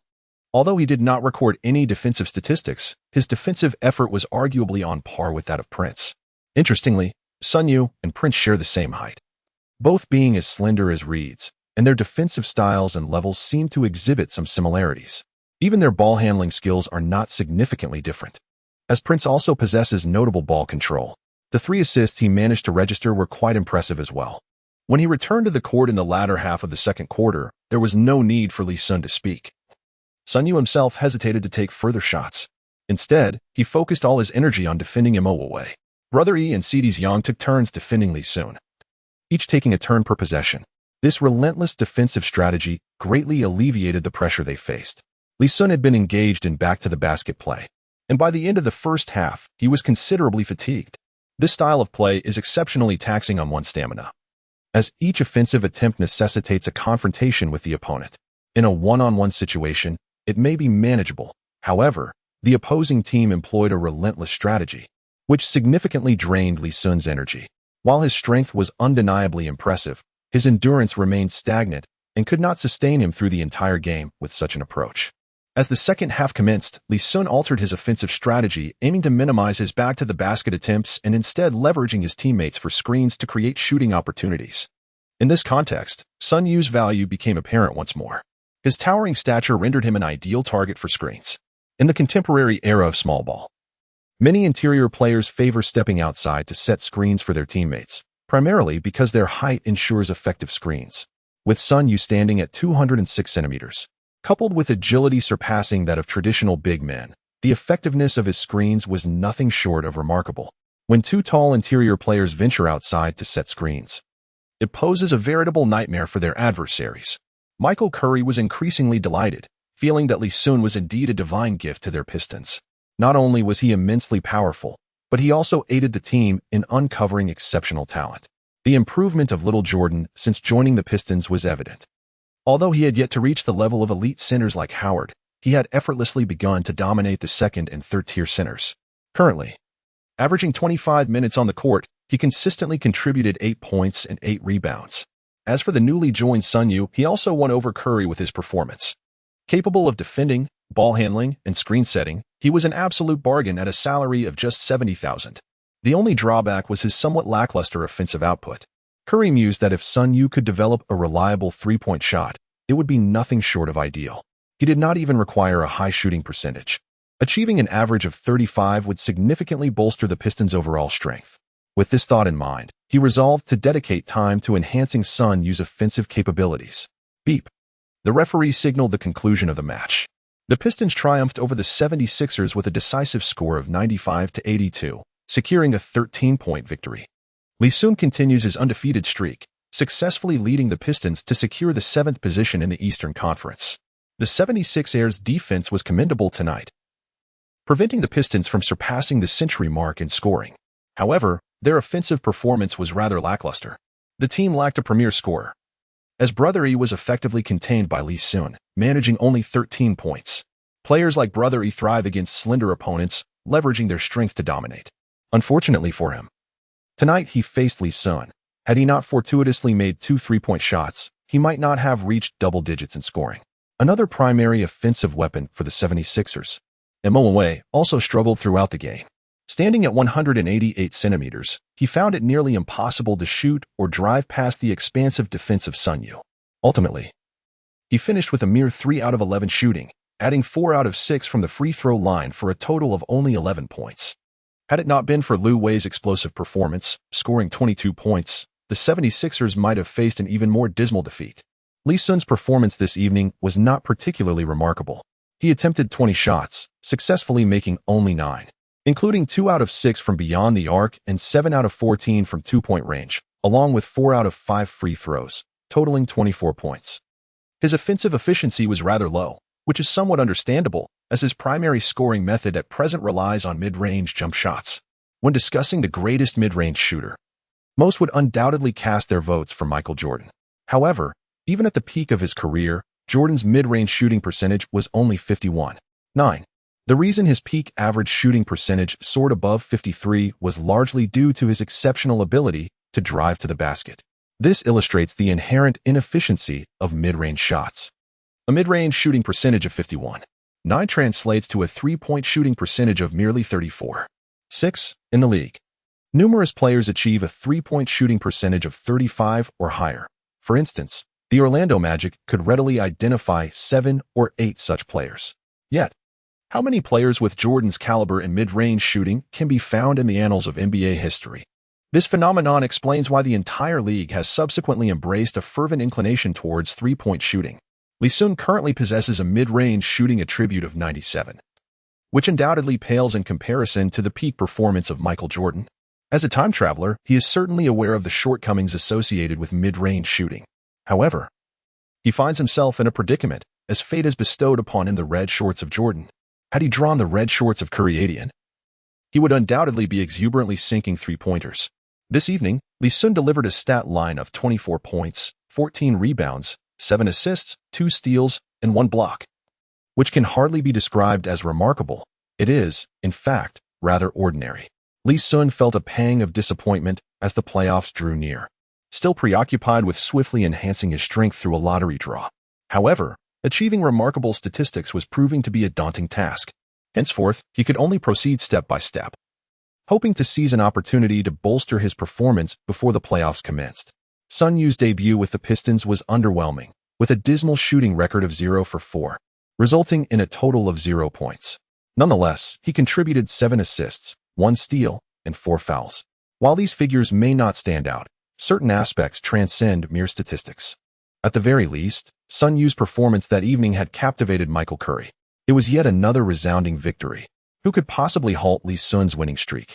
I believe the Pistons have emerged as formidable contenders for the championship this year. With Sun Yu joining his ranks, Lee Sun's advantages have only multiplied. Sun Yu utterly outclassed Miller tonight. Zhang Weiping, in a fit of exuberance, let his words flow freely, fully embracing the moment, buzzing with excitement. The game had just concluded when the sound of a horn echoed throughout the arena. It is with great regret that I inform you all that the esteemed Mr. Bill Davidson passed away 10 minutes ago due to illness. Lee Sun's expression faltered. The boss hung up? This is certainly not auspicious news. In Lee Sun's memory, the demise of Bill Davidson heralded the decline of the Pistons. His widow, Karen Davidson, displayed little interest in managing the team, and within 2 years, she sold it to an Israeli buyer. Let us observe a moment of silence for Mr. Bill Davidson. A solemn hush enveloped the arena as attendees paid their respects to this esteemed owner, even those who were not ardent Pistons fans. Bill Davidson was held in high regard, epitomizing the ideal NBA owner, and his passing elicited a sense of sorrow among the fans and players of the 76ers. Following the moment of silence, the Pistons returned to the locker room, their spirits notably dampened, especially among the veterans like Rashid, whose eyes were already glistening with tears. Lee Sun and Sun Yu. Both newcomers could scarcely claim to harbor profound sentiments towards Bill Davidson. The Pistons were slated to face 3 challenging away games against the Heat, Celtics, and Cavaliers. Undoubtedly, these encounters posed a formidable test for the Pistons. Even the seemingly weakest team, the Heat, currently occupied the 5th position in the Eastern Conference, while the Cavaliers and Celtics stood at 1st and 2nd, respectively. On March 18th, the Pistons arrived in Miami. Shortly after disembarking from the plane, Lee Sun received a call from Dwayne Wade. Following the last All-Star game, Lee Sun had exchanged contact information with several players. Wade, wishing to extend a gesture of hospitality, invited Lee Sun to experience the vibrant nightlife of Miami that very evening. Under ordinary circumstances, Lee Sun might have accepted the invitation. However, after months of traversing through this new life, marked by monotony and devoid of any nightlife, he felt the allure of such an outing. Yet, given the recent passing of the team owner, frequenting nightclubs at this juncture seemed highly inappropriate. Being photographed indulging in nightlife would be indefensible. That afternoon, Michael Curry gathered the players for a training session at a rented facility. Sun Yu, come with me, Curry called out, leading him to a secluded corner of the training area. Sun Yu cast a pleading glance towards Lee Sun, as he had developed a sense of paranoia during his time with the Lakers. The mere mention of his name by the coach filled him with dread, convinced he was about to face reprimand. Coupled with the embarrassment of a debut shooting 0 for 4, his anxiety only deepened. Lee Sun simply moved closer, eager to discern what Curry had to say. Son, your shooting form appears sound. However, the force behind your shot seems to be lacking. Why don't you demonstrate a few shots for me? Given this stance, it was likely that Curry intended to provide guidance on Sun Yu's shooting technique. The Pistons indeed have a dedicated shooting coach, but since they were playing an away game, he was not present. During his playing days, Curry primarily excelled in perimeter shooting. While his three-point shooting could hardly be compared to that of the legendary Curry Tion, he still possessed a degree of accuracy, making him more than capable of advising Sun Yu. Sun Yu let out a long breath, feeling reassured. Lee Sun stood by, feeding the ball, while Sun Yu attempted several shots, but his shooting accuracy was far from satisfactory. Even in an unguarded practice, his performance was subpar, which certainly explains his struggles during actual games. Indeed, it is a matter of strength. The power in his wrist is insufficient. I encountered a similar issue in my youth. Joan Barry once imparted to me a traditional training method from their family, which I believe will be immensely beneficial to you. Curry, brimming with confidence, exhibited great faith in the Barry family's training techniques. Lee Sun was taken aback. John Barry, isn't he the son of Rick Barry, who was renowned for his underhand free throw technique?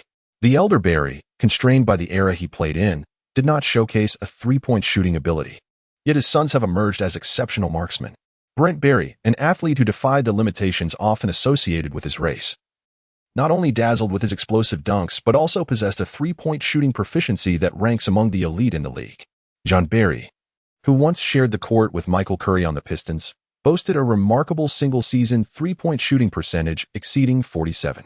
Although Drew Barry played merely 3 seasons in the NBA, he too surpassed the 40% mark in three-point shooting. Even Lee Sun perked up, eager to learn the secret training methods of the Barry family. Let us first assess your strength. This will facilitate targeted training. The training facility was equipped with professional bench press equipment, making the testing quite convenient. Sun Yu was reluctant, fully aware of his own limitations. With teammates nearby, he feared that revealing a dismal performance would be utterly humiliating. Let's give it a try. I am also curious to see how much I can currently bench press. After Lee Sun experienced a surge in strength, he had yet to properly test himself. Seizing the opportunity presented today, he decided to assess his capabilities. Approaching the bench press, Sun Yu reclined upon it. Lee Sun was well aware of Sun Yu's condition and did not dare to load him with an excessive weight right from the start. For the initial attempt, Lee Sun assisted by placing 180 pounds on the bar, which is approximately 80 kilograms. Sun Yu managed to push it relatively smoothly, gathering his strength to lift it. At that moment, all the players from the Pistons had gathered around. Subsequently, Lee Sun added another 20 pounds. When the weight reached 200 pounds, Sun Yu struggled significantly, his complexion turning a deep shade of purple as he exerted himself to push it up. It was evident that 200 pounds was nearly the limit for Sun Yu. Lee Sun let out a sigh. 200 pounds, approximately 90 kilograms, is indeed a remarkably feeble strength. Back when Sun Yu underwent his rookie physical tests, his bench press was also 200 pounds. Little did anyone expect that nearly 2 years later, his strength had seen no improvement whatsoever. A chuckle escaped one of the observing Pistons players, unable to contain his amusement. This bench press weight does seem rather laughable within the context of the NBA. Lee Sun turned his gaze towards the source of the sound, and the one sneering was none other than the discarded Will Bynum. Well, come over and give it a try. Lee Sun refrained from losing his temper at Bynum, for after all, he was his teammate. Bynum, brimming with enthusiasm, was the type of individual with a stocky build, and strength was undoubtedly his forte. Eagerly, he reclined on the bench press, ultimately achieving an impressive lift of 260 pounds. Even Lee Sun, who was not particularly fond of Bynum, had to concede that the young man's strength was indeed remarkable. He managed to press approximately 120 kilograms, a feat that placed him among the elite of perimeter players in China. It is hard to believe that Sun Yu is not an isolated case. The majority of domestic perimeter players struggle to reach a bench press of 100 kilograms. With such modest lifting capabilities, could one truly find the audacity to mock others? With a half-joking tone, Lee Sun turned to Bynum and remarked. To his surprise, Bynum became more spirited, puffing out his chest. Lee, how much can you lift? I recognize your strength is commendable, but it may not surpass mine by a significant margin. Generally speaking, players with low basketball IQs tend to possess limited intelligence as well. Bynum is a quintessential example of such a player. Lee, give it a try. I wager you can lift at least 330 pounds, or perhaps more. I believe you can manage at least 350 pounds. The other players erupted in excitement, equally curious about the extent of Lee Sun's strength, particularly given his ability to overpower Iguodala on the court. Lee Sun smiled faintly, recalling that famous saying, "Everyone step aside, for I am about to show off. Clear the way, for I weigh 430 pounds. Let the arrangements begin." Lee Sun casually uttered a couple of remarks before reclining on the bench press. Gasped. The spectators collectively inhaled sharply. 430 pounds. A staggering 195 kilograms. Did this individual harbor some misunderstanding about 430 pounds? Sun Yu's eyes nearly bulged out. Struggling with 200 pounds himself, he couldn't fathom how Lee Sun effortlessly doubled that weight, and then some. Lee, do not jest about such matters, he cautioned. One misstep could lead to injury, jeopardizing our forthcoming competition. Michael Curry promptly intervened. This is not a trivial matter. The Pistons are at a critical juncture. Should Lee Sun sustain an injury, how could we possibly secure victory? Fear not. I possess unwavering confidence, Lee Sun assured them. Lee Sun waved his hand dismissively, appearing utterly unconcerned. With a strength rating of 97, he was likely slightly inferior to Ben. Ben's peak bench press was 460 pounds, while Lee Sun could manage around 430 without much trouble. Under the watchful eyes of the crowd, Lee Sun was no fool. He would certainly refrain from engaging in any endeavor he was not confident about. Upon hearing the coach's words, Rashid and the others reflected on the situation. Realizing that at this critical juncture, Lee Sun must avoid any potential injuries at all costs. Lee Sun felt somewhat awkward, having already laid down. Never mind. Let us lower it to 400. Surely, you don't think I can't lift 400 pounds? Lee Sun took a step back to alleviate his teammates' concerns. After much persuasion, he finally secured Michael Curry's agreement. However, he still arranged for Kwame Brown and Rashid to be on standby for assistance. Phew. Lee Sun took a deep breath, his hands firmly grasping the barbell. Following this, under the astonished gaze of the onlookers, the 400-pound barbell slowly rose from Lee Sun's chest. Lee Sun's expression revealed no signs of abnormality whatsoever. The weight of 400 pounds seemed trivial to him, indicating that this was far from his ultimate bench press limit. The onlookers were rendered speechless, fully aware of Lee Sun's astonishing strength, yet utterly unprepared for such a terrifying display. Observing his ease, one could only wonder what his true limit might be. 430? 450?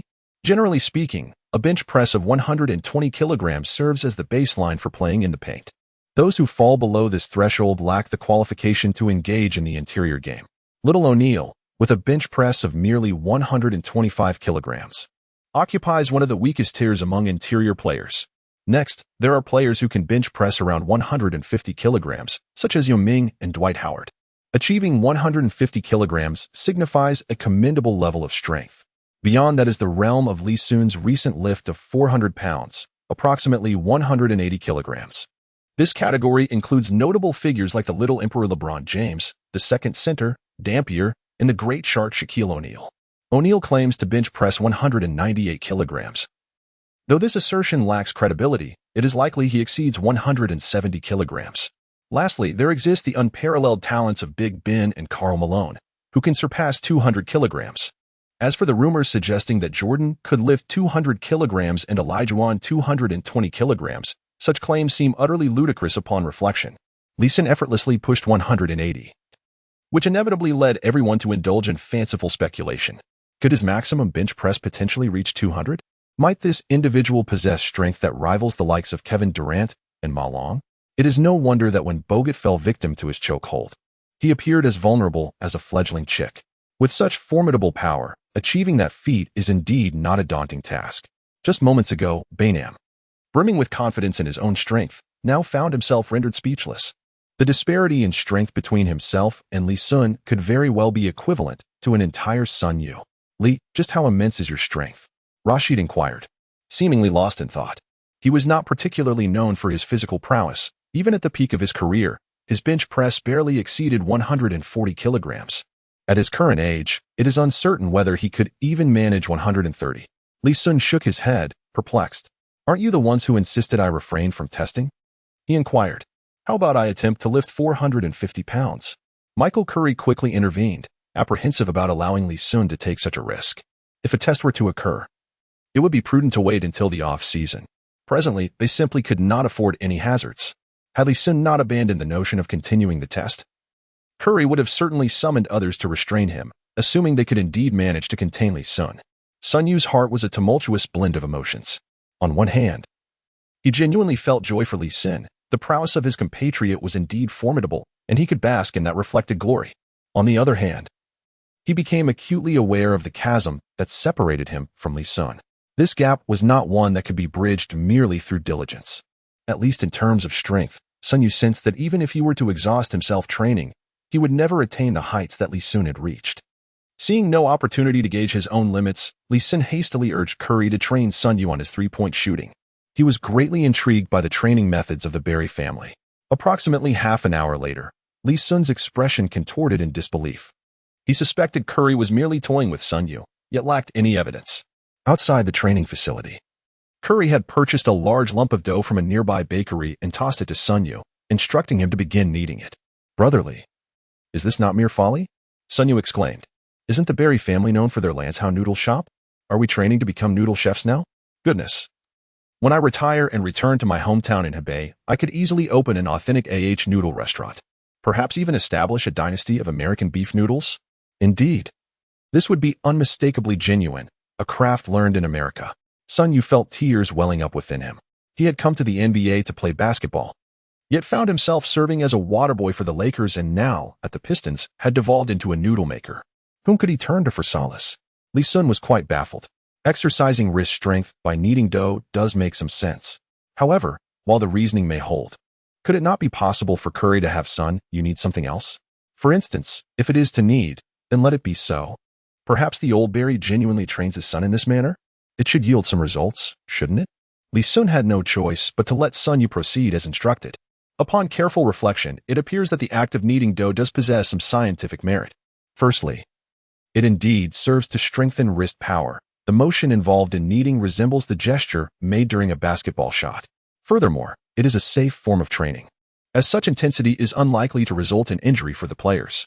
The sole drawback may be the prolonged duration required to observe tangible results.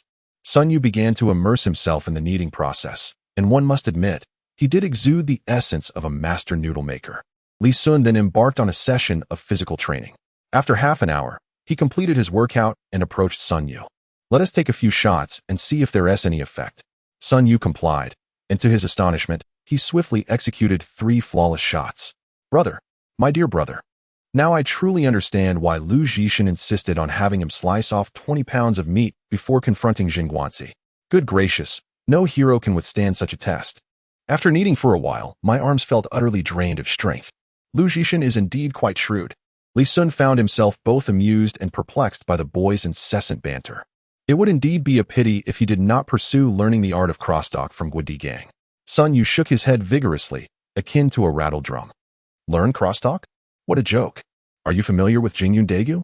If one were to learn, it ought to be this, which is a unique treasure from our hometown of Zhangzhou. Another gem is Zhangzhou martial arts. Shall I entertain you with a rendition of Dayu lamenting the autumn? Or perhaps demonstrate a sequence of Bagwalyo Akwan? Lee Sun now finds himself filled with regret, lamenting the decision to bring this incessant talker into his vicinity. Perhaps the lack of communication among the Lakers has stifled him.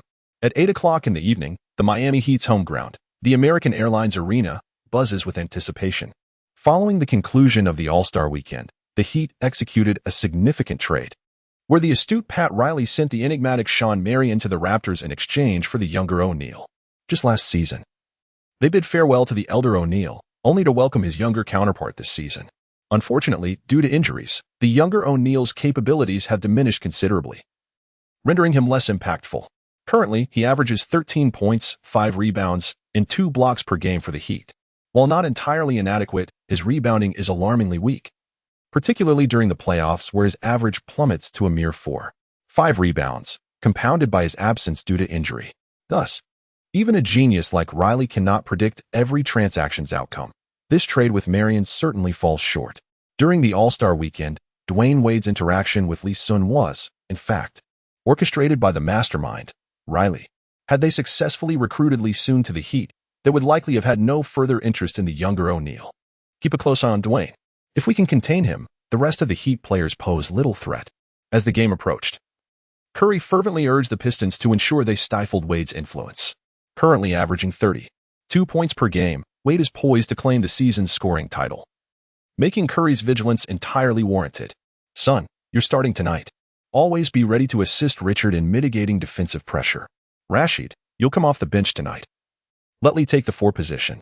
In a surprising turn, Curry truly decided to place Sun Yu in the starting lineup, a unique circumstance for the evening. Hamilton would be left to contend with Wade alone, likely to minimal effect.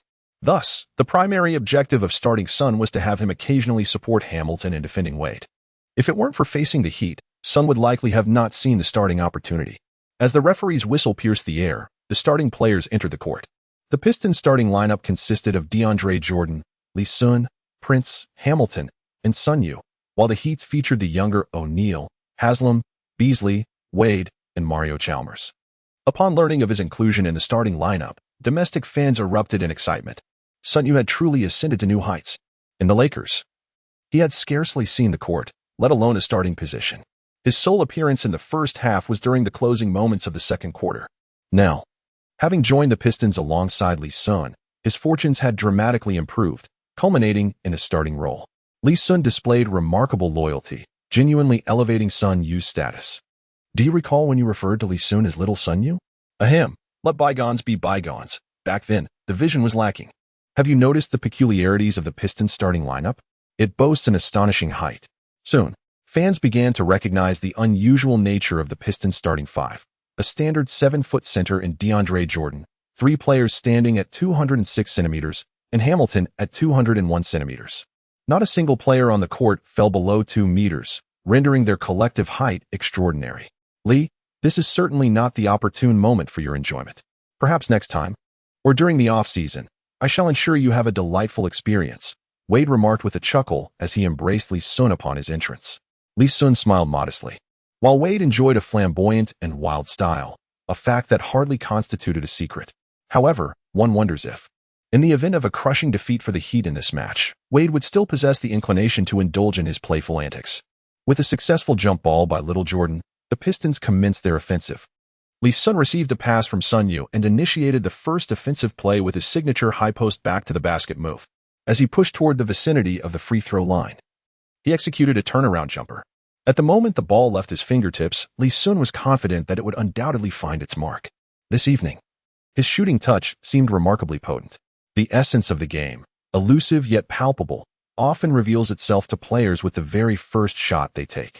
Lee Sun wore a smile, perhaps anticipating a commendable achievement reward this evening. As the Miami Heat launched their offensive, Dwayne Wade took control of the ball. Hamilton's footwork could scarcely keep pace with Wade, who effortlessly bypassed him with a lightning-quick first step. It was in this moment that Sun Yu's value as a starter was truly manifested. He refrained from recklessly attempting a gamble for a steal, nor did he obstruct Wade's path to the basket. Instead, Sun Yu remained steadfastly alongside Wade. The distance was short, not a long sprint across the court. Even with Wade's explosive speed, he could not shake off Sun Yu. Upon reaching the basket, Wade executed an exquisitely cunning layup, finding an astutely narrow angle to score off the backboard, despite the joint defense of Little Jordan and Sun Yu. Lee Sun stroked his lips, secretly admiring the prowess displayed. Truly, he was the Flash, executing a seamless series of fluid layup maneuvers that combined both aesthetic appeal and lethal effectiveness. Presently, his own attributes rendered him incapable of such an effortless finish. In stark contrast to Wade's elegant and graceful offensive style, Lee Sun's approach appeared rather unembellished. Discounting the dunks showcased during the All-Star game, he had scarcely scored via layups in regular season play. His scoring primarily stemmed from high-post backdowns or pick-and-pop shots, where he would seize offensive rebounds for second-chance points. Merely examining his offensive tactics, one would hardly believe he was a small forward. Naturally, if one were to consider his personal statistics, disbelief would only deepen regarding his classification as a small forward. Swish. Following Wade's successful shot, Lee Sun swiftly retaliated with a mid-range jumper from a back-down position. Just as he had anticipated, his shooting touch tonight was indeed sizzling. Defend just like that. Do not reach recklessly. Michael Curry, on the sidelines, called out to Sun Yu with satisfaction regarding his recent defensive effort. If they maintained such defense, Wade could not possibly convert every miraculous floater. 2 points, Dwayne. Keep pushing, Lee Sun remarked, flashing a smile and raising 2 fingers at Wade during the transition phase. Are you challenging this season's scoring champion? Wade retorted, his competitive spirit ignited by Lee Sun's provocation. As the ball crossed into the front court, he executed a crossover step-back layup, scoring again. The contest had quickly reached a deadlock at 4-4. The Miami fans erupted in exhilaration, the atmosphere unmistakably charged. Tonight was undeniably a scoring duel between the Flash, Wade, and the Bone Crusher, Lee Sun. Lee Sun remains unaware that he has earned the moniker of Bone Crusher among the Miami basketball community. Detroit, famously dubbed the Motor City, easily conjures images of Transformers, and the Bone Crusher is a notorious antagonist within that universe, serving as the first lieutenant to Megatron. Notably, the Bone Crusher transforms into a bulldozer, an image that resonates profoundly with Lee Sun's playing style. Furthermore, this nickname evokes memories of one of the 50 greatest players, Wes Unseld, known as the Bone Crusher himself. Perhaps it is due to his remarkably straightforward and vintage style of play that fans often perceive echoes of legendary figures from the past in Lee Sun. Young man, it's your turn now, Wade remarked after sinking his second basket, fixing his gaze on Lee Sun. Lee Sun offered a faint smile as he received the ball from Sun Yu, attempting to execute a post-up for the 3rd time. The first 2 attempts were defended by Udonis Haslem, the captain of the Miami Heat. This time, however, they assigned Michael Beasley to defend him one-on-one. Beasley, a fellow rookie of the same draft class, was a 2nd overall pick and had risen to become the 2nd primary scoring option for the Heat. It is difficult to articulate the extraordinary talent possessed by Beasley. Standing at 6 feet 10 inches, he boasts elite athleticism, and as a childhood friend of Kevin Durant, he is in many ways a replica of Durant.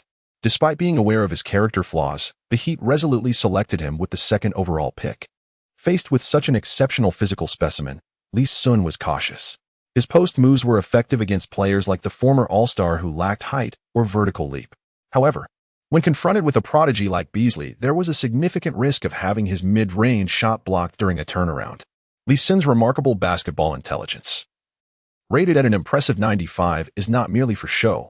He possesses an extraordinary ability to adapt his playing style according to the circumstances. Casting a knowing glance towards Sun Yu, the latter instantly understood and promptly moved in to set a screen. Utilizing Sun Yu's pick, Lee Sun effortlessly executed a fadeaway jump shot, securing an additional 2 points. His shooting touch tonight can only be described as incandescent, radiating with fervor. Wade, observing Lee Sun's successive triumphs, felt his competitive spirit soar even higher. Regrettably, fortune did not favor him this time. Upon penetrating to the basket, he narrowly avoided a block and, in a hasty maneuver, switched hands for a layup that ultimately missed its mark. Wade's signature style is characterized by relentless drives. Whenever an opportunity to penetrate arises, he is unwilling to let it slip away. As fans had speculated, this match had indeed transformed into a fierce showdown between the Flash and the Bone Crusher. Lee Sun's shooting percentage remained exceptionally high, and tonight could be considered the finest evening of his career since entering the league. Although he displayed an absurdly high shooting percentage during the recent All-Star game, it was primarily due to his extraordinary attributes.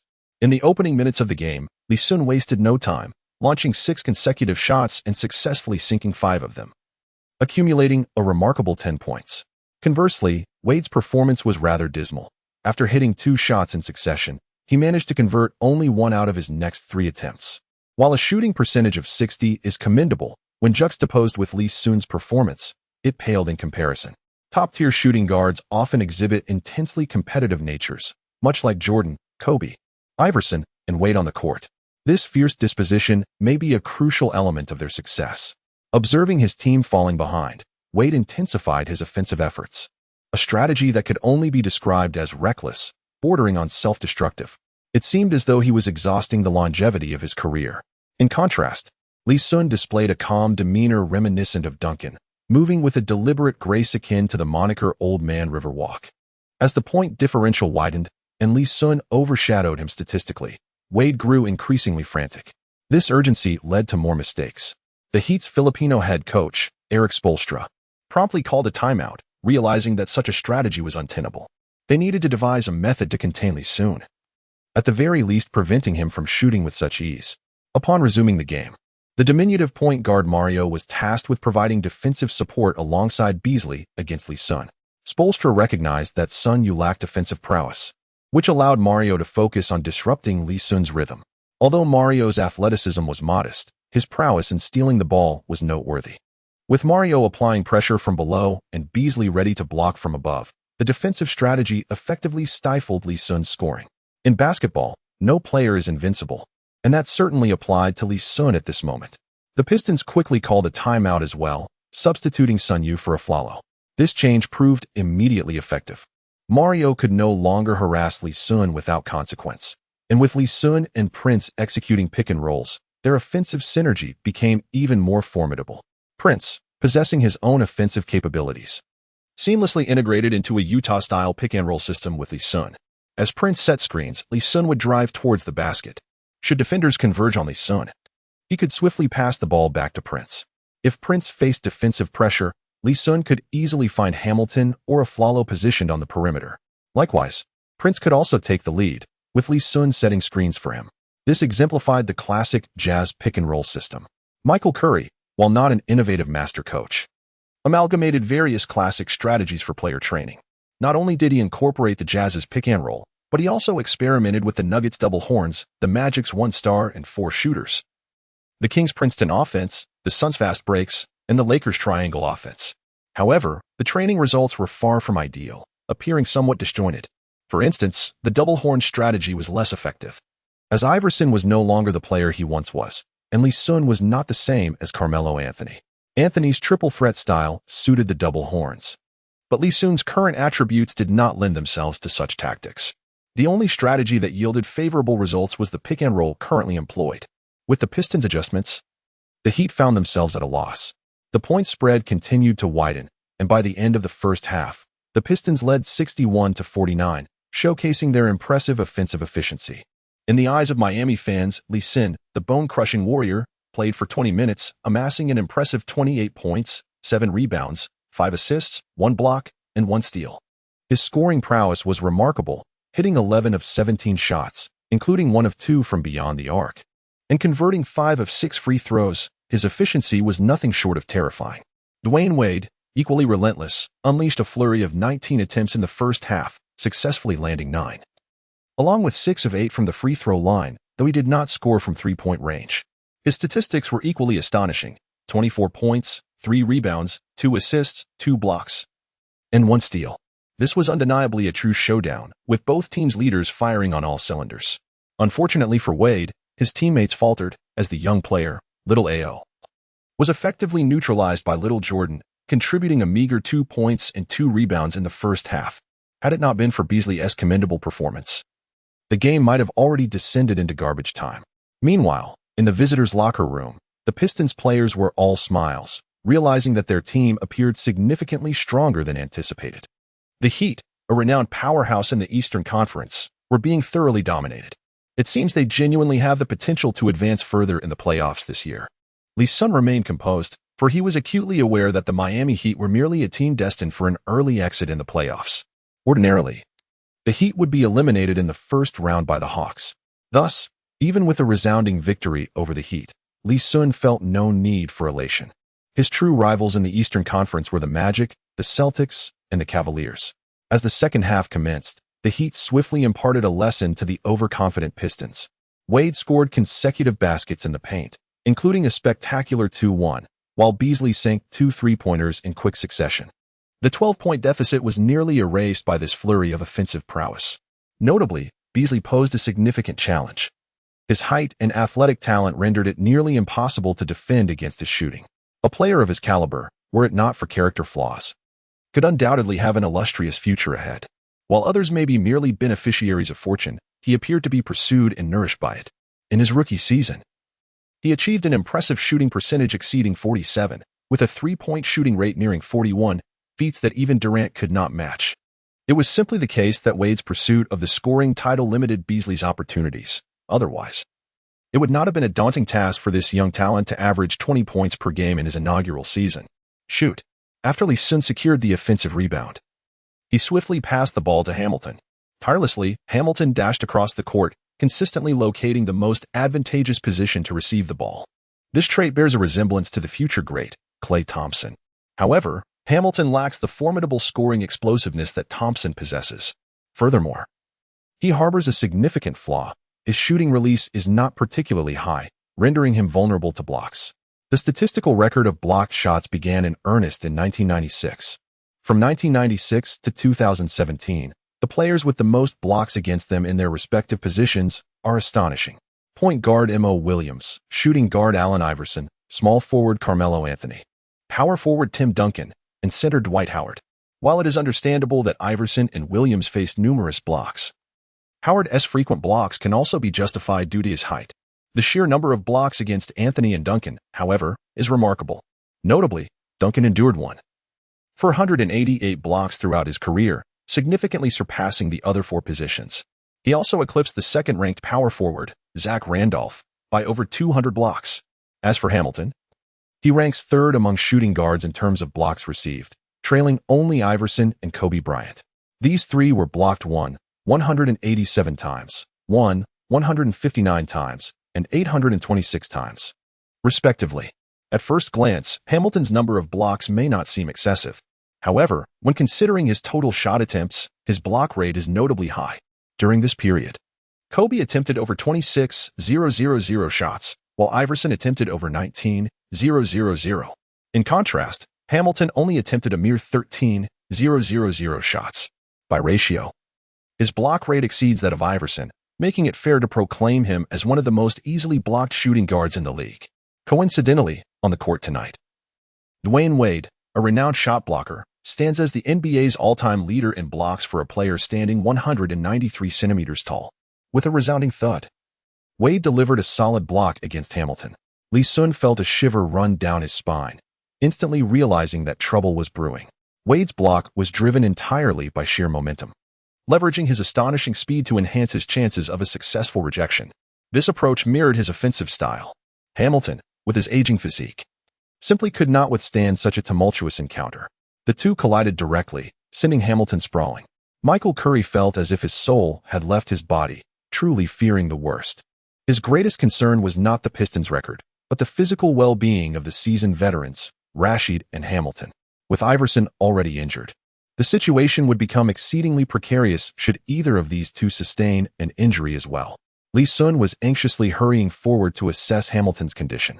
Although Wade had a few unsavory incidents tarnishing his reputation, such as the notorious low blow to Ramon Sessions that resulted in a one-game suspension by the league, Lee Sun did not perceive any malicious intent behind Wade's actions in that moment. Unless Wade had abandoned his intention to block Hamilton, which was an implausible scenario, any defensive maneuver on the court could potentially lead to injury for an opponent. Thus, one could hardly forego defense altogether. Wade rose to his feet, not immediately checking on Hamilton, but rather casting a glance towards Lee Sun first. Upon noticing that Lee Sun's expression reflected only concern and not anger, he let out a sigh of relief. He recognized that he had committed a foul, even if unintentional. It nonetheless resulted in Hamilton's injury, a fact that could not be overlooked.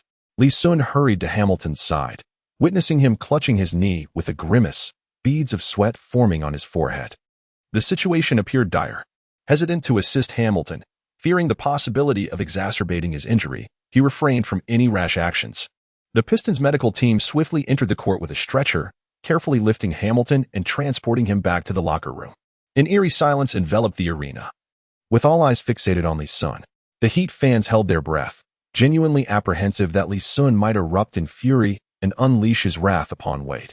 Considering they had dubbed him the Bone Crusher, it was evident how fearsome his reputation loomed in their minds. The Heat captain, Haslam, cast a wary glance at Lee Sun, instinctively sidling closer to Wade. Meanwhile, the Pistons players observed Lee Sun, their demeanor suggesting they were poised, awaiting his command. Lee Sun furrowed his brow, a fire brewing within him that could not be unleashed. Should Wade have intentionally harmed someone, Lee Sun would certainly not have shown him any leniency. Not only Wade, but even the likes of Kobe and LeBron would undoubtedly face repercussions from him. Yet, it was unfortunate that this was not a deliberate act. Hamilton's injury was significant. If he were younger, he might recover in just 3 to 5 games. However, for someone of Hamilton's age, it was uncertain whether he could participate in the playoffs at all.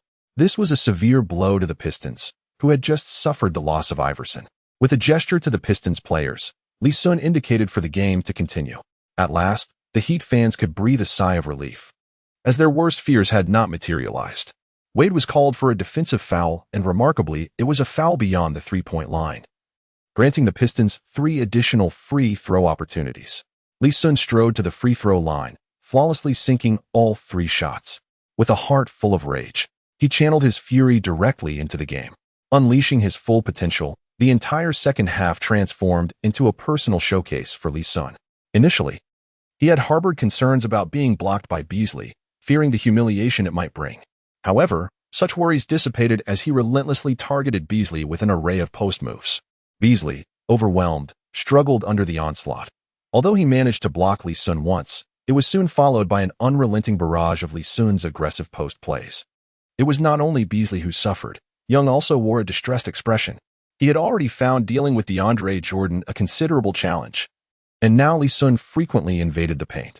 DeAndre was tasked with clearing space for Young, while Lee Sun executed a series of thunderous dunks beneath the basket.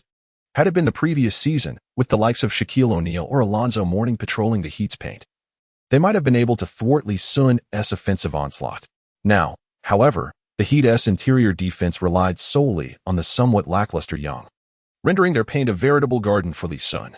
The Heat, of course, were not inclined to concede the match, like the Pistons. They were fiercely vying for a more advantageous playoff position. Currently, the teams ranked 4th to 7th in the Eastern Conference were closely matched, with records nearly indistinguishable. A single loss could result in a drop in standings, while a victory could propel a team upward. As the regular season neared its conclusion, every win became increasingly precious. Witnessing Lee Sun's score soar to dizzying heights, Wade refused to be outdone, continuing his relentless drives to the basket. Lee Sun was oblivious to how many times Wade had fallen onto the floor. Yet, this fellow seemed as if he were made of steel. No matter how hard he fell, he would merely dust himself off and rise instantly. Beasley, perhaps agitated by being outplayed by Lee Sun, had lost his accuracy. As the second primary offensive option for the team, his inability to score made the Heat's situation precarious. Boom. After Jordan Jr. cleared out Small O, Lee Sun found himself almost bearing the weight of Haslam as he executed a thunderous dunk. His formidable strength was on full display. I have often remarked that Lee Sun is the love child of Shaquille O'Neal. He is like a miniature version of him. Just ponder. Which perimeter player in the league can hang on to a defender while delivering a dunk? Barkley, watching the game, couldn't help but praise Lee Sun. Kenny Smith nodded in agreement, stating that while Lee Sun was indeed impressive, his luck seemed to be lacking. With 2 starters injured, the outlook for Rashid was also grim. I sense that the Pistons may not progress far in the playoffs this year. Barkley quickly shook his head. Kenny, never underestimate Lee Sun. He is a man capable of miracles. As for your assertion about not going far, that depends on your definition of how far is indeed far. I acknowledge that winning the championship is challenging, but reaching the second round of the playoffs poses no issue for them, and they have a significant chance at the Eastern Conference Finals. You must realize that this young man is on the verge of becoming the youngest player to score 50 points. At Barkley's reminder, the fans in attendance were taken aback.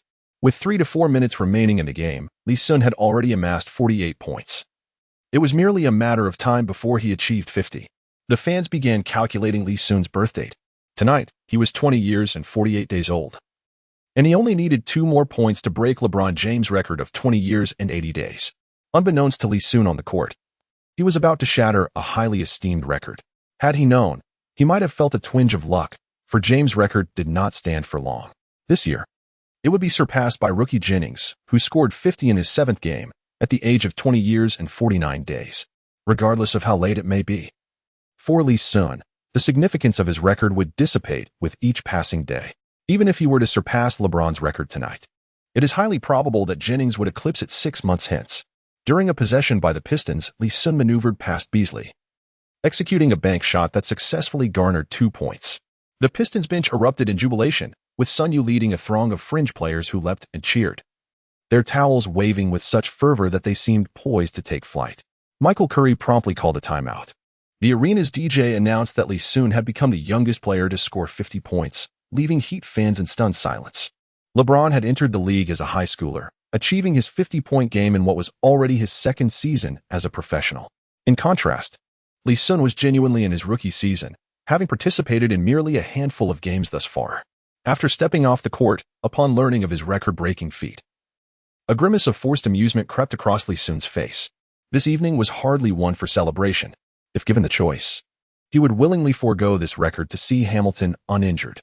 Taking the statistics sheet from Curry, Lee Sun examined it closely. To his astonishment, he discovered that he had amassed an extraordinary triple-double of 50 points, 13 rebounds, and 11 assists. In this contemporary era, a 50-point triple-double is exceedingly rare. It seems that in the past 30 years, such an occurrence has been nearly non-existent, with only a few legendary figures having achieved it. Baylor accomplished this feat twice. Chamberlain did so twice, and Richie Guerin once, with the most recent instance attributed to Kareem Abdul-Jabbar, who recorded 50 points, 15 rebounds, and 11 assists in 1975, a staggering 34 years ago. In Lee Sun's memory, both Harden and Westbrook have previously achieved comparable levels of performance. At that time, Harden had yet to enter the league, being part of the rookie class of 2009, while Westbrook was merely a newcomer, still assisting Durant. This implies that Lee Sun stands as the sole active NBA player to have recorded a super triple-double with over 50 points. To contemporary fans, such a statistic may not appear as astonishing, given that Harden has accomplished this feat 5 times and Westbrook 3 times, with Harden even managing a 60-point triple-double. Nevertheless, at this juncture, Lee Sun's achievement is undeniably breathtaking. He has consecutively established 2 historical milestones. Not only has he shattered LeBron James' record as the youngest player to score 50 points, but he has also become the only active player to achieve a triple-double exceeding 50 points, placing him alongside legendary figures such as Baylor, Zhang, the Sky Hook, and Guerin. What remains on the court that Lee Sun cannot accomplish? Yu Jia exclaims with fervor.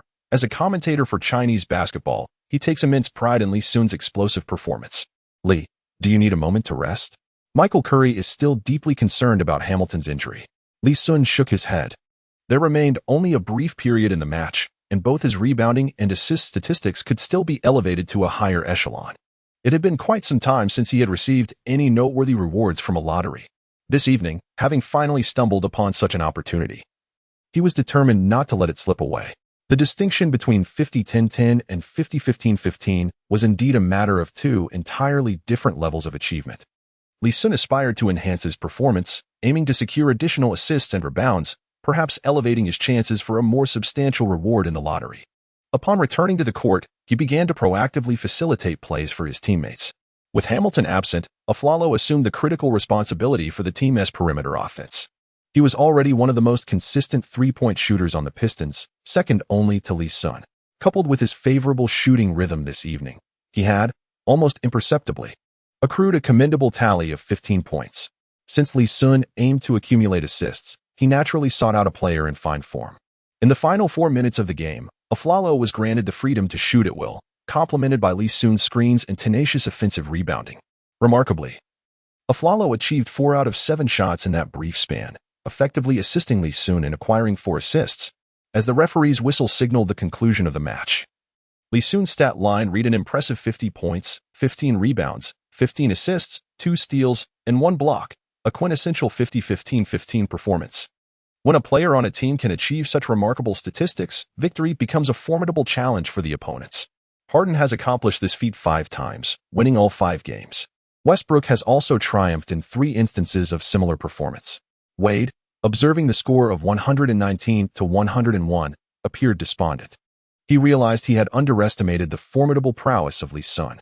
Although his own performance was impressive, netting 48 points, his fourth highest this season, Wade was acutely aware that his contributions to the team on the court paled in comparison to those of Lee Sun. Lee Sun is truly remarkable, so much so that he instills a sense of trepidation. In addition to his scoring prowess, he also accumulates a substantial number of rebounds and assists. In an instant, Wade found himself engulfed in despair regarding this year's playoffs. Lee, you are exceptionally talented. Have you ever considered joining the Heat to partner with me in our pursuit of the championship? No, it's not merely a pursuit. If we unite, the championship will undoubtedly be ours. After the game, Wade earnestly grasped Lee Sun's hand, expressing his sentiments. The duo amassed an impressive total of 98 points that evening.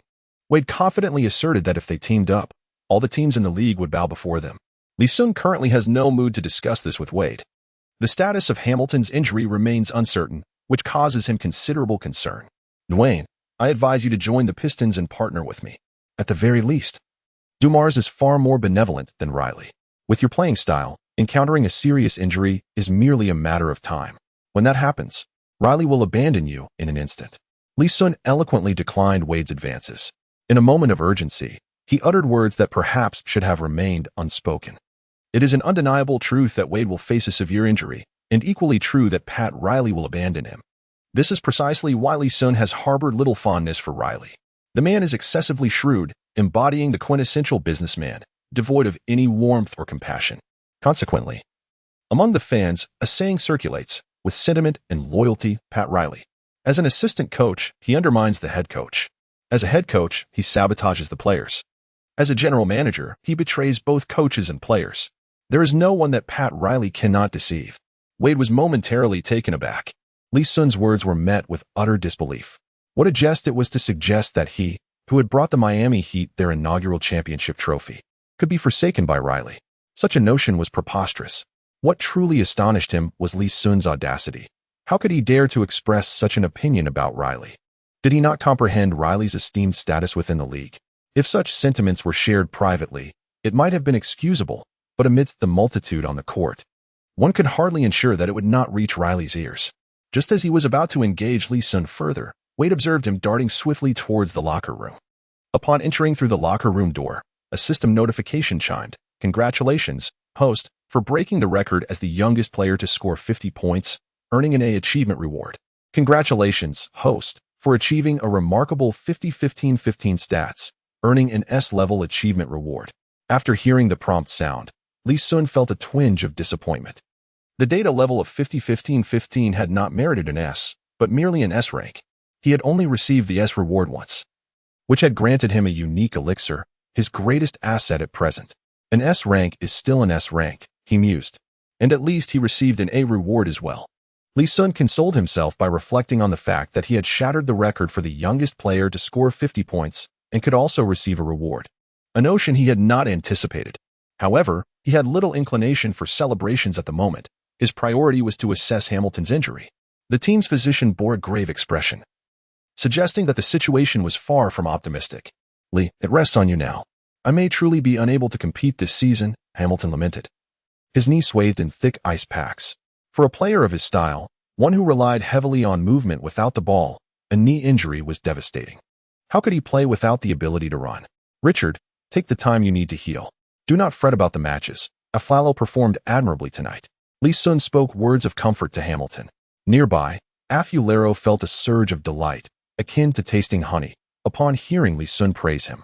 Hamilton's injury, though unfortunate, presented a potential opportunity for him. If he could replicate tonight's performance consistently, he would undoubtedly win Lee Sun's favor.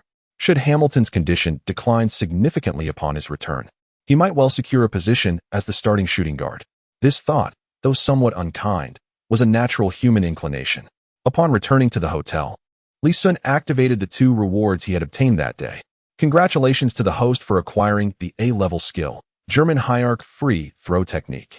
When he heard German high arc, his heart momentarily ceased, as he wondered if he had drawn the coveted one-legged fadeaway of Nowitzki. However, the subsequent mention of the free throw technique doused his excitement with a splash of cold water. The German high arc free throw technique bestows upon him the free throw proficiency of a peak Nowitzki elevating his free throw attribute to an impressive 95 points. Lee Sun couldn't help but feel a twinge of disappointment. Upon examining the skill's attributes, it was evident that the ability was indeed formidable, as it could elevate attributes to a remarkable 95 points. Based on Lee Sun's experience, skills that enhance attributes to such a degree are typically classified as S-tier. However, for Lee Sun at present, this ability held little significance. With a free throw percentage already around 80, and even the peak performance of Dirk Nowitzki only reaching about 90, coupled with Lee Sun's style of play, which seldom resulted in free throw opportunities, the average game would yield only 4 or 5 free throws. Upon closer inspection, the enhancement this skill could provide Lee Sun was virtually negligible. It was no wonder it was merely an A-tier skill. Lee Sun felt a twinge of regret for having squandered a chance at the lottery. Subsequently, an S-rank reward was drawn. Congratulations to the host for acquiring the S-rank skill. The Mianzu ceiling technique. Lee Sun was rendered speechless, questioning whether his luck had been exhausted during the competition. He had failed to obtain the desired items in 2 successive draws. At present, he urgently required potions related to speed or jumping to enhance his fundamental attributes. His sluggish pace rendered him incapable of executing breakthrough attacks. The Mianzu blocking technique, as its name suggests, is undoubtedly a blocking skill associated with Marcus Camby. Camby earned the moniker of Mianzu due to the Han characters tattooed upon his body. Lee Sun now possesses the formidable camp blocking technique, allowing him to significantly enhance his defensive prowess. The shortcomings of the previous technique were numerous, making it all too easy for opponents to draw fouls against him. Without Lee Sun on the court, the Pistons' combat effectiveness would diminish by at least half. In a bid to prolong his time on the court, Lee Sun has largely refrained from employing the camp blocking technique, as its frequent use leads to more fouls and increases the likelihood of his 6th foul resulting in ejection. Moreover, the potential for awkward situations involving interference cannot be overlooked. The camp blocking technique grants him the peak blocking ability reminiscent of Marcus Camby, elevating his blocking capability to an impressive 95 points, along with enhancements to speed and vertical leap, both reaching 90 points. Upon reviewing these attributes, Lee Sun's expression shifted from gloom to elation. This skill, deserving of its S-rank classification, boasts remarkably advantageous attributes. Not only does it lack any detrimental side effects, but the enhancements it provides far surpass those of the previous technique. Most importantly, this skill not only amplifies blocking and jumping attributes but also augments the crucial aspect of speed. Just moments ago, Lee Sun had been musing about the desire for speed-enhancing elixirs. Now, the acquisition of a skill that accelerates his performance seems entirely acceptable. Camby's signature skill, ranked S-tier, caught Lee Sun by surprise. Evidently, the system regards Camby's blocking abilities as historically significant. Setting aside defensive prowess, Camby's aptitude for timing his blocks is exceptionally strong, particularly during help defense, which is his hallmark. Being a 4-time blocks champion is no mere coincidence. Conveniently, as a small forward, Lee Sun does not often engage in one-on-one matchups with opposing big men. Instead, he primarily assists in helping small Jordan with defensive duties. Thus, this skill in Lee Sun's hands is bound to be effective, significantly boosting his average blocks per game. While Nowitzki's free throw technique proved rather ineffectual, acquiring Camby's blocking technique finally marked a successful outcome in Lee Sun's latest draw. Brotherly, when do you think I'll score with the Pistons? Sunyu, sharing a room with Lee Sun, observed him lost in thought and initiated a conversation. Having played 2 games with the Pistons, he had yet to score a single point. A stark contrast to his previous stint with the Lakers, where he had at least managed 6 points. Why the rush to score? Focus on solid defense and passing for now. You cannot achieve greatness in a single bite. Avoid reaching too high too soon. Once you can consistently hit open 3-pointers at over 80% during practice, then we can ponder the scoring aspect. Lee Sun seized this opportunity to give Sunyu a thorough admonishment. This fellow possesses an unpredictable temperament. If he is overly indulged, one cannot fathom how inflated his ego might become. Lee Sun never anticipated that Sunyu would evolve into an all-star caliber player. He merely wished to assist this young man in acquiring the necessary foundation to establish himself in the NBA. All right, Sunyu replied, somewhat reluctantly. By the way, brotherly, will you be participating in this year's East Asian Games? In the afternoon, Yi Jianlian called me. He mentioned that the Basketball Management Center has made participation voluntary this time. We can choose whether to attend. Yi and Brother Yao are eager to hear your thoughts. If you decide to go, they will join as well. Li Sun was filled with a desire to reprimand Sun Yu for conveying such significant news only at this juncture. However, it is plausible that Sun Yu did not perceive the matter as particularly grave. The East Asian Games feature participating nations or regions solely from the East Asian sphere, namely China, Japan, South Korea, Mongolia, North Korea, as well as Hong Kong, Macau, and Guam. The Chinese men's basketball team stands as a dominant force within Asia, effortlessly overcoming these teams. In truth, there is no necessity for the likes of Yao Ming or Yi Jianlian to compete, should they choose to participate. It may indeed seem somewhat unfair. Presently, aside from Chinese players, there exists only one active player, Ha Sung-jin, who has played in the NBA. The capabilities of Ha Sung-jin are well known among fans, and he does not surpass Sun Yu significantly in terms of performance in the NBA. If Yao Ming, Li Sun, Yi Jianlian, and Sun Yu were to join forces in the East Asian Games, it would not merely be considered an act of bullying. Even the currently least formidable player, Sun Yu, possesses NBA-caliber perimeter defense, rendering him a formidable presence in such a tournament. This is precisely why the Basketball Management Center encourages these Chinese players, who have ventured into the NBA, to voluntarily participate. If it were a four-nation league or any other trivial competition, Li Sun would certainly lack interest. However, the East Asian Games are different. What could be more delightful than outmatching Japan and South Korea? More importantly, Li Sun is eager to ascertain whether these international events might yield achievement rewards for him. Take the East Asian Games as an example, with Li Sun's current prowess. Achieving 50 points against those weaker teams would be a mere formality, if he so desires and his teammates provide him the opportunity. Scoring 100 points in a single game is not entirely out of the realm of possibility. If achievement rewards akin to those in the NBA were offered, then 100 points coupled with dozens of rebounds and 8 to 10 steals or blocks would surely warrant an exceptional level of recognition, at the very least. It would not fall below an S grade. I am determined to compete in these East Asian Games, Li Sun resolutely stated. Sun Yu was taken aback. He initially thought Li Sun would simply refuse. He himself had no desire to waste time competing in this match, yet Li Sun was willing to participate? Well, then I shall join as well, he chuckled. If Yao Ming and Yi Jianlian also decided to come along, wouldn't that be rather unfair to our opponents? Sun Yu could already envision the despair etched on the faces of their rivals, prompting him to smirk mischievously. The following morning, in the office of the Miami Heat's general manager, Mario Chalmers stepped out from Pat Riley's office. Inside, Riley's expression fluctuated between gloom and brightness. Mario, a rookie from 2008 and a second-round pick, had managed to secure a starting position as the primary point guard for the Heat, playing all 82 games without missing a single one. Moreover, he logged an impressive average of 32 minutes per game, an opportunity that most first-round picks could only dream of. The primary reason for this remarkable situation was the favor he had earned from Riley. In return, Mario often discreetly shared tidbits of information he had gathered, such as which players were out on the town at night or who was at odds with whom. In essence, Mario acted as Riley's informant. Last night, after the game, Li Sun had casually mentioned something to Dwayne Wade, which Mario had overheard. He certainly would not let such an opportunity for flattery slip away. The attempt to recruit Li Sun had failed, and instead, Li Sun had turned the tables, speaking ill of Riley. If Li Sun were present, he would surely cry foul. While he had indeed spoken disparagingly, he had no intention of recruiting Wade. What purpose would it serve to bring Wade to the Pistons? Their playing styles were incompatible. The combined effect of 1-1 would undoubtedly fall short of 2. With the resources available for recruiting Wade, it would be far more prudent to reserve them for selecting Stephen Curry in the upcoming 2009 draft, not Michael Curry, but Stephen Curry. He could seamlessly adapt to any tactical system with his off-ball offensive capabilities, making him the perfect successor to Richard Hamilton, boasting an impressive three-point shooting percentage nearing 44 in his rookie season. Furthermore, he was a bargain. Being selected 7th overall, his value could hardly surpass that of Wade.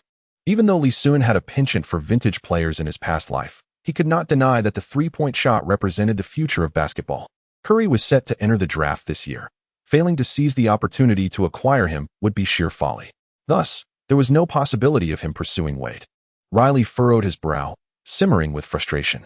He had sent Wade to entice Li Sun, only to discover that Li Sun had turned his attention towards Wade instead. What was even more intolerable was the fact that Li Sun had the audacity to speak ill of him behind his back, to imply that he was less honorable than Joe Dumars. Was he not suggesting that he was a duplicitous scoundrel? To claim that he would abandon Wade after an injury? Was that not a clear accusation of ingratitude? The more one lacks something, the more one values it. What Riley cherished most was his reputation. Just observing the glossy sheen of Riley's meticulously styled hair reveals his utmost concern for his image. Some have described Riley as a great bastard. Whether he is truly great is debatable, but there is no denying his bastardly nature. Had Lee Sin made such remarks in private, Riley would have felt a momentary anger, but would not have sought him out for confrontation. However, the circumstances had shifted dramatically. Lee Sin spoke these words with an audacity that seemed to disregard the presence of others. It was evident that he held himself in high esteem. If Riley were to turn a blind eye to this, how could he maintain his standing in the league? Where would he place his own dignity? Should this information circulate? The seasoned veterans within the league would undoubtedly find amusement at his expense. He began to contemplate in his mind how he might make Lee Sin pay for the words he uttered the previous night. Early in the morning, Lee Sin boarded a flight to Boston with his team, unaware that he had caught the attention of the astute Riley. This is a quintessential example of trouble arising from one's own words. Yet, even if he were to discover this, it would likely bear little significance to him. He could never envision himself playing for Riley, so what could Riley possibly do to him? The next away game for the Pistons is against the Boston Celtics. In the match against the Miami Heat, Lee Sin delivered a staggering triple-double, shattering the record previously held by LeBron James and once again igniting a fervor within the league. Over the past couple of days, players from various teams have faced a singular question during post-game interviews. How do they evaluate Lee Sin's performance in this game? The word extraordinary has emerged as the most frequently used term in these discussions. In the eyes of these players, Lee Sin's recent displays have been nothing short of remarkable. Prior to his suspension, he dazzled in several games, leading to his inclusion in the All-Star roster, where he shone brilliantly. Remarkably, following his suspension, his form not only remained intact, but became even more resplendent, achieving a monumental triple-double with over 50 points, a feat that had lain dormant for over 30 years. Even the incident involving his altercation with Bogut exuded an air of audacity. Lee Sin is sweeping through the league like a tempest, leaving no room for opposition as he remains undefeated. With each battle, he grows ever more formidable, achieving a remarkable triple-double. Is he the foremost figure in Chinese basketball?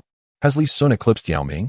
Loyal and devoted, he lends his support to Sun Yu, propelling him into the starting lineup. Domestic media has nearly elevated Lee Sin to celestial heights. When a Chinese player achieves such astounding statistics in the NBA, what reason do they have not to celebrate? Indeed, many now contend that Lee Sin has surpassed Yao Ming. Judging solely by individual game statistics, claiming that Lee Sin has outshone Yao Ming is not without merit. Yao Ming's own single-game records, while impressive, do not dazzle excessively, with his best figures standing at 41 points, 22 rebounds, 7 assists, 8 blocks, and 4 steals. Lee Sin, having played only a little over 10 games, has already shattered all 5 of Yao Ming's individual single-game records. Upon arriving in Boston, there was no game that day. In the evening, Michael Curry convened the players to outline tactics for the upcoming match. Recently, Garnett suffered a torn ligament in his right knee during a game against the Jazz, which has rendered him unable to continue for the remainder of the season. This unfortunate event has significantly weakened the Celtics' strength. Teams laden with seasoned veterans often find themselves in such predicaments. The Celtics are no exception. And the Pistons face an even graver situation, having lost 2 starting veterans in quick succession. Were it not for Lee Sin shouldering the burden, the Pistons might have already forfeited their playoff aspirations. Rashid, try to minimize your appearances on the court during this period. If you sustain another injury, we might as well take an early vacation, Michael Curry lamented. The risk of injury for Rashid is considerably higher than that of Hamilton. If feasible, Michael Curry even contemplated the possibility of keeping Rashid off the court for the remainder of the season. That evening, Lee Sin received a call from Li Ning Company. They informed him that the custom-designed basketball shoes had been completed and dispatched to Boston, indicating their intention for him to wear them in the match the following night. Lee Sin was taken aback. Had it only been a few days since he signed the contract? The sneakers were already designed and produced? This astonishing speed led Lee Sin to suspect that Li Ning might have sourced a shoe sample from some domestic Nike or Adidas manufacturing facility, making only slight modifications. Of course, it is also possible that Li Ning had long been prepared with a design for the sneakers, which were brought to fruition right after signing Lee Sin. During the contract signing, the other party had inquired about Lee Sin's requirements for the sneakers. Generally speaking, professional basketball shoes are categorized into 2 types, those for interior players and those for exterior players. Interior shoes are predominantly high-top. As the physical confrontations faced by interior players necessitate better support, and ankle protection. Additionally, during rebounds or dunks, effective shock absorption upon landing is essential. Conversely, exterior shoes are mostly low-top, designed for superior traction to facilitate the quick starts and breakthroughs required of backcourt players. Given the significant importance of ankle support for professional athletes, low-top shoes have become increasingly rare among players.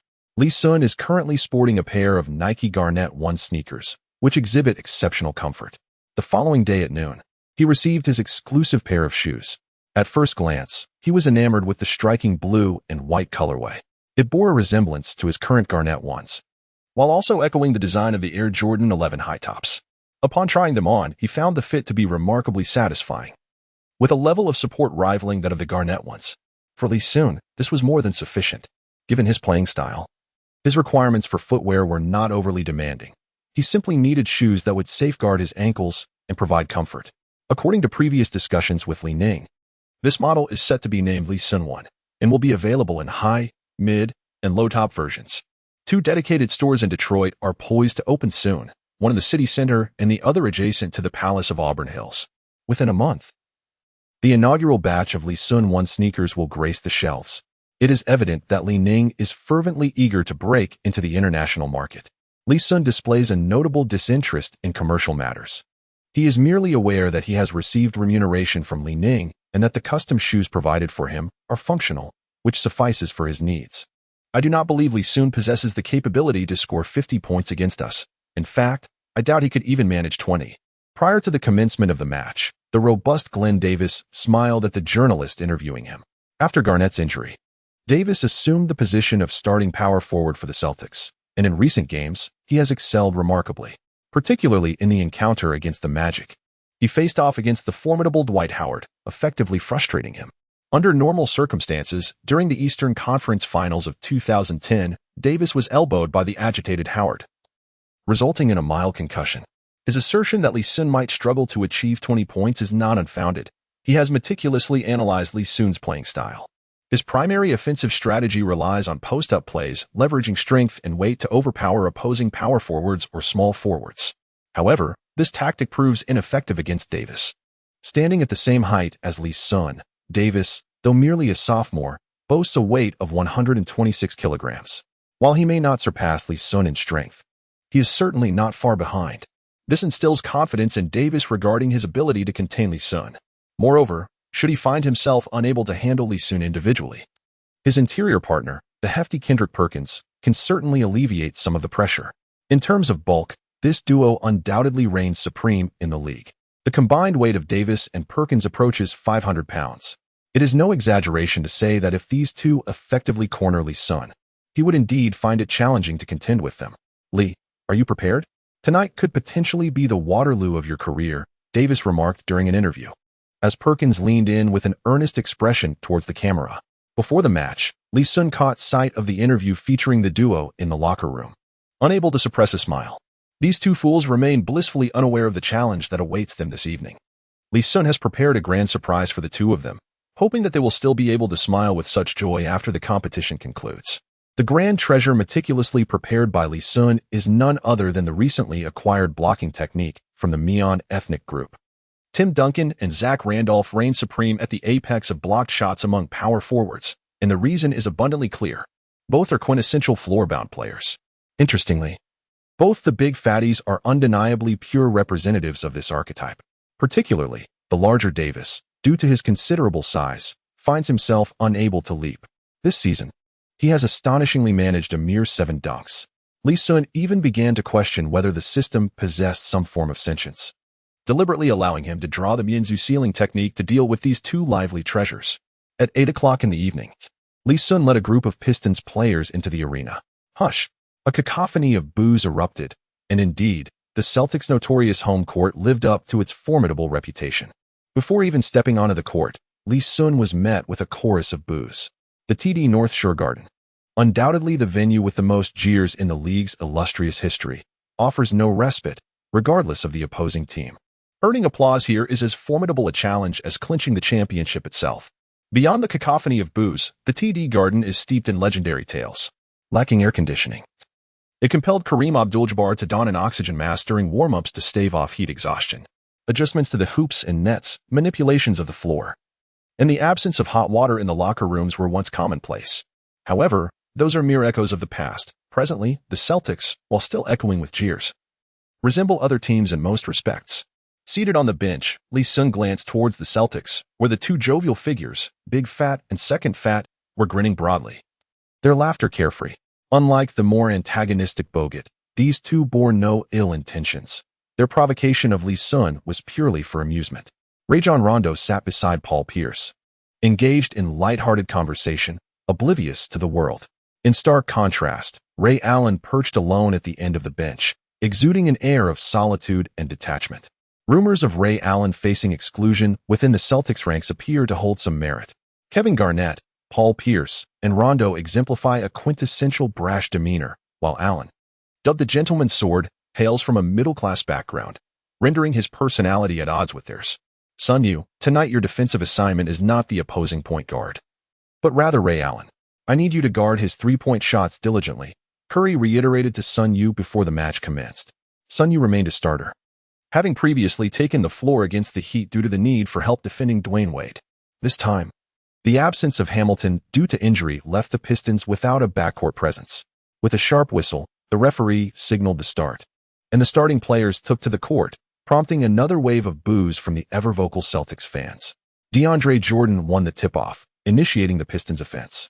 In the realm of jump balls, Jordan held an advantage over the majority of the league's centers, particularly against Perkins, whose height and leaping ability placed him at a distinct disadvantage. Sun Yu advanced the ball into the frontcourt, delivering a precise pass to Lee Sun, who was immediately confronted by Pierce's defense. Lee Sun had no intention of engaging with Pierce. He effortlessly transferred the ball to Prince and plunged straight into the paint. Under the screen set by Sun Yu, Prince took a three-point shot. Sun Yu's basketball IQ was commendable, and in just a few days, he had mastered the pick-and-roll strategy. Unfortunately, his attempt at a three-pointer did not find its mark. DeAndre Jordan was fiercely blocking the path of the hefty Davis, while Lee Sun seized the rebound over Davis's towering frame. The latter's jumping ability was rather astonishing, often compared to Yao Ming's, whose leap was likened to the height of a matchbox. If Yao Ming's jump resembled that of a matchbox, then Davis's was akin to a piece of chewing gum. Brent Barry could soar despite being white, yet Davis seemed unable to elevate himself despite his athleticism. After securing the offensive rebound, Lee Sun intended to shove Davis aside for his second-chance shot. However, as soon as he made contact with Davis's chest, he felt as though he had collided with a mound of fatty meat, an overwhelming sensation of greasiness enveloping him. When backing down against other players, he experienced the firmness of solid muscle. Against Davis, it was the unwelcome softness of excess flesh. Faced with such corporeal resistance, Lee Sun lost interest in backing down altogether. While he could still attempt a shot, the energy expenditure was simply too great. He turned and took a mid-range jumper, yet that too failed to find its target, with Perkins claiming the rebound. It was indeed an inauspicious start. As the Celtics launched their offensive, Ray Allen effortlessly sank a three-pointer from beyond the arc. Sun Yu grimaced, feeling he had defended diligently and had not lost his positioning, yet still, the shot went in. Fortunately, Aflalo countered with a three-pointer of his own, acutely aware that this period might represent a pivotal moment in his career. If he could seize the opportunity, it could significantly elevate his market value. Once more, the Celtics took possession, and a mischievous grin spread across Lee Sun's face as he observed Davis signaling for the ball. In the first offensive sequence, under Lee Sun's defense, Davis missed his shot, which bolstered the latter's confidence, suggesting that perhaps Lee Sun was not as formidable as rumored. Rondo lobbed the ball to Davis, who commenced his personal showcase. Attempting to back down Lee Sun, he was curious to see if Lee Sun could withstand his offensive prowess. However, after just one attempt, Lee Sun was pushed back 2 steps. Davis rejoiced internally, sensing that perhaps all players in the league struggled against Lee Sun. Not only had he successfully defended against Lee Sun's attack, but now he was also able to overpower him. Could it be said that he was Lee Sun's nemesis? In his excitement, Davis quickly turned and launched a mid-range jumper. At that moment, Lee Sun, just 2 steps away, surged forward with astonishing speed. With arms outstretched, he leaped high into the air, executing an unbelievable maneuver to swat Davis's shot away. To be precise, it seemed more fitting to describe it as a theft rather than a block. It was not a typical rejection. Rather, he forcibly cradled the ball from mid-air. Spectators and commentators alike were left in stunned silence. How should this play be classified? As a block or a steal? Such a method of rejection had seemingly never occurred in NBA history, snatching a shot directly from the air.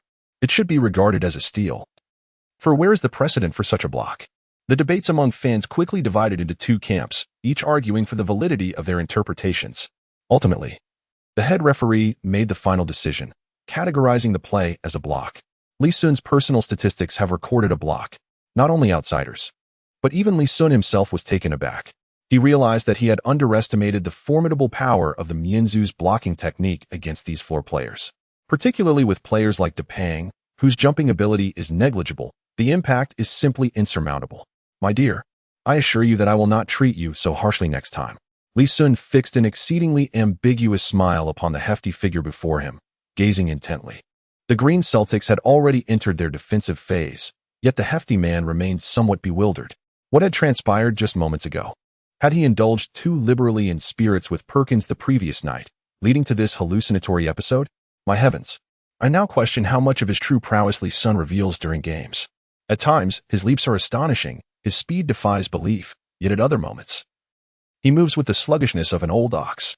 Conversely, there are instances when he springs like a matchbox. His swiftness is unparalleled. Tonight, both his leaping ability and velocity are extraordinary. Could it be that this fellow has been concealing his true strength all along? Barkley watched in astonishment. If Lee Sun were indeed suppressing his capabilities, it would be a truly terrifying prospect. Lee Sun now exerts every ounce of his strength, striving to surpass his limits, making it utterly impossible for him to conceal his true capabilities. This peculiar phenomenon arises solely from the constraints imposed by his skills. Take, for instance, the Cincinnati Royal rebounding technique. It only provides attribute enhancements during the pursuit of rebounds. Due to the comprehensive nature of the attributes this skill bestows, Lee Sun appears almost superhuman when contesting rebounds. However, in moments when he is not vying for the ball, his physical prowess appears rather ordinary. For example, the one-on-one demon skill does not augment his jumping or speed attributes, rendering him incapable of adopting a playing style akin to that of Dwayne Wade during offensive plays. Consequently, Lee Sun's performance on the court seems somewhat peculiar, at times lacking the fervor one might expect. Lee Sun found himself in a most unjust predicament. During the Pistons' offensive play, Prince's mid-range attempt failed, and Perkins seized the rebound. Turning back, Davis continued to call for the ball, eager to make another attempt. The allure of dunking on Lee Sun was simply too enticing for these young players, promising to elevate their reputations.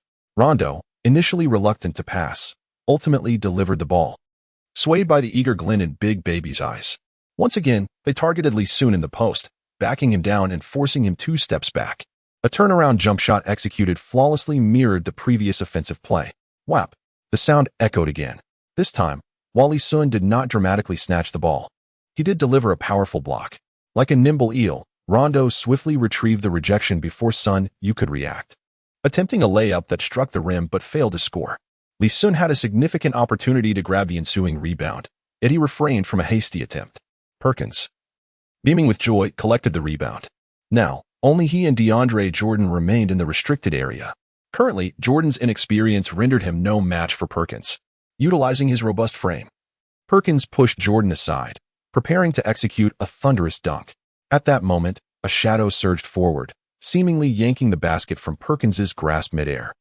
The Celtics fans were left in stunned silence. What a spectacle! In this single offensive play, Lee Sun had already blocked 2 of the Celtics' big men, achieving 2 rejections in mere moments. Within less than 2 minutes of the game, Lee Sun had amassed 3 blocks. They recalled a peculiar triple-double performance by Lee Sun earlier, where he had scored below double digits yet registered double figures in rebounds, assists, and blocks. Many fans lamented how close he had come to a quadruple-double. Could it be that tonight, Lee Sun might accomplish this feat? With 3 consecutive blocks, a relaxed smile graced Lee Sun's face. His goal tonight was indeed a quadruple-double. Facing a Celtics team without Garnett, this was a golden opportunity for Lee Sun. Currently, one would be hard-pressed to find another starting front-court combination in the league as lackluster as that of the Celtics. Such a favorable chance was not to be missed by anyone. To facilitate more opportunities for Big Baby, Lee Sun even feigned weakness during their matchup. After successfully blocking the shot, he passed to Sun Yu. This time, Aflalo attempted a shot but failed to convert. The Pistons' outside shooting was not particularly sharp tonight. On the Celtics' next defensive possession, Big Baby had lost his earlier jovial demeanor, his expression growing grave. He hesitated to seek the ball from Rondo, Fully aware that after being blocked twice by Lee Sun, Rondo would likely not pass to him. He felt a twinge of indignation, believing he could easily overpower Lee Sun, which indicated that with a bit more caution, he could indeed score against him. With Lee Sun yet to score, Big Baby sensed a lingering chance to outshine him. In the ensuing offensive exchanges, Ray Allen and Pierce scored consecutively, granting the Celtics a significant lead. In less than half a quarter, the Celtics led by 10 points, making it appear as though the Pistons were on the verge of defeat. Rondo smiled as he became more casual with his passing. Big Baby Davis persistently called for the ball, but Rondo, unwilling to oblige, opted to toss a few lobs to the basket. Whap, whap. 2 astounding blocks left Davis bewildered. Despite his limited intellect, he sensed something amiss. In the early minutes of the game, Lee Sun had only attempted 1 shot, having not made another since. Moreover, each time he backed down Lee Sun, he found himself pushed back. Davis quickly realized he had fallen into Lee Sun's trap, unwittingly contributing to Lee Sun's tally of 5 blocks. Just as he thought to warn Perkins, a substitution whistle sounded. After being blocked 4 times in half a quarter, Celtics coach Doc Rivers could no longer tolerate Big Baby, pulling him from the game. With Big Baby off the court, Lee Sun turned his attention to Perkins. Several rebounds that could have been his were left untouched, allowing Perkins to snatch them and attempt second-chance opportunities. Whap, whap, whap. With 2 minutes remaining in the first quarter, Lee Sun secured 3 more blocks against Perkins. By the end of the first quarter, his block count had reached an astonishing 8. Was Lee Sun openly pursuing a quadruple-double tonight? With 8 blocks in a single quarter, he seemed poised to match the single-quarter block record held by Mutombo and Bol. The Celtics duo had fulfilled their roles remarkably. Currently, Lee Sun's stats read 0 points, 4 rebounds, 4 assists, and 8 blocks. It was a rare sight to witness such peculiar data. Points, rebounds, and assists were mere trifles. As long as Lee Sun achieved double-digit blocks, a quadruple-double was within reach. As fans marveled at Lee Sun's remarkable 8 blocks in a single quarter, they gasped in awe. Tonight, they might witness the birth of a genuine miracle. In the previous game, Lee Sun had shattered the record for the youngest player to score 50 points, which had made waves, albeit less directly impactful. Every season, numerous players achieve a single-game score of 50 points, rendering age irrelevant. As for a 50-point triple-double, the astonishment among fans was limited, as such performances had become somewhat commonplace. However, a quadruple-double was a different story entirely, capable of providing unparalleled excitement. With only 1 quarter played, the outcome of the game had become inconsequential. Everyone was fixated on Lee Sun's statistics, eager to see how long it would take him to secure a quadruple-double. The Pistons called a timeout. Teammates approached Lee Sun, offering embraces and congratulations for matching yet another record. 8 blocks in a single quarter. My goodness, it was beyond imagination. Rashid's defense was commendable. Yet his career high for single-game blocks stood at merely 6. In merely 10 minutes, Lee Sun secured 8 blocks, which truly astonished him. Chief, there are only 2 minutes left in this quarter. Why not continue playing and aim to break the record for single-quarter blocks? Aflero suggested with a smirk. No. It's not merely an aim, it's a certainty, he added. Sonny rolled his eyes discreetly, feeling that Aflero's sycophancy towards Lee Sun was rather excessive. Akin to a devoted admirer, unlike himself, who at least displayed a modicum of restraint in his admiration. Little Jordan, a close ally of Lee Sun, also encouraged him to play through the first quarter and strive to set a new record for blocks. However, to everyone's surprise, Lee Sun shook his head in refusal. Have you seen how Perkins and Davis have been ridiculed?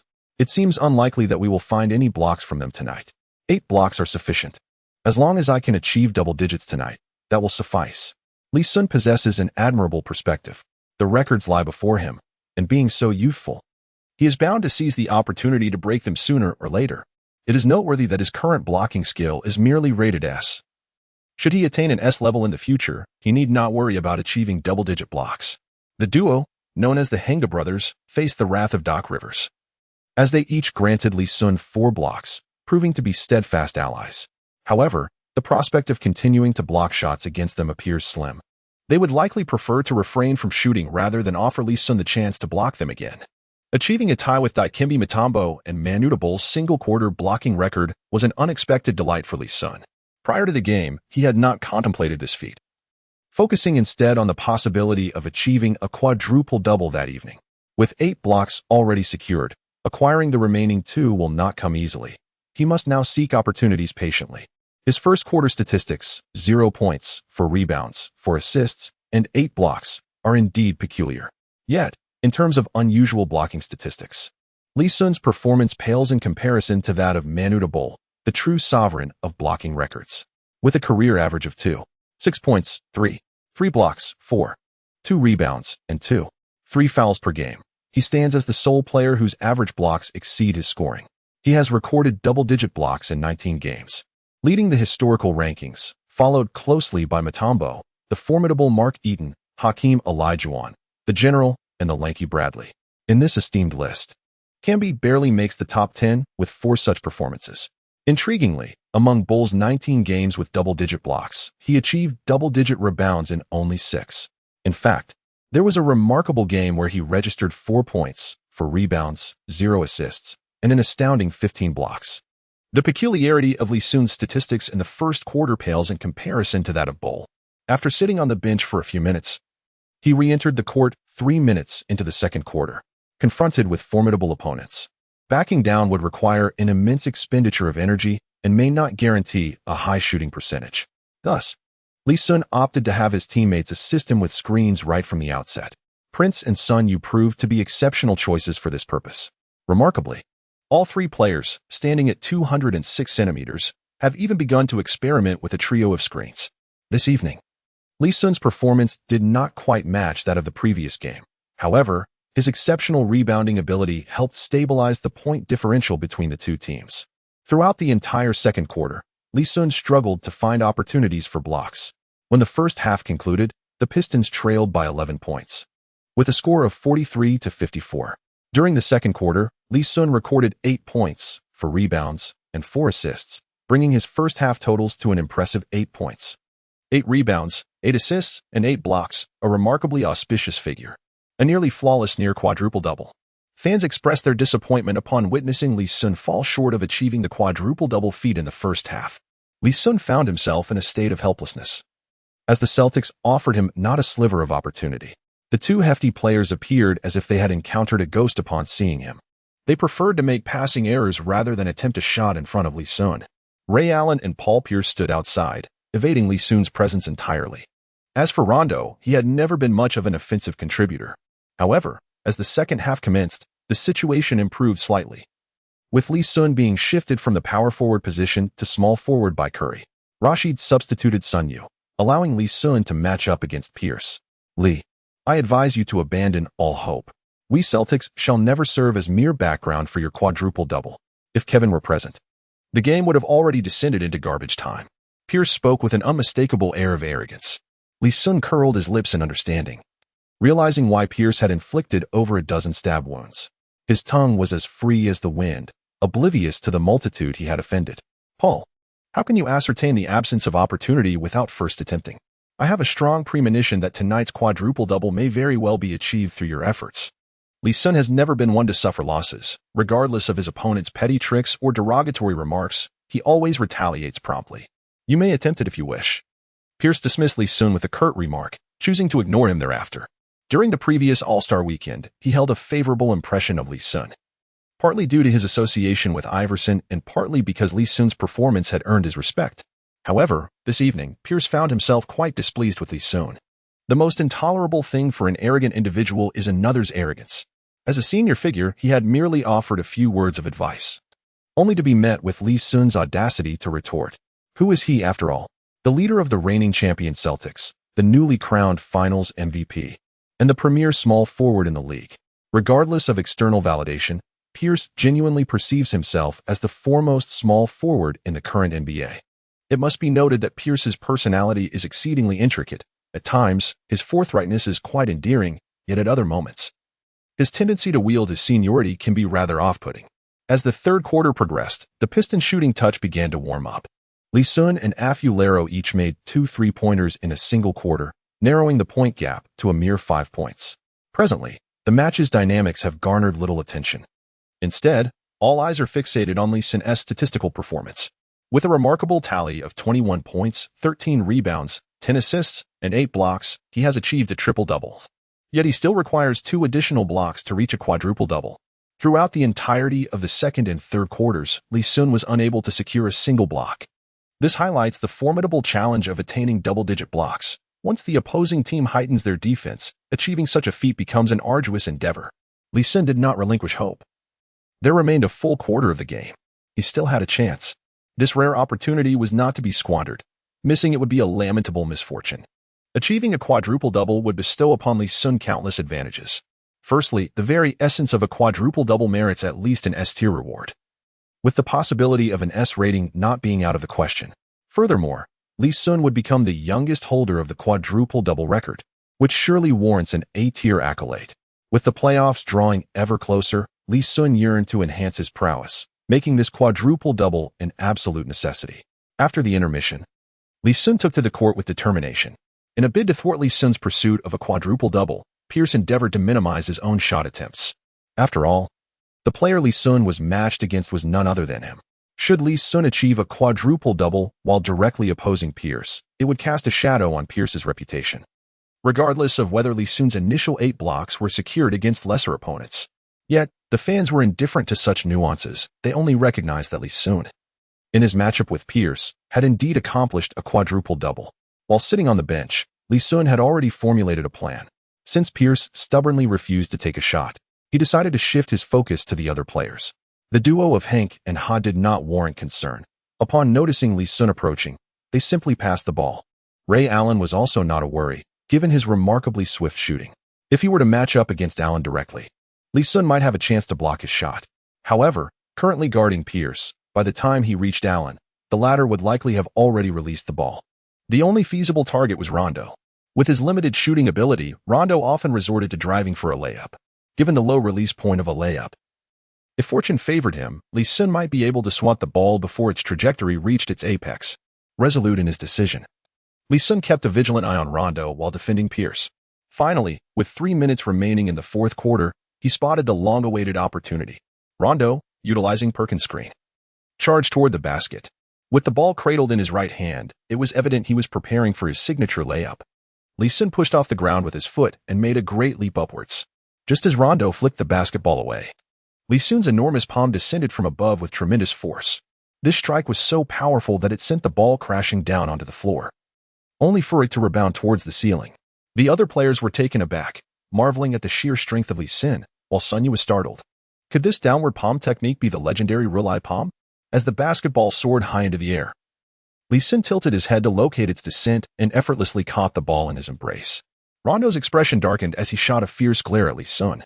Lee Sun, preoccupied with the game, swiftly passed the ball to Afu Relu, initiating a counterattack. The 9th block was secured, with 9 minutes remaining in the match, and the prospect of achieving a quadruple-double still lingered. Zhang Weiping, serving as the commentator, erupted with excitement. Just one more block was needed for the Chinese player to continue creating miracles on the grand stage of the NBA. Not only Zhang Weiping, but nearly all the spectators, even those who were not fans of the Pistons, were eagerly anticipating Lee Sun's success in securing that final block. To witness the birth of a quadruple-double in one's lifetime is undoubtedly a stroke of fortune for any basketball enthusiast. Lee, are you certain you wish to claim that final block? Are you indeed prepared to allow us Celtics to serve merely as background? Pierce coldly regarded Lee Sun, inquiring softly. Absolutely. Not only do I intend to claim it, but I also aim to do so at your expense. Lee Sun, having lost his patience with Pierce's condescending demeanor, retorted directly. The significance of this quadruple-double was immense for him.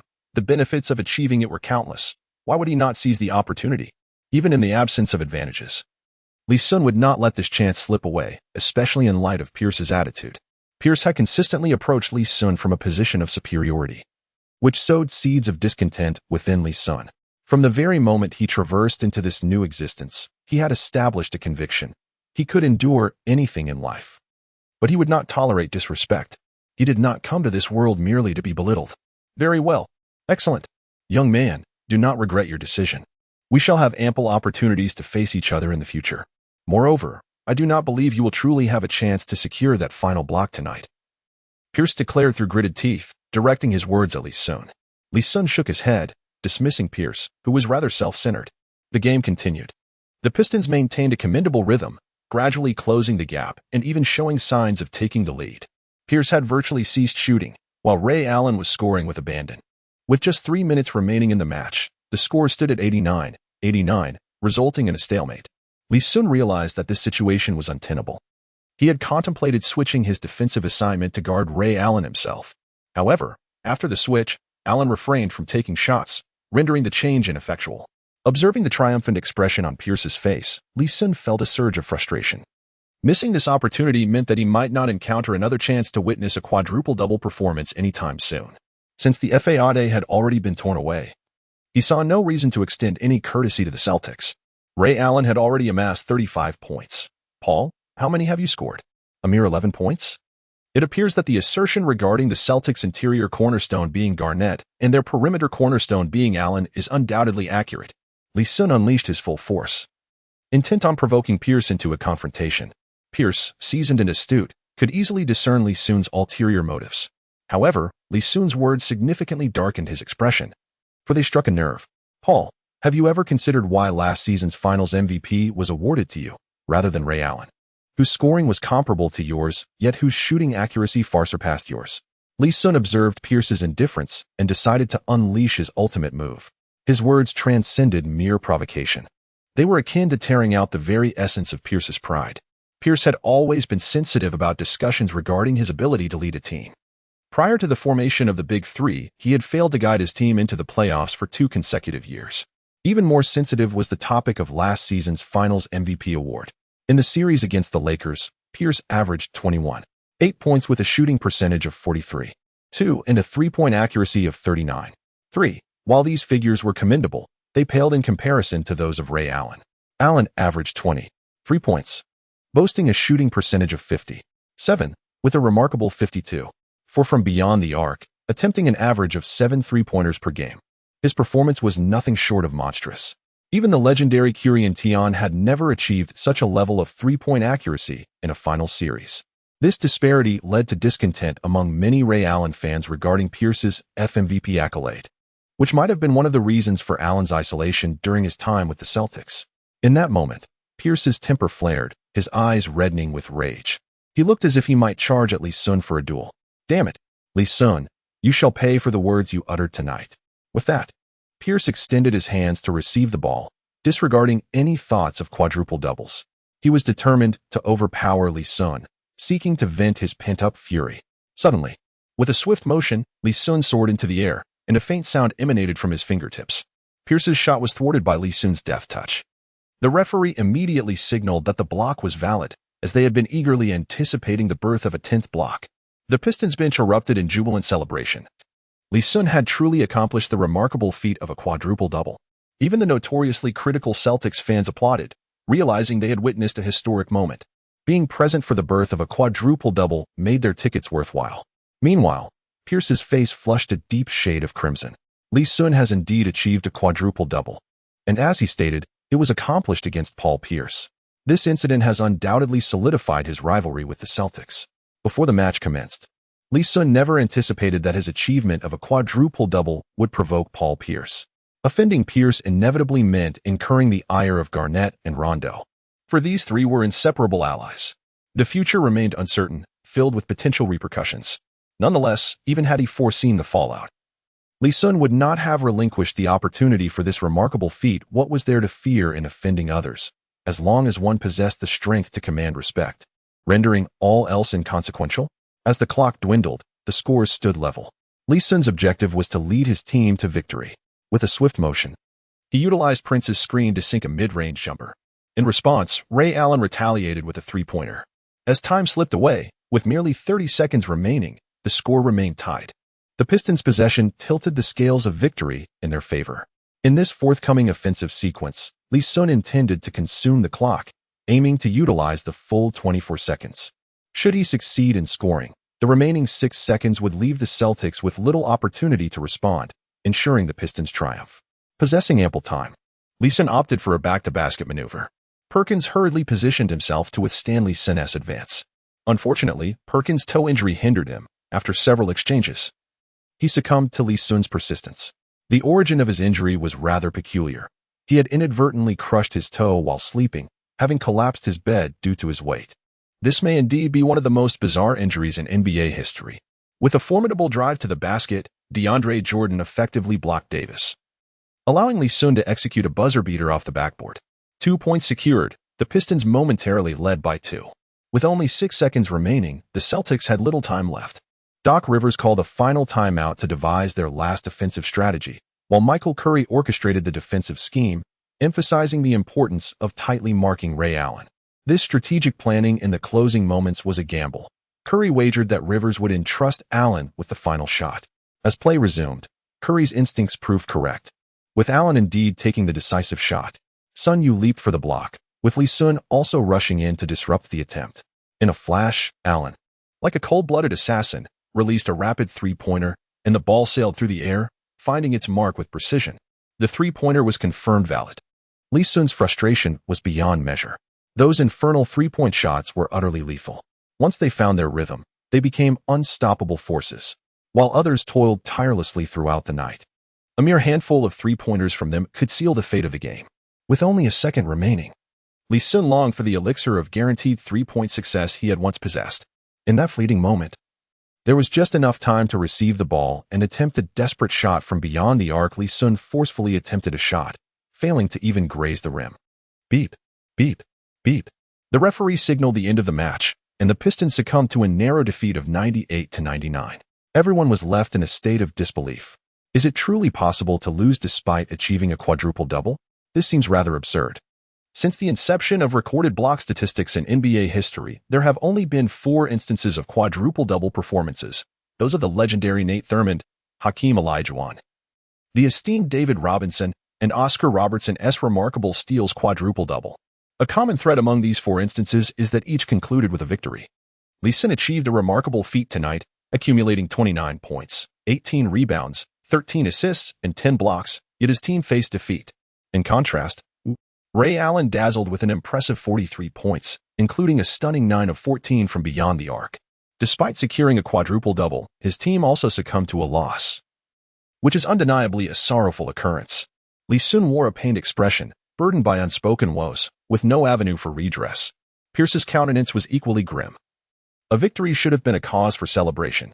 Yet, he found himself unable to rejoice, as the memory of Lee Sun's earlier remarks cast a shadow over the triumph. The last-minute heroics of Ray Allen served only to provoke him further. Humph. Pierce scoffed softly, casting a fierce glance at Lee Sun before striding off the court. Lee Sun is currently too preoccupied to pay any attention to Pierce. His mind is solely fixated on one thought: securing Curry in this year's draft at all costs. The prospect of acquiring such a historically exceptional three-point sharpshooter is simply daunting. Unfortunately, Lee Sun's winning streak has come to an end, which is indeed a pity. Yet it is an inevitable circumstance.